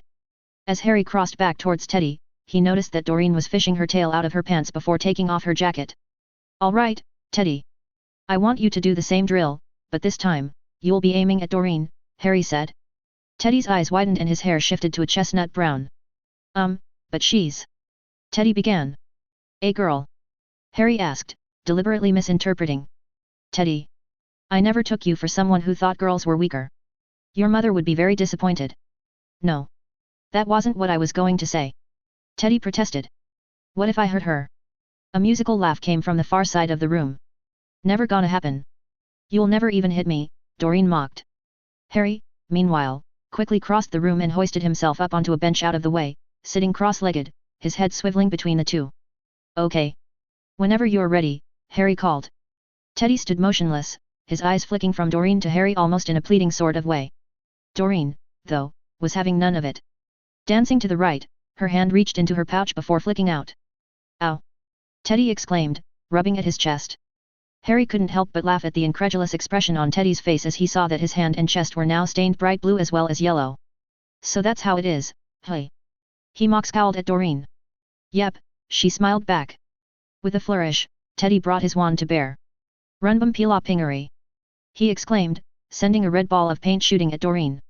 Dorene, though, moved quickly, spinning away with a laugh as she dodged his attack. And then it was on. Harry grinned as he watched the teen wizard shooting spell after spell at the teenaged girl across from him. Dorene used every facet of her acrobatic skills to jump, spin, and dodge the spells, even going so far as to jump straight up and to cling upside down to the ceiling at one stage. And every now and again, she'd fling a pellet back at him, making Teddy dodge. And then it happened. A spell from Teddy's wand impacted, splattering bright red paint onto Dorene's bushy tail. With a near growl, the girl began flicking blue paintballs at Teddy one after the other, putting him completely on the defensive and making him dodge as best as he could. Teddy's best, though, was no match for Dorene's squirrel reflexes, and before long, he was completely backed against the far bench. Ha! Teddy exclaimed as he dodged one particularly vicious throw. CRRRRP. Fix your hair, you blue twerp. Both Teddy and Dorene froze, their eyes huge as they stared at each other. Slowly, Teddy turned around, just as Harry joined them. Looks like that last throw clipped the lid and broke the silencing charm, Harry commented absently. Hey? Teddy asked, his eyes fixated on the glass aquarium that was now visible with a white and blue cloth half draped off of it. Did that toad just say something? Dorene asked, coming to stand shoulder to shoulder with Teddy. You call that a tail, you? Yeah, Harry replied, slamming the lid back into place and silencing the toad. Harry then pulled off the covers so that the teens could see it properly. Toads, Teddy stated flatly. Talking. Yep, Harry beamed. But they're not quite ready yet. Why is that one? Dorene asked, pointing to one of the four in the aquarium, wearing a pink cardigan. I couldn't help it, it just seemed appropriate, Harry grinned, not even bothering to explain. Uncle Harry, why do the toads talk? Teddy asked. They're supposed to be for Uncle George. I thought that he could sell them in WWW, Harry explained. As to why they talk, well, I've charmed them that way. I married the charm from insulting magical mirrors with a few other little spells so that you get a talking, insulting toad. That's brilliant. Teddy exclaimed. Can I have one? They're not quite ready yet, Harry repeated. Why not? Dorene asked. Harry sighed. Because I did something a bit wrong. Yes, they insult anyone they see, just like they're supposed to. But they also have a bad habit of swearing every other sentence. Sounds like they're perfect to me. Teddy grinned. Can I take one back with me to Hogwarts? I can drop the others off with Uncle George if you like. No. Harry exclaimed, waving his hands at his godson. Why not? Teddy near-whined. Because if I let you take one of them to Hogwarts, I'll have Headmistress McGonagall here the next day transfiguring me into a toad. Harry exclaimed. Well, everyone's always saying that she needs a holiday, Teddy deadpanned. Harry stared at his godson with narrowed eyes for a brief second before flicking his wand up and letting loose a cannon blast of water. Hey! Dorene spluttered. Watch where you're aiming that. 00000. Pepper opened yet another bag and dumped the entire contents into a large bowl. Surveying the counter, she nodded, albeit a little uncertainly. That, she thought, should hold them. For now, at least. Picking up two of the bowls of chips, she tucked one into the crook of her arm and then picked up the giant bowl of popcorn. It was then a matter of maneuvering through the crowded lounge to deposit them in strategic places. The first bowl of chips went on the coffee table in front of the three-seater lounge that Peter, Gwen, Dorene, and Teddy had squeezed onto. The second bowl was placed on the ground centrally between the plethora of beanbags that Clint, Steve, Harry, Bruce, and Jennifer had commandeered. The popcorn went nearest Thor, and Pepper simply had to hope that Jane, Darcy, Tony, Nat, and herself were able to at least get a couple of handfuls before the Asgardian scoffed the lot. She'd barely flopped onto the couch and wiggled close enough to Tony to put her head on his shoulder, her eyes fixing on the big screen and the image of Indiana Jones running through the jungle from some angry natives when Jarvis interrupted. I'm sorry, Miss Potts, but we seem to have a visitor, Jarvis said from the new watch that Tony had recently given her. Who is it? She asked with a frown.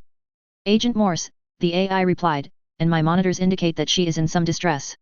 Don't look at me, Tony stated without even turning his head from the movie.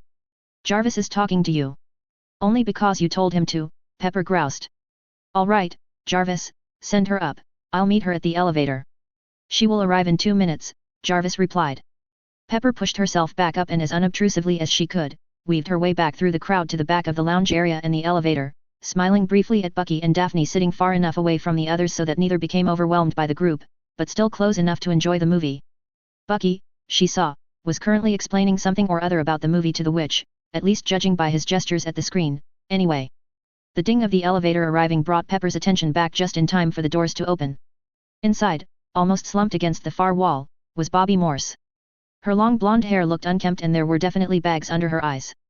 As soon as she noticed Pepper standing there, though, she straightened. "Hi, sorry for barging in like this," Bobby apologized as she stepped forward. "There's no need for that," Pepper replied. "Come in, you look dead on your feet." Bobby's weary nod attested to exactly how tired she was. Pepper was getting a pretty good understanding of how these now ex-Shield agents worked, as well as the Avengers. And showing any form of weakness was not something that they'd ordinarily do. For Bobby to be exuding fatigue like this told Pepper that the other woman had had a pretty rough time of it of late. "Tony, can you find an extra chair for Bobby, please?" Pepper called. Tony twisted his neck around and eyeballed Bobby. Pepper could see his eyes taking everything in and knew that he knew exactly how done in Bobby was. Unfortunately, Pepper knew that that wasn't going to stop Tony from being Tony. If you'd wanted in on the movie, all you had to do was ask. And show up before it started, Tony snarked. Only the fact that Tony was also quickly vacating the double-seater lounge for the tired woman held Pepper's tongue from giving him a good telling off. The sigh of relief as Bobby sank into the chair had head swiveling towards her. "Jarvis?" Pepper asked, waving a hand in the direction of the screen in order for the movie to be promptly paused. "Agent Morse, are you all right?" Steve asked, leaning forward. "Yeah. Let's just say that it's been a long week," she replied, her eyes flicking to Teddy, Daphne, and Bucky. "Don't worry about them, they're fine," Clint stated. "Here, you look like you could do with this," Harry stated, coming forward with a small vial of something held out to her. "Thanks," Bobby said and promptly took it and chugged it back. Pepper could only blink at the wisps of steam spiraling up from Bobby's ears. "Potter. What do you think you're doing giving this woman and a muggle one at that a pepper-up potion?" Daphne snapped, advancing on the wizard with her hands on her hips. "I know this lot, they're going to want to hear Bobby's story before she'll be allowed to sleep," Harry shrugged. "This way, she'll be awake enough to answer their questions. I do have some experience in that department." Whatever the undertone of that last statement was obviously made some sense to the healer. "Fine," Daphne replied. "But no more handing out potions without my say-so, you are not a healer." Once again, Harry simply shrugged and Pepper made a mental note to commiserate with the witch later on about dealing with hard-headed men and their idiocy of thinking that they were always right. "What happened, Bobby?" "The last I heard, you were stationed on the Iliad," Nat said. "I was," Bobby replied, taking the cup of hot chocolate that Jane had made for her. "I was there when you lot were taking on Hydra at the Triskelion, which I want to hear about properly later. I was still there when Hydra got their call to arms." "Hey," Clint grunted. "We knew that Hydra went after every base that we had, never thought about the carriers and whatnot." "Well, Hydra didn't forget about them," Bobby stated sourly. "Who controls the Iliad now, Shield or Hydra?" Steve asked intently. "We do," Bobby replied. "But it was a hard fight. We had to fight hard for every deck. Agents bled, killed, and died to keep that carrier. We lost a lot of good people that day." "But you won," Steve insisted. "Yeah, we did," Bobby sighed. "And then we had to put that carrier back together again. Luckily, Mac the Iliad's chief engineer survived and was a loyal Shield agent." "Where's the Iliad now?" Nat asked. Bobby simply shook her head. "No idea. Commander Gonzalez took the ship dark," Bobby said, her eyes meeting those of Clint and Nat. "He aims to ride out Hydra and, once they've settled down, to come out of hiding against them." "Doubt that'll work," Tony commented. "Agreed. Giving an enemy too much time to become entrenched is never a wise course of action," Thor nodded. "Surprised you didn't stay with them," Nat stated. "Almost did," Bobby admitted. "But Fury gave me a job as Avengers liaison to Shield and I aim to see it through." I hate to be the bearer of bad news, but there is no Shield anymore," Tony said. "I know. I've seen Hill. She filled me in. Suggested that I find some other line of work," Bobby stated, and Pepper could hear the contempt in her voice for that idea. "So that's why Hill applied to work with Stark Industries," Tony commented. Pepper's head jerked up to stare at Tony. "Maria applied to work for us?" she asked. "And you haven't hired her yet?" "You hire her right now." "I will." After her interview, Tony replied, and Pepper vowed to have words with him about that later. Or simply circumvent him and hire Maria herself. "Hill has an extremely useful skill set," Nat mused. "The Avengers could do with someone in a mission control type of role," Bruce commented. "That's definitely something to discuss later," Steve said. "What about you, Agent Morse? What are your plans now? I was hoping that you'd keep me around. I've still got a lot of contacts around the world that could be useful." Not to mention my own skills, Bobby said. I can think of one or two things that could use your touch, Nat mused, and Pepper followed her eyes to the teens on the couch. I think that's a great idea, Pepper agreed. But that's something for tomorrow. For now, I think I'll escort Bobby to one of the spare rooms so that she can get some sleep. Thanks, I'd really appreciate that, Bobby smiled. As the two made their way out of the room, Pepper noted that the movie was started up once again. She was just glad that it was one that she'd already seen. 00000.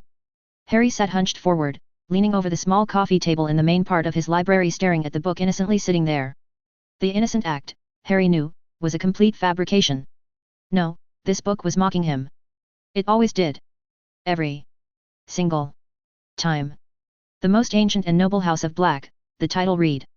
Under it was the Black family crest, which, if you didn't know better and failed to look at in the correct angle, you'd think was simply a shield with nothing but the sable that it appeared with.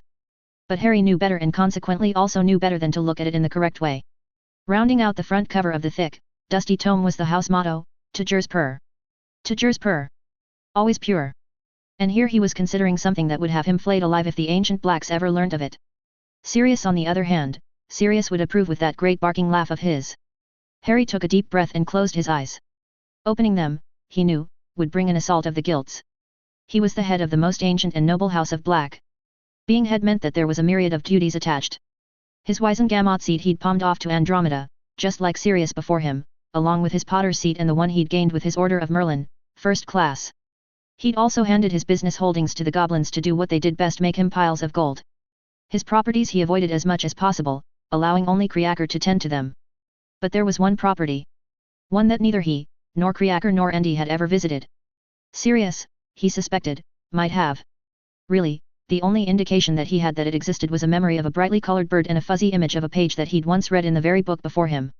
Finally, Harry gave in. After slipping his head of house ring on, he balled his fist and pressed the ring to the clasp on the book. A small pain told him that the ring took a sample of his blood to transfer to the book. For a moment, nothing happened. And then, with the pulse of near black magic, the clasp fell free. A fresh smell of dust wafted up when he opened the book and continued as he rifled through the pages, searching for the one that he wanted. Eventually, after much flipping to and fro, he found what he was looking for, not that it amounted to much. Paradis Noir, the head of the page read. It was listed under the section related to properties, at least. There were no GPS coordinates to find it, no easy-to-find directions. Just a vagueness that hinted more than it told. Oh, and the instructions on how to use the head of house ring to port Kea to the place. What little description there was sounded promising.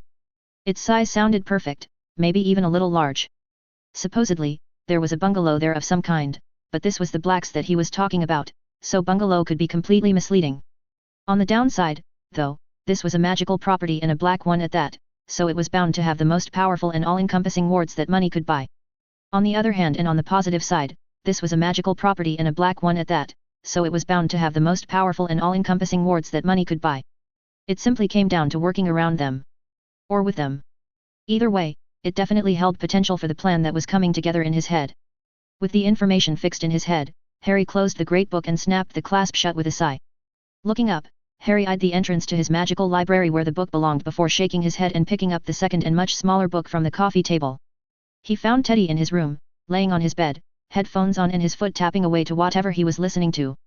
When the first knock didn't get a reaction, Harry wandered in and nudged his godson's foot. Instantly, Teddy's eyes snapped open before settling on his godfather. "Heya, Uncle Harry. Did you want something?" Teddy asked, taking his headphones off. "Actually, I wanted to give you something," Harry replied. When Teddy straightened up to sit cross-legged on the bed, Harry took a seat, turning to face him and tucking one leg up underneath himself. "Here, this is for you," Harry said, holding out the book. Teddy took the book curiously before his eyes widened at the title, Releasing Your Inner Animal, A Guide to Becoming an Animagus. "Becoming an animagus? Like you?" he breathed. "You are the son of a marauder, the same as I am," Harry replied with a smile. "And even though your father wasn't an animagus, all the others were. Including you," Teddy added. "But how will that work with the extra werewolf blood that I inherited?" "You're not a werewolf, Ted, you just have a little extra something, courtesy of your father." "I suspect that it won't cause a problem at all," Harry replied. As Teddy attempted to flick through the book, a frown appeared on his face. "Hey, these pages are stuck together," he protested. "Of course they are," Harry smiled. There's a lot of work to be done before you get that far, and I don't want you trying something that you're not ready for.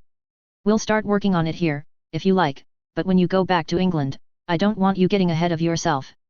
When you think that you've got everything up to here mastered, you can either talk to me or go to Headmistress McGonagall to get the next step unglued for you. We can start here? Now? An excited Teddy asked. Sure. Assuming you want to, Harry replied. Yes. Of course I want to. I wonder what animal I'll be? Probably a wolf, like Dad. Or maybe something with wings, like you, Teddy babbled. Hey, can I show my friends? I know that they'd love to be able to become Animagi, too. Thankfully, Harry had expected that question. Only your very best friends, he temporized. There were only 4 marauders, remember, and only 3 of them were true friends. Lachlan, for sure, he's my best friend. And Gabby, of course. And Mira and John, Teddy said, counting on his fingers. That's only 4 others. Is that all right? Sure, Ted, but let's keep it at that, shall we? Harry agreed. What's first? How do I start? Teddy asked. Harry's answer was interrupted by an owl flying through the open window and landing regally on the bed between them. The great horned owl looked between the two before settling its gaze on Harry and lifting the leg carrying an official-looking scroll. I'm sorry, I don't have a treat for you, Harry told the owl as he took his mail. The owl either understood or didn't seem to care as soon as its burden was free, it leapt up and soared out of the window. Who's it from? Teddy asked.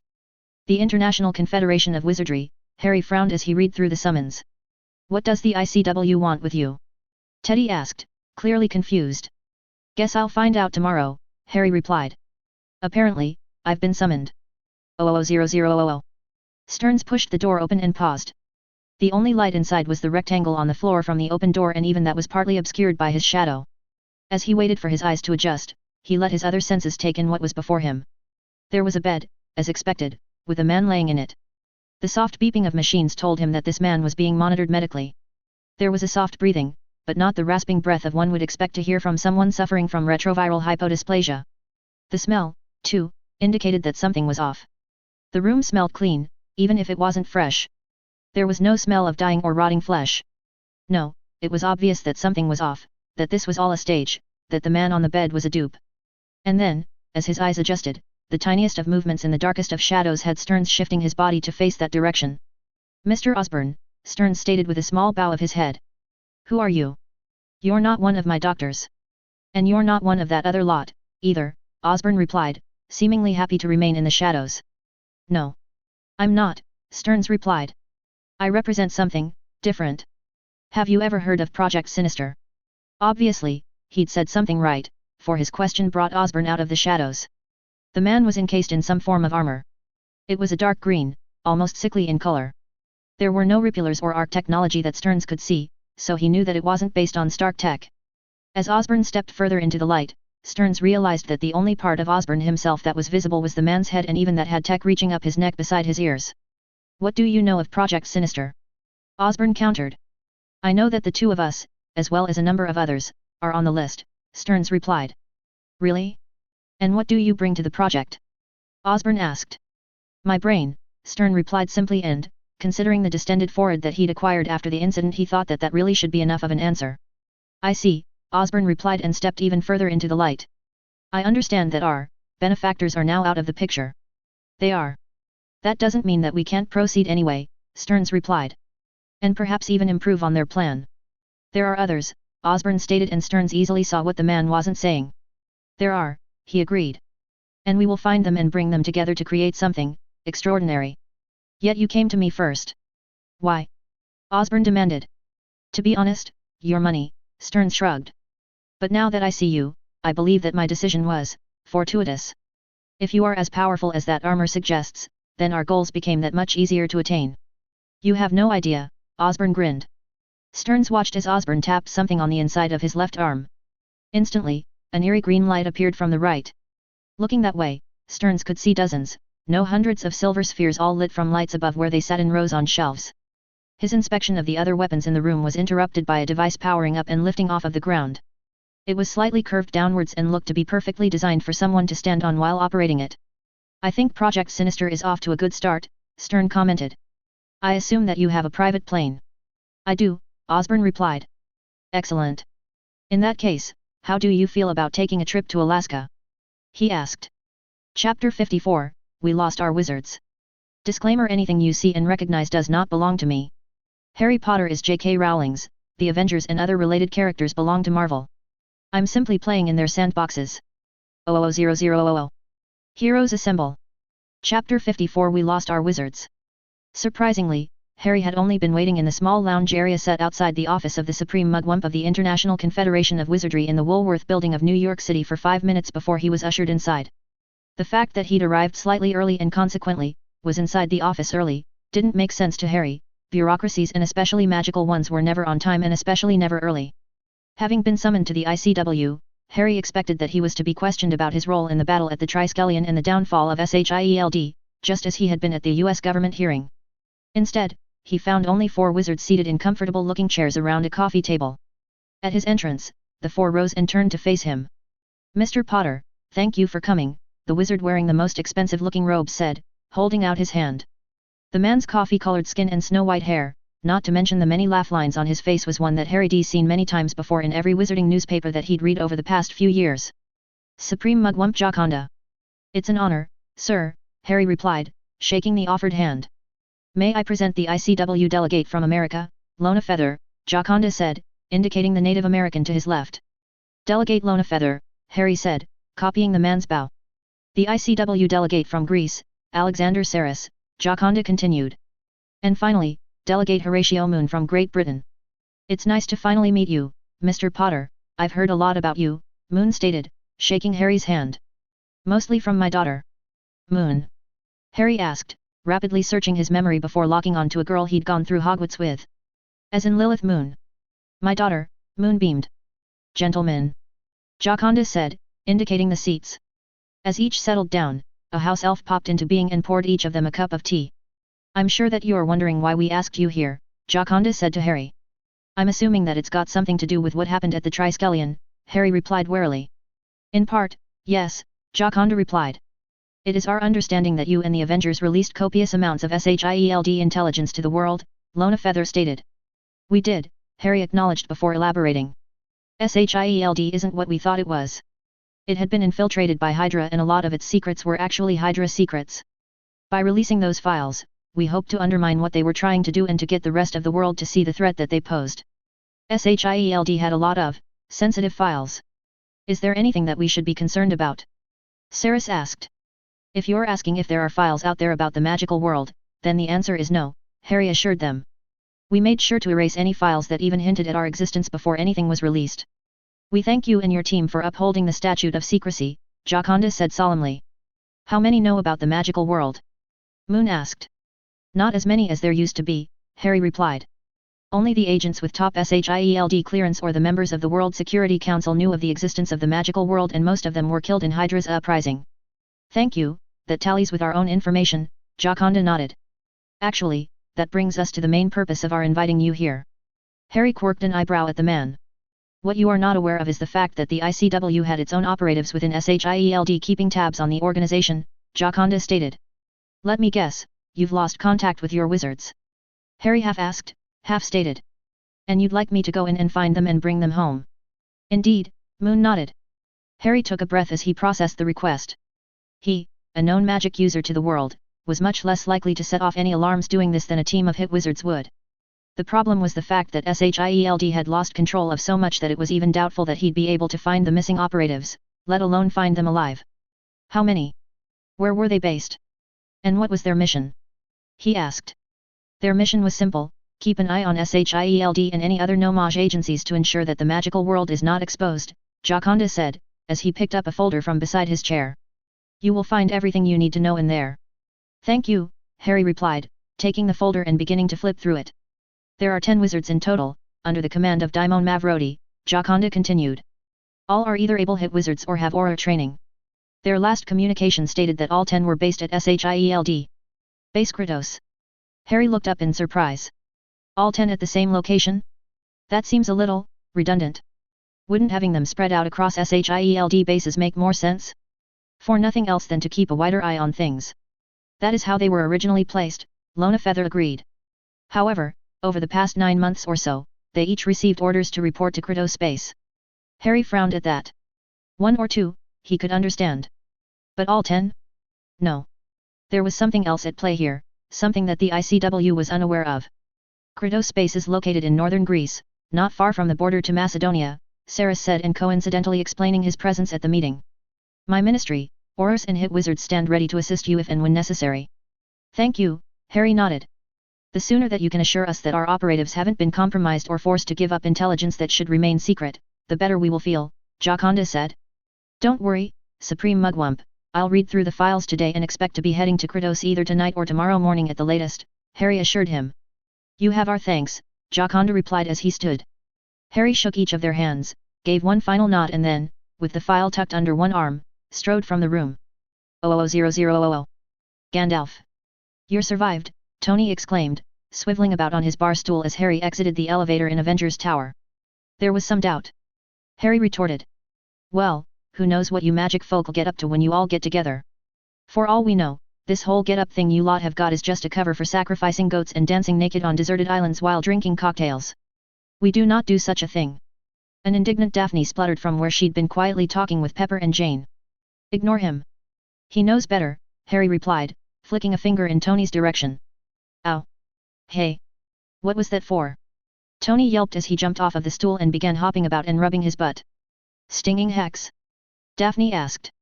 Seemed appropriate, Harry shrugged. I should have you over more often, Jane called. Perhaps he'd learn to think before he talks. Oi. No picking on the guy who owns the place. That's a rule here, you know, Tony groused. No, it's not, Darcy replied, sitting up from the couch that she'd been laying on. Well, it should be, Tony sulked. How'd it go? Steve asked. Not as I was expecting, Harry replied, taking a seat. They didn't seem to care too much about what went down at the Triskelion. Although, they did thank us for protecting the secret of the magical world before we released the data. And so they should, Tony nodded. Then what did the bigwigs of the magical world want? Seems they've lost some of their wizards, Harry said, placing the folder that he'd been given on the coffee table. Lost some wizards? Daphne repeated. Yeah.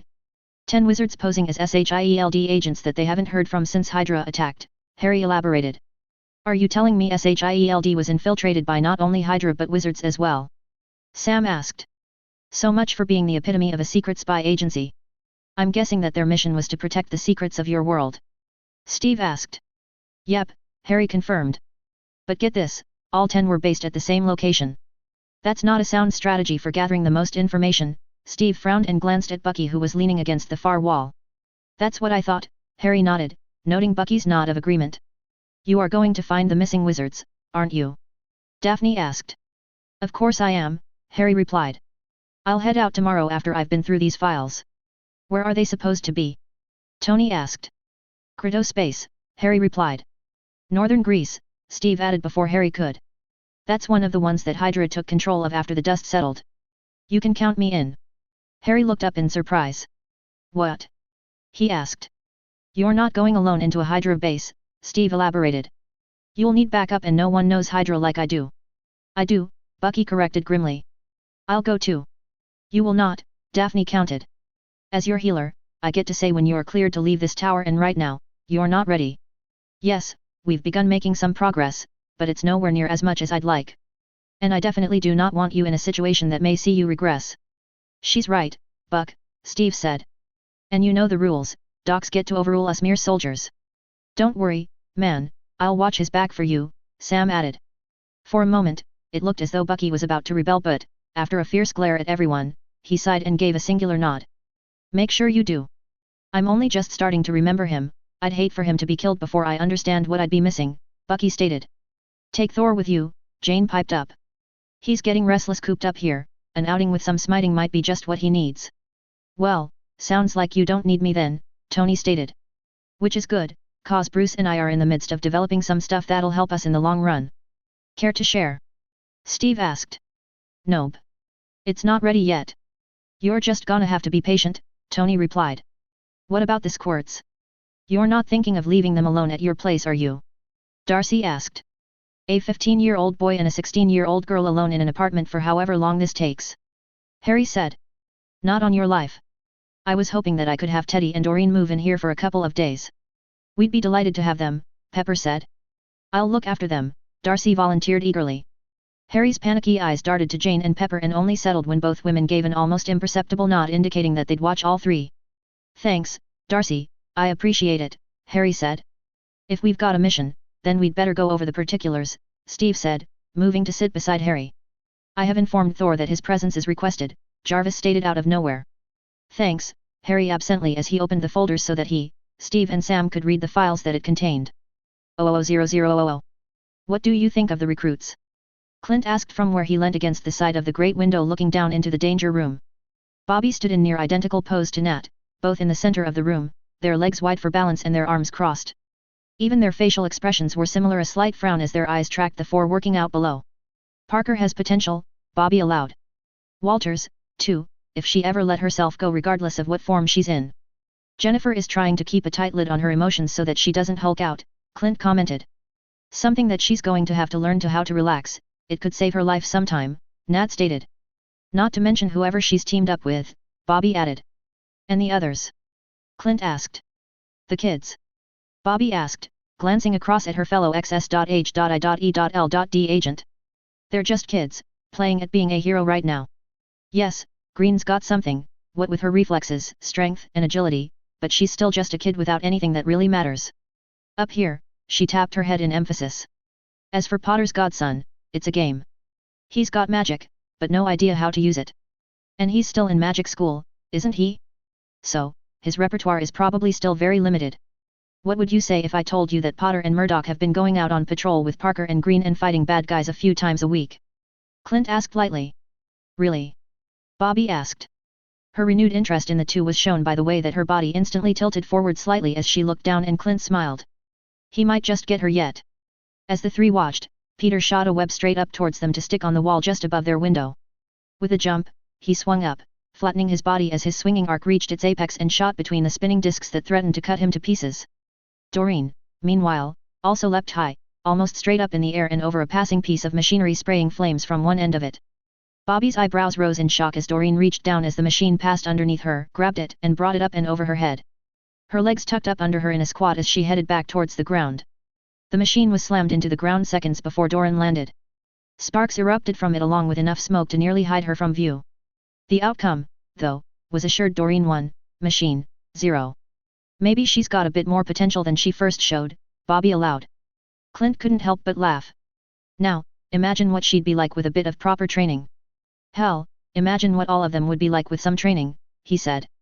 Bobby's eyes flicked about the room below, taking in Peter using his webbing to gum up the spinning blades and Jennifer and Lupin working their way through the obstacle course at ground level.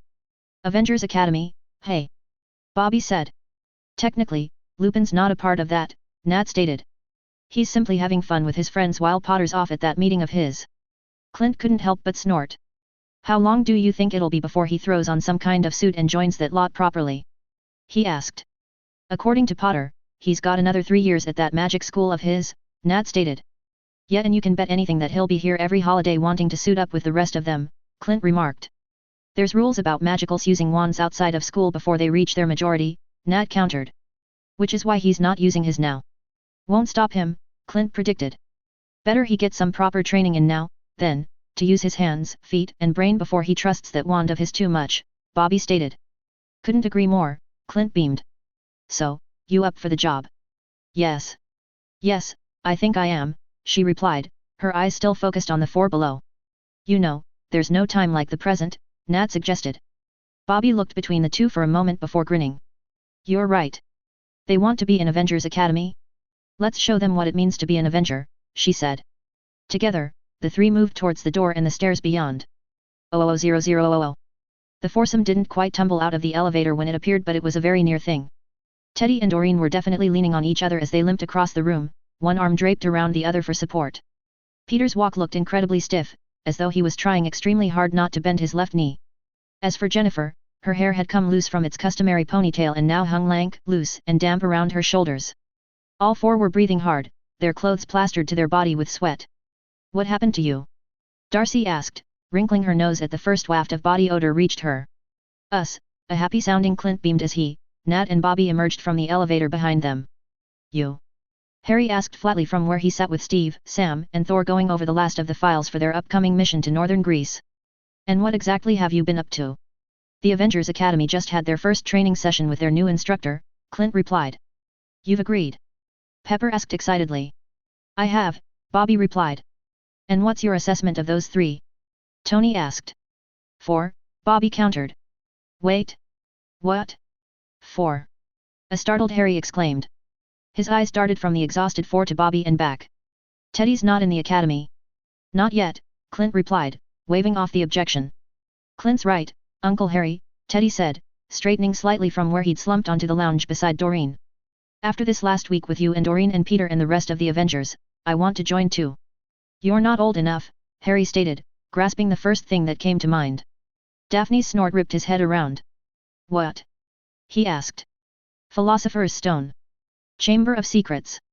Basilisk, she said simply. How old were you again? Knew I shouldn't have let Luna print those articles, Harry groused.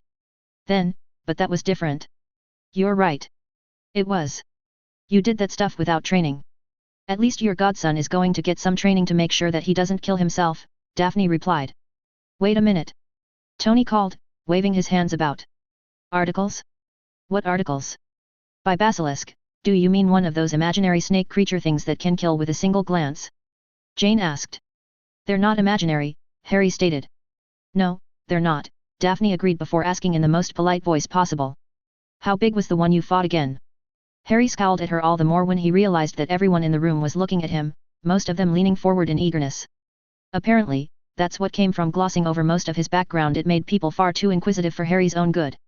60 feet, Harry said before quickly trying to change the topic. But we were talking about Teddy being too young to be in the academy. 60 feet, Teddy breathed wide-eyed. How old were you? It was the end of second year, Harry sighed, so, 12. What in the world caused you to fight a 60-foot snake when you were 12? Sam asked. I wasn't given much choice in the matter, Harry replied. It was trying to kill me, after all.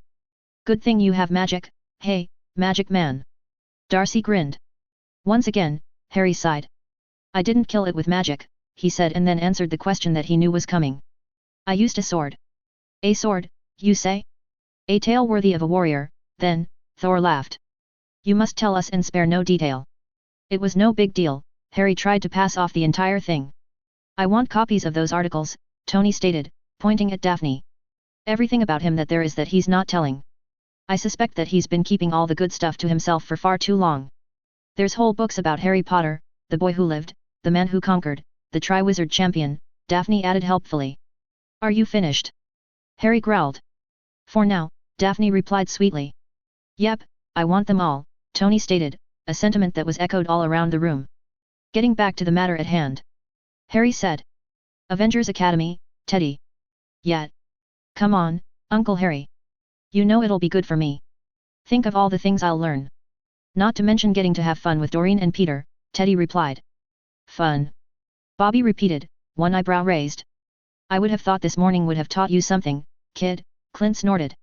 Today was just a warm-up session, to see what you could do and for me to work out the best way to train you up properly, Bobby stated.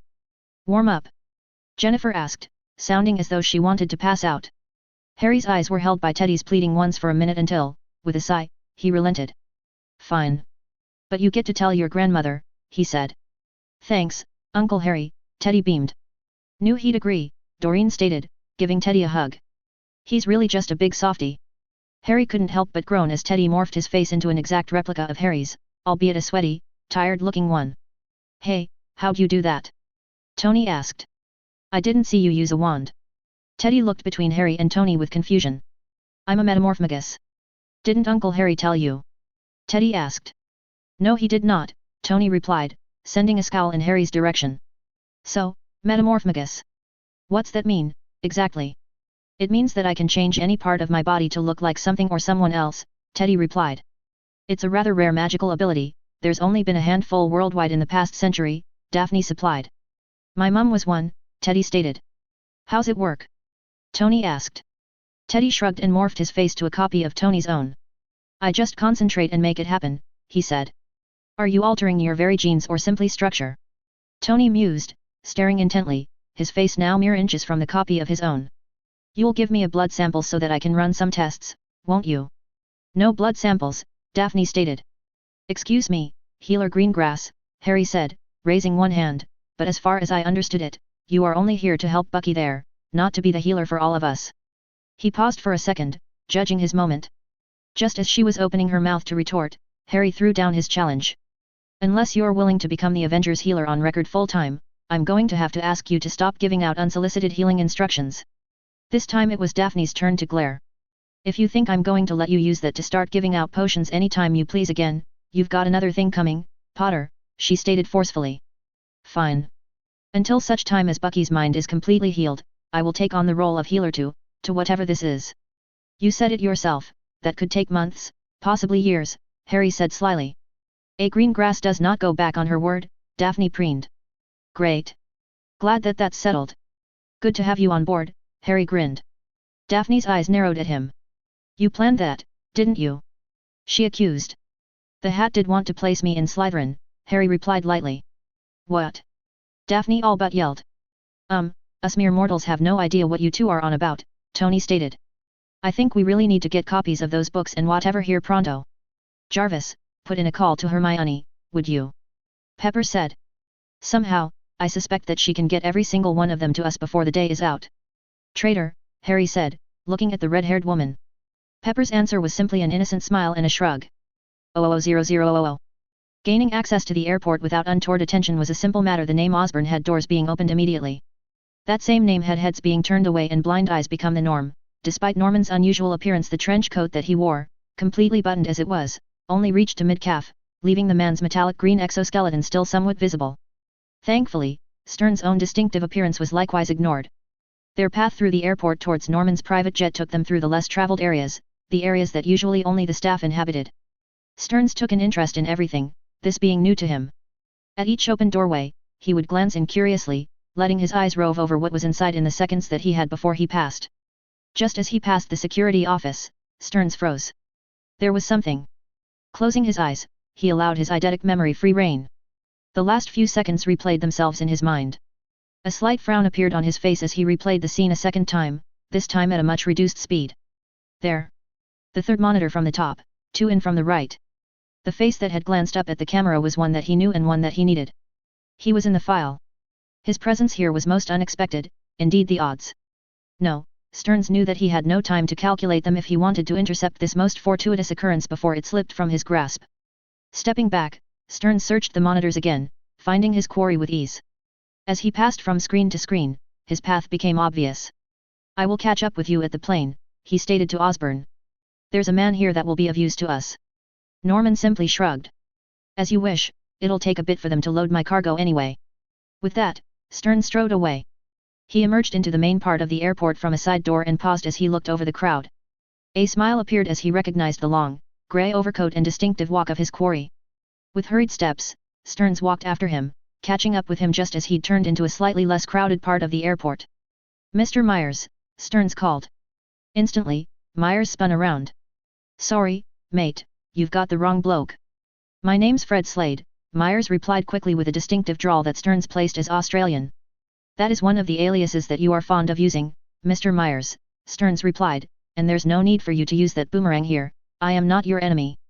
Slowly, Myers' hand emerged from inside his coat. His very demeanor screamed caution and that he was ready to either fight or flee, depending on the next words out of Stearns' mouth. I understand your particular talents and believe that I have the perfect way for you to utilize them, Stearns said. Yeah, what's that? Myers asked. There was a special group being put together, one that you were considered to be a prime candidate for, Stearns began. Sinister, Myers interrupted. Yeah, I was briefed. Thought that would have been nixed with the guys in charge running afoul of those bloody Avengers, though. Stearns smiled. Yes, well, let's just say that I don't believe we need their oversight to have some fun, shall we? Mate, I like the way you think, Myers smiled and finally seemed to relax. So, what's the plan? If you'll follow me, we have a jet awaiting, Stearns replied. Righto, Myers nodded before falling in step with Stearns. They'd barely gone a dozen meters when the questions that Stearns could see building finally burst from Myers. Look, I just gotta ask. Where we off to anyway? And what happened to your noggin? You take a nasty bump of something. Or something, Mr. Myers. Or something, Stearns replied with a smile. Chapter 55, For the Greater Good. Disclaimer: anything you see and recognize does not belong to me. Harry Potter is J.K. Rowling's, the Avengers and other related characters belong to Marvel. I'm simply playing in their sandboxes. 000000. Heroes Assemble. Chapter 55 For the Greater Good. The gentle bank of the Quinjet had Harry's head lifting from the book that he'd been reading. Laying it aside, he moved towards the cockpit. Another course change? Harry asked. From the pilot's seat, Sam glanced back at him. Hey, don't blame me, it's all these governments that aren't so happy with the Avengers at the moment and their insistence that we don't fly through their airspace without clearance, Sam replied. It's to be expected, Steve sighed. After the way that we dismantled SHIELD. On US soil, no less, they're all wary that we'll do the same with other spy agencies. Governments do like to ensure that their secrets remain secret, Thor agreed. Which country are we avoiding this time? Harry asked. Germany, Sam replied. And that should be the last on the list.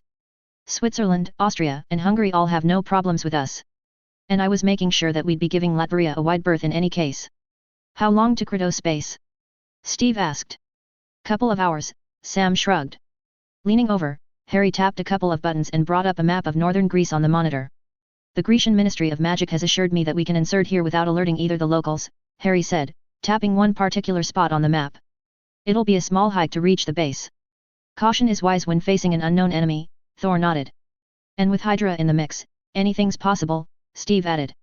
000000. Credo space, it seemed, had been established towards the top of a small mountain that overlooked a deep ravine. Far below, a fast-moving river flowed over numerous craggy rocks and even the occasional log. The only patches of green anywhere in the ravine came from the small shrubs that had managed to survive the harsh conditions. There was little cover for any human or animal in that ravine. Anyone or anything coming from that direction would be instantly seen by watchers in the base itself. On the opposite side of the mountain, numerous gun turrets had been placed, ensuring that no one could approach on their blind side. The manner for that is what Credo space appeared to be at first glance was large. It was 3 stories tall and nearly 100 meters wide along the face of the mountain. Its true bulk, though, had been carefully hidden. According to the files that Tony had teased out of the SHIELD database for them before they left, they knew that there were half a dozen extra levels hidden within the mountain itself. While Credo's primary mission was to oversee the numerous countries within this part of Europe, it was also one of S.H.I.E.L.D's top research divisions, focusing on developing systems that would eventually be installed in the helicarriers, jump jets and other flight-capable vehicles that SHIELD utilized. Currently, the 4 Avengers were hunkered down on a ridge on the northern part of the valley, observing the base through binoculars.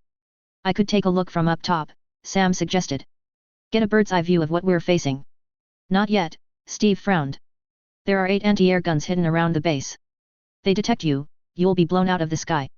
I was about to offer the same, albeit using my broom, Harry stated. Perhaps a disillusionment spell? I could sneak in on foot and take a closer look. All right, but surveillance only, Steve agreed after a minute's thought. No heroics, that's what we're all here for.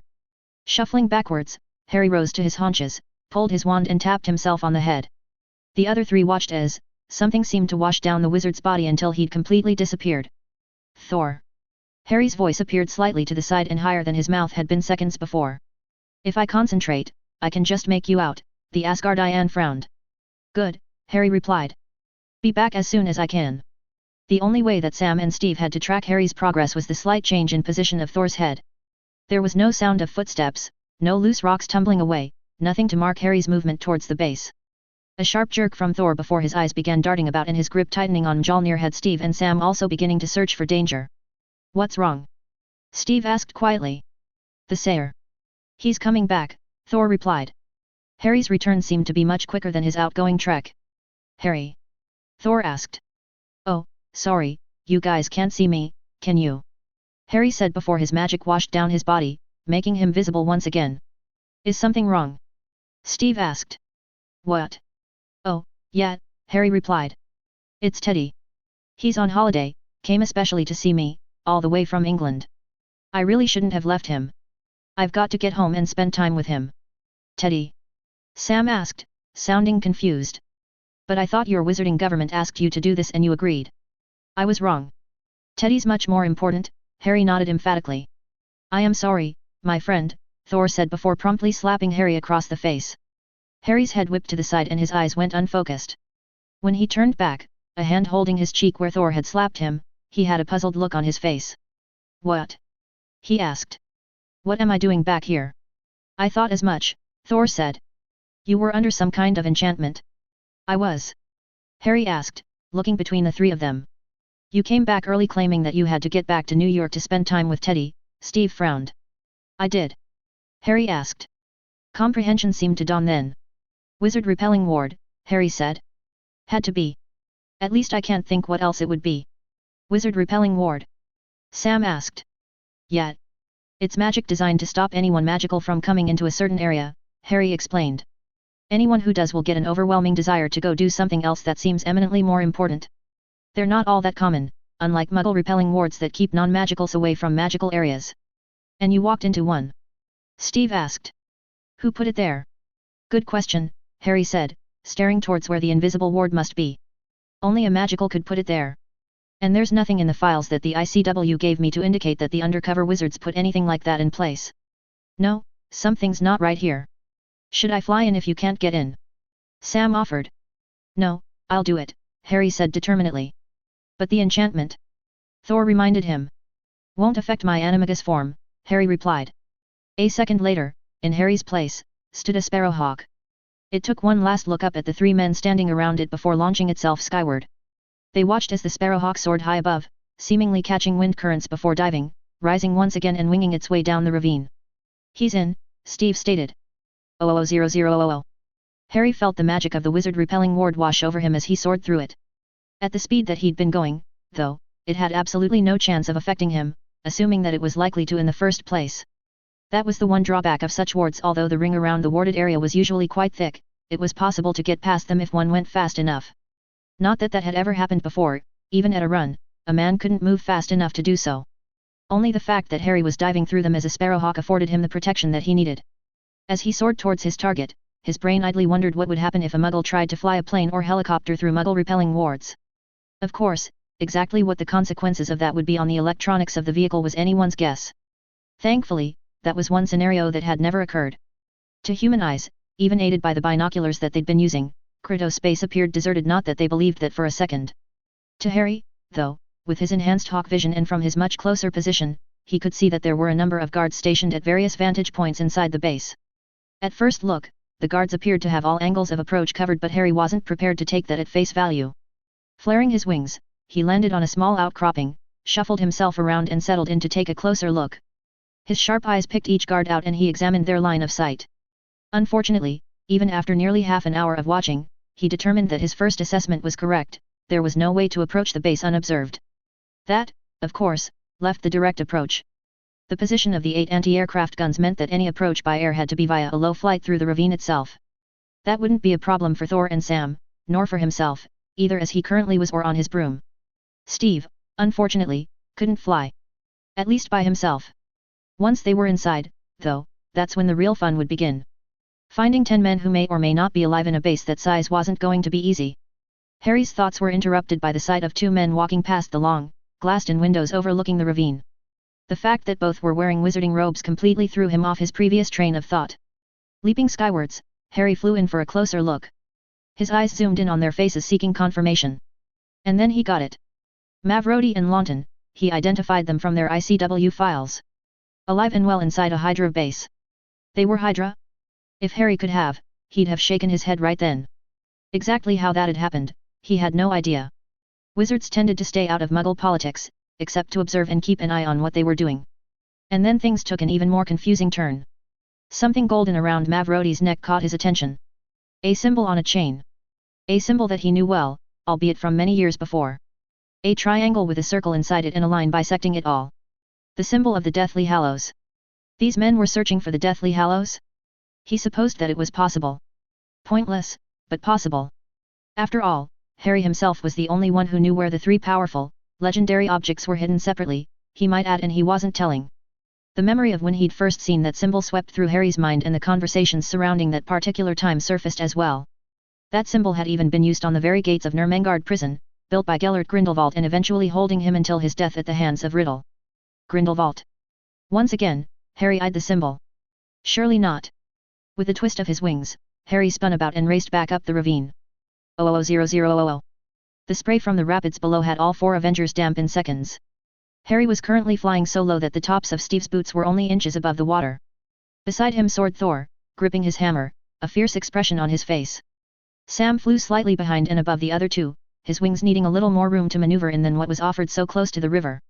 Harry glanced back at his passenger, assuring himself that Steve was seated properly on the lightning bolt. "We're about to hit the ward," he called. "Make sure I don't turn us around." "I've got you," Steve called back. And then, as he hit the leading edge of the wizard-repelling ward, Harry felt his mind fog. Knowing what was happening only marginally helped. As though he was fighting through soup, Harry forced his hands to remain firm on the broom handle, only altering its course as necessary due to the zigs and zags needed to avoid crashing. A sharp pinch on his arm had Harry shaking his head. Through the fog of his mind, he noted that Thor had pulled ahead. That was significant for some reason and he frowned, trying to work out what it was. A second pinch, this time on the other arm, caused him to glance down. There were 4 arms. That seemed wrong. He really should get that checked out. New York. That's where Green Grass was. She was a healer. She'd know what was wrong and how to fix it. With that thought in mind, Harry began to turn the broom around only to receive a third, much harder pinch to his arm. This time he shied away, incidentally dragging the head of his broom back on course. And then, almost all at once, the fog lifted. Shaking his head, Harry looked back at his passenger, almost in confusion. "Steve?" he asked. "I'm guessing we're through," Steve replied. "You might want to do something about our speed, it really dropped off when we were passing through that." Looking back ahead, Harry could see Thor and Sam well ahead, almost directly underneath the base itself and beginning to climb towards it. Funneling his magic into his lightning bolt, Harry put on a burst of speed. At least, as much as he could while carrying a passenger. 00000. The first crack of a gunshot had Sam dodging. The second, this time a burst from what sounded like a minigun, had him veering back the way he came. Shooting straight up, Sam pulled his wings in so that they were all but wrapped around him and spun like a corkscrew. His hands slapped his sides and his guns attached and assembled themselves. Pulling out, he took aim and fired at the glass. "It's bulletproof," he called over his earbud. More gunfire sent him shooting further up and then into a loop to head back down. No way did he want to get high enough for those anti-aircraft guns to have a crack at him. "Let's see what Mjolnir makes of it," Thor replied.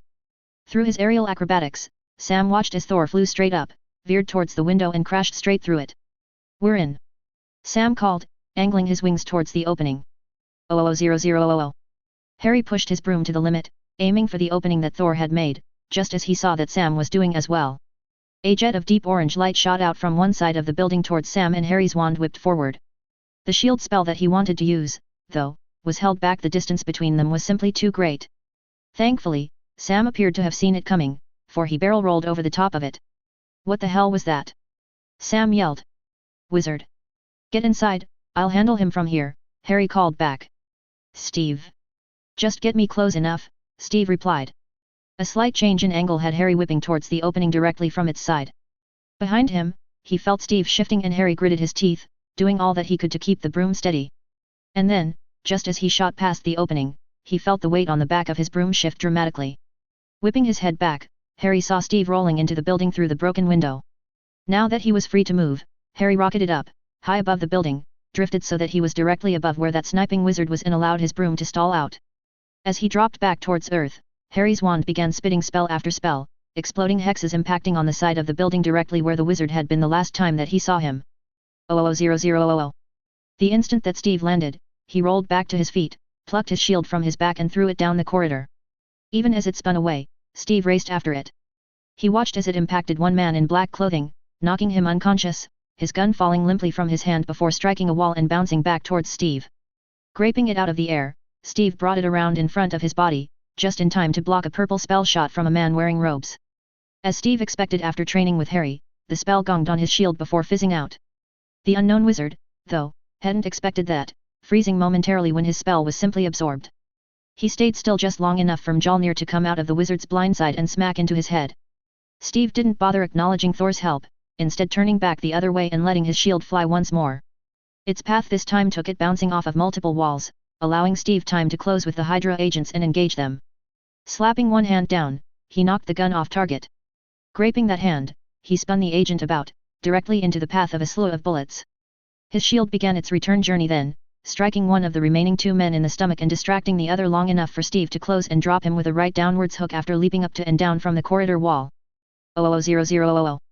Sam had been exchanging shots with 4 Hydra agents when he felt his world shift away from him. A soft, lilting voice encouraged him to turn around, that the enemy was back the way that he had come. Obediently, Sam did as instructed, his eyes searching and coming to rest on a man in red, white, and blue, a circular shield on his arm. The wonderful, whispering voice suggested that Sam shoot this man, and Sam frowned slightly, wondering exactly why he should. There was something about him. His objections were overwhelmed by the musical voice in his head, and he found himself raising his guns, taking careful aim. His fingers were just about to squeeze the trigger when his world exploded. Sam felt himself being flung away to come crashing down hard into one wall. Dust and smoke billowed around him, and he coughed and then coughed again as his lungs demanded air. From out of the dust, a hand appeared, offering to pull him up. Sam stared at it for a moment before grasping on. "Sorry about that," Harry said. "Are you okay?" Sam stared at him for a moment and shook the last of the fuzziness from his brain. "What happened?" he asked, and then, noticing the massive, jagged hole in the floor, added, "Never mind." "Hey, looks like I got one of the wizards when I busted through," Harry grunted, nodding at the robed man laying awkwardly in the middle of the floor some meters away. "Thanks. I don't remember seeing him," Sam replied. The sound of fighting had the two looking different ways down the corridor. "I've got this way," Harry stated. With a nod, Sam activated his wings and soared over the hole that Harry had made and down the corridor. 00000. A jet of sickly green light shot out of a doorway, and Thor instinctively thrust Mjolnir in its path, batting the spell harmlessly away into a nearby wall. "That's not possible," the wizard muttered, making Thor laugh. "I have been dealing with magic most of my life, Sire," Thor called as he strode towards the man. A plethora of spells began peppering him, and Thor barely paused, simply using Mjolnir to block each and every one. "My brother, Odin rest his soul, loved nothing more than to cast spells at me. I got quite good at blocking them," Thor told the now panicking wizard. "Except his illusions. Always fell for them for some reason." The wizard's eyes were wild now, searching this way and that for a way out of the room that he'd trapped himself in. Seeing no way out, the man brought his wand up once more, only for Thor to reach out and pluck it from his hand. A simple twist with his thumb was enough to snap it in half. A strike to the side of the head from Mjolnir put the wizard out of the fight completely. 00000. Harry burst through a door and instantly dodged to the right, a shield forming in front of him. He was glad that he'd thrown it up a second later, as two spells impacted it, a third shooting through the door that he'd left open. A further step to the right, a spin and duck had him dodging the next three spells aimed at him while also giving him some room to move. It looked like he'd hit the jackpot. 3 wizards were currently holed up in here, apparently waiting for the invaders to come in and to curse them in a crossfire. Channeling his magic, Harry caused his small magical buckler to appear on his offhand even as he flicked a spell away with it. And then he began attacking, doing his utmost to keep all 3 on the back foot. Bludgeoners, bombardas, piercing hexes and stunners flew across the room, each spell flowing effortlessly into the next. Chairs exploded, sending wooden splinters towards 2 of the wizards. The cry of pain from one had Harry grinning, the splinters being blasted back towards him had him spinning about. His dragon hide cloak did the trick, though, taking the impact effortlessly without any harm to himself. Harry's momentary lull away from the attackers allowed him to transfigure a filing cabinet into a black bear and directing it towards the other wizards. Turning back, Harry found that his own trick was being used against him. A pair of wolves were on the approach, their jog rapidly turning into a run. Pointing his wand at the floor, Harry turned it to ice. Instantly, the wolves' grip evaporated and they were left scrabbling and sliding about. Harry turned side on, allowing the 2 to slide straight past him. An exploding hex blew a hole in the wall behind him, allowing the wolves to slide out. Conjured bricks prevented them from returning. In the time that he'd taken to deal with the threat of the wolves, the bear had also been killed, but not, it seemed, before falling on one of the wizards, pinning him to the floor, his wand splintered in his hand. The spells shot towards him were simply dodged and Harry retaliated with a jet-like flare of flame. Small fires erupted as the desks and splinters of the chairs caught fire, causing plumes of smoke and steam from the quickly melting floor to engulf the room. Ducking low, Harry slipped to the side of the room and crept up while he couldn't be seen. From what he could tell, the remaining 2 wizards had stayed exactly where they were. "Gloria Sagittus," he whispered, shooting a trio of arrows from his wand. Triple thunks told him that his arrows had missed entirely, striking the far wall instead. His second set of 3 elicited screams of pain. Honing in on the sound, Harry snapped off a stunner, giving a satisfied nod at the sound of a body thumping to the ground. When there had been no sound of any movement for nearly 5 minutes, Harry waved his wand at the air, vanishing the smoke and steam. Peeking out, he took in the room, searching for the last of the enemy. A twisted boot under a smoldering desk was enough for Harry to find him. Slowly, carefully, his wand trained before him, Harry approached. Seeing an arm still clutching a wand poking out from the desk, Harry strode across and kicked, sending the wand rolling away. "Mavrodi," Harry stated grimly, frowning down at the trapped wizard. "Mage," Mavrodi returned, telling Harry that he knew who had bested him. What are you doing, throwing your lot in with Hydra? Harry asked. You're a respected hit wizard, an operative of the ICW. Hydra. Mavrodi repeated, spitting out a glob of blood. We do not serve Hydra. You don't? Harry asked. No. We are the last of Grindelwald's knights, charged with bringing about the proper order of the world, with magicals ruling all for the greater good of the whole world, Mavrodi stated vehemently. Sorry to break it to you, but Grindelwald's been dead for years, along with his greater good, Harry said with a shake of his head. And there's a lot more than just muggles out there that you have absolutely no idea about. You think so?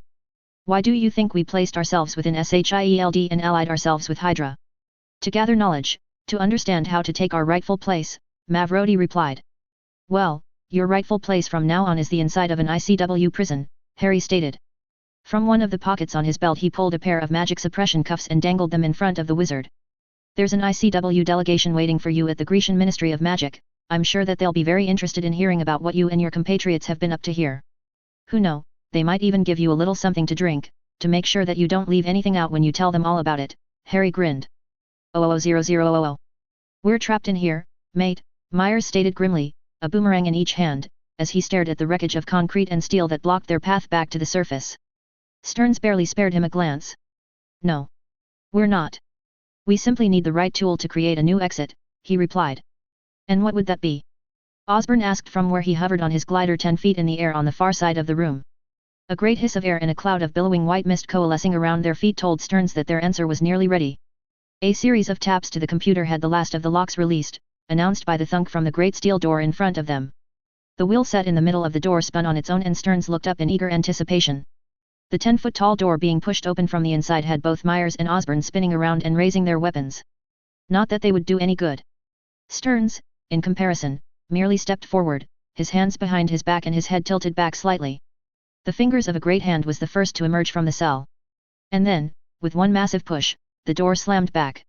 The man, creature, Abomination standing there was nightmarish to behold. He stood 10 feet tall, muscles rippling in his legs, arms, chest, even his neck. Spikes made of what could only be bone could be seen at his elbows and heels. His bald head appeared proportionally small, but the ferocious expression that it sported more than made up for it. Stearns? He growled and the sound vibrated the very floor that they were standing on. Captain Blonsky, Stearns replied with the smallest incline of his head. I should kill you where you stand, Blonsky stated. Perhaps. But if you did, then it'd be that much harder to exact your revenge on Banner, Stearns replied. Blonsky's eyes darted to the other two in the room before piercing Stearns once more. Where am I? Blonsky asked. Alaska. A secret army facility, Stearns replied. After your last battle with Banner, you were brought here and placed in cryostasis. You were supposed to stay in there for the rest of your life. How long? Blonsky growled, his fists clenching and unclenching repeatedly. A couple of years, Stearns replied. This revenge you speak of, does it include Ross for what he did to me? Blonsky asked. It could, if you wish, Stearns replied. I'm listening, Blonsky stated with a grin that sent shudders down the spine of those who saw it. Chapter 56, While the Wizard's Away. Disclaimer: anything you see and recognize does not belong to me.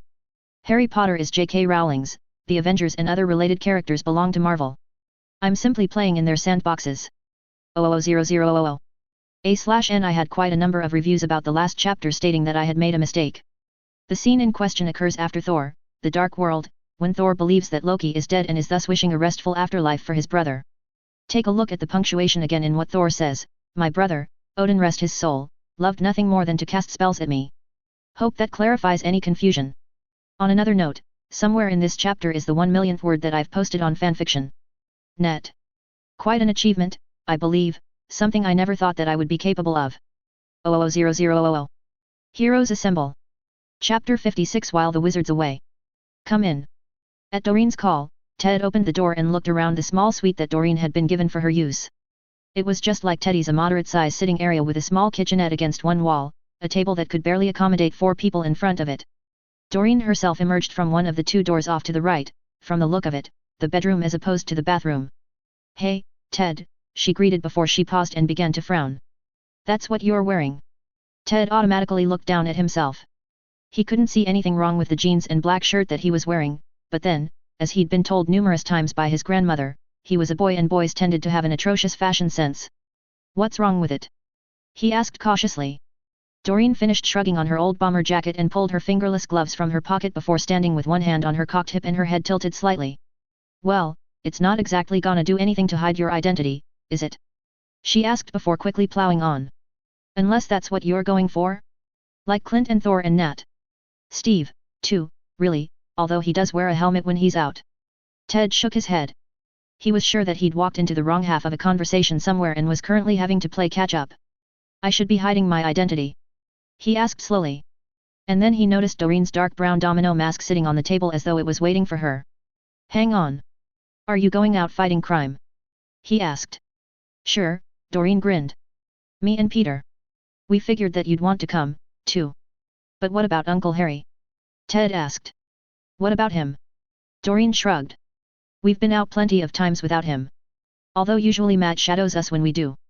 Matt? Is he going with you? Ted asked. Once again Dorene shrugged. Who knows? We never tell him when we are, he just usually shows up. Peter's the one who normally senses him first, lurking about on the rooftops. So, you are coming with, aren't you? I'd love to, but I don't have a suit, Ted replied, rubbing the back of his neck. And I'm not allowed to do magic anywhere but in Uncle Harry's basement because it's warded so that the magic can't be detected by anyone, including Macusa. No magic at all? A despondent-sounding Dorene asked. Ted shook his head. Nothing with my wand at all. Nothing with your wand, Dorene repeated, her eyes narrowed and a mischievous grin on her face. We can work around that. I've seen Harry use plenty of things on crooks that he doesn't need his wand for. You mean his Weasley products? Ted asked, his voice gaining in excitement as he realized what she meant. I know where Uncle Harry keeps them and I can definitely use those without using my wand. Well, most of them. I couldn't activate the swamp, but the rest, I could. Right. That's that part sorted. Now you just need a suit. Do you own anything made from the same stuff as Harry uses? Dorene asked. That stuff is wicked. Dragon hide, Ted informed her. And no, unfortunately not. I've never been allowed to buy anything made from it. Where can you buy it? Dorene asked. Ted shrugged. Most magical districts have at least one store that carries dragon hide clothing. But I don't know where any of them are here in the States. And I don't have enough gold to pay for it anyway. Dorene waved that objection away. Tony's set us all up with accounts, she told him. I'm sure that we can get some of your magic gold money from one of your banks if we can get to one. All we'll need is someone to take us. But the only witch here is Madame Greengrass and I can't see her taking us shopping, Ted stated. You're half right, Dorene grinned. She's too prim and proper for this. What we need is a witch who's a bit more fun and knows something about shopping. You've met Lavender, right? 000000. Dorene's eyes were plastered white and there was a matching grin that refused to leave her face as she, Ted and Lavender walked down the steps from the white marble bank called Gringotts. She'd just seen the most bizarre creatures, people, goblins for the second time in her life. Not to mention getting to go on a roller coaster under the earth to visit a bank vault of all things. We've got to do that again. She exclaimed. The only way we'd be doing that again anytime soon is if we spent all the gold that we'd just withdrawn, Teddy laughed, and that's not likely to happen anytime soon. I knew that Harry was rich. Lavender breathed, as wide-eyed as Dorene herself, but supposedly for a slightly different reason. That was a black vault, Ted shrugged. You're just lucky that he'd added you to the approved list so that you could access it, Lavender replied. Not to mention that the goblins realized who you were when you said your name. I'm guessing that Harry's super rich or something. Dorene asked. Probably not as rich as Tony, though, hey. Lavender gave her a dubious look. He's probably richer, she said. Not that he's ever flaunted it or thrown that fact around. Look. You saw the pile of gold back there. At Dorene's nod, she continued. Well, as Ted said, that was just one of Harry's vaults. And those gold coins, the galleons, each one of them is equal to about $7. And there was a mound of coins in it taller than me. So, you're saying that he won't even miss this little bit that we took to spend on outfitting Ted? Dorene grinned. I solemnly swear that I'm up to no good, Ted grinned back at her. I've heard that before, Lavender said, her head whipping to stare at him. I've heard Harry say it. And the Weasleys. Usually just before some big prank. Dorene and Ted shared a look. Is that a problem? Ted asked uncertainly. Nope, Lavender replied. At least this time, I'm in on it. Now, what are we looking for here? A suit, Dorene stated emphatically. For Ted to wear when he's avenging. Lavender stared at the pair. So, the prank's on Harry? I can work with that. Especially if it means that I get to do something that I wanted to do years and years ago, Lavender stated. What was that? Dorene asked curiously. Fix a Lupin's sense of fashion, Lavender said as the three began walking towards the store that Lavender seemed to have identified for them. When your dad was teaching us back in my 3rd year at Hogwarts, he always wore the shabbiest, out-of-date clothes imaginable, including his horrid-looking cardigan. I wanted to steal the thing and burn it for its effrontery to fashion. Lavender's near tirade had quickened her steps, forcing the two teens to a near jog in order to keep up. She only slowed down once they'd reached the doors to Franklin's Wizard Wear. As Lavender held the door open for them, Dorene entered a world of yesterday. At least, that was the first impression that she got from the multitude of racks full of robes that she'd seen witches and wizards wear when she'd visited Britain. Her second glance had her breathing a sigh of relief. Most of the store was actually comprised of much more modern styles of clothing, albeit with a slightly odd twist. This way, Lavender said, interrupting her and pointing over her head towards a sign near the back of the store that proclaimed that clothing made from dragon hide could be found. So, what sort of look were you going for? Lavender asked as her hands seemed to automatically sift through the closest racks. I was thinking something similar to Uncle Harry's, Ted replied. That way I'll fit in better as a magic user to the world without breaking the statute. Assuming that I can get the same clearance that Uncle Harry has. Dorene stared at her friend when he added that last part. Now that he'd mentioned it, she remembered Harry telling her that it took an alien invasion for him to be given permission to use magic as an Avenger in front of people who didn't know about it. Don't worry about that, Lavender waved off the fear. Harry said that you could eventually be an Avenger and I've never known him to break a promise. If he says you will be one, then you can be sure that he's got something in the works to take care of the statute. Suddenly, Lavender pulled a cloak from the rack. Dorene had no idea what sort of dragon that it came from, to be honest. She hadn't even known that there were different types until the night before when she and Ted had spent hours talking together and the subject of dragons had come up. This cloak, unlike Harry's blue-grey one, was red, flame red, with small golden flecks embedded throughout it. Ted immediately screwed up his nose at it. A Chinese fireball? He asked. Yab. You know I saw one once. At the Triwizard tournament, Lavender said, staring at the cloak. Victor Crumb had to get past it to get his golden egg. It's very Gryffindor looking, Ted stated. Lavender's head came up so sharply that Dorene somewhat expected to hear her neck crack. And what's wrong with that? Lavender asked. Nothing, Ted replied quickly, his hands coming up to wave away any objections. It's just. I'm a Ravenclaw. Humph. A Ravenclaw with Gryffindor tendencies, I'd say, Lavender huffed. Almost viciously, Lavender thrust the cloak back onto the rack before pulling out another. This one seemed to have come from a Chinese fireball as well, at least that was Dorene's guess. The difference, though, was that in place of the golden flecks, the flecks were pure jet black. The flecks were sparser at the hood before gradually increasing in frequency until, by the hem of the cloak, it appeared to be a black cloak with only the occasional red fleck embedded in it. And before you say anything, Lavender said, cutting Ted off as he opened his mouth, it's either this or the Gryffindor one, there aren't any others your size to choose from. In that case, this one, Ted decided instantly. I like it, Dorene said, reaching out to tough to surprisingly supple material. The black and red is very cool. Good. That's settled, Lavender said, folding the cloak over her arm. What else? Shirt, pants, and boots, all dragon hide, Ted stated. Black, I think, Lavender stated, glancing at the cloak. And a belt, Dorene added. Like Harry's, with all of those wickedly deep pockets. I think Uncle Harry made that himself, Ted frowned. But while we're here, I could do with a new broom. And a few more prank items until I can use magic myself. Dorene glanced at the price tag on the cloak and frowned. She might not know a lot about wizarding money, but it sure seemed to cost a lot. Do you have enough to buy all of that? She asked. Ted patted his money pouch and grinned at her. Reckon so, he said. And if not, I guess that means that we'll just have to head back to Gringotts to get some more. Dorene's eyes instantly lit up to match Ted's. In that case, let's get shopping, she grinned. 00000. Sky's fingers drummed on the tabletop as the phone in her ear rang. While she waited for the guy on the other end to pick up, she reached out and tapped a new command into her laptop. This hiding out thing was a real buzzkill, she decided. While technically she had more room to stretch out here in the motel than what was available on the bus, the lack of resources and especially a decent internet connection was annoying as hell. This database search should have been finished 10 or 15 minutes ago. Instead, she estimated that she was barely 3/4 through combing the various agencies and government databases that she needed to in order to find the information that she and the team were looking for. Hello? Sky. Harry's voice sounded suddenly in her ear. Hey, Harry. Didn't think you were going to answer there for a minute, Sky admonished. Sorry about that, Harry replied sounding suitable sheepish. I was inside the Greek Ministry of Magic with the ICW reception in there is terrible. That sounds like you're in Greece, Sky guessed. What are you doing there? And it better not be for a holiday to see a bunch of cool magical animals. Harry laughed before answering. I promised that I wouldn't do that without you, and I always keep my promises. No, I was there cleaning up a mess, Harry replied vaguely. And you can tell Coulson that Crypto Space has been cleared of all Hydra agents as well. Cool. Avengers mission? Sky asked. Something like that, Harry replied. I'll tell you all about it next time I see you. Which will be when, by the way. Sky sighed and let her eyes rove around the cheap hotel room. Not soon enough, she stated. We're hiding out from Hydra, the army, everyone really. Would you believe that we're staying in a motel of all places in? A serious throat clearing had Sky looking up at Coulson as she effortlessly changed what she was about to say. An undisclosable location.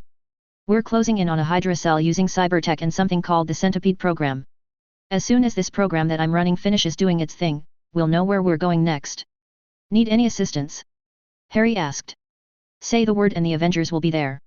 Sky moved the phone so that the mouthpiece was against her shoulder as she pinned AC with a look.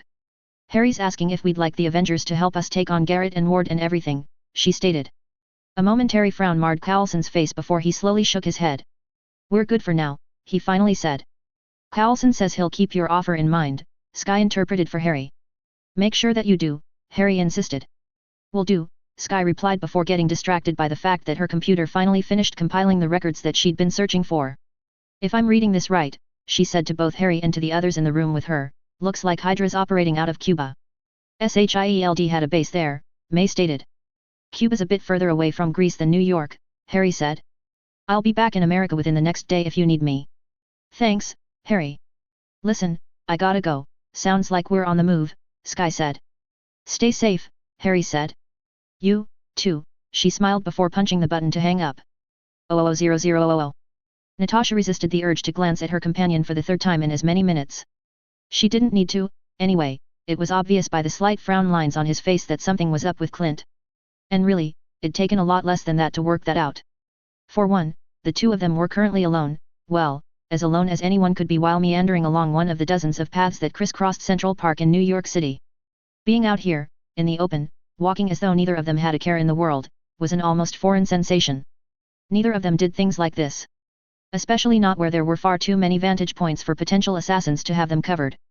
As it was, Natasha's eyes and senses were on heightened alert as she tested the area for hostiles.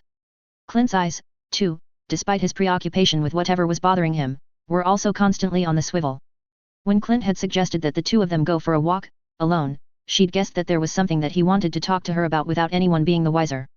And while Avengers Tower was great and there were plenty of places inside its multitude of floors for people to talk, nothing said there could ever be trusted to be held in the strictest of confidences. Especially with that AI of Tony's having access to everything.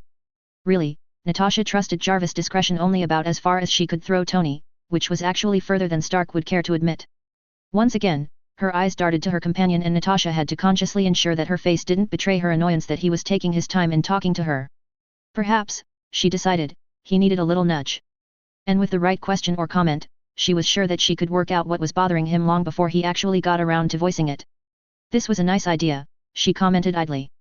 You and I don't get much of a chance to spend time together without someone shooting at us. Yet, we've had some great times, Clint beamed at her. Remember Morocco? I'd rather not, Natasha deadpanned. Oh, come on, 3 weeks laying about in the sand working on our tens, Clint reminded her. And being bored out of our brains while we waited for our Mark to show his face, Natasha shot back. I can think of much better places to go if I want a holiday. The smallest of twitches around Clint's eyes told Natasha that she'd just hit the bullseye. Is something wrong with Laura and the kids? Natasha asked flatly. What? No. A startled Clint replied. Why'd you ask that? Natasha didn't even bother answering such a dumb question. The two walked on in silence for the next few minutes before Clint sighed and glanced at her, an action that Natasha noted but ignored. You're right, he said. I did want to talk about them. What about them? Natasha asked. Their identities and location are still secret, aren't they? Yet. That's just it, though. I'm starting to wonder. Clint replied before trailing off, shaking his head slightly and finally plunging in with what he was going to say. You know that Fury set up the farm for Laura and I when I first joined SHIELD, kept it completely off the books, too. No records anywhere. It was only known to him and us. Before you eventually told me, Natasha added. Right, Clint nodded. But you're the only one that we've told. No one else even knows that I'm married, let alone about Cooper and Lila or the third one on the way. Natasha. You promised, Natasha stated with a smile. We did, Clint smiled back. You're thinking of telling the others? Natasha asked. I don't know. Maybe, Clint hedged. This feels different. It's better than SHIELD. I feel as though I can trust them, that we're friends, family almost. What does Laura say? Natasha asked. She says it's my call, Clint stated, sounding nonplussed about having the decision on his shoulders. I'm guessing you're looking for my advice. Natasha asked and he nodded. Look, you're right. The Avengers does feel different. I think we can trust them in a way that we never could with any of our fellow SHIELD agents. But it's still a big thing, to trust them like that, especially after so many years as spies where we have to keep everything so close to our chests.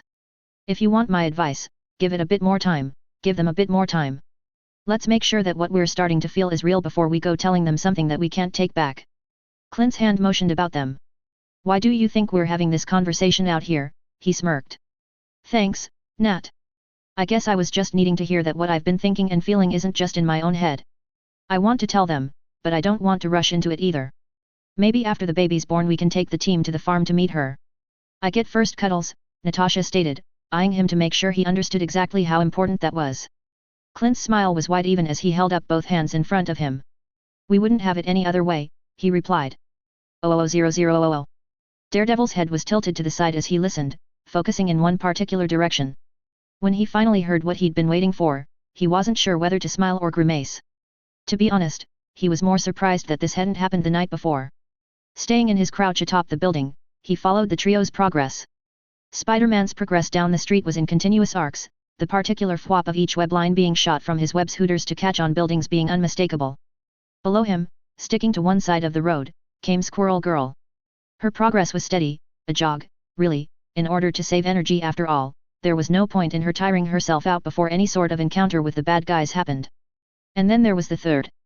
If Daredevil hadn't known better, he would initially have thought that it was Mage. Mage, though, was still out of the country, meaning that the person flying the broom couldn't be him. The fact that one needed magic to operate the thing, not to mention their size, told Daredevil exactly who it was. Daredevil focused on him, assessing what he was sensing.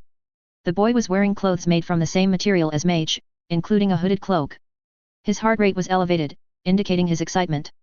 His form on his broom, which also seemed slightly different than Mage's while good, wasn't quite up to Mage's standard. Rising from his crouch, Daredevil pulled his billy clubs from their holster and snapped them together. Then, with them in hand, he began running along the rooftop, following the trio. From up here, he could keep an eye on them. If something untoward actually happened, he'd be close enough to assist, not that he had to all that often when he'd tailed Spider-Man and Squirrel Girl in the past. But with a new player in the mix, he wasn't taking any chances. For the next hour or so, Daredevil's night consisted of running, leaping, sliding, scaling and some acrobatics. Occasionally, the three below would pause and rest and talk, and he made sure to listen in. If nothing else, it gave him an idea of their state of mind and their plans. You sure you know how to fly that thing? Spider-Man asked the wizard on the broom during their latest break. Only, you've barely done anything but fly it in a straight line all night. Hey, I'm a good flyer. The protest came back. Just because I don't play Quidditch or do stupid death-defying stunts every other minute doesn't mean that I don't know what I'm doing. Have you decided on your name yet? Squirrel Girl asked hopefully. Yet. Yeah, the wizard replied, rubbing the back of his neck. I want to be Marauder. Like the Den? Spider-Man asked. Exactly like the Den, the newly named Marauder replied. At the moment, I can't use magic. That was information that made Daredevil start. If the kid was limited in what he could actually do, then his job making sure that the three stayed safe might have just been made harder. So, I'm limited to magical prank products, Marauder continued. My dad was part of a group that loved to pull pranks, and Uncle Harry and I are the only ones left of them. I thought it'd be nice to honor them, to remember them. Squirrel Girl put one arm around Marauder's shoulder and gave him a side hug. I think your dad would be proud, she said. It's a good choice. I like it, Marauder.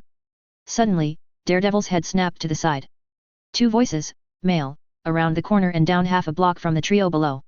Unfortunately, they were on the block on the opposite side of the road from where Daredevil himself was perched. From the sounds of it, they were slamming something into an ATM. Below, Spider-Man suddenly froze, his head swiveling towards the direction as well. The other two noticed and he raised a hand for them to stop talking. Taking a leap, Spider-Man jumped up the nearby wall and began crawling as fast as he could. Once he was 2 stories up, he stuck his head out and around the corner. A single look seemed to be enough for him, for he immediately moved back, pushed from the wall and somersaulted to the ground. Bad guys. 2 of them. Trying to break open an ATM, Spider-Man stated. Squirrel Girl rubbed one fist in front of her. Playtime, boys, she said. As soon as the 3 rounded the corner, Daredevil took off, extending his billy clubs as he ran before leaping for the external fire escape so that he could reach the ground in order to follow the trio. By the time that he got to where he could observe what was going on, Spider-Man had one of the 2 crooks netted upside down and dangling from a street light. The other was on the run, with Squirrel Girl in hot pursuit. Marauder, though, was just ahead on that broom of his. Suddenly, Marauder flung out a hand and Daredevil noted something small smashing into the ground a step in front of the fleeing, would-be thief. The instant that he stepped in it, the man's foot stuck and he crashed to the ground. You're not Mage, the man near whimpered as he looked back and up. No. I'm Marauder, the wizard stated smugly.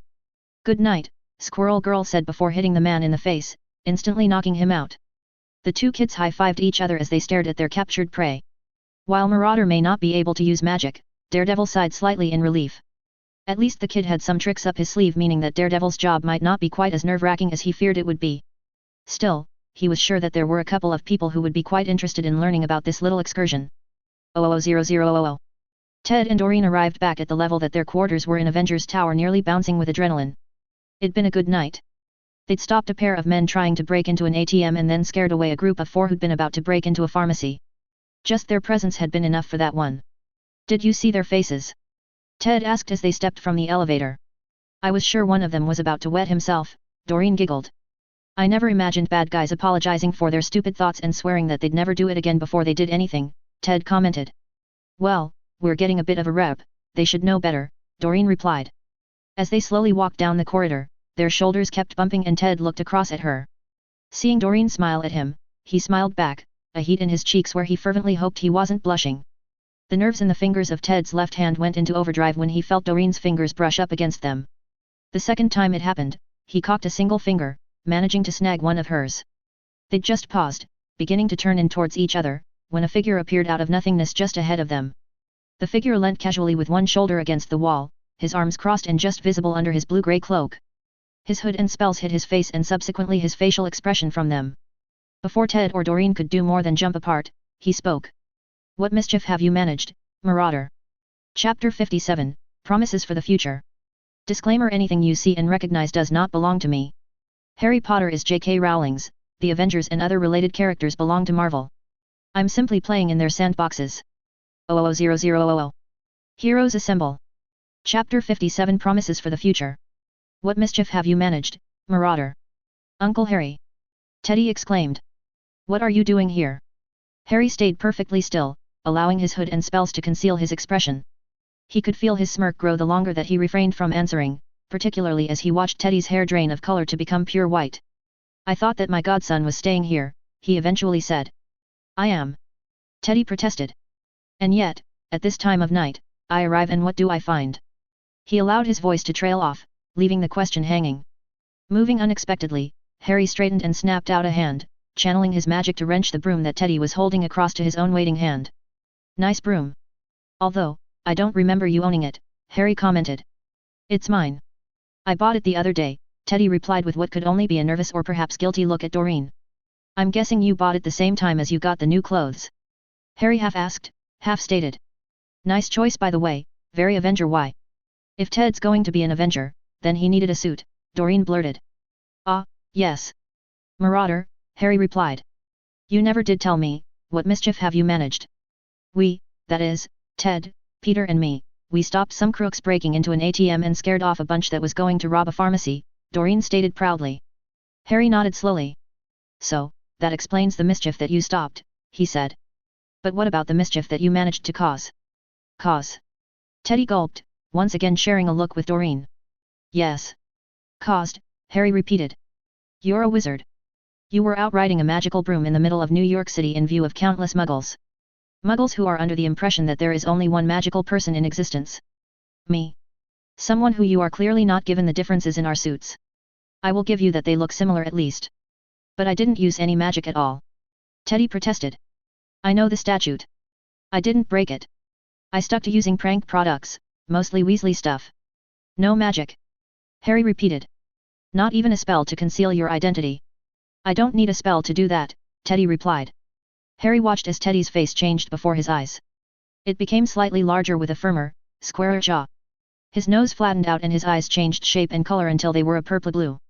His hair, too, underwent a change, shrinking back into his head until it could be deemed to be a black buzz cut. See? Teddy said. This is what I looked like. No one would know who I am or even how old I am just from seeing my face. At least you gave it some thought, Harry nodded. But you still broke the statute. The clothing, the broom, even the pranks that you used, they're all magical in origin and the statute forbids them around muggles. If he broke the law so bad, then where's the magical police? Dorene asked. I'd think that they'd be knocking down the door or something. Perhaps they're still on their way, Harry replied, knowing perfectly well that they weren't and why. I suggest the two of you get to bed. We'll deal with any fallout from your little excursion, if there is any, in the morning. Harry turned as the two walked past, Teddy glancing up at him every couple of steps. And Teddy, Harry called as they were about to round the corner. Harry waited until his godson looked back at him before continuing. I'll let you tell your grandmother about this. Teddy visibly blanched and this time his entire face turned white along with his hair. A tug on his arm from Dorene had the two disappearing from sight. You don't think you were a little harsh on him? Matt asked, stepping out of a previously closed door. Harry glanced at his friend. He's got to learn that this isn't a game, Harry replied. They both do. Peter, at least, gets it, having battled the lizard and watching Gwen's dad nearly get killed in the process. Those two, though, they've only really come up against some low-life scum and nothing life or death yet. They need to know that there are consequences now and not when it really matters. I'll let them stew for the rest of the night and let them off the hook in the morning. Oh, I wouldn't say that they'll be completely off the hook, Matt grinned. Not after I tell Bobby what they got up to. I'm betting that she'll make their next few training sessions something to remember. 000000. Having slept most of the way home from Greece on the Quinjet, Harry was still wide awake a few hours later. After divesting himself of his suit, something that he'd only put on to scare the seriousness of what he'd been doing into Teddy, Harry spent the rest of the night reading. Finally, a little after dawn, he'd had enough and headed into the tower's kitchen. While this kitchen wasn't as good as the one in the den, nor as big, with a little bit of judicious magic, it served its purpose. Eggs, toast, bacon, tomatoes, sausages, mushrooms and hash browns were all fried up and placed in mounded piles on plates that were then sent flying across the room to land in the center of the table. Warming charms were applied almost subconsciously to ensure that, regardless of when people woke, their breakfast would be hot and ready for them. I thought that I smelled something delicious cooking, Tony commented as he wandered into the room. Harry barely looked up from the fry pan that he was concentrating on. A careful wandless banisher sent one particular mug floating across the room. Coffee, just the way you like it, Harry announced. You're a lifesaver, Tony remarked, catching the cup out of the air and taking a sip. Harry noted Tony coming to lean on the opposite side of the counter. Jarvis tells me you guys got back a few hours ago, Tony stated. I'm guessing the mission was a success. It was, Harry replied. I'll tell you about it over breakfast once everyone arrives. Sounds like a plan, Tony nodded. You do know that you had some kids slipping out last night, don't you? Harry asked. What? Pepper asked as she entered the room. You mean Dorene and Teddy? They left the tower. That's the ones, Harry replied, handing over her preferred tea. They went out on patrol as Peter calls it. And they were with the webhead. Not to mention that Murdoch was tailing them, Tony stated. You knew that they left? Pepper asked, whirling on him. Jarvis mentioned something about it, Tony shrugged. And you didn't think to stop them? Pepper asked. Kids are kids. They're always going to find a way to sneak out and do whatever the hell they want, Tony replied. And it's not like the webhead and the squirrel haven't been doing this kind of thing for months. Besides, I had trackers on them with Jarvis monitoring things. If need be, he would have had one of my suits there within minutes providing backup. That almost sounds parental of you, Harry smirked. It does, doesn't it? Pepper agreed with a great smile as she slipped closer towards her partner. Hey! Don't go putting ideas like that in Pepper's head, Tony near yelped. I'm too young to be parental. No, you're not, Pepper disagreed. Harry's laughter was almost drowned as a horde of tower residents all arrived nearly at once. Morning greetings were exchanged as Steve, Sam, Thor, Jane, Bruce, Darcy, Bucky and Daphne quickly took a seat around the expanded table and began loading plates from the mountain of food before them. Don't block the doorway, you two, Bobby stated as she, Nat and Clint entered the room, steering Dorene and Teddy before them. Harry carefully avoided the glances that he knew the two teens were sending his way by filling mugs and cups with coffee, tea, or juice and magicking it to the appropriate person. Once all had been served, Harry finally left the kitchen to take the remaining seat at the table between Sam and Teddy. "Right, we're all here," Tony said, pointing a fork in Harry's direction. "You promised a story." "Story?" Darcy asked eagerly. "Tony wants to hear what happened in Greece," Harry replied. "Our mission report," Steve nodded. "As you all know, we went to Greece to see if we could find out what happened to the wizards that the ICW had placed within S.H.I.E.L., Harry began. "All 10 were assigned to Crito space, weren't they?" Clint asked. "The same base?" Bobby asked. "Seems a little redundant." "There was a reason for that, though," Harry stated. "All 10 were plants within the ICW, having managed to get themselves placed exactly where they wanted to be. They were actually a part of a group that worked with the Red Skull and Hydra back in World War II called the Knights of Grindelwald." The clatter of dropping cutlery accompanied Daphne's shocked gasp. "Grindelwald," she breathed. Harry looked meaningfully at her. "Apparently, they're not as extinct as we thought," he said, before expounding for the non-magicals at the table. "Gellert Grindelwald is considered the worst Dark Lord in recent history. Even worse than the one we had in Britain in my youth. Grindelwald and his knights ruled most of Europe in the 40s. We know that he was allied with Hitler and Hydra, but they were only a means to an end for him, a way to destabilize the non-magical world enough to distract the magicals from his ultimate goal." "Which was?" Natasha asked. "Global domination and the rule of the magicals over the non-magicals," Harry replied simply. "Sounds like Hydra," Bobby commented. Harry nodded. "It does, doesn't it? What Grindelwald didn't tell Hydra was that he ultimately saw them subjugated before him as well." "What happened?" "I'm guessing that this story has a happy ending." Darcy asked. "Dumbledore," Daphne stated. "Our old headmaster," Harry elaborated. "He beat Grindelwald in a duel to end all duels. And with Grindelwald captured and imprisoned, his knights didn't last long, being quickly rounded up, trialed and imprisoned as well. Except we encountered some of them in Greece," Thor stated. "You got to battle magic men like Harry here?" Darcy asked. "It was a worthy battle, although I expected them to be tougher," Thor replied. "Perhaps growing up with Loki conditioned me to combating magic. We got lucky, caught them with their robes around their ankles," Harry said. "I really hope that's a metaphor or something. There's kids here at the table and the image you just gave," Tony said, finishing with a shudder. "I'm sure that it's just a magical expression," Pepper smiled, rubbing one hand on Tony's upper arm. "But thank you for being thoughtful." "It is," Harry confirmed before coughing into his hand with a smile, "Cough daddy cough. They weren't expecting us. They thought that they'd still have a week or so before the ICW even tried to venture into a Muggle area, and they were sure that their Hydra thugs could hold off any other threat. They were in the process of moving," Steve added.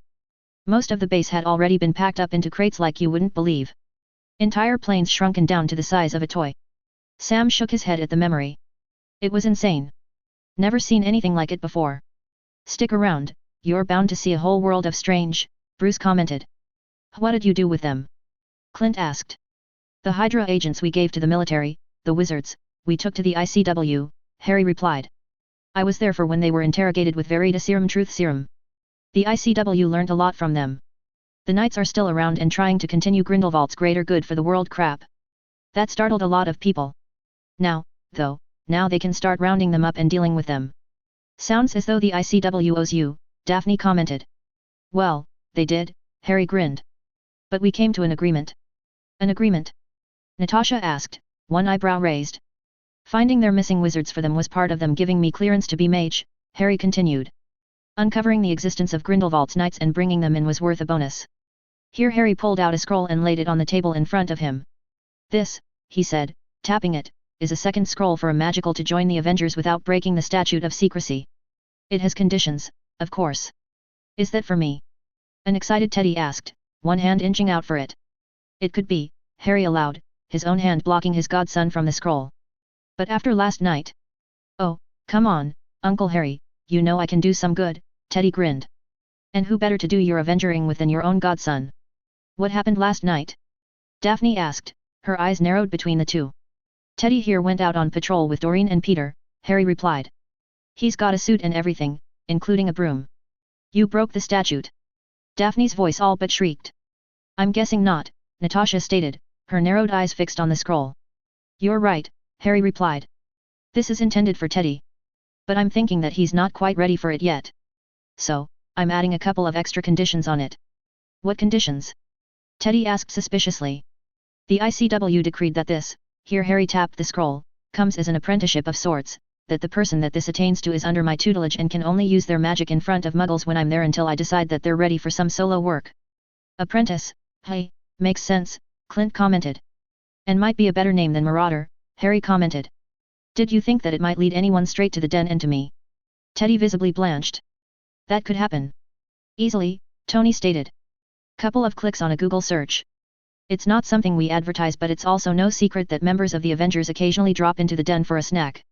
Unless we get Lavender to do some sort of press release. Pepper suggested. Not a bad idea, Bruce nodded. She should probably do one for Jennifer, too, for when she finally gets into action with the rest of us. What other conditions? Teddy asked. I think that I should add that you only get this after your owls, Harry said. Owls? Thor asked. Isn't that a bird? Ordinary wizarding levels, Daphne supplied. They're the exams that all witches and wizards have after 5th year. Once you pass, you get some limited wand rights, the rest either when you complete your newt's nastily exhausting wizarding tests or when you come of age. Sounds good, Bobby nodded. Avengers only take the best of the best. Peter and Dorene both have to keep up their grades at Midtown. You ace these tests of yours with straight A's.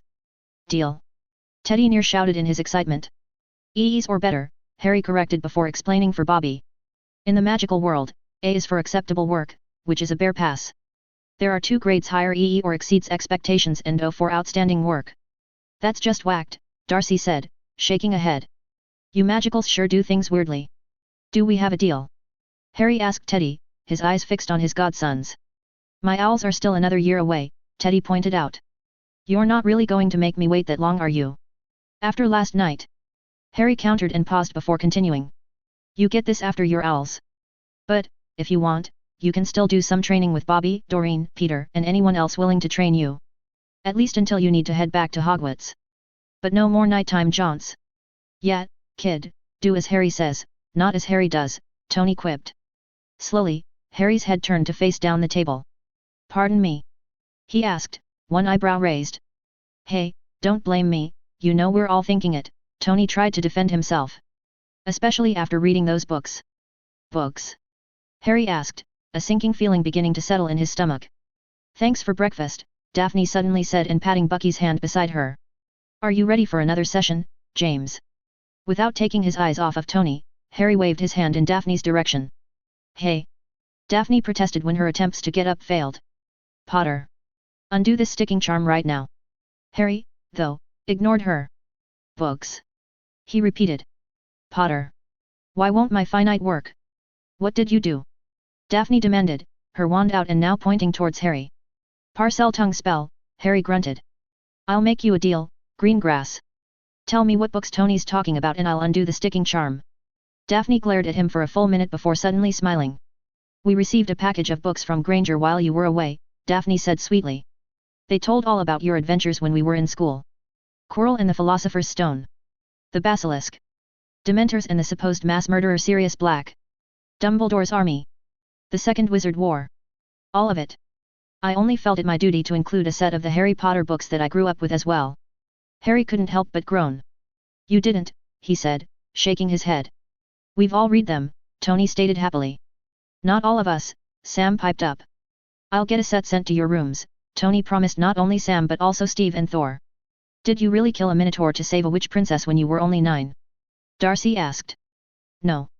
Harry yelped.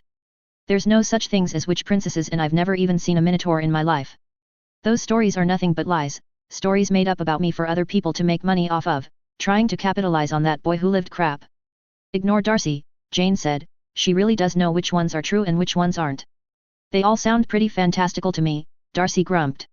You have to admit, though, Harry, even the books that are factual read like some fairy tale with the hero rushing in to save the day and save everyone, especially the damsels in peril, Bruce stated. And how is that any different to what we do? Or what any of us are? Harry retorted. Yes, but we don't have books written about us or an entire society that seem to all but worship us, Tony countered. Not yet, Harry replied. Give it time. Wizarding Britain is small and when, what happened to stop Riddle that first time happened, they needed a way to celebrate, someone to thank. And unfortunately, they latched on to me instead of my parents. You were the boy who lived, Daphne stated simply. Harry grimaced at her. You know I hate that title. Daphne shrugged at him. How you feel about it is immaterial, it's who you will always be, along with being the man who conquered and all of those other titles that you've earned, she told him. Why do you think you've got that Order of Merlin, first class? You know they're talking about giving you a second one, don't you? What in Merlin's name for? Harry asked. For saving the world, here in New York and then again in Greenwich, Daphne replied. If they do, you'll be the first person in 400 years to be a dual recipient. I know, Tony said brightly, breaking Harry's incredulous stare at Daphne. How about after breakfast, we all sit down and go through every one of those books and you can tell us what's true and what isn't? Harry stared at the hopeful expression on his face. For the life of him, he couldn't tell if Tony was being serious or not. No, Harry stated firmly. With a singular wave of his hand, he dispelled the sticking charm on Daphne's chair, despite the temptation of leaving her there as punishment for bringing those books into the tower. If you'll excuse me, I think that there's some reports that I've been neglecting to read properly, Harry said. Pushing his chair back, Harry stood and, heedless of the rudeness, he turned on the spot and operated away. 00000. The small stumble upon landing was a clue as to exactly how far the portkey embedded in his head of house ring had taken him. Straightening, Harry glanced around. It seemed that he and Teddy had landed in a room, a study of some kind, if he wasn't mistaken, that could be anywhere. The sable shield positioned on the wall behind the large desk told the story of exactly who owned this room, this house, this land. The most ancient and noble house of Black. Where are we? Teddy asked, looking up from the floor where he'd fallen to upon landing. Paradis Noir, Harry replied. Teddy frowned at the name. Paradis Noir, he repeated slowly. Black Paradise. Where's that? Here, apparently, Harry replied. As to where that is? Perhaps that map will give us a clue. Placed on the wall opposite the desk was a large map, currently showing the Atlantic Ocean with parts of North America on the left and Europe and Africa on the right. Harry frowned at it, his eyes roving all over it. There was no indication of exactly where they were on the map, but Harry couldn't think of any other reason for it being there. As his eyes roved over the map, two small icons carved into the frame caught his attention. Hesitantly, he reached out and tapped the larger magnifying glass. When nothing happened, he did it again, this time pushing his magic into it as well. Instantly, the map changed, zooming in on one small section of the Atlantic Ocean. The Azores, Harry said. I thought that there were only 9 islands in the Azores, Teddy said from beside him. Harry looked down at his godson before frowning up at the 10 islands shown on the map. How'd you know that? He asked. Grandmother has always had a thing for making sure that I know about these islands. I never understood why, Teddy replied. Once again, Harry tapped the magnifying icon, channeling his magic. This time, the map zoomed into a singular island placed between the main group of 5 and the 2 located to the west. A name in elaborate calligraphy appeared above the island, Paradis Noir.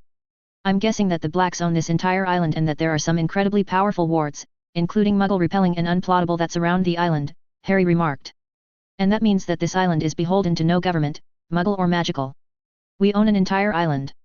Teddy asked in awe and then, noticing his godfather's raised eyebrows directed at him, added. What? I am the Black Heir until you have a kid of your own. You're right, Harry replied. Which is part of why I brought you here. So, you up for a bit of exploring? You bet. Teddy exclaimed. Together, the two of them pulled the double doors leading to the study open and stepped out. The bungalow, for that was how it was described in the Book of the Blacks, wasn't what Harry would call a bungalow. No, this was more of a mansion, albeit a somewhat smaller one than others that he'd encountered. The floor that they found themselves on contained 2 dining rooms, one formal, one informal, 3 large sitting rooms, all with access to a wide veranda that overlooked the forest and the sea, a kitchen and an extremely impressive, well-stocked library. The floor directly above them seemed to be the living quarters, with a master bedroom and half a dozen decent-sized bedrooms, all with their own ensuite and balcony. The highest level was an open-plan room that could be used for partying, at least, that's what the long bar on one side seemed to indicate. Windows that could be opened on every side made the room feel even larger and airier than it already was. From up there, Harry and Teddy spent time moving from side to side, looking out over the vast hectares of forest and all the way down to the sandy shore that bordered the island around the ocean. A small valley between 2 hills, the one closer to the middle of the island almost tall enough to be classed as a mountain, was more plain-like, a small river running through the center of it. Yes, Harry thought, this place could be perfect. There was plenty of room for a purpose-built facility and lots of room for training in different environments as well. The only problem would be getting non-magicals through the wards as well as Quinjets and other craft. But then, as Sirius had once said, throw enough gold at the right people and any problem could be solved. The right people in this case being goblins, dwarves, and technomage wizards. And house elves, they could be very useful. It was as he was taking out his Stark-configured GPS to take a reading that he and Teddy spotted them, almost at the exact same time. A herd of 5 hippogriffs lifted above the trees, their great wings flapping hard before they turned and soared away towards the ocean. Wow! I've never seen hippogriffs before, Teddy exclaimed. Do you think that there are other magical animals here as well? I wouldn't be surprised, Harry replied. Reaching into his pocket, he pulled out a pair of shrunken brooms before enlarging them. This place is supposed to be over 100 square kilometers in size. Care to see what's out there? He asked. Eagerly Teddy took his broom. Sure, he replied with a grin. With a flick of his wrist, Harry opened one of the windows wide before mounting his lightning bolt. Catch me if you can. He challenged. And with that, he ducked low against his broom and zipped away, a laughing Teddy hurriedly mounting his own broom to follow. 00000. The hunter remained motionless, allowing the deep shadows of the trees that he was within to conceal his position. Only his eyes moved, tracking the vehicle headed his way. The vehicle was expensive and once would have sported an immaculate black paint job. Not anymore, though. No, after trekking this far into the wilderness, dust, dirt, and mud flicked up from its path through the shallow creeks that the hunter knew that it would have crossed had turned it into a dull grey, nearly brown in some places. A deep scratch along its left side along with a broken headlight told him that the driver wasn't experienced in navigating this sort of terrain. The briefest flicker of disdain crossed his face at these novices pretending to be something that they weren't. If they were here to hunt game, then their noisy engine would have scared it away long before now. But then, if they were mere campers, perhaps that had been their goal? In any case, their presence so close to the hunters, was annoying in the extreme. He watched, anticipating their turn away as the track indicated. Surprisingly, instead of continuing on, the vehicle came to a stop. The back doors opened and half a dozen men emerged, stomping around and doing even more to scare off the creatures that lived and belonged here. A seventh man, the driver, stepped from the vehicle, his eyes glued to some instrument in his hand. 8 meters to our northeast, the driver, a man with protuberant forehead announced. The hunter frowned, one hand inching up to rest on the handle of his knife. That description was precisely where he was currently standing. Obviously there was some kind of tracking device planted on, or more likely within him that he'd need to deal with later. His eyes flicked towards a man wearing a long trench coat as he stepped out from behind another man, this one wearing some kind of armor, before the first flicked out his hand. The hunter's eyes tracked the metallic object as it flew out in a wide arc in his general direction. Almost he dismissed the threat. But one had to get up much earlier to catch him out. A simple turn at precisely the right moment was enough to avoid the boomerang coming towards his back. Mr. Myers, there was no need for that, the man in front, the other's obvious leader admonished. Just testing his reflexes, Myers replied with what sounded like an unapologetic Australian accent. Mr. Kravinoff, we were wondering if we could have a moment of your time. The leader asked, his hands now behind his back. The hunter assessed them all. There were fighters in this group. Warriors and soldiers, even. None, though, posed him any threat. At least, not individually. Making up his mind, Kravinoff stepped out of his cover, his own body language oozing confidence in his own prowess. Who are you? What do you want? He asked suspiciously. Mr. Kravinoff, the leader said. I'm here to tell you about an idea to bring together a group of remarkable people, to see if they could be something more. Perhaps even something more sinister. The hunter narrowed his eyes before flicking them to each of the others. Judging by their postures, this was something that they'd heard before. I'm listening, he said. Chapter 58, I'm with you. Disclaimer: anything you see and recognize does not belong to me. Harry Potter is J.K. Rowling's, the Avengers and other related characters belong to Marvel. I'm simply playing in their sandboxes. 00000. /N I want to give out a special shout out to Diagon for becoming the 10,000th person to follow Heroes. 00000. Heroes assemble. Chapter 58 I'm with you.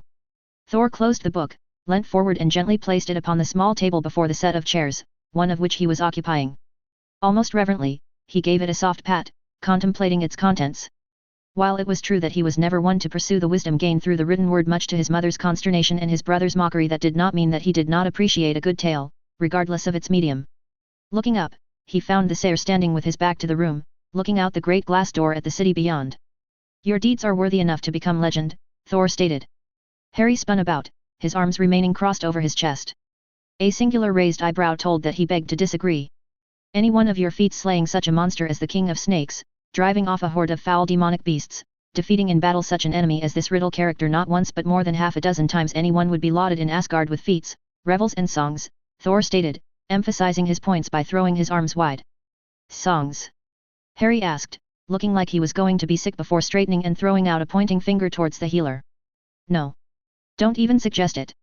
The Sayer healer, though, merely smirked at Harry. You know that there are songs about the boy who lived, she said. Although not as many as there are about the man who conquered. Gah! Harry growled, throwing up his hands. Thor noticed that Barnes shifted slightly at the Sayer's unexpected explosion, as though he was prepared to protect the healer from potential harm, a wholly unneeded gesture. Thor was positive that the Sayer would never hurt anyone without just cause, and this definitely did not warrant such an action. I fail to understand why you do not accept the accolades that you are so obviously deserving of, Thor stated. Yeah, come on, Gandalf, if you're going to be a part of this team, you're gonna have to get used to the accolades and parties. Not to mention the awards and parades that are sure to be held in our honor, Stark agreed. I'm not like you two, Harry stated emphatically. Thor, you were born a prince of Asgard, destined to one day rule your people. Your parents have probably been grooming you for that role from the moment that you were born. That is true, Thor replied, a momentarily pain bursting in his heart at the thought of his mother. And you, Stark, you revel in being famous, in being the center of attention, Harry continued. But when did you gain that fame? Thor noted that Stark went very still, as though the Sayer's question cut deep. I'm the son of Howard Stark, the CEO of Stark Industries, Stark replied, a little too flippantly, or so Thor thought. I've always been in the limelight. You know that that's not true, Pepper countered. You won that award when you were 16. The MIT. Robot design, Stark interjected, buffing his nails on his shirt. And still the youngest to ever win that award. But apart from that, you were sheltered from the public, Pepper continued before lowering her voice. Until your parents' death, that is. From the corner of his eye, Thor noted that Barnes jerked, only to still when the healer placed a hand on his knee and began whispering to him. December 91. I was 21, Stark said quietly. I took over the company not long after that. And that's when the media really began paying you far too much attention, Pepper said. My story's different, Harry said. I've never liked my fame. Especially because I got it for such a stupid reason. The boy who lived. That's what they've called me since I was 1. Simply because I didn't die when my parents did. You did more than that, the healer stated. You defeated he who must not be named for the first time. I did? How? Harry asked. When no answer was forthcoming, he continued. No, I'd really like to know. I was 15 months old. How in Merlin's name could a baby defeat a Dark Lord with decades of experience? What did I do? Throw my favorite chewed-up toy at him and gross him out? No. Whatever happened that night had something to do with my parents. Thor watched as the Sayer began pacing, his hands gesturing wildly as he continued to rant. This was a side to the Sayer that Thor had never seen, and he found it extremely interesting, not the least because it would put some of the stories that he had read into context as well as help him to understand his teammate. And then what happened to me? Harry continued. Those books really don't tell the story, they're simply the glossed-over versions that make the wizarding world happy. I was sent away. To my relatives. For 10 long years I lived in an environment that was, let's just say that my aunt and uncle make your dad, Tony, seem like father of the year. And on my very first introduction back into the wizarding world, I found myself mobbed by people I didn't know but who all knew me, the boy who lived, their savior. And every day since then until I left Britain, they've been continuing to hound me, never giving me a moment of peace, staring at me and my stupid scar. The only time those people changed their tune was if they decided that I was better off being their villain instead of their hero, and some days it seemed that I was supposed to be both. That's the nature of being a celebrity, Tony shrugged. Harry spun towards him and Thor was certain that he could see the Sayer's power shining in his eyes. If you say that fame's a fickle friend, I will hex you into oblivion. Harry growled, waving a finger at him. Unexpectedly, Stark laughed, which seemed to diffuse the tension in the room somewhat. Wherever did you hear that? Stark laughed. Not that it's wrong, mind you, it's just that it's such a pompous way of describing it. Teacher, Harry sighed. And I use that term extremely loosely. Lockhart? The healer asked, her head cocked and a small smile on her lips. Harry gave her a single nod. Midgard does seem to have a fascination with finding all that is good along with looking for as many faults as possible in those that they look up to, unlike Asgard, Thor commented. Does Asgard even have journalists? Stark asked. We do not, Thor replied. But then, we are a much older civilization. Maybe I should emigrate there, Harry muttered. You would be most welcome, Thor smiled. Hey! You can't do that! Stark protested. You'd miss us. Besides, who'd make my coffee the way I like it? And don't say Pepper. You don't have to worry, Tony, I'm not going anywhere. At least as long as I can keep Mage's true identity away from the media. I left Britain to get away from all the stairs, whispers, and everything that those books represent. I have no intention of letting it start up again, Harry said. Besides, there's no way that I'd leave Teddy or the den or the rest of you. Perhaps a visit? Thor suggested. My father would be most welcoming of you on Asgard. Harry looked across with a smile.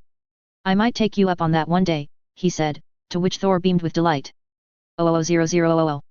Once the call came, it didn't take long for the Avengers to gather. And while the original 7 were closer to the 4, most of the others in attendance in the tower weren't far away. At the ding of the elevator arriving on the floor, all there stood that little bit straighter or brought their attention up a notch. Quite the reception, Phil Coulson remarked as he stepped from the elevator first. Phil. It's so good to see you again, Pepper remarked, brushing her way forward to give him a brief hug. Movement beside Harry caught his attention and he had to repress a snort at the way the XS.H.I.E.L.D. agents were all nodding to each other, Clint, Nat, Bobby, and Maria on one side and May and the 2 scientists emerging from the elevator on the other. Nice to see that you're still alive, Bruce said, stepping forward to shake Coulson's hand. A figure slipping from behind the arriving SHIELD team held Harry's eyes and he watched her almost sidle around the others before coming to stand beside him. Hey, you, Skye said, putting her arm around him and giving him a hug which in Harry's mind seemed to linger longer than he would have thought was normal. Hey, yourself, Harry smiled. Been keeping out of trouble? Me? I'm the epitome of good sense, Skye smirked. Harry stared at her. That bad, hey? He asked. Whatever Skye's answer was going to be evaporated as Nat marched up to Coulson, her face completely blank. You let us think you were dead, she stated. Why? Not my call, Phil simply replied. You know how it works, Romanoff, May interjected. Worked, Natasha corrected. The new arrivals seemed to smile amongst themselves at that answer. We'll cover that later, Phil said. Firstly, though, there's an introduction that I think needs to be made. Captain. Agent Coulson, Steve nodded. I'd like you to meet the newest member of my team, Phil said, causing Harry to raise his eyebrows at Skye. Team? He asked. A shrug accompanied her mouthing later in reply. Captain Rogers, this is Agent Antoine Triplet, Phil said. I think you knew his grandfather, Gabe Jones. Steve's eyes widened at the name and Harry knew that it meant something to him. You're Gabe's grandson? Steve asked. It's a pleasure to meet you. The honor's mine, sir. And please, call me Trip. My grandfather had some amazing stories to tell about you and the rest of the Howling Commandos, Trip beamed. Is that right? Well, if we're going to have a Commandos reunion of sorts. Here Steve turned searching for the man who still preferred to stay in the shadows. Bucky? Come on over here. This time there were a number of shocked expressions in the newly arrived group. I thought that Sergeant Barnes died back in 44, the female SHIELD scientist, Simmons, whispered to her constant companion. Perhaps what we thought we knew isn't entirely accurate, Fitz replied. Phil, Maria said as Agent Coulson stepped away from Steve, Bucky, and Trip. Agent Hill, Phil smiled. I'm not an agent anymore, Maria replied. You could be, Phil stated. If you want to. Oi. No stealing our operations controller away, Tony interjected. Besides, there is no SHIELD for her to be an agent of. The way that Skye beside him was smirking as well as the small, knowing smile on Phil's face told Harry that what they thought wasn't entirely accurate. Unless there still is, Harry said slowly. Got it in one, magic man, Skye beamed, bumping her hip against his. That statement caught everyone's attention and caused conversations around the room to stop so that everyone could focus on that one piece of information. I wanted to tell them, Phil almost seemed to pout. You still can, Skye said. But I'd get on with it if I was you, AC before Gemma tells them everything. You know how bad she is at keeping secrets. I am not. Gemma protested. At least, I'm getting better at any rate. Phil, do as Skye says, May sighed. What I'm about to say is highly classified, Phil began, looking around at the couple of dozen people in the room doubtfully. If they're here, then they can be trusted, Steve stated firmly. Well, all right then, Phil nodded. After the little dust-up we had at Cybertech taking down a Hydra operation, I had a visitor. Fury, Natasha stated. You know he's alive? Phil asked, surprise clear in his voice. We've known for a while, Steve assured him. That man sure loves his fake death routines, Skye muttered, to which Harry's snort earned him a poke in the side. After I'd finished having a discussion with him about what happened with me. Phil continued. This time it was Fitz's turn to snort. Discussion? We could hear you from clear the other end of the bus, he interjected. Phil pierced him with a glance that immediately sobered his agent. As I was saying, Phil said. After our discussion, he gave me some toys and asked me to rebuild SHIELD. Rebuild S.H.I.E.L.D. Clint repeated. What does that mean exactly? It means that it's going to be done right. Without Hydra getting inside it, Phil replied. It'll take time, but it'll be done the way that Howard Stark and Peggy Carter envisioned it to be. You're the new director? Natasha more stated than asked. Harry straightened as it was confirmed. He'd been tasked with a small mission from the ICW which directed related to that information. No Fury? Tony asked. I didn't think he knew how to exist without having his fingers in every pie. Fury D know that he doesn't have to be director to still be keeping an eye on things from the shadows, especially if he knew that he could trust the guy in charge, Bobby stated. What do you need? An upgrade on your new helicarrier? Tony asked. Phil almost looked embarrassed by that question. Actually, we don't have any helicarriers, he said. What do you have? Nat asked, her eyes slightly narrowed. We have the bus, Phil replied happily. And a base and a few good agents. But that's about it. You really are rebuilding from the ground up, Bruce commented. So, what do you need from the Avengers? Steve asked. Nothing more than a simple partnership, more of a friendship, really, Phil replied. SHIELD will be working in the shadows, especially with Hydra still out there. That's one mess that we aim to clean up. We're looking at doing the same, Steve agreed. I'd like us to be able to work together, to share information and missions as appropriate but still be separate entities, Phil said. Oh, that's my cue, Skye said, jerking forward. Harry watched as she pulled something out her jacket pocket and crossed the room to hand it to Tony. That's a copy of the data that we were able to get off of the Hydra server at Cybertech, Skye said. There's about 8 gigabytes of data on it. Most of it's encrypted or redacted. And unfortunately, as good as I am, it's simply too much for me to get through all by myself, especially with the other stuff that AC has for all of us to do. We're hoping that you'd be willing to share anything of interest that you find on it with us, just as we'll do the same for you, Phil continued. I'll put Jarvis on it, Tony replied, looking interestedly at the drive in his hand. The Avengers would be honored to work with this new version of SHIELD, with you being the director, Steve said, reaching out to shake Phil's hand. I'm delighted to hear that, Phil smiled. Seeing that the conversations were beginning to start up again after that formalish declaration, Harry approached the new director of SHIELD. Director Coulson, may I have a moment of your time? Harry asked, subtly weaving a bit of magic around the two of them. It's Phil, remember? He smiled. At any other time, yes, Harry replied. But right now, I am the designated representative of the International Confederation of Wizardry asking the director of SHIELD what his stance is on the secrecy of the wizarding world. Is this the sort of conversation that should be had behind closed doors? Phil asked. Ordinarily, yes, however you forget that you're dealing with a wizard. I've taken measures to ensure that our conversation is private, Harry replied. In that case, what is it that you, or more accurately, the ICW, wants to know? Phil asked. How much about our world are you aware of? Harry asked. Phil shrugged. I know that there are enclaves of magicals all around the world. I know that you have your own system of government and laws, with one of the strictest being the one that keeps you hidden from the rest of us. The Statute of Secrecy, yes, Harry replied. What we want to know is, who do you intend on telling about us and to know whether we can trust you to keep our existence secret. From what I understand, when Fury was the director, the only ones that knew about your people were himself, the World Security Council and the Level 9 agents, and they were only as a failsafe in case something happened to him, Phil replied. With the rise of Hydra and the fall of SHIELD, the number in the know has dropped dramatically. Hydra killed every member of the council and the only level 9 agent left is Hill. I was thinking of adding May to that list for the same reason that Fury did, just in case something happens to me. Harry nodded his head slowly. With that small number of people in the know, a number much smaller than it once was, and the fact that Harry himself was willing to vouch for every one of the three, he felt that the ICW would be happy with that answer. Thank you, Director, Harry began, only to be interrupted by Phil's raised hand. Just a piece of advice for your government, he said. At Harry's raised eyebrow, he continued. The world is getting smaller every day, especially with the number of satellites and technology being developed. I'll do my best to keep eyes and ears away from your people, but there is going to come a day when your society's existence will be nigh on impossible to hide. Harry nodded grimly. I've had the exact same thoughts, he said. I just hope that my people can survive when that day finally arrives. 000000. Mage stood as still as he could, trusting in his spells to allow him to appear calm, collected, and in control. His eyes, if one could see them, would have shown a different story. Even after all the experience that he'd had over the years, he was still uneasy in front of crowds. And especially in front of crowds carrying notebooks, recorders, microphones, and video cameras. Thankfully, though, he wasn't the one that the reporters were focused on. No, that honor went to Captain America. And as confident as the soldier appeared, Mage knew that even he had butterflies in this sort of situation. The team had practiced for this, including the speech that Cap would give.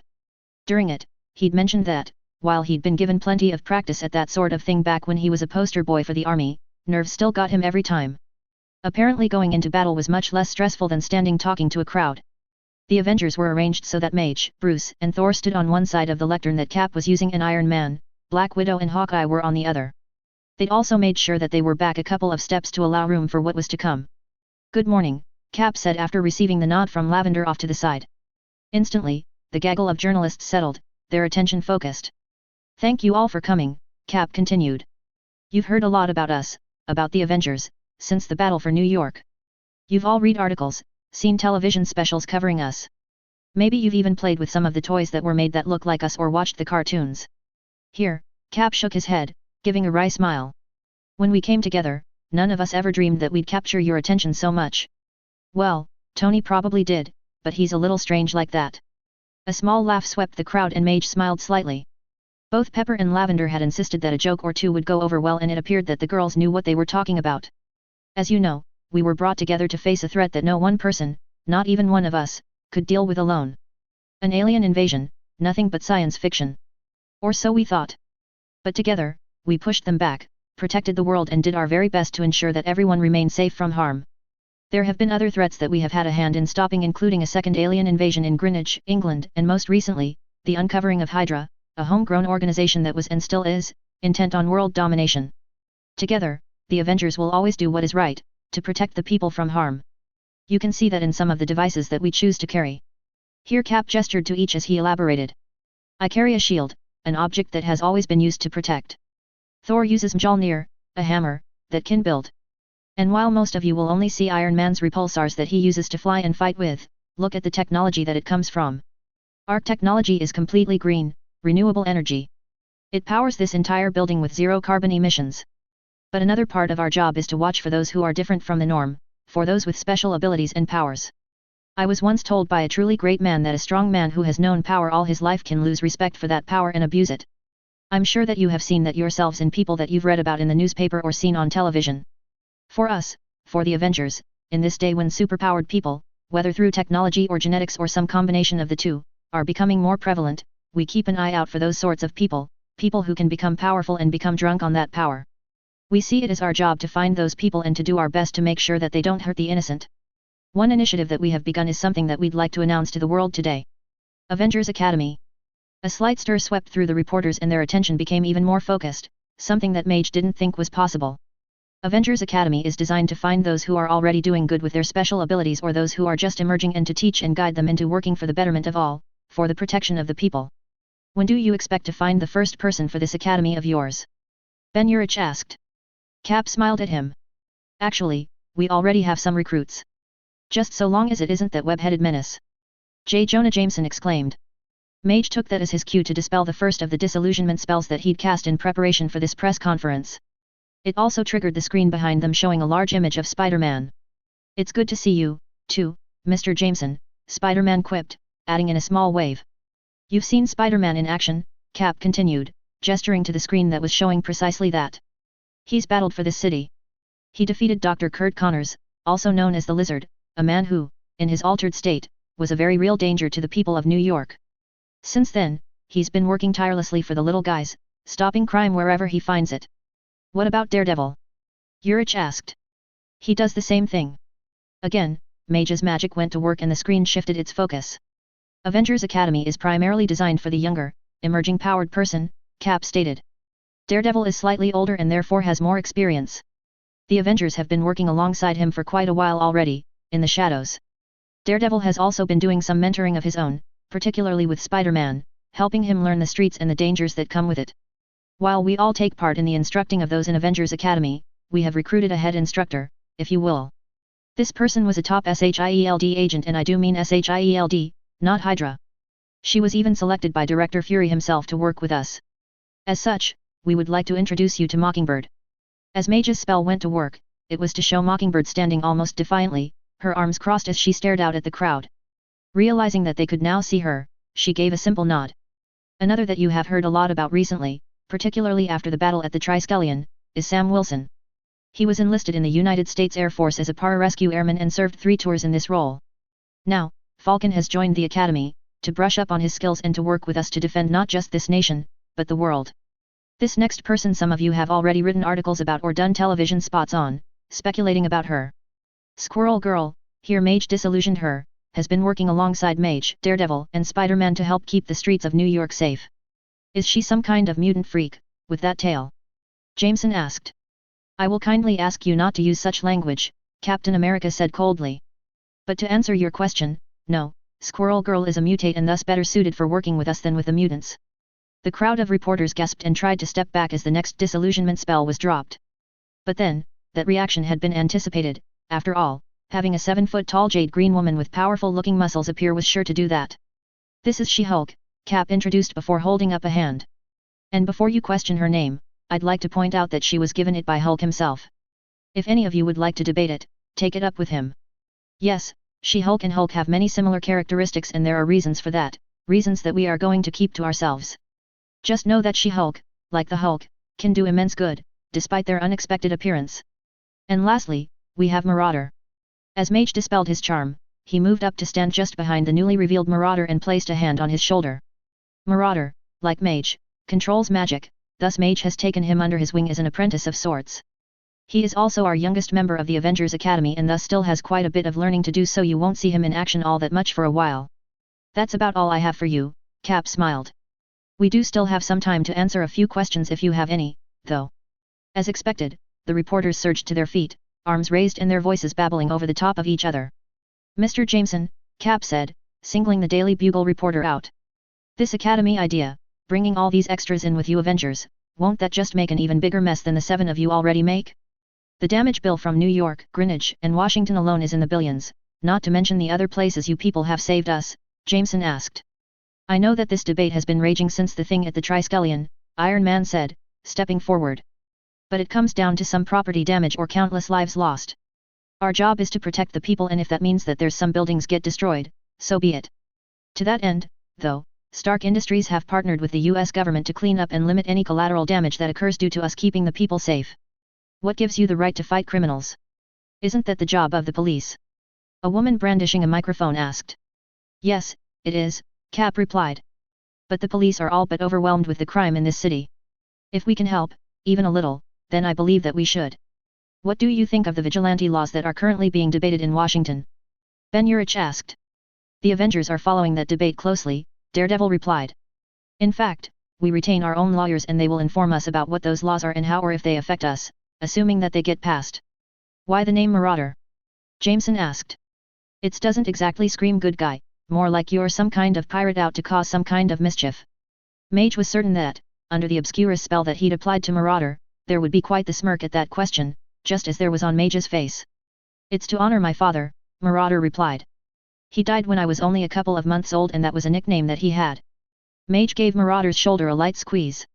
That was just the answer that they'd rehearsed in case that question was asked. Yes, miss, what's your question? Cap asked, indicating the next one to ask what they wanted to know. 000000. The heat was near stifling, being as it was near the middle of the day. The jungle surrounding them provided at least some relief. Unfortunately, that relief wasn't from the swarms of mosquitoes and other biting insects. If there had once been other animals that frequented this part of the jungle, they were currently absent, most likely having sensed that they were no longer the apex creatures here.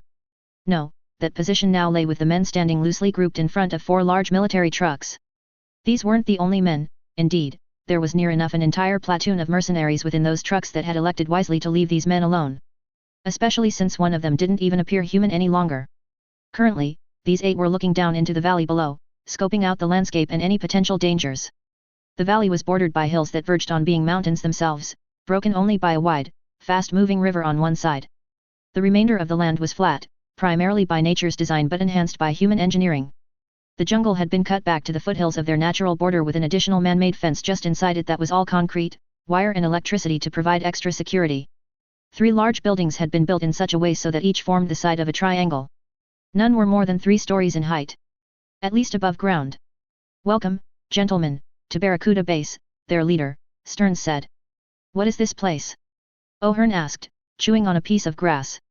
This was once S.H.I.E.L.D's premier weapons facility, Stearns replied. Here they built every weapon that you can imagine and tested and designed others that never reached past the drawing board. What sort of weapons? Osborne asked. Everything from simple bullets to missiles to nuclear bombs. Here they even stored some of their weapons in what they called Phase 2, Stearns replied. We're here for the weapons, I take it. Myers asked. You said that this used to be a SHIELD base. What is it now? Kravinoff asked. I believe that Hydra now control his base, Stearns replied. But with Hydra in as much disarray as SHIELD, I think what they really need is leadership. And if they disagree, then I can make them see sense, Blonsky grinned, rubbing his massive fists together. Barracuda also houses some toys that I think we'll enjoy, toys that were specifically designed and built with us in mind, Stearns continued. Toys? Otto Octavius asked, eyeing the buildings with renewed interest. Do tell. Why tell when we can simply go take a look for ourselves, Hermann Schultz stated. I like the way you think, my friend, I like the way you think, Stearns nodded. Well, gentlemen, shall we? Chapter 59, Unexpected Gifts. Disclaimer: anything you see and recognize does not belong to me. Harry Potter is J.K. Rowling's, the Avengers and other related characters belong to Marvel. I'm simply playing in their sandboxes. 000000. A/N my apologies for the lack of chapter the last 2 weeks. Instead of writing, I was doing some extra planning to make sure that I know where I'm going with heroes and all of the various characters and plot lines that I'm keeping track of and weaving together. 000000. Heroes Assemble. Chapter 59 Unexpected Gifts.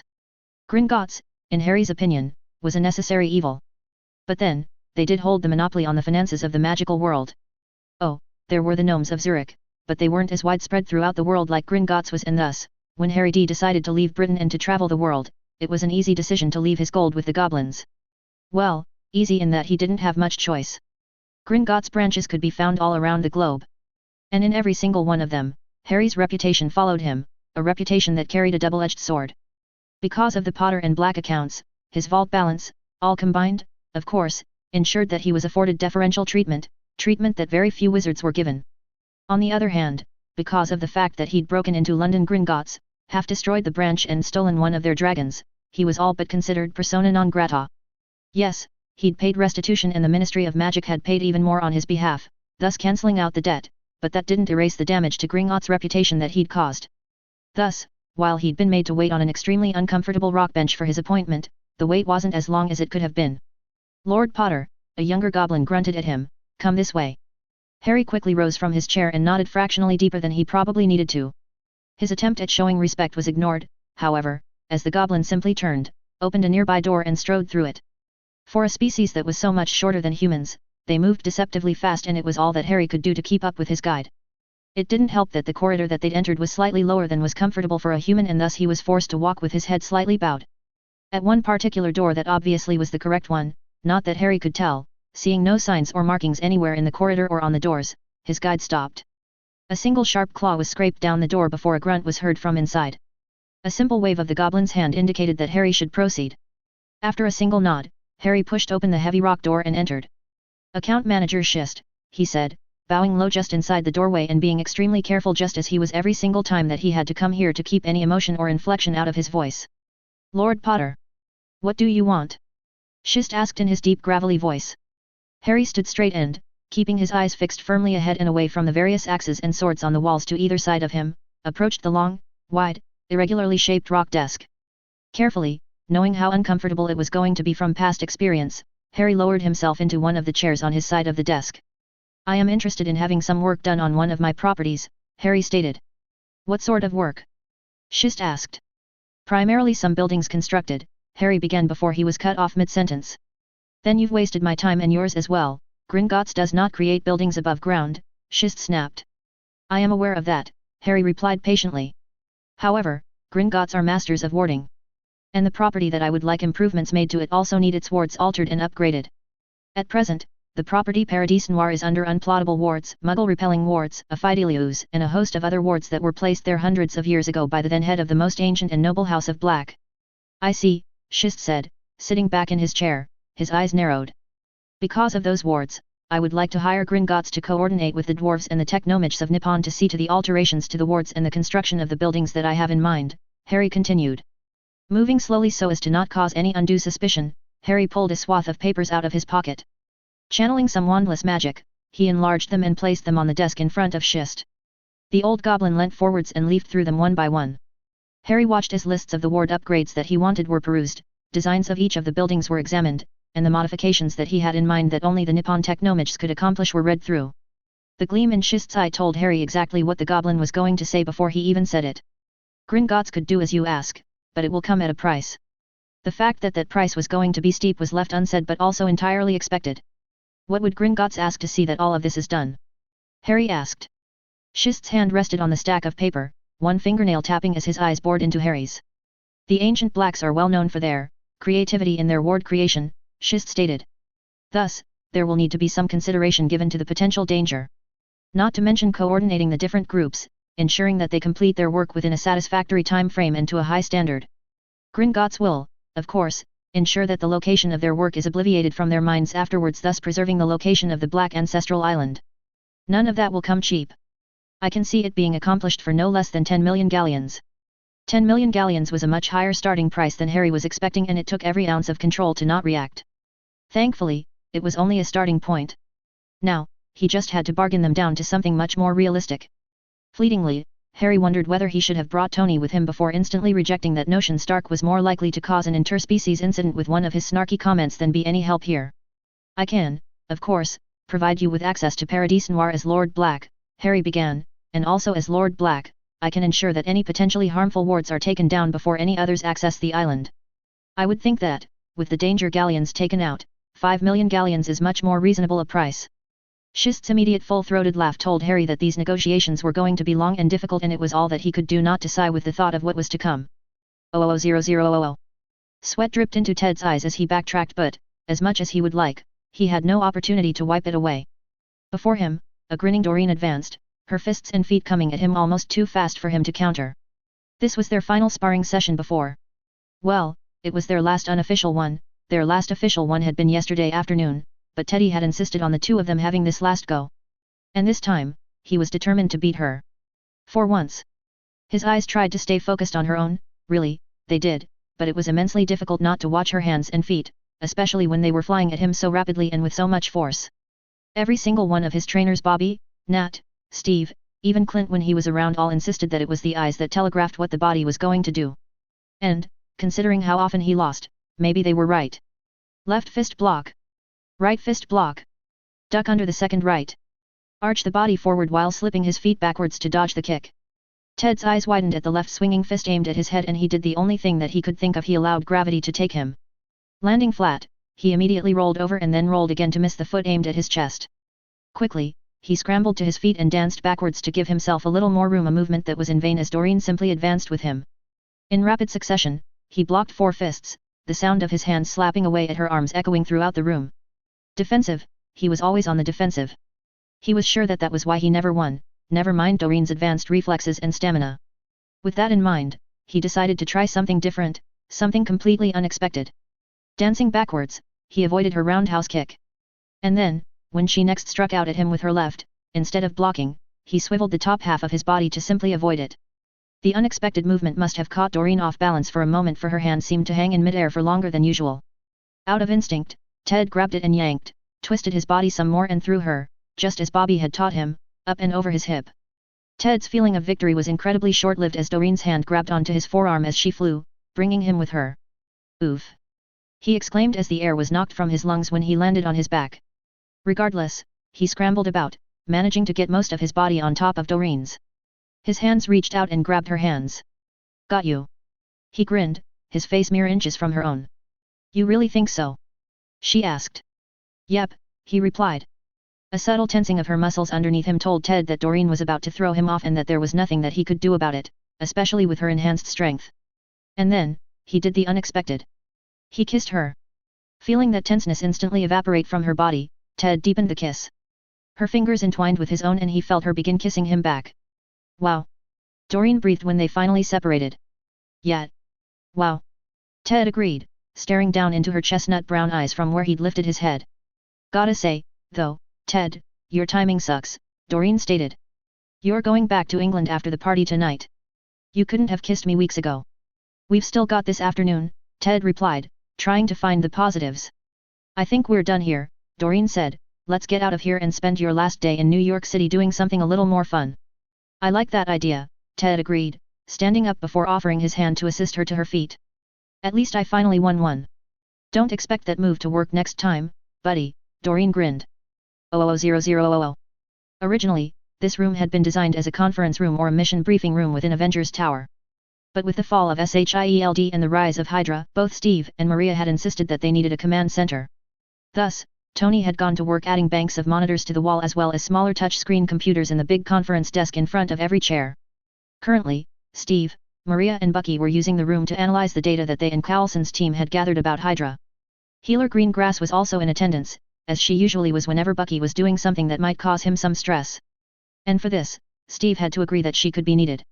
In the last half hour that they'd been digging through the data aiming to identify possible Hydra bases, Steve had noted a tensing around Bucky's eyes, a sure sign that, despite his cool exterior, this was getting to him.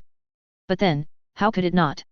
For over the past 7 decades, the Winter Soldier had been Hydra's asset, the one they'd call in to do their dirty work and, while Bucky didn't remember a lot of that time unsurprising after the way they'd wiped his memory after each mission, what he did remember was a far cry from the boy that Steve had grown up with. 4 of the monitors were arrayed with lines of data, names of once were SHIELD bases. Further information about each base could be gained from simply touching the appropriate name. I don't think that we're going to be able to go any further with the information that we have, Maria stated. Agreed, Steve sighed. I just wish that this list was a bit bigger. There were nods all around the room at his statement, coinciding with his finger tapping the monitor containing the shortest list, the list of bases that still remained in S.H.I.E.L.'s hands. Of the remaining 3 lists, by far the longest was the list of bases that they had no idea who now controlled them. The 2 mid-sized lists detailed the bases that were now controlled by the government where the base was located or the bases that Hydra had won in their uprising. Unfortunately, of the last list, there was no indication whether or not Hyra still controlled them or had simply stripped them as they had done with the fridge and moved on. I'm certain that Hydra have a base somewhere in southern Connecticut, Bucky stated, frowning at the data on the screen that he was using. There's nothing about a base in Connecticut anywhere in these files, Maria replied, her fingers dancing over her keyboard. I know it's there. Or it was, a frustrated-sounding Bucky reiterated. I can remember it. It was near a river. But the boats I'm remembering aren't modern. This was maybe 30 or 40 years ago. Don't push it, Healer Greengrass said, coming up behind him and laying a hand between his shoulder blades. Let the memory come naturally. It's okay, Buck, Steve added. The fact that you can remember something gives us a place to start. I wouldn't be surprised if it takes us a long time to check every single one of these as it is, not to mention finding all of their secret bases, and by then, more of your memories will have returned. I'll send these lists to some of my contacts, Maria said, see what their intelligence says. There's a couple on here that we really don't want Hydra keeping, the treehouse, Barracuda, and the swamp among them. That's what the Avengers aim to do, take the fight to Hydra and clear them out completely, no matter how strategic the base happens to be, Steve stated. For now, I'll start working on putting together our first potential target. And I'll help, Bucky added. No one here knows more about how Hydra operates than I do. 000000. I'm telling you that Ultron is more essential now than ever before, Tony argued. And I'm not debating that, Bruce shot back, especially with all of the enhanced individuals that Hydra released when they had their coming out party. I'm sure that we could take them, Peter chirped up from where he was seated at a computer console across the room, his fingers never straying from their dance. No one's saying we couldn't, kid, Tony replied. What I am saying is that we shouldn't have to. With Ultron out there, our job would be cut in half at the very least. At best, we'd be out of a job altogether. Hey, no one'd be happier than me if we could retire the other guy permanently, but it's just not going to happen, Bruce sighed. You're giving up? Tony asked. Yes. I am, Bruce replied and pushed himself away from his computer station so that he rolled a couple of feet back on his stool. Creating an AI that's capable of monitoring the entire world, every satellite, every piece of intelligence gathering system in existence, as well as controlling dozens of suits or robots or androids or whatever at the same time is simply out of the question. It'll take too much computing power, especially if you want it to be intelligent enough to know when it's needed and when it should simply leave the problem for the appropriate authorities to handle. The human brain is the most sophisticated computer ever designed, Peter commented, couldn't we just use that as a template for Ultron? What do you think I did when I built Jarvis? Tony asked rhetorically. Jarvis is one thing, he's state-of-the-art, the most advanced AI in existence, but even he's not good enough to do what we want Ultron to do, Bruce stated. Not even a computer as advanced as a single human mind could do what we have in mind for Ultron. Tony stared at Bruce, his arms crossed and a scowl on his face. Admit it, Tony, the tech simply doesn't yet exist to do what you have in mind, Bruce continued. I thought that was what we were trying to do, create it, Tony groused. And maybe someday we will, Bruce sighed. But that day isn't today. But we can still work on it, can't we? Peter asked. In our spare time or something. If we don't invent it, then who will? We aren't the only smart people in the world, Tony said. But maybe you're right, we aren't going to solve this now. Perhaps we should shelve the project and come back to it later when there's been a breakthrough in computing power and processing speed. Glad to hear you finally talking some sense, Bruce said, nodding his head. And maybe now you'll let me get a bit of sleep instead of waking me up and dragging me down here at all hours of the night. Don't count on it, Tony countered. When the muse strikes, you've gotta follow where it leads, right kid? Well, I don't know about muse, Peter replied, but my spider sense has a nasty habit of going off at the most inconvenient times imaginable. Great. As long as that's settled, Tony said, clapping his hands together. Whenever our muse or spider sense goes off, we have to follow it. But if it's your muse, I don't see why that means that I can't get extra sleep, Bruce near-whined. Hey, you're not going to let me have all this fun by myself, are you? Tony asked. Bruce's expression told the other two exactly what he thought of that idea. 00000. Here you go, kid, Tony said, tossing a box wrapped in blue paper at Teddy. Thanks, Tony, Teddy replied with a large grin. The wrapping paper was quickly torn off and discarded to the ground alongside all of its brethren. It seemed that most of the inhabitants of the tower had elected to get Teddy a going-away gift.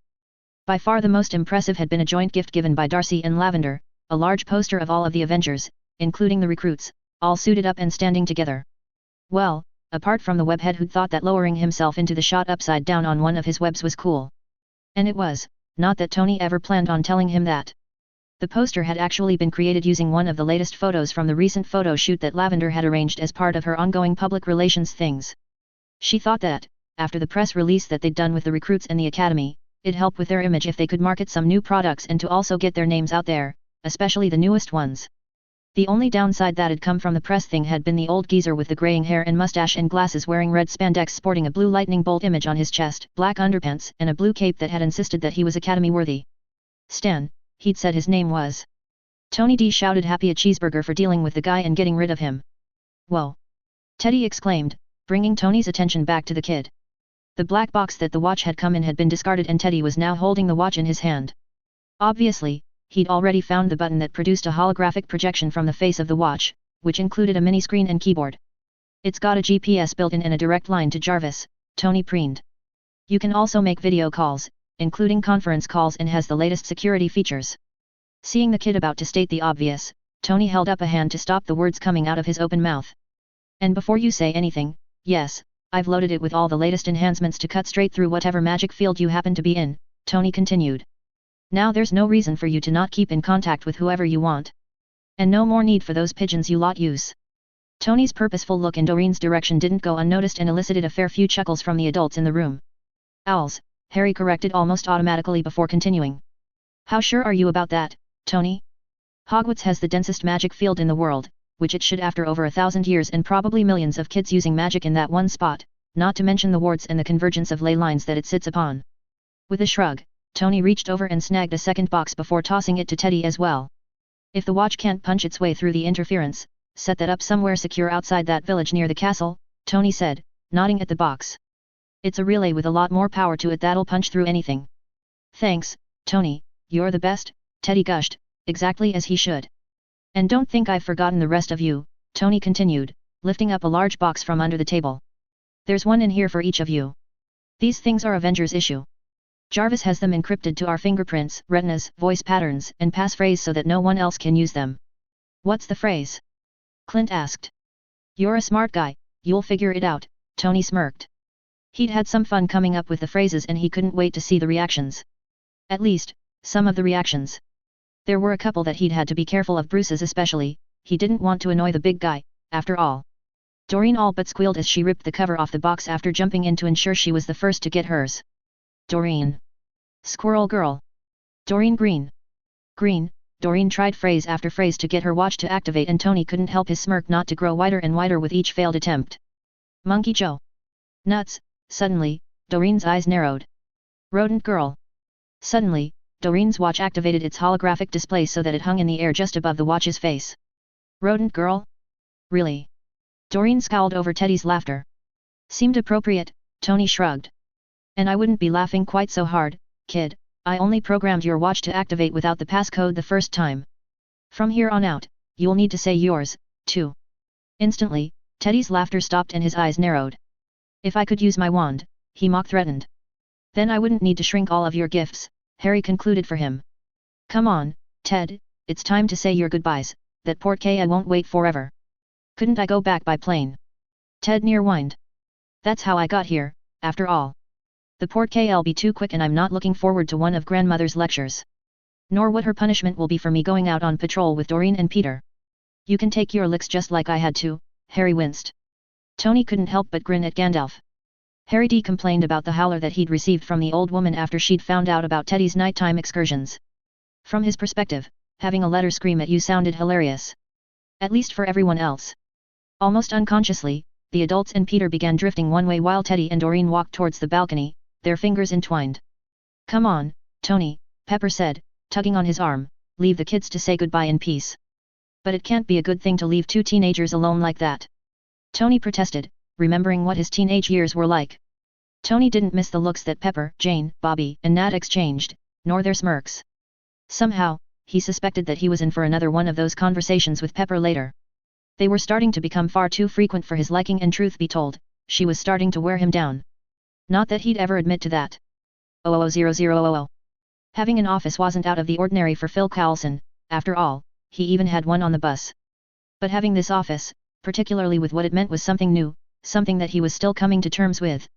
Director, it said on the door. He was the director of SHIELD. Phil still wasn't sure whether to thank Fury for making him the director or to curse him into oblivion. The one bonus of having this office was knowing that, once upon a time, it had belonged to Peggy Carter herself. But then, this entire base, this playground, had once been SSR before Fury had repurposed it and erased it from all SHIELD records. Rebuilding SHIELD from the ground up was a much bigger job than he'd imagined. Not only was he now responsible for securing the old SHIELD tech and personnel and bringing them back into the fold, he needed to manage so many other areas, including the financial aspect, something that gave him a headache just from the mere thought of it.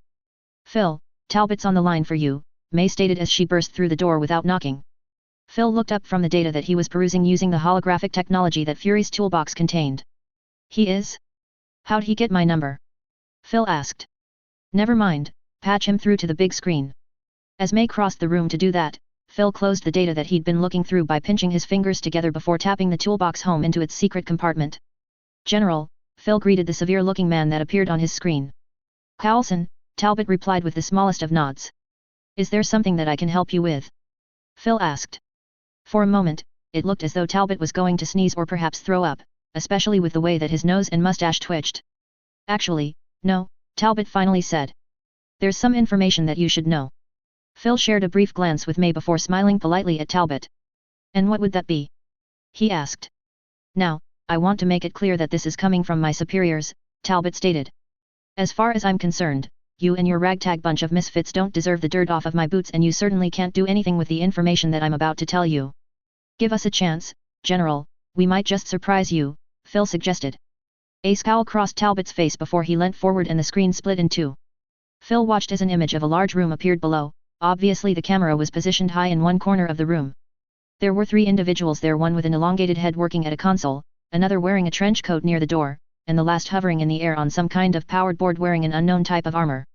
Whatever the man at the console was doing was obviously successful as two massive doors on the far side of the room parted slightly and a great billow of gas spilled out, covering the floor up to the men's knees.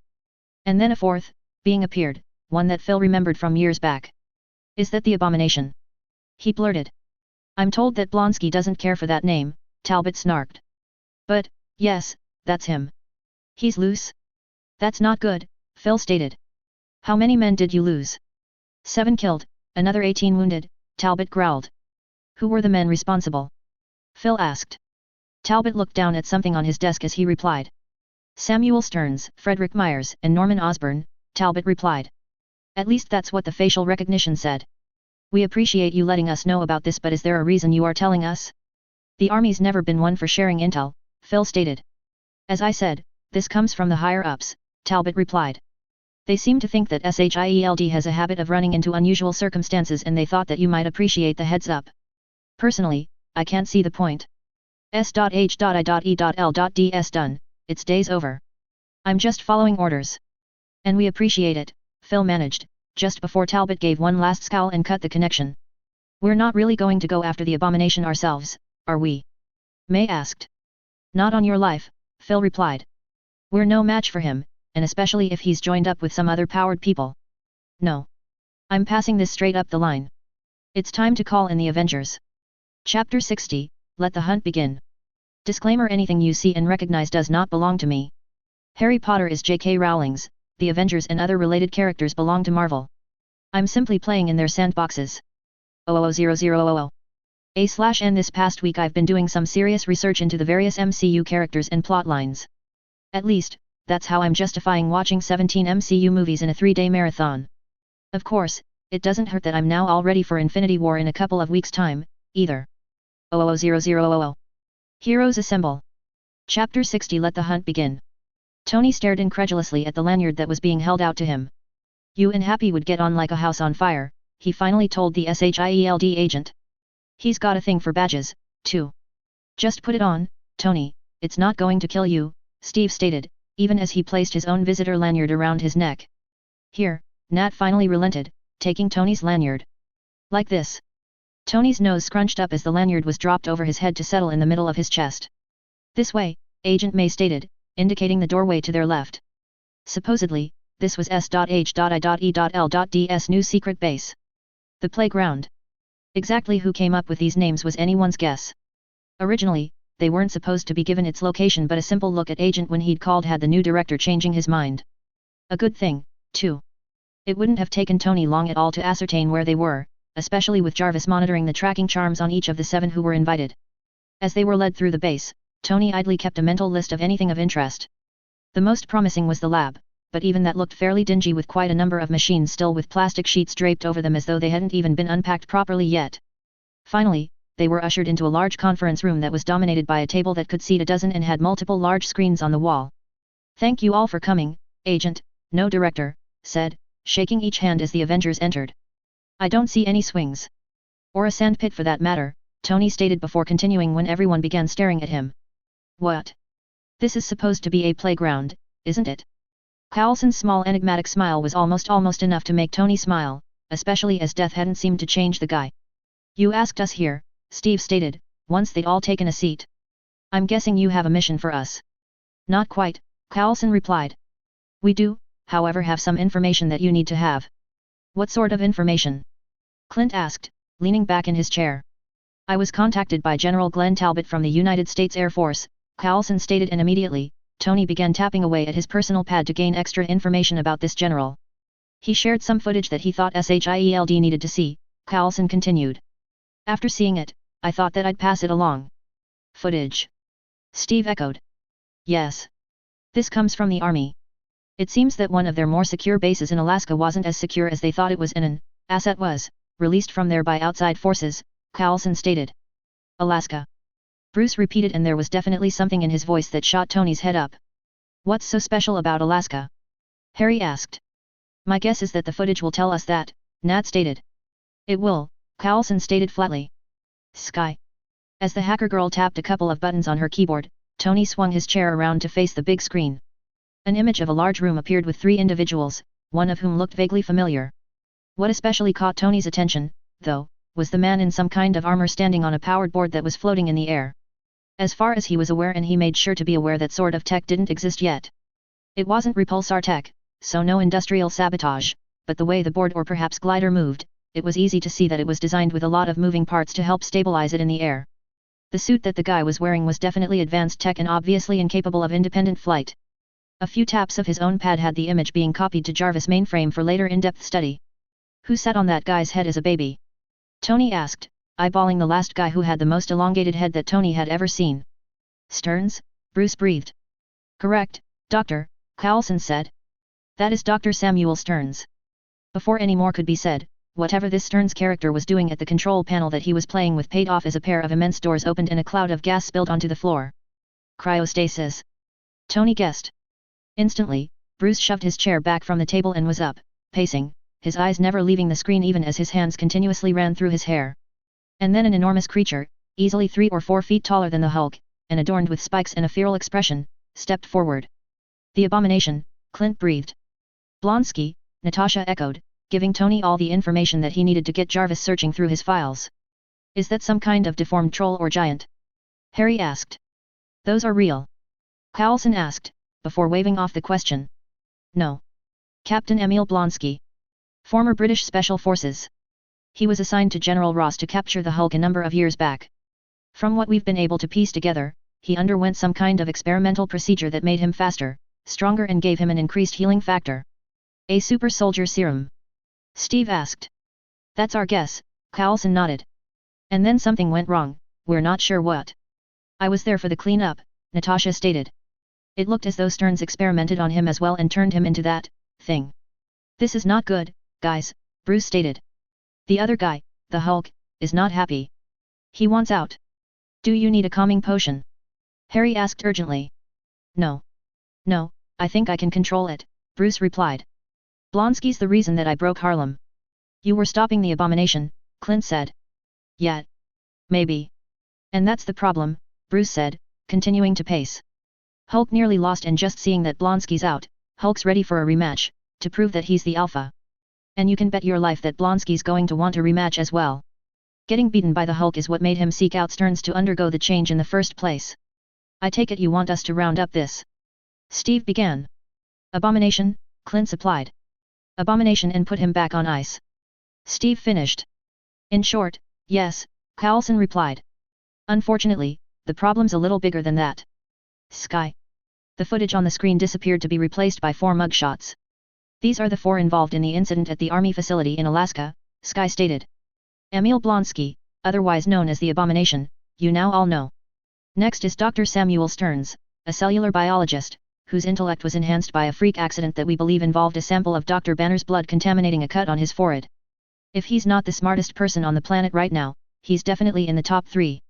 Frederick Myers, a petty crook who has a thing for boomerangs, if you can believe it, Sky said, highlighting the next individual. I remember him now. Tony said. I took him down ages ago. A coughing snigger from Harry had Tony narrowing his eyes at the wizard. You got something to say, Gandalf? Tony challenged. No, nothing to add, Harry replied quickly, but there was something in the man's smile which made Tony think that he was hiding something. Lastly is Norman Osborn, Sky said, indicating the man who was on the flying glider. That's Osborn? Tony questioned, taking a second, longer look at the screen. Last I heard, the man was dying. We think that suit he's wearing has some kind of medical or regenerative properties to it, Coulson replied. You want us to find all 4? Steve clarified, not just Blonsky. We do, Coulson replied. But somehow we don't think it will be that easy. I had a poke around the Hydra files that we have, as well as the SHIELD files that Stark and Romanoff released to the world, Sky stated. And when I input all 4 names, I got a hit. Something called Project Sinister. Who comes up with these names? Clint asked. It's like some teenage kid who reads too many comic books as their go-to guy for names. Most of the files about Project Sinister had been wiped or redacted, Sky continued, ignoring Barton. What I was able to piece together is that Hydra were putting together a team that included those 4 plus 4 others. Here 4 new faces joined the 4 already on the screen. There doesn't seem to be anything especially out of the ordinary for 3 of them, Dr. Otto Octavius, Herman Schultz and Alexander O'Hearn, Coulson stated. They're all low-level thugs, hired guns, or scientists. The 4th, though, he could be a problem. Sergei Kravinov, also known as the Hunter. He's got the works superhuman strength, speed, stamina, reflexes, senses, and a host of other abilities. There were also a number of tech files connected to the project that I couldn't access, Sky stated, sounding frustrated. All I got was the file names, Octopus, Rhino, and Shocker. Send it to me, I'll see what Jarvis can do with them, Tony stated. A nod and a tap later and the files began downloading to his pad. Any idea what Hydra had planned for this team? Steve asked. Unfortunately not, but you can bet that it was nothing good, Coulson replied. I'm assuming that you're running facial recognition on all those bozos? Tony asked. Yep. And keeping an eye on Facebook, Twitter, you name it, Sky added. So far, no luck. It's bad enough that Hydra let so many enhanced individuals out of confinement, but for some of them to be teaming up, Nat said, ending in a shake of her head. Most of it's just a distraction, a way to keep SHIELD busy while we rebuild, to tie up our resources so that we don't have the means to go after them, Coulson stated. Speaking of, Clint said, pulling out a piece of folded paper from his pants and sliding it across the table. Bobby asked me to give you this. It's a list of people that she thought you might find useful, some ex-agents that she knows escaped Hydra and some mercs that she's had dealings with. Thanks, I'll look it over, Coulson smiled.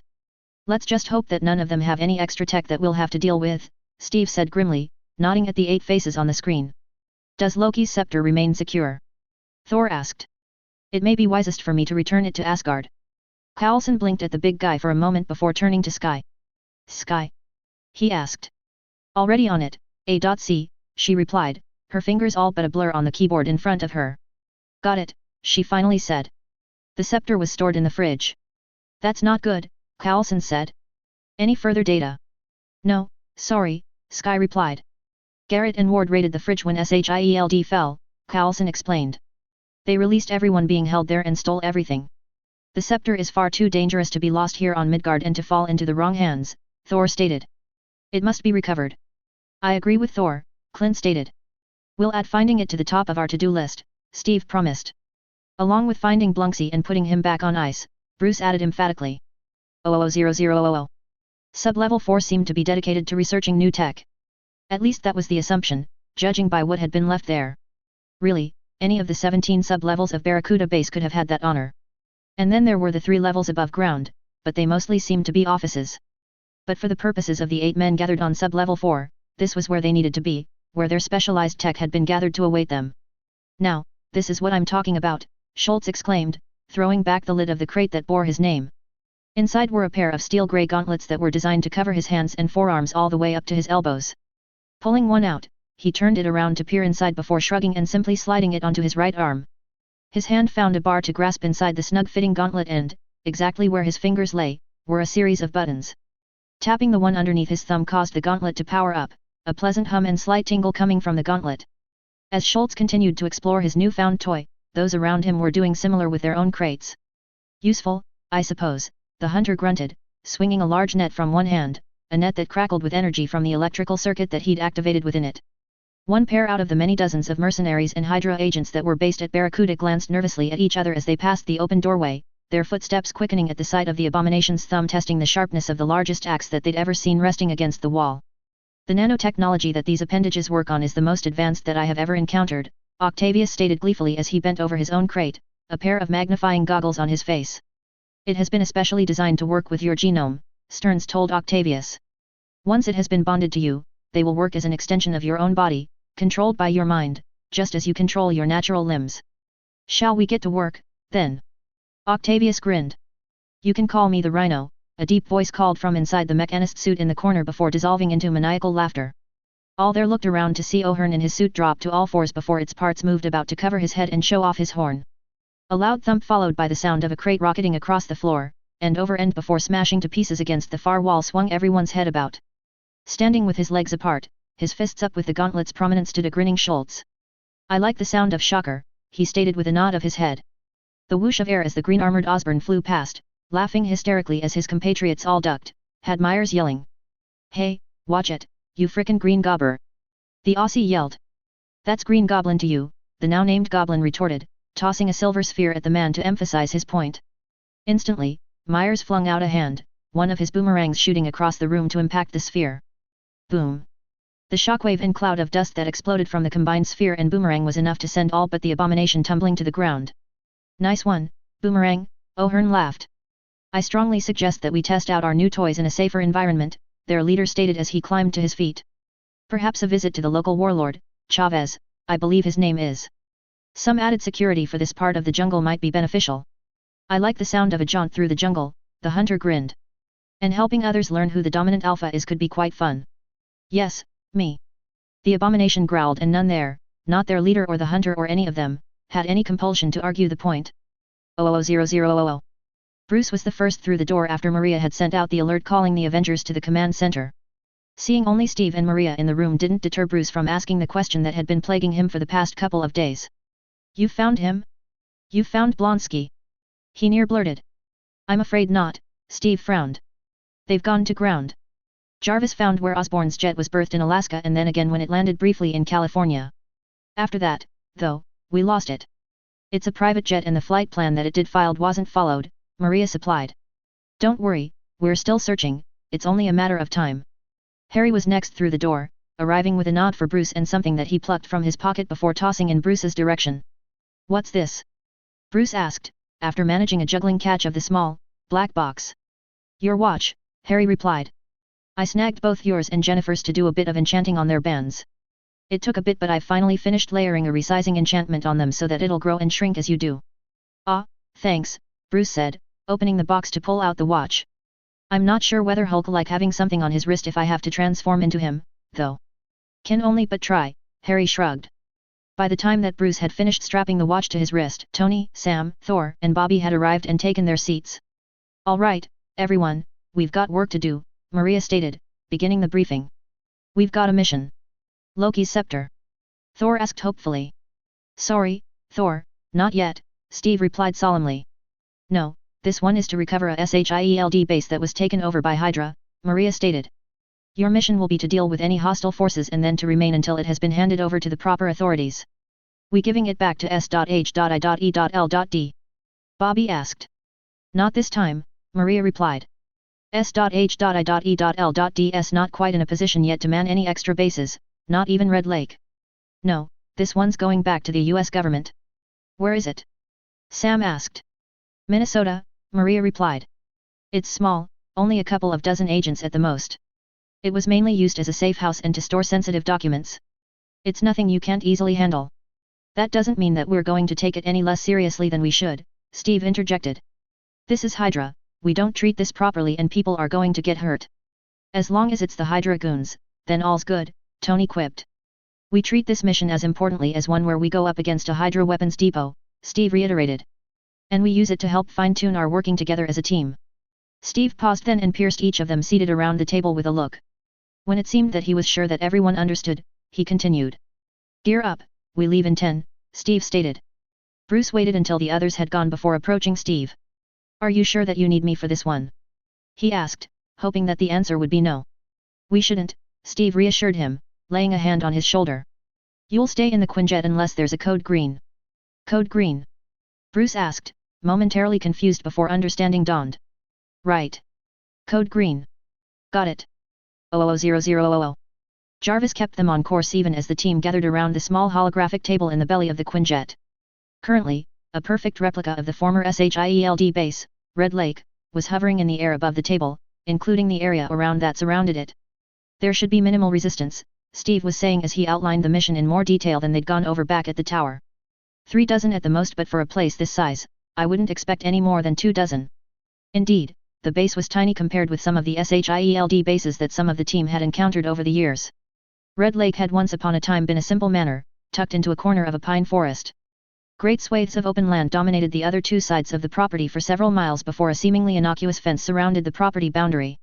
The big problem could be in containing the Hydra agents, Steve continued. SHIELD records indicate that there are 3 escape tunnels, underground passages that lead from the manor into the forest. Leave them to me, Harry stated. I can get from one to the others faster than any of you. Steve nodded and tapped each of the passages, highlighting them in red for Harry to note where they were located. Sam, Tony, I want the 2 of you to do a sweep over the grounds first in case of any stragglers and then enter the manor on the top level and snake your way down, Steve ordered. Bobby, Thor, the 3 of us will go in through the doors on the ground floor. Well, it's only polite to use the door, Bobby commented, her hands on her batons in their thigh holsters. And I stay here in case you need me, Bruce said. Which you won't. Which we won't, Steve repeated with a smile, adding a clap to his shoulder. 00000. Mage arrived at the site of the entrance to the first of the hidden passages with barely a sound. A quick hominum revelio assured him that he was alone. A second spell, this one designed to detect metal, produced 3 red splotches glowing from the trunk of a rather thick pine tree. A third spell, a simple coloporchus, assured him that no one was going to be leaving that way. A twist of his body and the quietest of pops had him operating to the next tunnel. 00000. Jarvis, give me a thermal scan of the area, Tony asked. Immediately, what he was seeing of the area that he was flying over altered to mostly greens and blues. Except for a number of red splotches gathered in the manor and the 4 on the grounds of the base. Captain Rogers and Miss Morse are to your right at the front of the house, Thor is approaching the rear entrance, Jarvis clarified. And the one in the forest is Gandalf, Tony added before blinking as that particular red splotch promptly disappeared only for a new one to appear some 30 meters away a microsecond later. Indeed, sir, Jarvis agreed. Falcon, I'm not seeing anyone home on the third level, they all seem to be congregated on the first, Tony reported. Maybe we caught them at dinner, Falcon replied. Sloppy, Tony remarked. But it does make our job easier. I'll come in on the east, you take the west. Roger, Falcon replied. A quick scan of the window that he picked showed Tony exactly where the alarm was, something that his laser quickly dealt with. It was then a simple matter of pushing the window open and stepping inside. 00000. The sound of splintering wood and the door exploding reached Captain America and Mockingbird from the opposite end of the house as they approached the front door and had the two looking at each other. You could have just knocked, Cap said over his radio. Now, where would the fun be in that? Thor returned, a clear smile in his voice. Shifting his shield hard against his shoulder, Cap ran at the closed front door, his momentum barely pausing as his strength and shield tore the door from its hinges and flattened it to the floor. Mockingbird stepped in straight after him, her batons flashing up to catch the man that had just missed being flattened by Cap with one baton to his belly and the other rising fast and hard into his jaw, sending him up off his feet and crashing to the floor in an unconscious heap. Captain America, meanwhile, had barely noticed, instead focusing on the group of 6 men that had burst through the far door. Their pause at the sight of the Avenger was their undoing as it allowed Cap to fling his shield at them, knocking it into 2 of them before it bounced back for him to catch just before he landed in their midst, his fist up and flying towards the first jaw. As he dealt with them, Mockingbird slipped deeper into the manor, ready to engage the next group. 00000. Mage arrived at the third tunnel at almost the exact same time that a pair of men burst through it hard enough to make the door instantly swing back and slam closed again. Seeing their hands reaching for their guns, Mage spat out the first spell that came to mind. Viri Magni Lentum Pila. The accompanying wand movements produced a yellowy-brown blob the size of a beach ball that grew the further that it traveled. The guns that the men were drawing managed to clear their holsters but were stopped cold as the ball of sticky slime impacted them, sending the 2 flying backwards to slam into the nearest tree. After sealing the door, including freezing the entire area with a glacis, Mage strode towards the 2 trapped Hydra agents. Their entire torsos, from neck to mid-thigh, were completely covered in brown sticky goo. And they had even been lifted from the ground to leave their feet dangling 2 foot from the ground. Seeing that the guns that the men had drawn were completely gummed up, Mage nodded in satisfaction. Not bad for a first go in combat, he muttered, definitely something to use again. You'll never take us alive, the man on the left snarled. Hail Hydra! Seeing the man's jaw working, Mage threw a petrifying spell at his captives, freezing their heads in place. An oxio had a pair of teeth fly from the men's mouth. I'm guessing this is some kind of poison. Mage asked, eyeing the teeth in the palm of his hand while knowing that he wasn't going to get an answer. Idly, he pocketed the teeth for Bruce or Tony to analyze later. 00000. The whine of Iron Man's repulsors cycling down coincided with him lowering his arm. Give me a sweep, Jay, Tony instructed.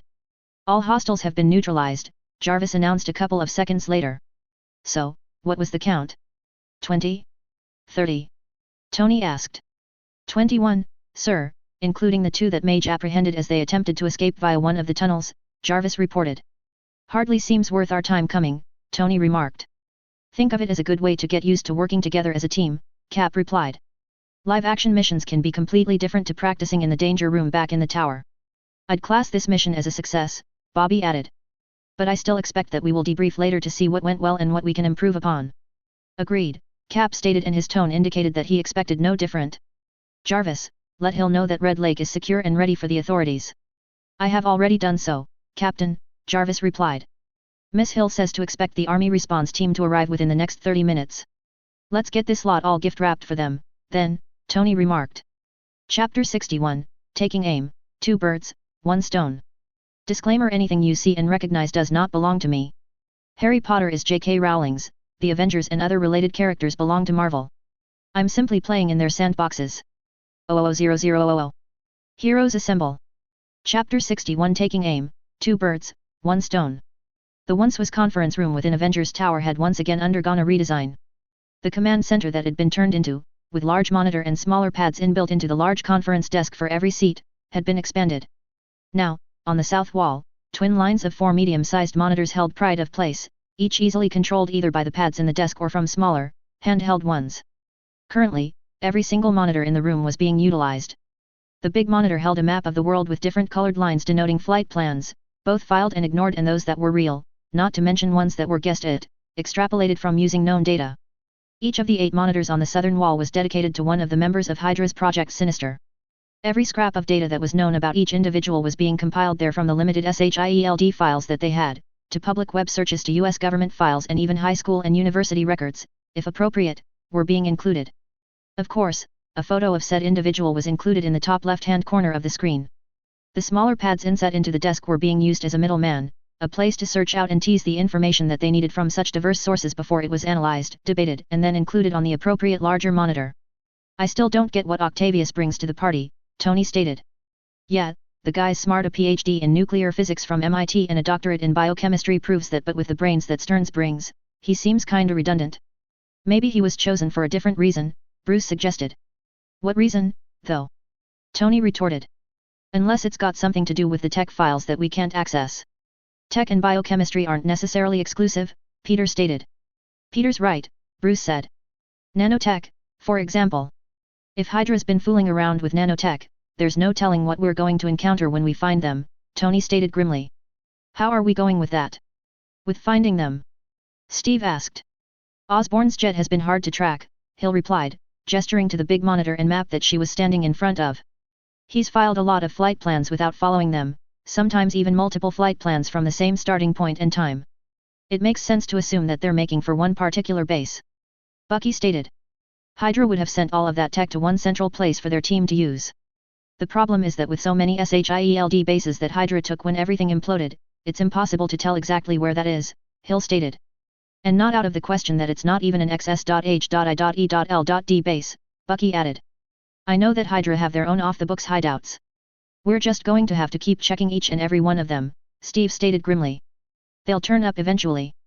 Them and Loki's staff. Those two have to be our top priority right now.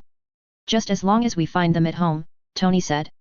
With unknown tech in play, I'd hate to see what sort of damage they could do out in the wider world full of civilians. That statement was enough to have everyone redoubling their efforts in sifting through the data, searching for that one elusive piece that would give them a place to begin the search in earnest. 00000. Yes. Yes, this arsenal will do very nicely, the leader purred.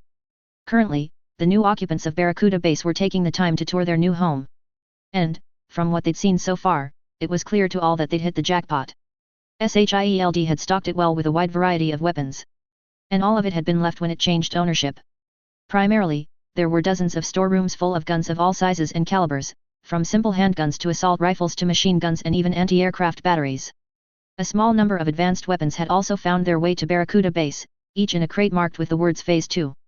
O'Hearn's grin after trying one of them and obliterating an inconvenient wall was big enough to nearly split his face in two. And then there were the more exotic, war-type weapons, shoulder-mounted rocket launchers and small and medium-sized cruise missiles. But it was the big ones, the ones that they were currently staring up at, that had really caught the group's attention and imagination. Intercontinental ballistic missiles. ICBMs. And not just one or two, but dozens of them, each one capable of reaching thousands of miles and obliterating any target that they chose. Oh, there weren't any thermonuclear warheads that would have made them even more dangerous, but until they could either acquire some or make them, the conventional warheads that they had would be more than adequate. With these, no army would dare to oppose us. Myers crowed. I'd like to see them try, Schultz agreed. We'd make mincemeat out of them before they could even step foot in our territory. Territory? Bah, your thinking's too limited. With these and the men that we now have at our command, we can rule a country. Octavius corrected. Continent. Blonsky growled, his deep gravelly voice reverberating through their very spines. Continent, yes, yes, I like the sound of that, Stearns mused. Think of it, gentlemen, we can rule our kingdom without any pesky government trying to tell us what we can and can't do. No, we'd be the ones in charge, making the rules, setting the agendas. We could hunt what we want, when we want, Kravinoff murmured. Exactly. Stearns exclaimed. Or research what we want, follow the science where it led whenever we wanted. Here, he'd clapped Octavius on the shoulder. Power and money would be ours. And the women, O'Hearn added, licking his lips. We could each have our own harems. We would be the world's alpha, Kravinoff agreed. Whatever we want. Stearns laughed. And nothing and no one will be able to stop us. What about the Avengers? Myers asked hesitantly. What about them? Stearns asked. Not even they, with all their strength and might, could stop one of these, especially after we've wiped them out of existence before they even know that we're coming. You want to aim one of these at the Avengers? Osborn grinned. A perfect preemptive strike, Stearns outlined. As soon as we acquire a thermonuclear warhead, we target Avengers Tower. Kill the Avengers and wipe out one of the world's major cities in the one strike. Think of the message that it'll send. Mess with us at your peril. All we need to do is to send a second message, this one over the radio and television at the same time. South America belongs to us, invade us, and see your cities, your nation, your people, wiped from existence just like the Avengers. The stunned silence at the audacity of the plan only lasted for a brief moment before the group began laughing, some with a decidedly maniacal tone to it. I'll put the word out to my sources to get what we need as soon as possible, Schultz promised. Yes, the sooner we kill the Avengers, the better the world will be. Osborn cackled. And perhaps a visit to our new subject nations might be in order as well, Stearns mused. I'll begin constructing a message to be taken to them. I'd be more than happy to deliver it, Myers grinned. Excellent. Then let's get to work, securing our future, Stearns said, leading the group away and towards the lift that led upwards to the offices on the surface. 000000. We have a mission, Maria Hill stated to the group of Avengers assembled around the table. Hydra? Steve asked. Yes. A base that was once S.H.I.E.L.DS, located in Australia, designated, the Billabong, she replied, tapping a couple of buttons on the computer inbuilt into the tabletop in front of her. As images of the Billabong appeared on the big monitor, Maria continued with the briefing. The Billabong is located in North Queensland, she said, on the banks of the Johnstone River, just outside the town of Innisfail. It was never a large SHIELD base, but my ASIS contacts tell me that since the fall of SHIELD, it's been heavily reinforced and a large number of extra security have brought in, possibly even some mercenaries. It appears that Hydra are using it as a hub, with a lot of materials being brought into it and also shipped out, all from and to multiple locations. Do we know what locations? Natasha asked. No, but with this much movement, it seems likely that this is an important base in the Hydra cog, Maria replied. Any indication on what the equipment is that they're moving? Clint asked. What little intel that we have, indicates that it's something energy-based, whether it's some type of weapon or simply the power sources for the weapons or something else entirely is unknown, Maria replied. Energy-based? An interested Thor asked, leaning forward. Perhaps Loki's staff can be found there. We can hope, Harry agreed. The land down under, hey? Never been, Tony commented. Seems like it's about time that I visit. Who wants in? As if we're going to let you go have all the fun all by yourself, Clint smirked. You heard the man, gather your gear, wheels up in 20, Steve ordered, eliciting a mass movement of people from the room. 000000. Stay where you are. Mage blurted, his eyes focused on the large brown snake curled up directly in the path that the Avengers were taking. Thankfully, he'd been in the lead as they'd stepped out of the dense bush onto the shore of the river that they'd been traveling near. Movement from the corner of his eye, had Mage momentarily shifting his eyes from the snake to what he'd first thought was a log laying on the sandy beach of the river. The fact that the head of the 3-meter crocodile slowly swung towards him, as did the heads of the 2 smaller ones just beyond it, had Mage nearly blanching. Darting his eyes back to the snake, he noted that it had yet to move. I am not yours to order. The words were hard to make out, accompanied as they were by a low, menacing hiss, but still, there was no doubt in Mage's mind that they'd come from the giant croc. He blinked at that. Parseltongue, as far as he was aware, was snake language. Thinking back, though, he recalled the time that a Komodo dragon had responded to him on one of the islands of Malaysia. At the time he'd thought that he'd imagined it, but perhaps not. Perhaps Parseltongue was the language of reptiles. Whether or not that included real dragons was unknown. He hadn't actually tried talking to the Hungarian horntail back in 4th year. I ask that you allow me and my friends to pass, Mage said to the snake. I promise that you won't be harmed. I will allow it, Speaker, the snake replied after a moment where it seemed to weigh up not just Mage, but all of those with him. Thank you, Mage said before addressing those at his back. We're right to pass. Just try to stay as far away as possible. What kind of snake is that? Cap asked. Oxyuranus scutellidus, otherwise known as the coastal taipan, Jarvis replied from Tony's suit. It is the 3rd most venomous snake in the world. I'm thinking that we should have brought the webhead with us, Tony stated. He's had experience dealing with crocs. Dr. Connors was turned into a lizard, Natasha corrected. Same thing, Tony replied with a shrug. Slowly, keeping as close to the trees and as far from the shore of the river where even more logs had appeared, their yellow eyes watching them pass, the team kept going. Finally, they rounded a bend, bringing their target into sight.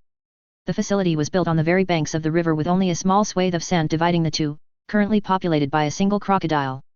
A smaller tributary of the river had been dug around the facility, creating an artificial island for it to sit upon, meaning that the only way in or out was either via the bridge or by air. Sheer walls rose straight up 3 stories high before flattening out to form a platform large enough that they could have landed their Quinjet on at this end. Underneath it was supposedly some storage bays and housing for a small garrison. The opposite end, according to the plans that they'd managed to acquire, were the research labs, offices, and the scientific equipment needed to produce the power packs that the Billabong was apparently now famous for. There's 2 men on the bridge, Hawkeye stated. Mage shifted his focus and narrowed his eyes at the 2. One was an older, stockily built man, the other was tall and wiry wearing a leather vest and acubra. Miles Warbeck and Frank Oliver, Natasha stated, reading off of the pad in her hand that had identified them for her using facial recognition. They're both thugs but somewhat high up on the chain. Most likely, they're in charge around here. I could take them from here, Hawkeye said, bringing his bow up. No, Cap countermanded. We don't want to give away the element of surprise.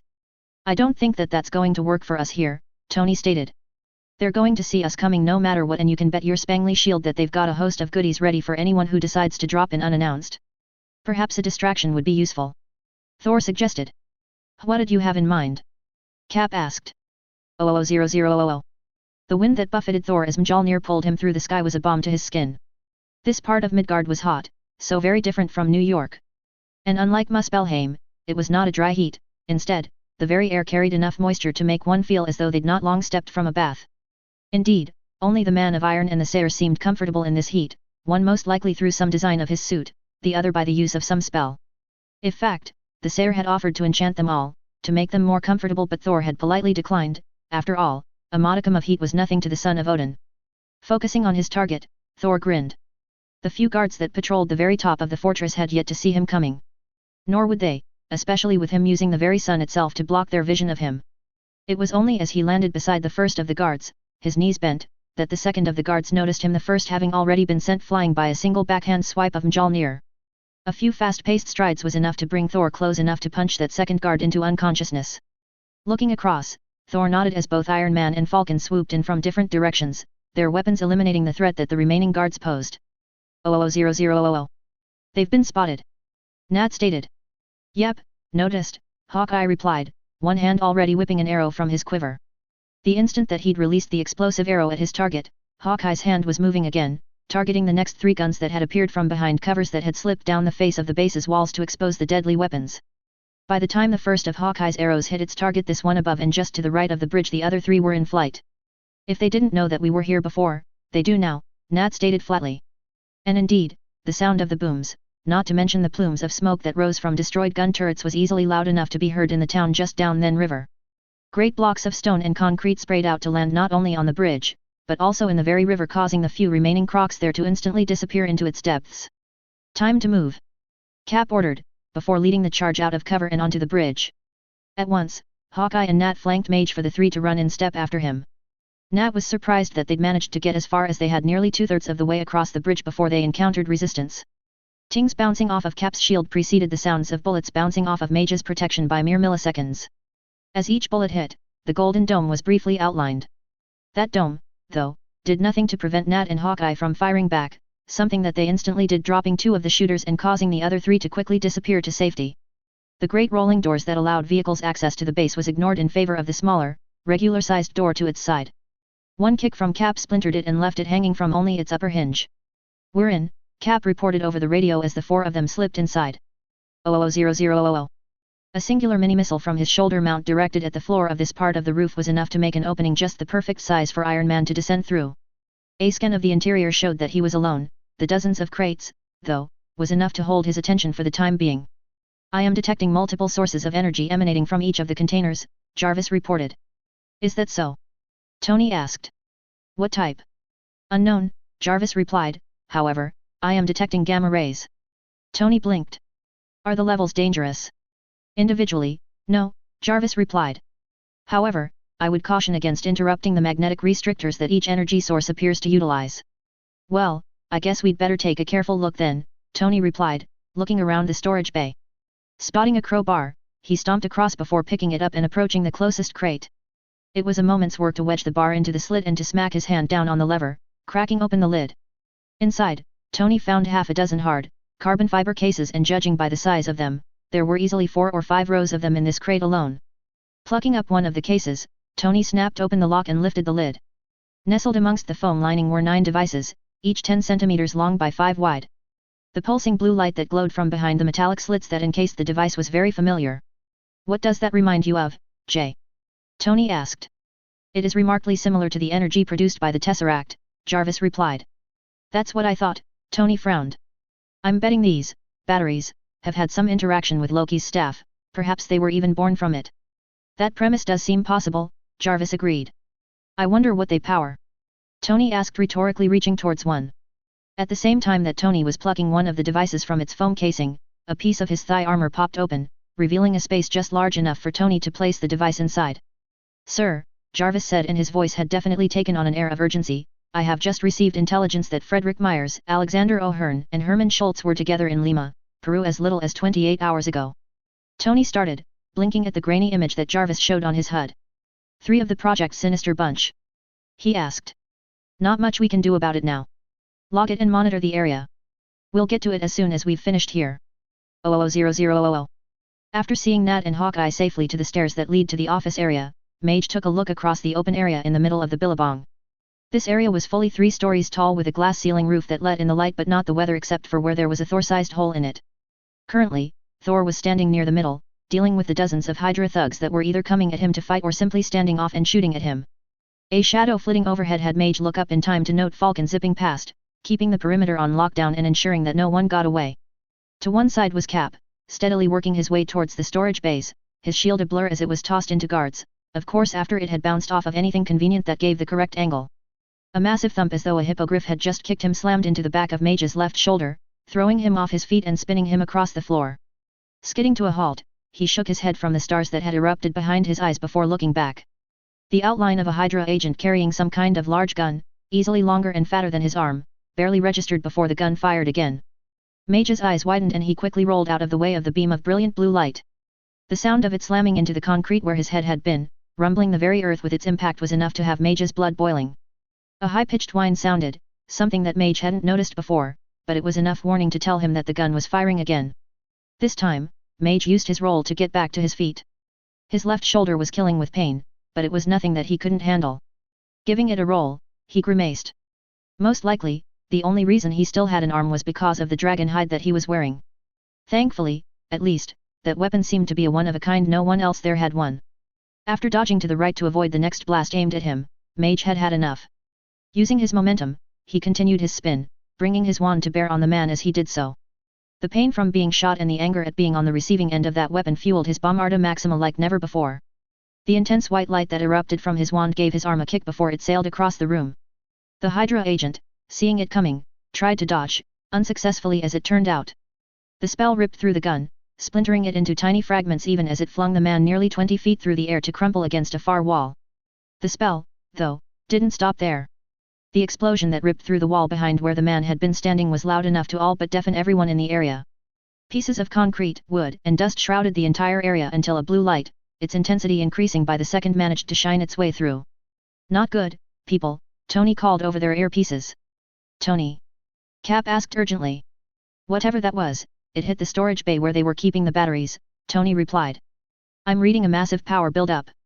Those batteries have gone critical and are about to blow and cause a major chain reaction. How bad? Cap asked. Bad, Tony stated.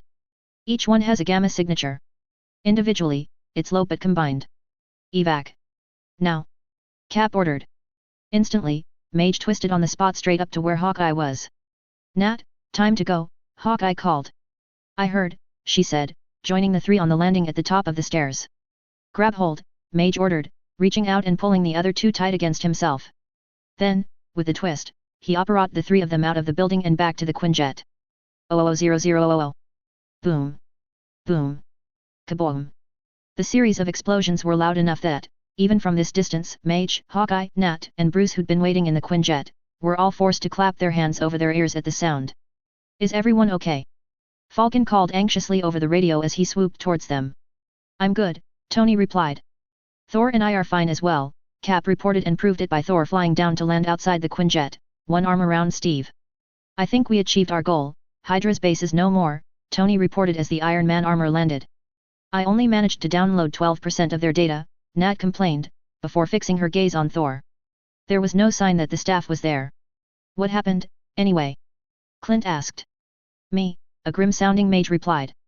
I think I overpowered my last spell.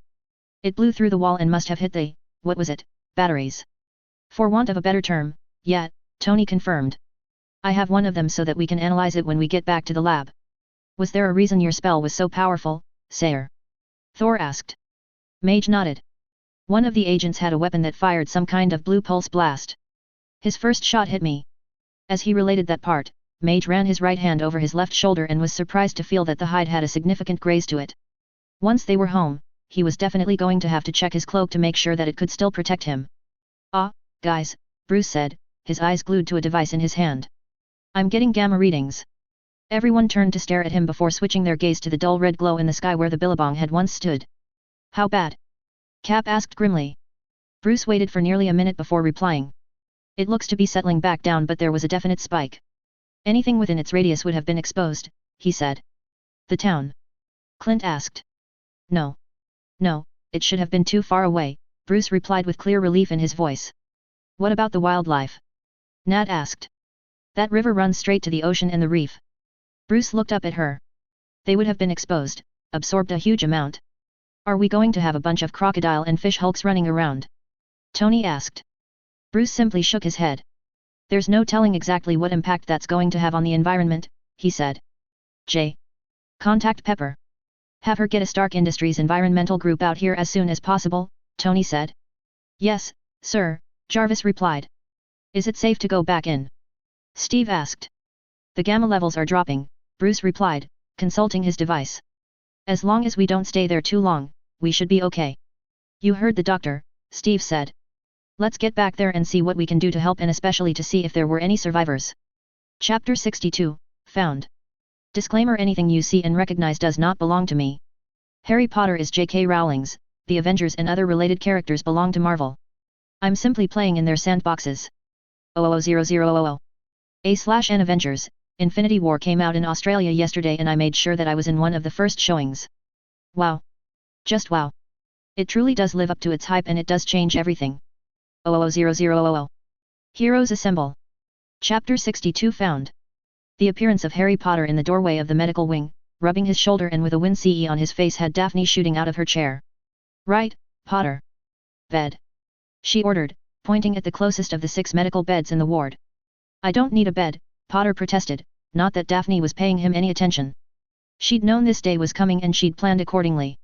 From the top drawer of her desk, Daphne pulled out a small box, not much bigger than a matchbook, before she marched across the room to where Potter had grudgingly taken himself.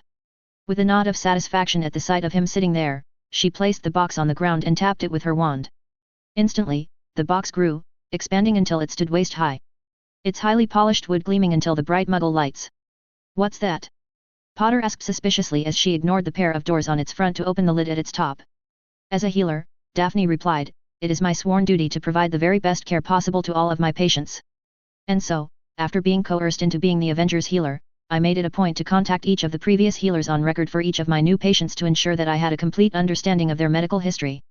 Previous healer on record, Potter repeated before his eyes widened comically. No. No, surely you don't mean. With a tap and a wave of her wand, Daphne sent the plaque that had been included with the cabinet that had been sent to her straight to the wall above the bed that Potter was sitting on, sticking it there with a permanent sticking charm. The revulsion on Potter's face was pure bliss to Daphne, and she was sure that it was enough to make the irritating man think twice before he ever tried to trick her into anything else in the future. You contacted Madame Pomfrey, Potter stated, his voice sounding defeated. I did.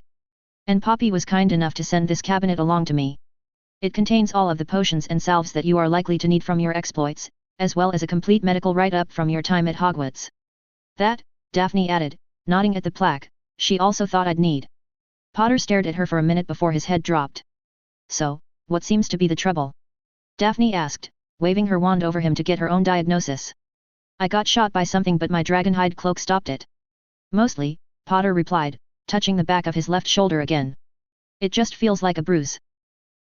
Daphne replied, concentrating her spells on his shoulder. A final swish brought a diagnosis up before her. This time, it seemed, Potter was correct. It was only a bruise, a bad one, but nothing that a bruise salve couldn't put right in a day or two. Take your shirt off, she ordered, and promptly ignored his raised eyebrow and smirk by opening the chest's doors and rummaging inside. After straightening, Daphne unscrewed the lid to the salve, dipped her fingers into the dark green paste and began applying it to the nasty purple and blue patch on Potter's shoulder. His sigh of bliss told her that it was already working. You'll need to have the bruise salve applied 4 times a day for the next 2 days, Daphne stated. You can either do it yourself or you can come here and I'll do it for you. Thanks, but I think I can manage, Potter replied, flexing his shoulder after she'd finished and smiling at the greater movement that he was already getting as the salve did its job. Taking the jar from her, he turned towards the door before pausing and turning back. Ah, green grass? You are going to take that down, aren't you? Potter asked, pointing at the plaque. Daphne looked from Potter to the plaque and back again. I see no need to, she replied.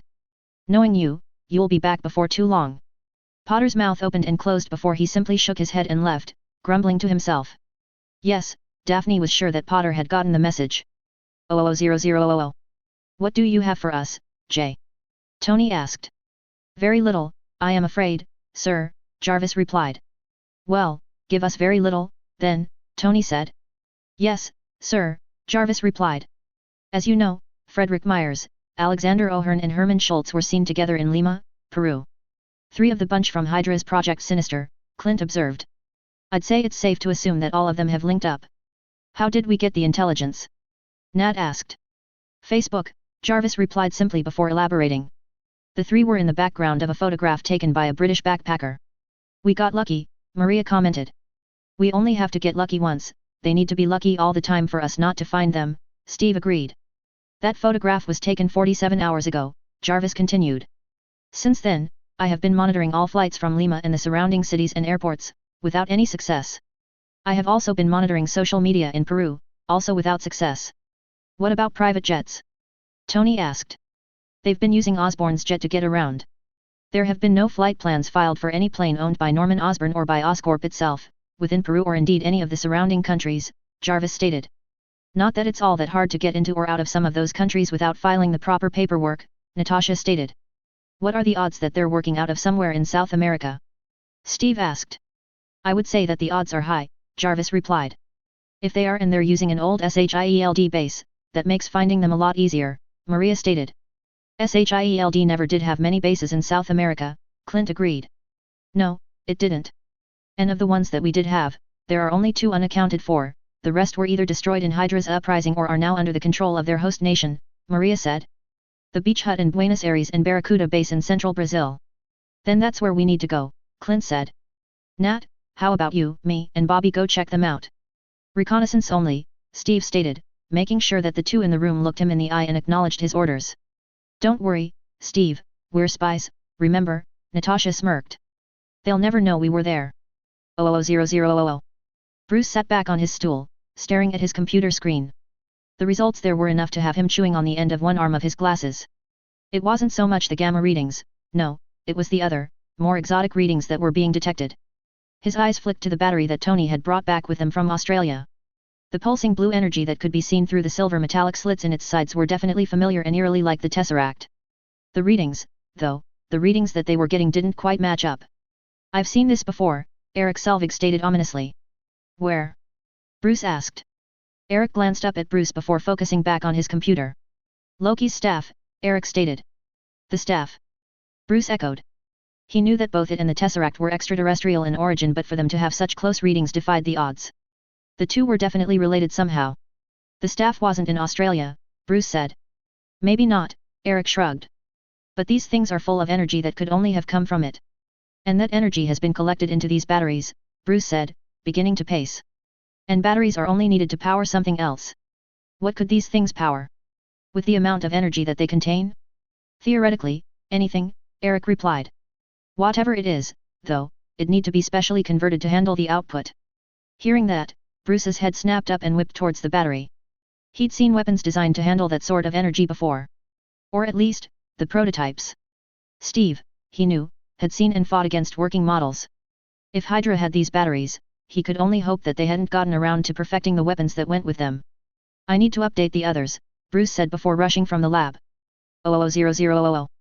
Fury, Steve said, noting the trench-coated, eye-patched man standing in the doorway. I hope you don't mind, I invited him along, Maria said as she walked over to the former director of SHIELD to shake his hand. Why should we mind? Tony snarked. It's only my house. I'd think you'd appreciate the intel that I can provide, Fury retorted, taking a seat at the conference table, especially with what I hear that you're up against. What is it that you've heard that we're up against? I'm only asking because we haven't had a briefing yet from Birdbrain and the two girl agents yet, Tony said, looking pointedly at the three. Perhaps we should hear from them first and then I can fill in the blanks afterwards, Fury suggested. Sounds like a plan, Steve nodded. Guys. We started with the beach hut, Natasha said, beginning the briefing. It was a total bust. The place has been abandoned. Mind you, it was cleaned out first, Clint added. Anything of value that was once there is gone. And no one's claimed it, not SHIELD, Hydra, not even the Argentinian government. Barracuda base is a different story, Natasha stated. That place is crawling with people. And not just the base, either, Bobby said, leaning forward. The jungle surrounding it is teeming with men. From what we could tell, they're not Hydra, look to be indigenous, most likely men belonging to the local warlord. Our best guess is that they've been hired to provide extra security for Barracuda, Natasha stated. My money's on coerced to provide that extra security, Clint interjected. How many? Maria asked. Easily 100, possibly 150, Clint replied. That's some force, Steve stated. Sounds to me as though they're definitely guarding something important. Whatever it is, it's being controlled by the men in Hydra's sinister project, Natasha said, even as Bobby had her pad throwing up images that they'd taken of the base onto the large monitor for everyone to see. The group around the table studied the couple of dozen images intently, and not just the fact that every one of the 8 of the sinister group were there, but also the base and terrain as well. The pictures were taken from a number of different vantage points, but all highlighted that Barracuda base was located in a treeless valley in the middle of the jungle that was protected by a 5-meter-high fence. 3 large buildings, each 3 stories high, were placed so that the 3 formed the sides of a triangle. In addition to the militia outside the fence, there were extra men inside the fence. Some were obviously on patrol, others were stationed at any of the 3 dozen guard towers or large gun bunkers that were evenly placed around the buildings. That's a lot of firepower, Harry noted. And that's just the tip of the iceberg, Fury sighed. What do you mean by that? Steve asked, focusing on the man. What I mean is that, back when SHIELD owned that place, Barracuda was used to store munitions, Fury replied. Munitions? Bucky asked from his shadowed corner. What type? You name it and it was probably stored there, Fury replied. Everything from handguns to assault rifles to missiles to anti-aircraft guns. There were even a few ICBMs without their thermonuclear warheads, before you ask, and everything in between. What about your Phase 2 weapons? Bruce asked, leaning forward intently. Phase 2? A surprised Fury repeated. Yes. Phase 2. Weapons that would work using the batteries that we found in Australia, Bruce stated emphatically. You think that that's what those batteries are for? Tony asked. Bruce shrugged. It makes sense. They use the energy that's been harnessed from Loki's staff, and that stuff isn't all that different from the Tesseract. Loki's staff? Thor asked. You believe that it could be there, in this Barracuda base? No, Bruce replied with a shake of his head. I think it's somewhere else and that they're using it to collect its energy and shipping it wherever it needs to go, but using the Australian base as a midpoint. Makes sense, Steve nodded. So, how about it, Nick, were any Phase 2 weapons stored there? There shouldn't be, Fury stated. At least, I never ordered any to be taken there. But that's not to say that Pierce or one of the other Hydra higher UPS didn't get some sent there on the sly. That's something, Natasha said. Whether they're there or not, we don't have a choice, we're going to have to take the fight to them, Steve stated. I'm guessing that when SHIELD fell, they didn't have time to take the weapons with them. That means that there's an arsenal there in the hands of some very dangerous individuals. Maria tapped her pad, wiping away the pictures on the main screen and replacing it with a schematic. This is Barracuda base, she said. As you can see, the buildings on the surface are only a tiny fraction of the base. The main research, testing, and storage facilities are on these 7 sub-levels. This section here goes a further 5 levels below that again and is where the ICBMs are stored. That section opens up between the 3 buildings on the surface in case any weapons need to be fired. What's their range? Steve asked. From there, they could target anywhere in South and Central America, as well as most of the United States, Maria replied. Do we have somewhere to put all of that once we take the base? Clint asked. I can't imagine it being safe if we just leave it there. I can alert my contacts in the US Army to the base after you clean house and they can handle moving and storing the munitions, Fury replied. If everything that's been outlined is correct, then this isn't going to be a walk in the park, Steve commented. No, it's not, Fury agreed. But together, you can do anything, after all, that's why I brought you together. The 8 of Hydra's sinister group with whatever the tech that's been developed for them, plus the arsenal of weapons and men that they've got in the base, Bobby summed up with a shake of her head. Don't forget that Warlord and his militia guarding their perimeter, Clint added. Yes, let's not forget them, Bobby stated sarcastically. Blonsky's like an army all on his own, Natasha stated, her eyes flicking to Bruce. Oh, don't worry about Blonsky, Bruce replied. I can feel the Hulk, he's ready for a rematch to prove that he's still the alpha. But this time Hulk doesn't have to do it alone, Steve said, clapping the mild-mannered scientist on his shoulder. And being in the middle of the jungle, I'm not likely to break anything important either, Bruce added. Do we know any more about what tech was designed for them? Harry asked. Unfortunately not, Maria replied. All we've been able to decipher are the file names, Rhinoceros, Octopus, Shock, Glider, Boomerang, Hunt. There's no telling exactly how that tech could enhance them, Tony commented. You think they could be some kind of suit like yours? Fury asked. Tony shrugged. Hard to say, although Osborn was on a glider and wearing some kind of suit in that footage of them releasing the Abomination. The 7 of us may not be enough this time, Clint commented. That's why I'm going to be calling in all of the Avengers, Steve stated. You tell Pepper, Tony quickly interjected. Actually, Jay, you're recording this right? Make sure that you show Pepper Capcycle saying that so that she knows that it wasn't my idea. What are you going on about, Stark? Fury asked. Pepper has this thing against the young UNS being used in missions, Tony replied. She needn't worry about Teddy, Harry said. He's not coming. Besides, he's in Scotland, a little too far to get here in time. Sounds like you need all the help you can get, Bucky spoke up from the shadowy corner that he was leaning in. Count me in. Steve glanced at Daphne, receiving the tiniest shake of her head, before focusing back on his oldest friend. Are you sure? Steve asked. You need every asset that you've got, Bucky said, and no one missed the wince on his face at the word asset. Bucky, Steve began gently. But it was Daphne who got to him first. You're not ready yet, James, she said, laying a hand on his arm. You're close but not quite there yet. Another month or 2 at most. I could do with an extra set of eyes and ears in the command center, Maria said. Bucky stared into the eyes of his mind healer before his shoulders visibly slumped, albeit only slightly. Switching his look across to Hill, he gave her a nod, accepting the branch that she'd extended. Jarvis, Steve called. Send out the call for all of the Avengers to assemble here within the next half hour. Yes, sir, Jarvis replied.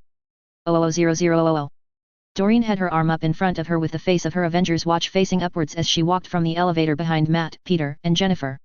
I don't know Ted, she said to the floating 3D head being projected from her watch. Look, I'm here now, I'll get Harry to call you back in a minute, okay? Thanks, Dorene, Ted smiled. Dorene returned the smile before pressing the button that would cut off the connection. Thankfully, it didn't take much to find Harry. He was leaning up against the bar, a cup of tea in his hand. Harry, she said, having weaved her way in through the crowd to reach him. Hi, Dorene, he replied. Is something wrong? Can you call Ted, please, she said without preamble. Ted? Harry repeated. Yes, she nodded. He wants to know where and when the Quinjet will be landing to get him for the mission. Ted's waiting for a Quinjet, Harry repeated flatly, and Dorene wondered why he was being particularly dense right then. Of course, Dorene replied. Everyone's being called in for this, right? Harry stared at her for a moment before sighing. Looks like I'd better talk to him, Harry said as he placed his cup on the bar. Dorene only gave Harry a moment's head start before following him. Something was off with Harry and she wanted to know what it was.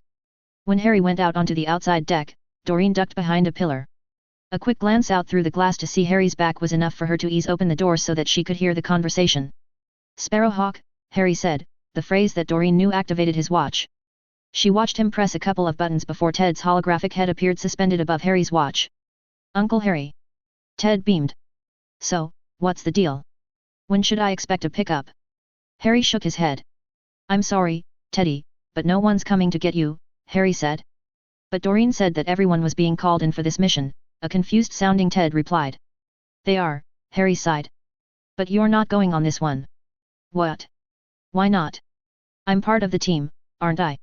Ted asked. You are, Harry replied. But you're not ready for this. Not yet. But Dorene's going. And so's Peter. They're not much older than me. Ted protested. I know, Harry replied. But you have to understand, Teddy, they've had more training, they know how to harness their skills and use them to full effect. You're still at Hogwarts with a great deal still to learn. But I've been learning. Ted exclaimed. I've been putting in hours and hours learning everything that I could since I've been back and practicing it all every minute that I can. I'm ready. No. You're not, Harry replied. This isn't a game, Teddy. Until you know how to use your magic effectively, it'll be too easy for you or others to get hurt. Or worse. But this is nothing less than you did. You were battling Voldemort and basilisks when you were younger than me, not to mention the Triwizard Tournament.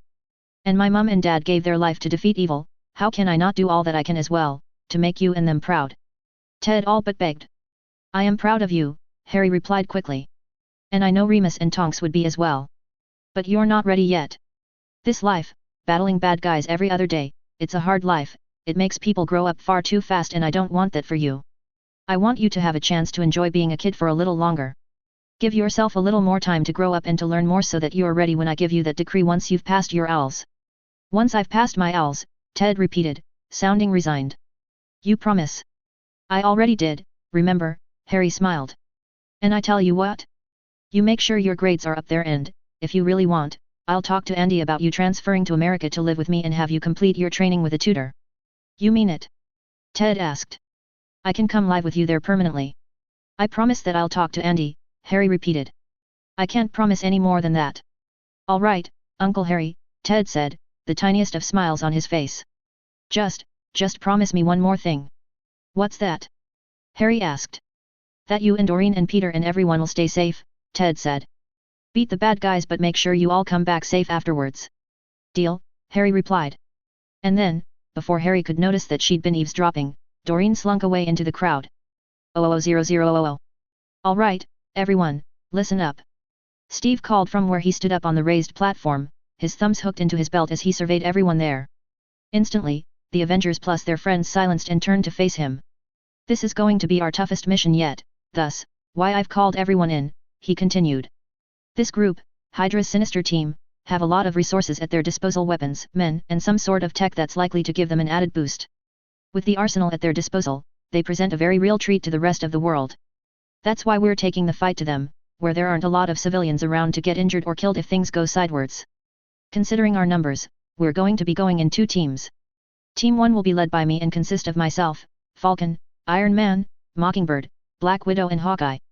Team 2 will be led by Thor and include Mage, Hulk, She-Hulk, Daredevil, Spider-Man and Squirrel Girl. How are we with the Quinjets? The main Quinjet is currently going through its pre-launch flight checks. The prototype Quinjet will be ready to dock in 8 minutes, Jarvis reported. Prototype? Steve asked. It's the one that I've been working on in case we ever want to go to space, Tony replied. It's ready now, I simply haven't had time to give it a final test. A bright flare outside the window preceded the whump of a silver suit landing on the outside deck. As the suited man reached for the door handle to enter the tower, his face mask slid up and out of the way. Sorry I'm late, Lieutenant Colonel James Rhodes stated, noting the faces staring at him as he entered. Looks like the gang's all here now, Tony said, rubbing his hands together. Let's get this show on the road. Chapter 63, We Have a Plan Attack. Disclaimer: anything you see and recognize does not belong to me. Harry Potter is J.K. Rowling's, the Avengers and other related characters belong to Marvel. I'm simply playing in their sandboxes. 00000. Heroes assemble. Chapter 63 We Have a Plan. Attack. The twin Quinjets schemed just above the treetops as they flew deeper into the state of Amazonas in Brazil. All indication said that their tactic was working perfectly, that the inhabitants of Barracuda Base had no idea that they were coming. Of course, getting there undetected was one thing, finding somewhere to land in the dense jungle was another. Tony, maybe you, Steve and Thor should go down and make us a landing site, Nat suggested. Noting the looks that she was getting from Tony and Steve who were in the Quinjet with her, she continued. You 3 did do a good job in that forest way back when you all first met. I've done Shakespeare in the park once, I don't do encore performances, Tony retorted. QJ1, I've found you a parking spot, Hill said over the radio from back at the tower. Satellites have a clearing bearing 015 degrees, 2.3 kilometers from your present position. Copy, Clint at the helm replied. That'll leave us a good 10 kilometers to go on foot. It's a better idea than putting down in the middle of Barracuda itself, Hill replied. Is there enough space in the clearing for both Quinjets? Steve asked. Negative. However, I have located a second clearing 6.9 kilometers from where you'll be setting down, Hill replied. That works, Steve said. Take us down. I'm going to lose visuals once you're on the ground, Hill warned. Got you covered, Tony replied. Jarvis. Soft whumps sounded from both sides of the Quinjet and all inside twisted about to look out the window. 9 small silver spheres, barely larger than a baseball, soared away from each side of the Quinjet before fanning out to cover the jungle below. Glints of lights in the distance indicated that the spheres were being ejected from the second Quinjet as well. Telemetry and images are starting to come in, we have eyes and ears, Hill reported. 000000. The landing was barely bigger than the Quinjet, really, when it came down to it, only the fact that its wings were able to tuck up and over meant that it was large enough to use to land in. Right, everyone remember where we parked, Mage stated as he led the way down the rear ramp. The jungle that surrounded them was thick. Trees grew close together and vines hung down from the higher branches. What light filtered in through the treetops was dappled and didn't penetrate far. How far to the bad guys? Spider-Man asked. A little over 5 kilometers, She-Hulk stated. There are squirrels here, an excited-sounding squirrel girl stated, punctuated by the chittering of Monkey Joe on her shoulder. We best get moving, Thor called. Noting that Spider-Man was raising his arm, Mage reached out and lowered it. Best walk like the rest of us for now, you don't want to run out of webbing when you really need it, he advised. Yeah, that'd be bad, Spider-Man nodded. Looks like Stark's gizmos are leading the way, Daredevil called, his head tilted up towards the sky. And indeed, he was right. The 18 small, silver spheres that had ejected from the Quinjet upon their approach were hovering to the northern part of the clearing. Let's go, Mage said and set out after Thor, the others on his heels. 000000. Captain America's hand came up beside his head, his fist clenched. Instantly, the others in his team froze. Well, apart from Mockingbird and Widow, they'd frozen a half-second before Cap had even signaled the team. Steve, I'm reading a couple dozen heat signatures closing on your position, Bucky called over the comms, obviously in response to something that Stark's spheres were sending back to the tower. Understood, Cap replied sotto voce. A soft whoosh overhead marked where Falcon glided past, his wings flipping from side to side and his altitude constantly dipping and climbing as he encountered trees and branches. The rustling of leaves, snaps of sticks breaking and the scuffling of boots had the team zeroing in on the approaching force. When the lead man emerged, 4 of his soldiers at his back, his appearance wasn't much of a surprise. This man was obviously used to being in command and having his every word obeyed instantly, for, although he had twin pistols in his belt and a machine gun strapped to his back, neither of his hands were touching them. In fact, he appeared so at ease in this situation, that he seemed content to simply stare at them while chewing on his unlit cigar. However it is that you came to be here, you will turn around and leave, the militia captain finally said. The sound of guns being raised and safeties being unclicked echoed around them, not just from the 4 in front of them. I'm sorry, but we can't do that, Captain America replied. There are more dangerous things in this jungle than us, you would be wise to do as I say, the man retorted. Oh, I've not doubt about that, Cap replied, his arm tensed and ready to bring his shield up at a moment's notice.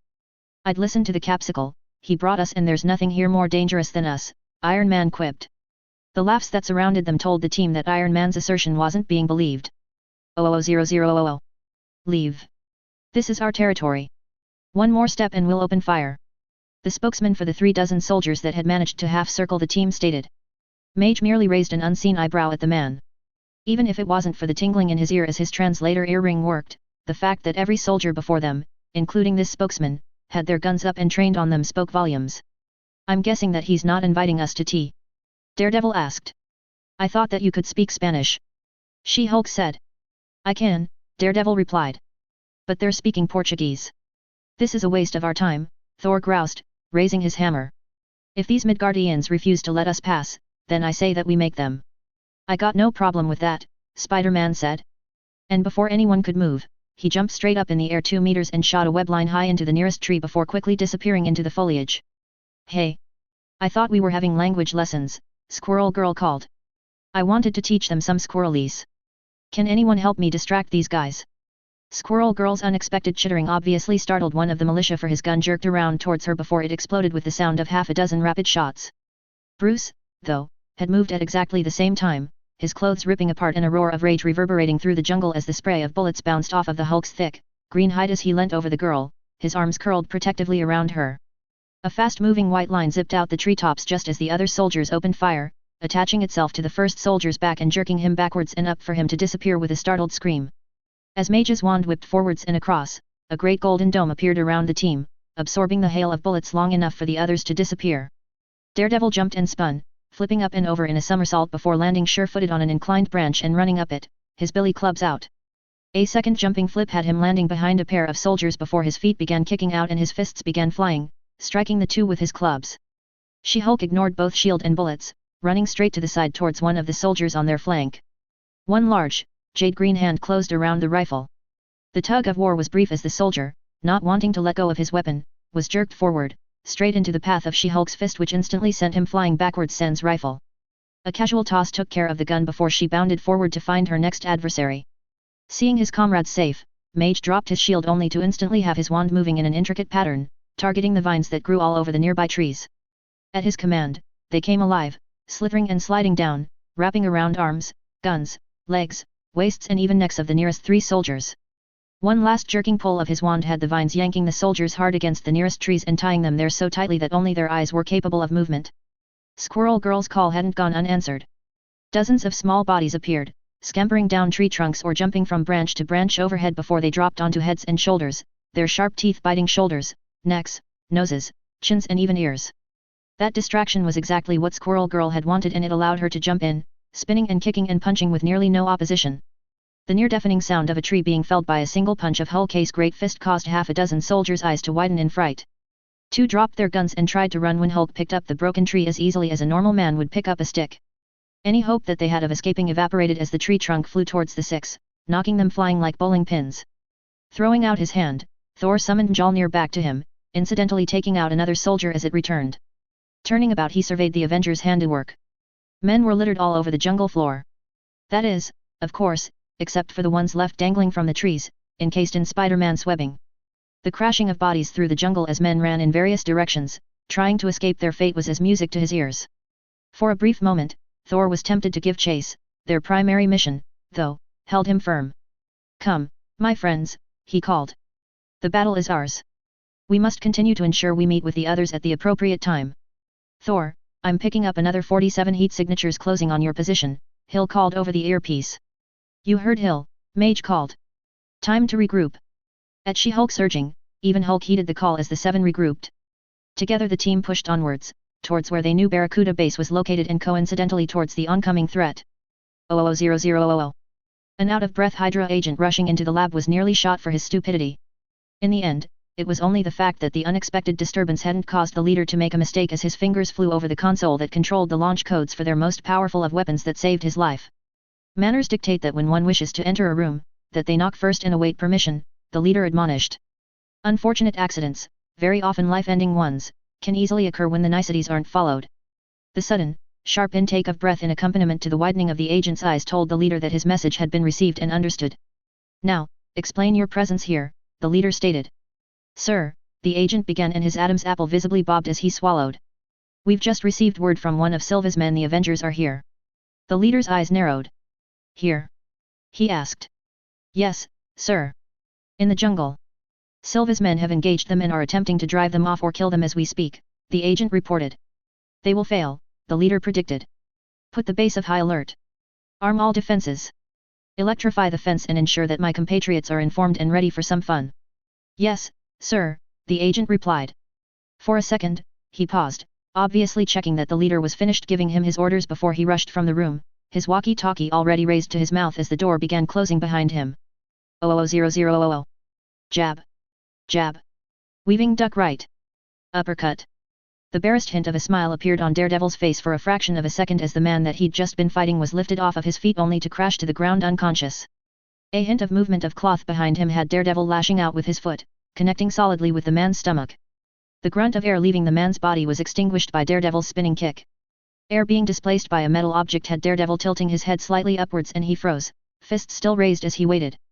At the solid thump of the metal disc hitting its target reached him, he straightened slightly.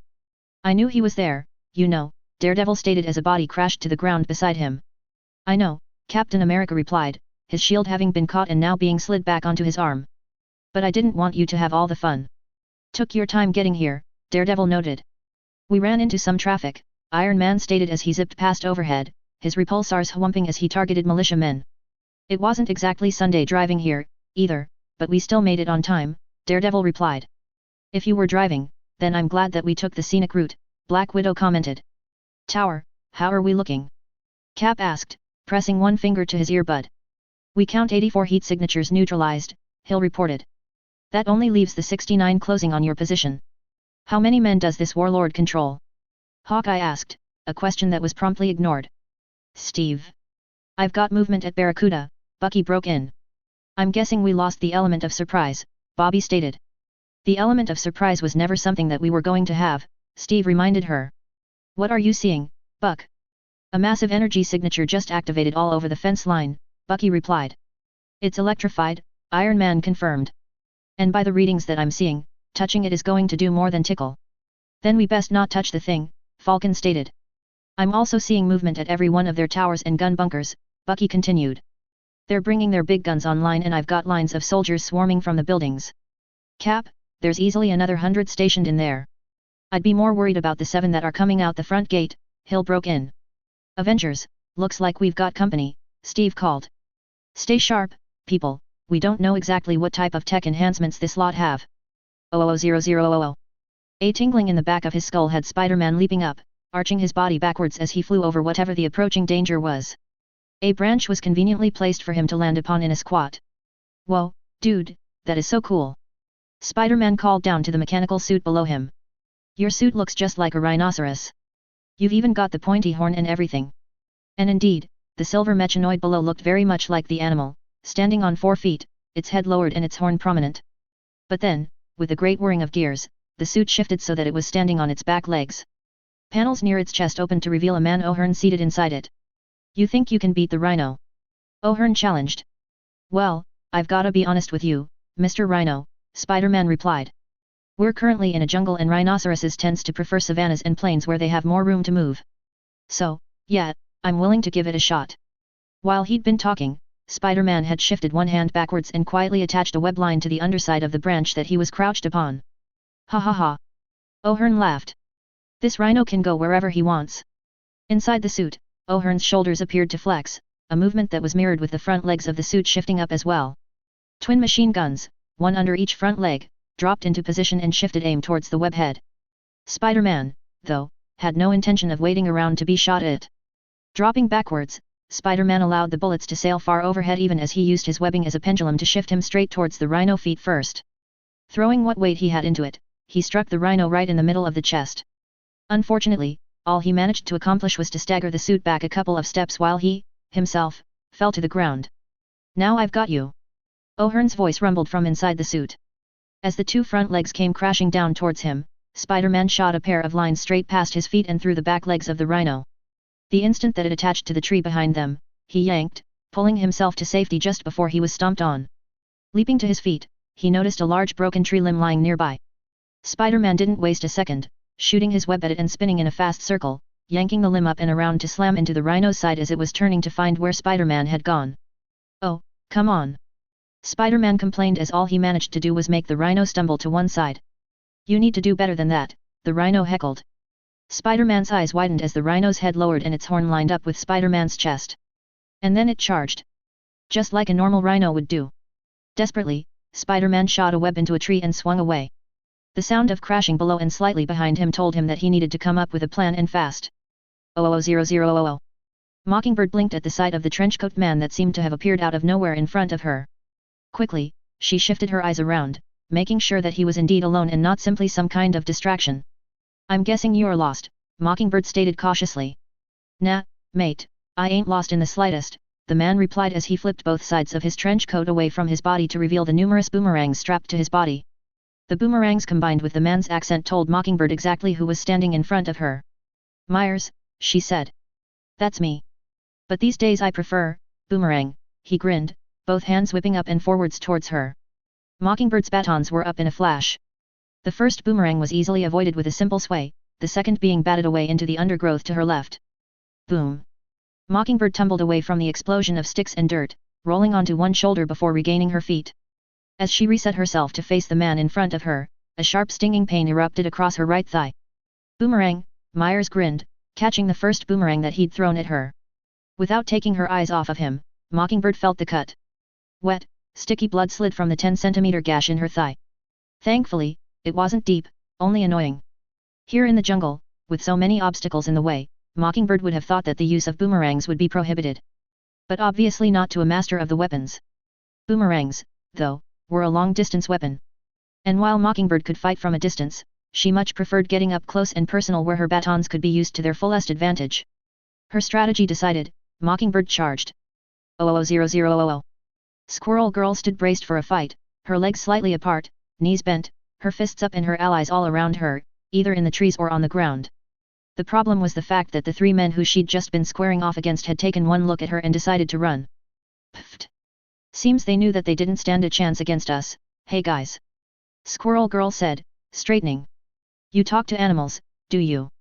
A deep voice behind her asked. I have always much preferred to hunt them, to kill them, to show them their place below man's boot. Squirrel Girl turned, her fists coming back up again. The man in front of her was tall, broad, and incredibly well-muscled. He wore combat pants and boots and a leather vest over his bare chest. Some sort of pelt rose up behind his head like a macabre collar. His weapons almost appeared basic enough to be ignored, a knife big enough to pass as a small sword and a net, but Squirrel Girl had trained with the best and knew better than to ignore any sort of weapon. I prefer making friends, Squirrel Girl replied cautiously. And that is why you will always be prey, the man sniffed his reply. Don't worry, Reen, we'll show him, just like we showed the others. Monkey Joe chittered. And before Dorene could reply, Monkey Joe had rallied their friends and allies and charged at the man, at the hunter. Dozens of squirrels scampered along the ground or dropped from the trees, swarming up the hunter's legs and practically covering him until all that could be seen of him was parts of his arms and the occasional flash of his torso. A cry of rage erupted from inside the pulsating grey and brown bodies, and Dorene involuntarily took a step backwards before she realized that she was doing so. She blinked then, as the hunter's arm flicked back and forwards and then up and over, allowing the net that he was holding to drop over both man and scurry of squirrels. The barest click of something preceded a hum of an electrical charge, and then the net began to glow, sizzle and smoke. Screams and squeals of pain and terror erupted from the dozens of squirrels and, accompanied as they were with the acrid smell of burning hair and burnt flesh, it told Squirrel Girl exactly what was happening. The net was electrified and all of her allies, her friends, Monkey Joe, were being fried alive. Squirrel Girl rushed forward, a scream of pure fury being ripped from her throat as she ran. Heedless of the danger, she reached forwards and grabbed at the netting. But the charge had been turned off and she was able to pull it free with ease. Bodies dropped away, landing with soft thumps at the very feet of the hunter, whose face appeared with a grin. Looking down, Squirrel Girl saw that not one of the squirrels that had been trapped within the netting had survived. Her fist clenched in anger and she looked up and swung as hard as she could. The unexpectedness of her blow must have been the only thing that the hunter hadn't counted on, for his eyes flicked to her fist and back to her face even as she was in the process of punching him. The force of her punch spun the hunter around and off of his feet. As the hunter pushed himself back up, he spat out a mouthful of blood and grinned up at her with flecks of red dotting his lips and mustache. You are a lot stronger than you look, little girl, he said. But you are still only a little girl with no idea of how to fight a real enemy. Squirrel Girl's eyes widened as the hunter's wrist flicked out, a gleaming knife aimed right at her chest. What hit her, though, was a lot heavier than a knife, and Squirrel Girl found herself falling onto her butt, a soft body on her chest. You saved me, Squirrel Girl said in amazement to the unknown squirrel. But you've been hurt. And indeed, the squirrel had. The knife had obviously just managed to catch the squirrel, slicing the tip of its ear in two and leaving a small trail of blood in its grey fur. She may be a girl, but so am I, Black Widow stated, appearing between Squirrel Girl and the hunter. How about you try me instead? With pleasure, the hunter replied, rising to his feet with the netting in his hand once more. A flick of Widow's hand followed by a mess of sparks and rising smoke told how she'd just overloaded the electrical net with one of her stingers. A stray spark had the hunter dropping the net and shaking his hand. That was enough for Widow to close, her fists and legs dancing with the hunter, blocking, evading and striking as the battle progressed. Come on, we've got to help her, Squirrel Girl exclaimed to her one remaining friend as she scrambled to her feet and moved about, aiming to flank the hunter before she joined in with Black Widow in taking down the murderer. 00000. Mage stared at the man striding into the jungle. It wasn't so much the man himself, more the fact that he was using 4 great metal hose-like arms to walk with, keeping his own body off the ground. Using technology as a suit seemed normal these days. Even wings, but again, they came from a special pack that Sam wore. This was something else. For the life of him, Mage simply couldn't see where the extra appendages were coming from. If he was asked for his honest answer, then he'd have to say the man's body, but that was just ridiculous. Wasn't it? Obviously, this was one of the men from Hydra's sinister project. Otto Octavius, if Mage remembered correctly. Knowing that, he decided that it was in everyone's best interest to deal with him as quickly as possible. A simple, well, maybe not simple transfiguration changed the very nature of the ground that the man was walking on as well as the ground all around him.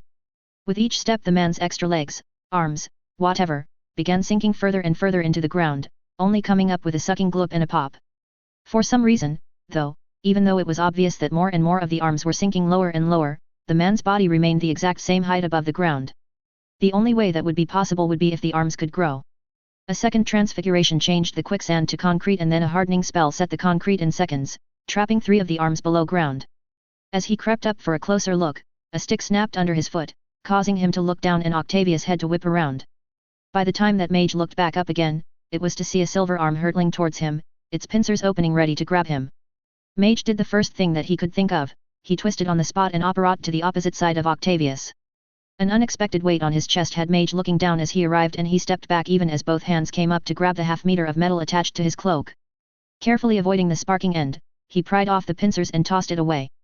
After a last look at Octavius dangling in mid-air from the 3 arms stuck in concrete and the broken fourth, Mage gave a satisfied nod and operat away. 00000. Hulk. At the sound of the roar, Hulk turned and grinned a feral grin at the 12-foot-tall, brown-skinned abomination standing in the center of a small clearing. He, too, had a feral, anticipatory grin on his face. Hulk had been looking forward to this. Abomination may be bigger than Hulk, but he wasn't stronger. No. Hulk was the strongest there was. And he was ready to prove it once more. Hulk's instinct was to run straight at the abomination, to attack. Instead he waited. As soon as he felt that familiar weight, though, he took off.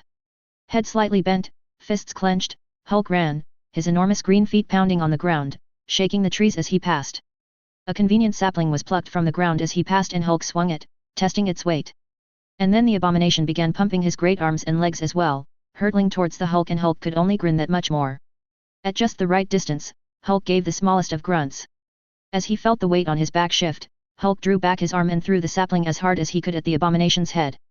As expected, the abomination raised one arm to ward off the tree, and that was the moment that Hulk felt the weight leave him.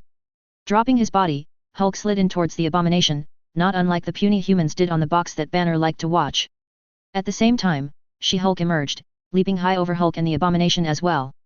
The unexpected dual attack momentarily caught Abomination off guard, and he seemed unable to decide which one to attack, the jade green giantess flying over his head or Hulk sliding towards his feet. His indecision was exactly what was counted on, and Hulk took full advantage, pulling one leg back and slamming it hard into Abomination's knee. The roar that was torn from Abomination sent birds in every direction flying for miles around. Hulk had no intention of wasting the opportunity. Leaping to his feet, his swung hard, fists flying at Abomination's back and ribs. Meanwhile, She-Hulk had leapt once again, this time to agilely climb the Abomination's flailing arm and to get herself right behind the behemoth's head, where she wrapped her arms around his neck and began squeezing. Once again, Abomination roared his rage as he spun about, aiming to get the Hulk back in his sights. With Hulk once more before him, Abomination lashed out, blocking the next blow that Hulk aimed at him and following it up with a kick that sent Hulk flying backwards, straight through 2 giant trees. With one annoyance momentarily taken care of, he turned his attention to the other. It took nearly a minute for his failing hands to finally grab hold of She-Hulk's leg. By twisting his head and one shoulder while at the same time pulling on that leg, Abomination managed to twist She-Hulk about so that she was in front of him. It was nothing then, to pull her from his neck and to have her dangling upside down in front of his eyes. "You're not worthy of this power, girl." Abomination spat. And then, with one twist of his torso, the Abomination sent She-Hulk flying to crash heavily into the nearest tree, where her unconscious body limply slid to the ground. Abomination barely had time to savor that victory before a great green mass slammed into his stomach. Hulk's arms wrapped around him and his shoulder drove deep, knocking the air from Abomination's lungs. Hulk's momentum took the 2 backwards, and the 2 didn't slow until Abomination was able to get his feet planted enough in the ground to act as an anchor. Bringing his elbow up, Abomination drove it and the sharp spike at the end of it straight into Hulk's back. This time it was Hulk's turn to scream his pain and defiance. Twisting his elbow, Abomination forced Hulk to the ground, where he pulled his spike free, dragging thick green blood with it. A single powerful kick sent Hulk spinning away into the trees. Hulk groaned and shook his head after landing. His eyes wobbled slightly as he searched for his enemy. And then he found him, headed back towards She-Hulk. Even someone with Hulk's intelligence could tell what Abomination's plan was. Stumbling to his feet, Hulk looked around him. Finding a long branch, one end jagged from where it'd been snapped off, Hulk picked it up and held it before him like a lance. And then he charged. For once, Hulk restrained his urge to roar his charge. And if it wasn't for the pounding of his feet, Abomination may not have heard him coming. But heard him he did, for Abomination turned from where he was looming over the prone She-Hulk just in time to be struck. The jagged end of the branch caught Abomination high in his right shoulder, lifting him off of his feet and carrying him away from She-Hulk. By the time that Hulk stopped his charge, Abomination was backed against a tree, pinned there by the branch that now went all the way through his shoulder and into the tree behind. Hulk, though, after one last sneer at his enemy, only had eyes for his cousin. A dozen large steps brought him back to the unconscious She-Hulk's side. He bent slightly and picked her up, cradling her carefully in his arms. And then, with one great bound, Hulk disappeared up and away. 00000. This guy's crazy. War Machine commented. Currently he was in a steep dive, his shoulder-mounted gun firing away at the dozen sickly green globes falling towards the treetops. Yab. Noticed, Iron Man replied as he, too, flew after the falling globes, his repulsors blasting away at that targets. As each globe was hit, a massive explosion and a bloom of yellow, orange, and red flames burst forth. The problem was that the globes were being dropped willy-nilly with nary a care for who lay below, be it friend or foe. The first couple of globes that the goblin had ejected from his glider had dropped into the treetops below and exploded, sending plumes of dirt and once-was trees flying in every direction. Thankfully, there'd been no Avengers in those places, but there had definitely been a number of the militia that hadn't survived the aerial assault from someone who was supposed to be on their side. Now, with the way that the goblin was flying so erratically, War Machine and Iron Man had no option but to neutralize those globes before they reached the ground, just in case. Sir, we have incoming, Jarvis announced. Iron Man rolled to the side and looked back, just in time to have to jerk his head back before it was blown off by a missile. Does that thing have missiles now? Iron Man asked. Is there anything it doesn't have? Sir, your suit has a larger and more impressive array of weapons than we have seen from either the glider or from the goblin, Jarvis reminded his boss. Well, of course, but that's me. This is different. The bad guys aren't supposed to be able to shoot at me like that, Iron Man protested. Perhaps if we separated him from his glider. War Machine suggested. Good idea. Let's do that, Iron Man agreed. Instantly, the two banked away from each other with Iron Man aiming high and War Machine low. Arms came up and, as they darted in, magnetic harpoons were fired. With Iron Man's line attached to the goblin's back, he veered away in the polar opposite direction to War Machine who was now attached to the glider. The problem was that the goblin had other ideas. Somehow, he managed to twist himself about in midair and activate some kind of laser from his arm, shearing through the line that connected him to Iron Man. And, even as he twisted and turned his way towards the ground, his focus never wavered from the small arm computer that he was manipulating. The glider, obviously under the goblin's instruction, fired its thrusters, banked sharply and darted after War Machine.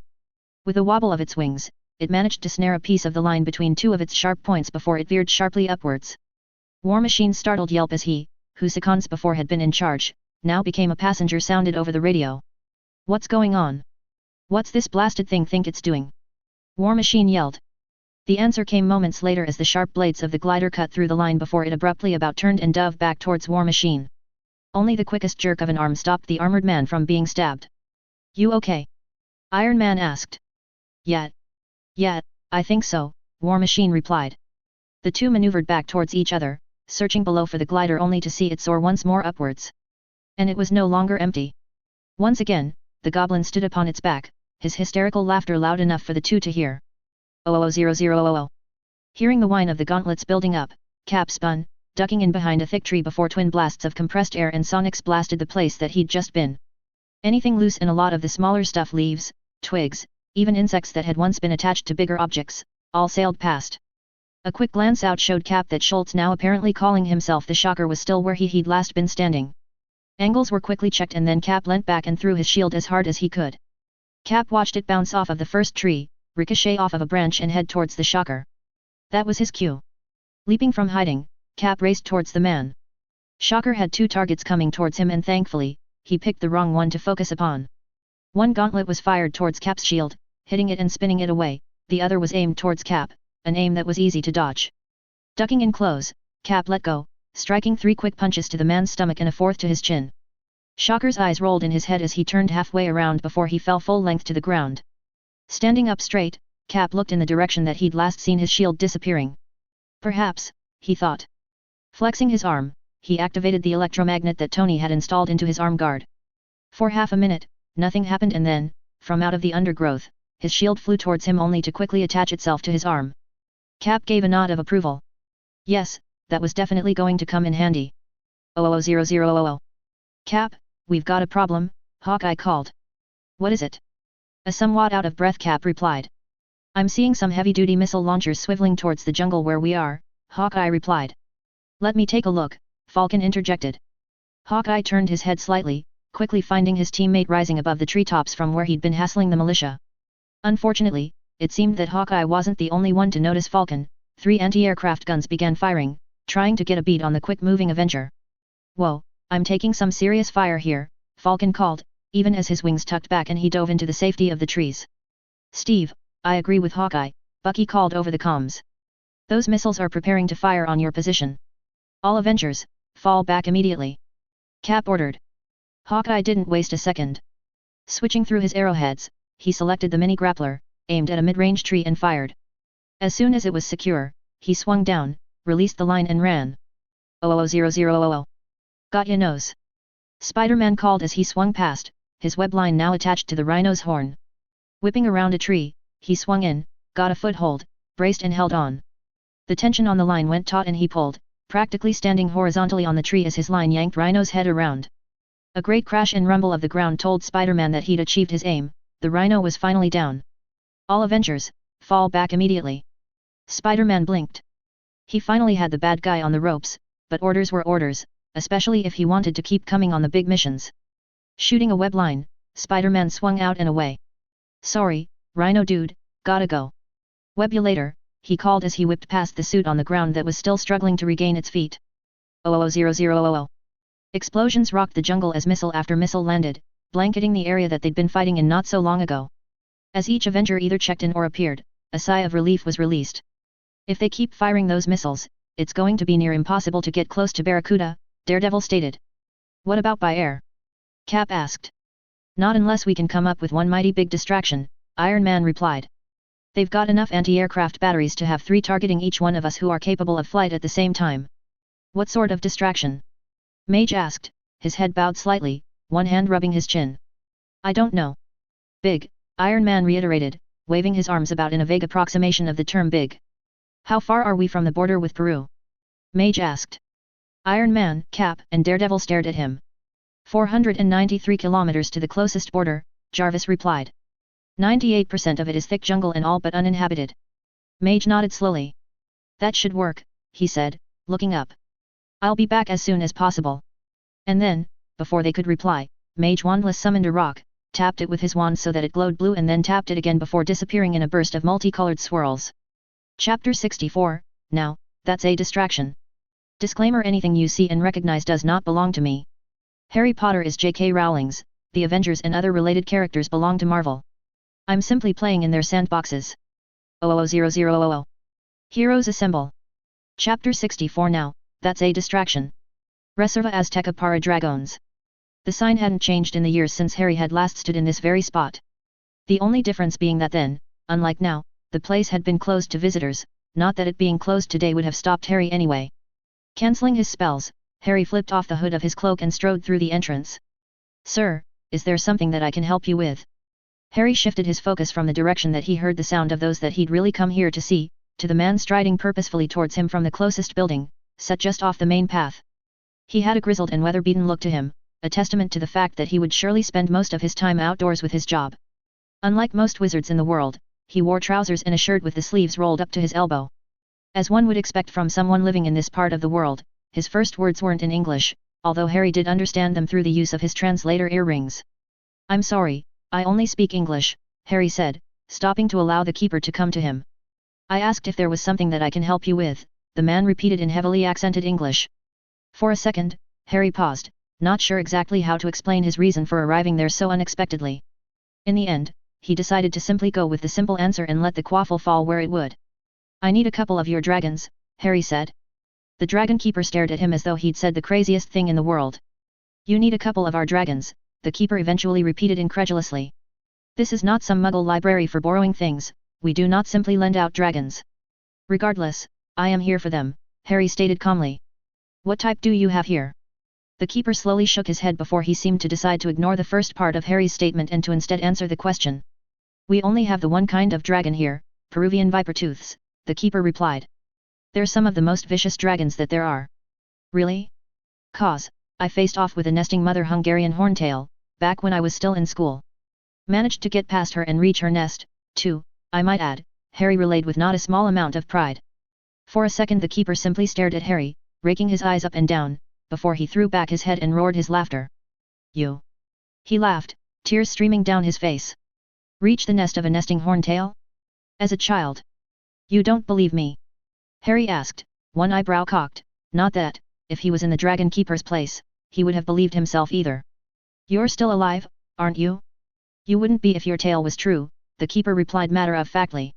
How many viper tooths do you have here? Harry asked, trying to get the conversation back on track. 113, the keeper replied as he wiped his face with the back of his arm. Almost too many for our reserve to handle. In that case, my taking a couple off your hands works in both our favor, Harry replied, turning to stride away towards where he could hear the dragons. Hey!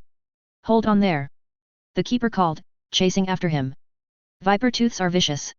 Even a nip from one can kill you, what with the venom in their teeth. And they seem to have a sweet tooth for humans. Harry simply waved a hand at the protest and continued around the bend before stopping dead. Before him was a great bowl, surrounded by mountains, the dragon reserve itself. And in that lightly forested bowl were the residents, over 100 bronze dragons. Peruvian viper tooths may be the smallest of all dragons, but they were still 15 feet long with great wings that were only a shade or two lighter than their copper bodies. Not that they were completely the one color, their ridges that ran from the back of their head all the way down to the tip of their tail were jet black. Tapping his finger to his throat, Harry channeled enough magic to ensure that his voice would be heard by the dragons below. Hello. Can you understand me? He called, his voice echoing down into the bowl. Harry's eyes remained fixed on the dragons, but in his peripheral vision, he noted that the dragon keeper took a number of quick steps backwards and that his wand had fallen into his hand. The fact that said wand was still pointed at the ground was enough to have Harry ignoring it. For now. Heads of dozens of dragons turned sharply at his echoing voice until almost every single one of them was pointed straight up to where he was standing, their long necks stretched as far as they could go. And then the great wings of 3 of the viper tooths unfurled and they leapt into the air to fly higher up the bowl to where Harry was standing. Harry stayed perfectly still as the 3, one slightly larger than the other 2, landed just at the very top of the cliff. Their heads moved sinuously as they seemed to study him, their eyes firmly fixed on him. Hello. Can you understand me? Harry asked again, having firstly cancelled the sonorous spell. We understand you, speaker, the largest of the dragons replied. Harry couldn't help but smile. This was the first time that he'd ever attempted to talk to a dragon and it worked. Oh, it wasn't perfect, he had to listen hard to understand what the dragon had said. It definitely had a very thick accent, but whether that was because the tongue of dragons was almost too far from the language of snakes or because these dragons were from Peru was anyone's guess. Thank you for coming to speak with me, Harry said, giving a short bow but not breaking eye contact. We have not had a two-leg ever try to speak to us before, the lead dragon replied. I have a special gift which allows me to do so, Harry replied. Perhaps none with this gift have ever come here before. Perhaps, the dragon allowed. What is it that you want, speaker? I come asking for aid, Harry said, picking his words very carefully. There are some very bad two-legs that want to hurt other two-legs and I am not strong enough to stop them by myself. You are wise to recognize the strength of dragons, speaker, the dragon said, its head still moving from side to side. But why should we care what two legs do to other two legs? And that, Harry knew, was always going to be the tricky part. I was hoping that we could come to an agreement. If you consent to help me, then I would make sure to give you what you want, Harry replied. The necks of all 3 dragons lengthened at that, bringing their heads close enough for Harry to smell exactly how bad a dragon's breath truly was. When he still didn't flinch away from them, their mouths shifted slightly, leaving Harry with the impression that he'd just passed some kind of test. Finally, the 3 pulled back. Listen to what we demand, speaker, and if you can give it to us, then we will agree to help you with your two-leg problem, the dragon stated. I'm listening, Harry said. 00000. A groan escaped She-Hulk's throat as consciousness returned. The painful throbbing in her head had her lifting her hand to it and pressing it to her temple. The sticky substance that she found there had her opening her eyes to see the green blood covering her hand. Obviously, she'd hit her head, precisely on her temple, hard enough to knock herself out. And then memory returned. She and Hulk had been battling the Abomination. She remembered their plan working perfectly, the timed leap that distracted Abomination enough for Hulk to bring him to his knee before Hulk began his true assault. She, herself, had then managed to get onto the Abomination's back and to begin trying to choke him, to at the very least, deprive him of enough air to remain conscious. But then things had started to go wrong. She vaguely recalled Hulk being kicked away and the Abomination pulling her from his neck and then, nothing. As she slowly sat up, She-Hulk took a look at where she was. A deep shadow directly above her had her looking up into the underside of a Quinjet's wing. What am I doing back here? She asked herself. She-Hulk safe? She-Hulk turned at the unexpected deep voice, wincing slightly at the fast movement, to find the Hulk seated nearby on the grass. Hulk? What are we doing here? Did we win? Is the Abomination dead? She asked rapid fire. She-Hulk safe, Hulk repeated. Noticing the non-answer, She-Hulk pushed herself to her feet. Hulk. Is the Abomination dead? she asked. Hulk's shifting about so that his back was more towards her spoke volumes. Hulk! What happened? She demanded, rounding his bulk to face him once more. Hulk win. Get She-Hulk safe, the great green Goliath stated. She-Hulk narrowed her eyes at her cousin. That sounded as though Hulk had done just enough to assure that the Abomination was down but not out, giving Hulk the time he needed to get her away from the danger. But if that was the case... Hulk! Are you telling me that you left the Abomination somewhere where he could hurt our friends? She asked. Hulk get She-Hulk safe. Hulk repeated, more forcefully this time. And you did a great job of that, she said. Look.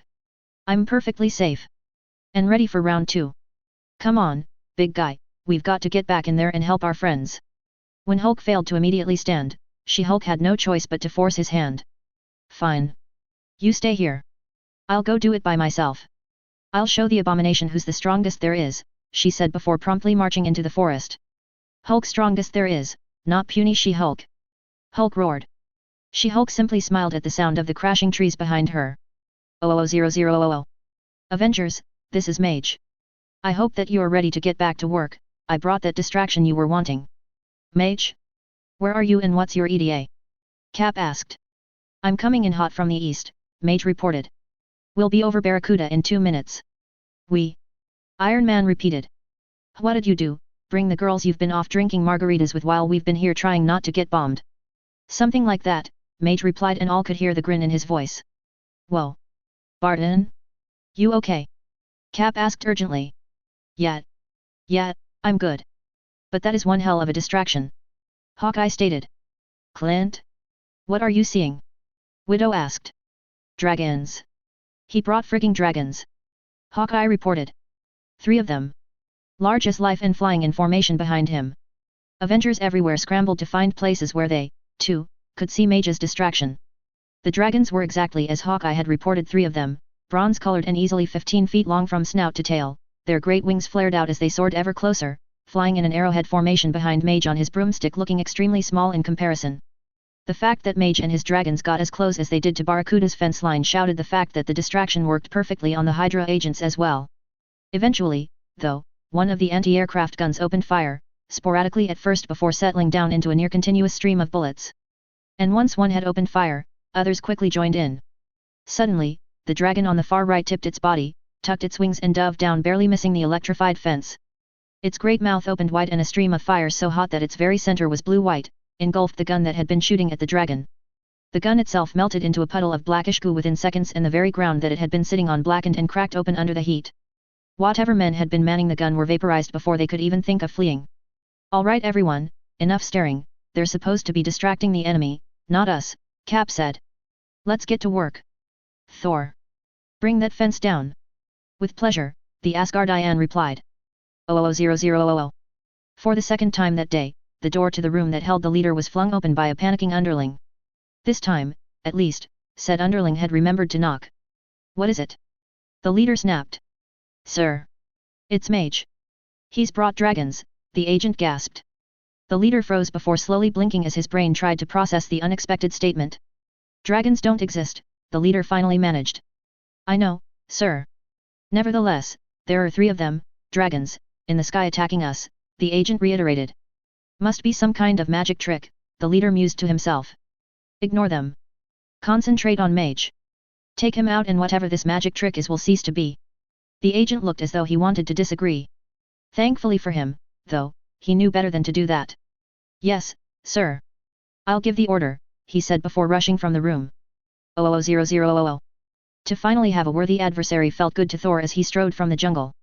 Yes, keeping all of the soldiers out of the way of his compatriots as they dealt with the larger threats was important, but still, he was Thor, the son of Odin.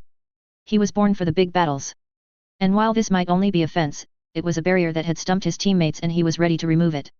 Planting his feet, one hand up to shield his face from the bullets peppering him, Thor thrust Mjolnir skywards and called the lightning. Great streaks of white arced from the quickly swirling clouds straight down to connect with his hammer, continuously building its charge, ready for what was to come. And then, when it felt right, Thor thrust Mjolnir towards the fence. The lightning of the god of thunder met the man-made electricity coursing through the fence. Met it and overwhelmed it, sending an overload through its very system until sparks erupted all over the fence. The exploding building a third of the way around the fence line, combined with the hum from the fence completely disappearing, told Thor that he'd succeeded. The fence is down, he reported. Spinning Mjolnir in a rapid circle, he allowed his hammer to pull him off the ground. Flying low, he smashed a hole through the fence, adjusted slightly and burst through the nearest big gun, splintering it. Landing in a skid and a grin, Thor set to work on the startled soldiers. 00000. Mage ducked even as he shifted his hands on his lightning bolt, sending the broom into a dive and away from the stream of bullets. A glance up was enough to see the red-hot bullets slewing across the sky as they attempted to keep up with him. This was the fourth set of bullets that was now being aimed at him, and it was getting Merlin be damned hard to stay out of their crosshairs. Unexpectedly zigging across the sky, Mage reached into one of the pockets on his belt and extracted one particular box. Channeling enough magic into the box to resize it while still controlling his broom wasn't easy. Leaning forward, Mage dove hard and fast. The ground rushed at him as he fought his lightning bolt to keep its nose pointed straight down.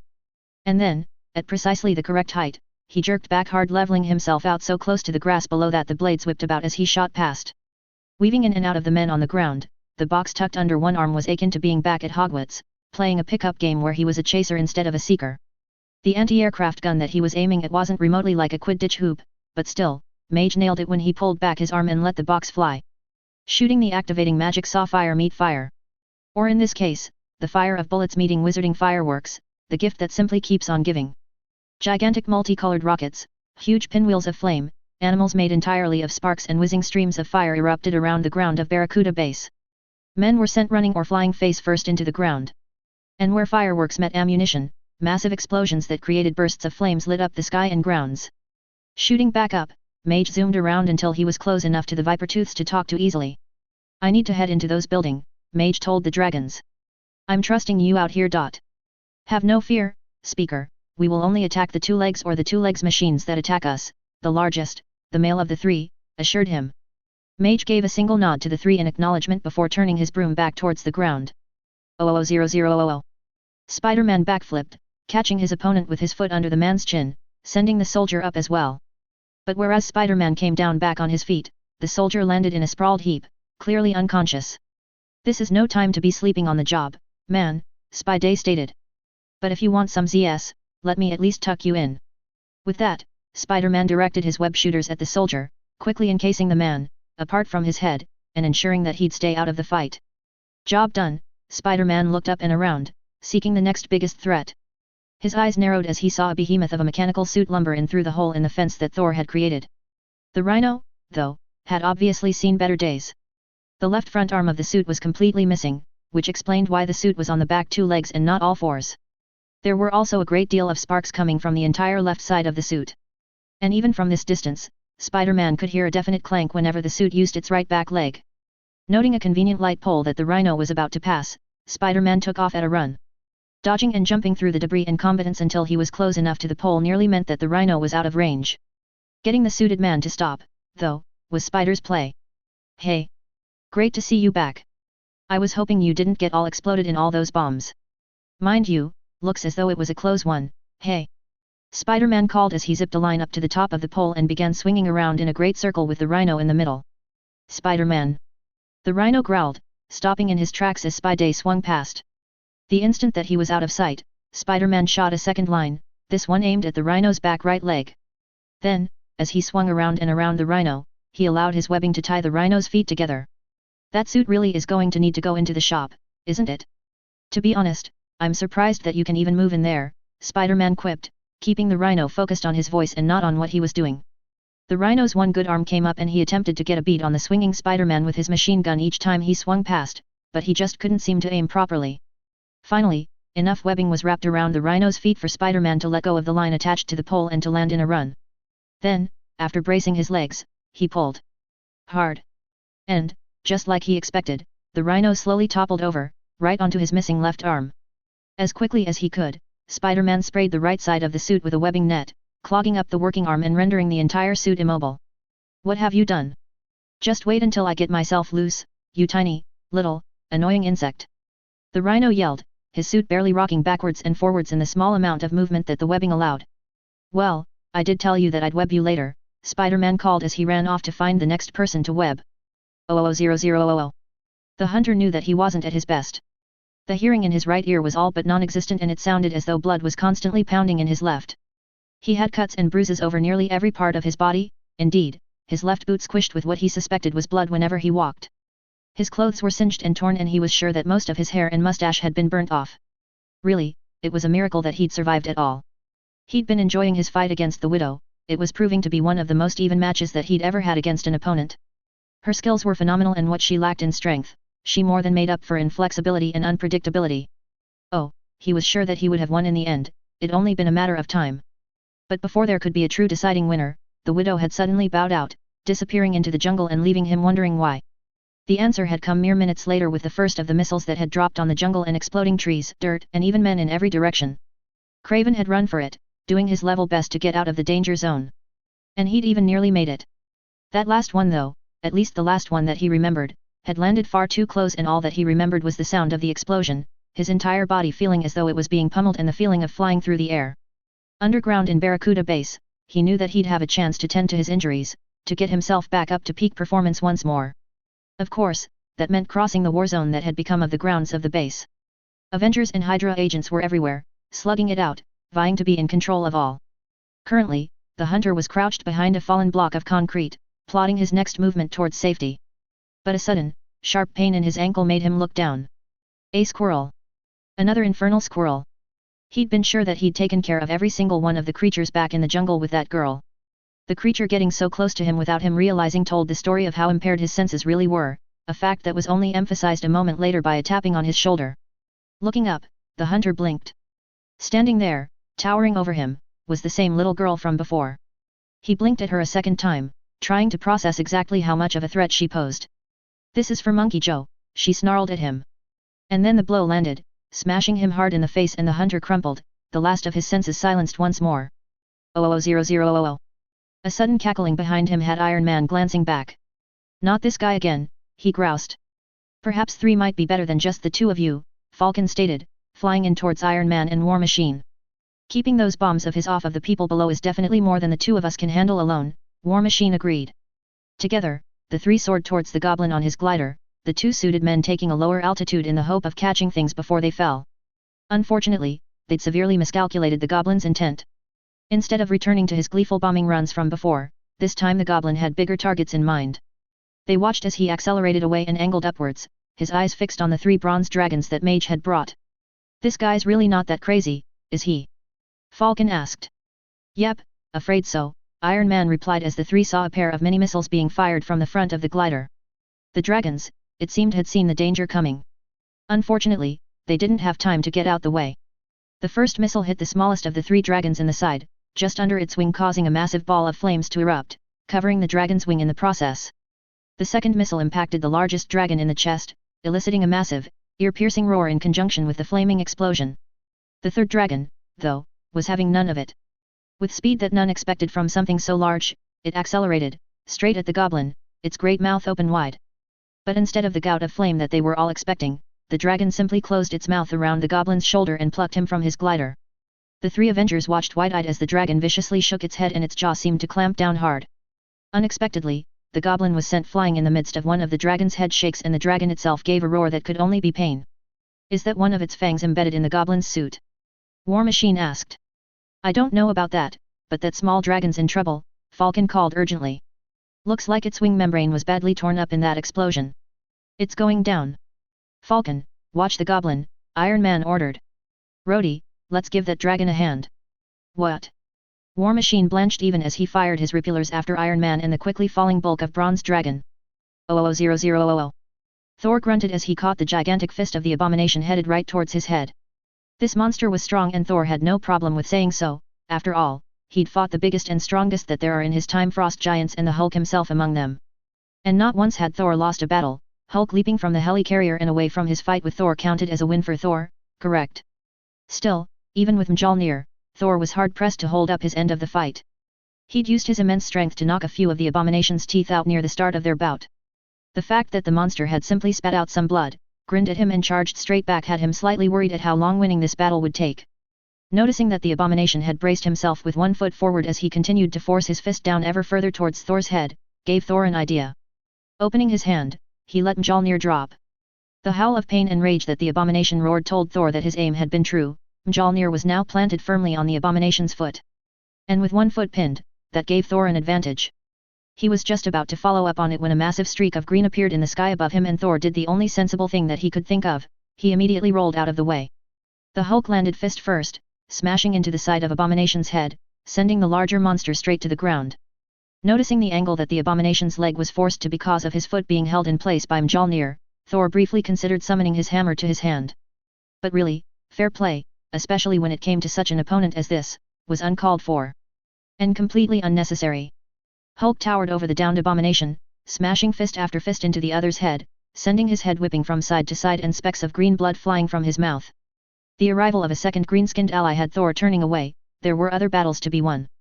This one was over, against the two Hulks and pinned as he was to the ground, the Abomination was well and truly defeated. 00000. Ordinarily, Hawkeye preferred to fight from a distance.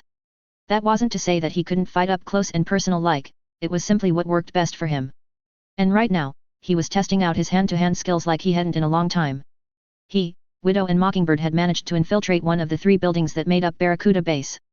Their aim was to rout out any hidden Hydra agents hidden inside and to make sure that they weren't going to unexpectedly appear outside with some game-changing weapon. Unfortunately, that was almost easier said than done. They'd all seen the specs of the base. Up top, each building was 3 stories tall. But down below ground, there were a dozen levels, and when one added in all of the corridors and rooms, there were literally miles of terrain to check. Ducking his head out of one corridor, Hawkeye checked what he was about to walk into. A frown creased his face as he noted the 2 agents standing there, a large rifle of some kind in their hands, the lighting and distance not allowing him to identify exactly what kind of weapon it was. Ordinarily, his bow and arrow would be next to useless down here, but if he angled things just right. Adjusting the selector on his bow, Hawkeye waited until the case had shifted and plucked an arrow from his back. Then, stepping back with one leg, he brought his bow to full stretch. A calming breath and he stepped fully out and around the corner. Only one of the guards managed to stiffen at his presence before he released. The arrow flew true, as expected, striking the wall right between the 2 men before the shaft shifted back slightly and an electrical charge crackled, striking out like many bolts of lightning. 2 connected with the guards, jolting them and causing them to shake before, with barely a murmur, they simply keeled over. Nodding in satisfaction, Hawkeye trotted up to the fallen men. Seeing the unfamiliar rifles from this distance had him kneeing and picking one up. It was something that he hadn't seen before, the middle of the gun being extra thick with bars of bright blue pulsating energy shining through. This, he knew, was bad. Avengers, we have Phase 2 weapons in play down here, he called, alerting his team. 00000. The gun appearing in the hand of the man occupying the room that he'd just burst into wasn't unexpected. Nor was the fact that it instantly began firing at him. No, what was unexpected was the reason for it. You will learn to knock before entering a room. The man stated viciously, firing a bullet from his Glock with every word. The instant that Mage had realized that he was going to be fired on, he swiveled, allowing his dragonhide cloak to protect him. Even with that protection, though, he still felt every single bullet as it hit his upper back and shoulder. And the bullets didn't stop coming even after the man had finished his sentence. 4 more bullets were fired after it until the Glock simply began clicking repeatedly as the trigger was pulled without a bullet being fired. Spinning back around, Mage swished his wand, jerking the gun out of the man's hand and across the room where it smashed into the far wall. It was only then that he managed to get a good look at the man who'd just been firing at him.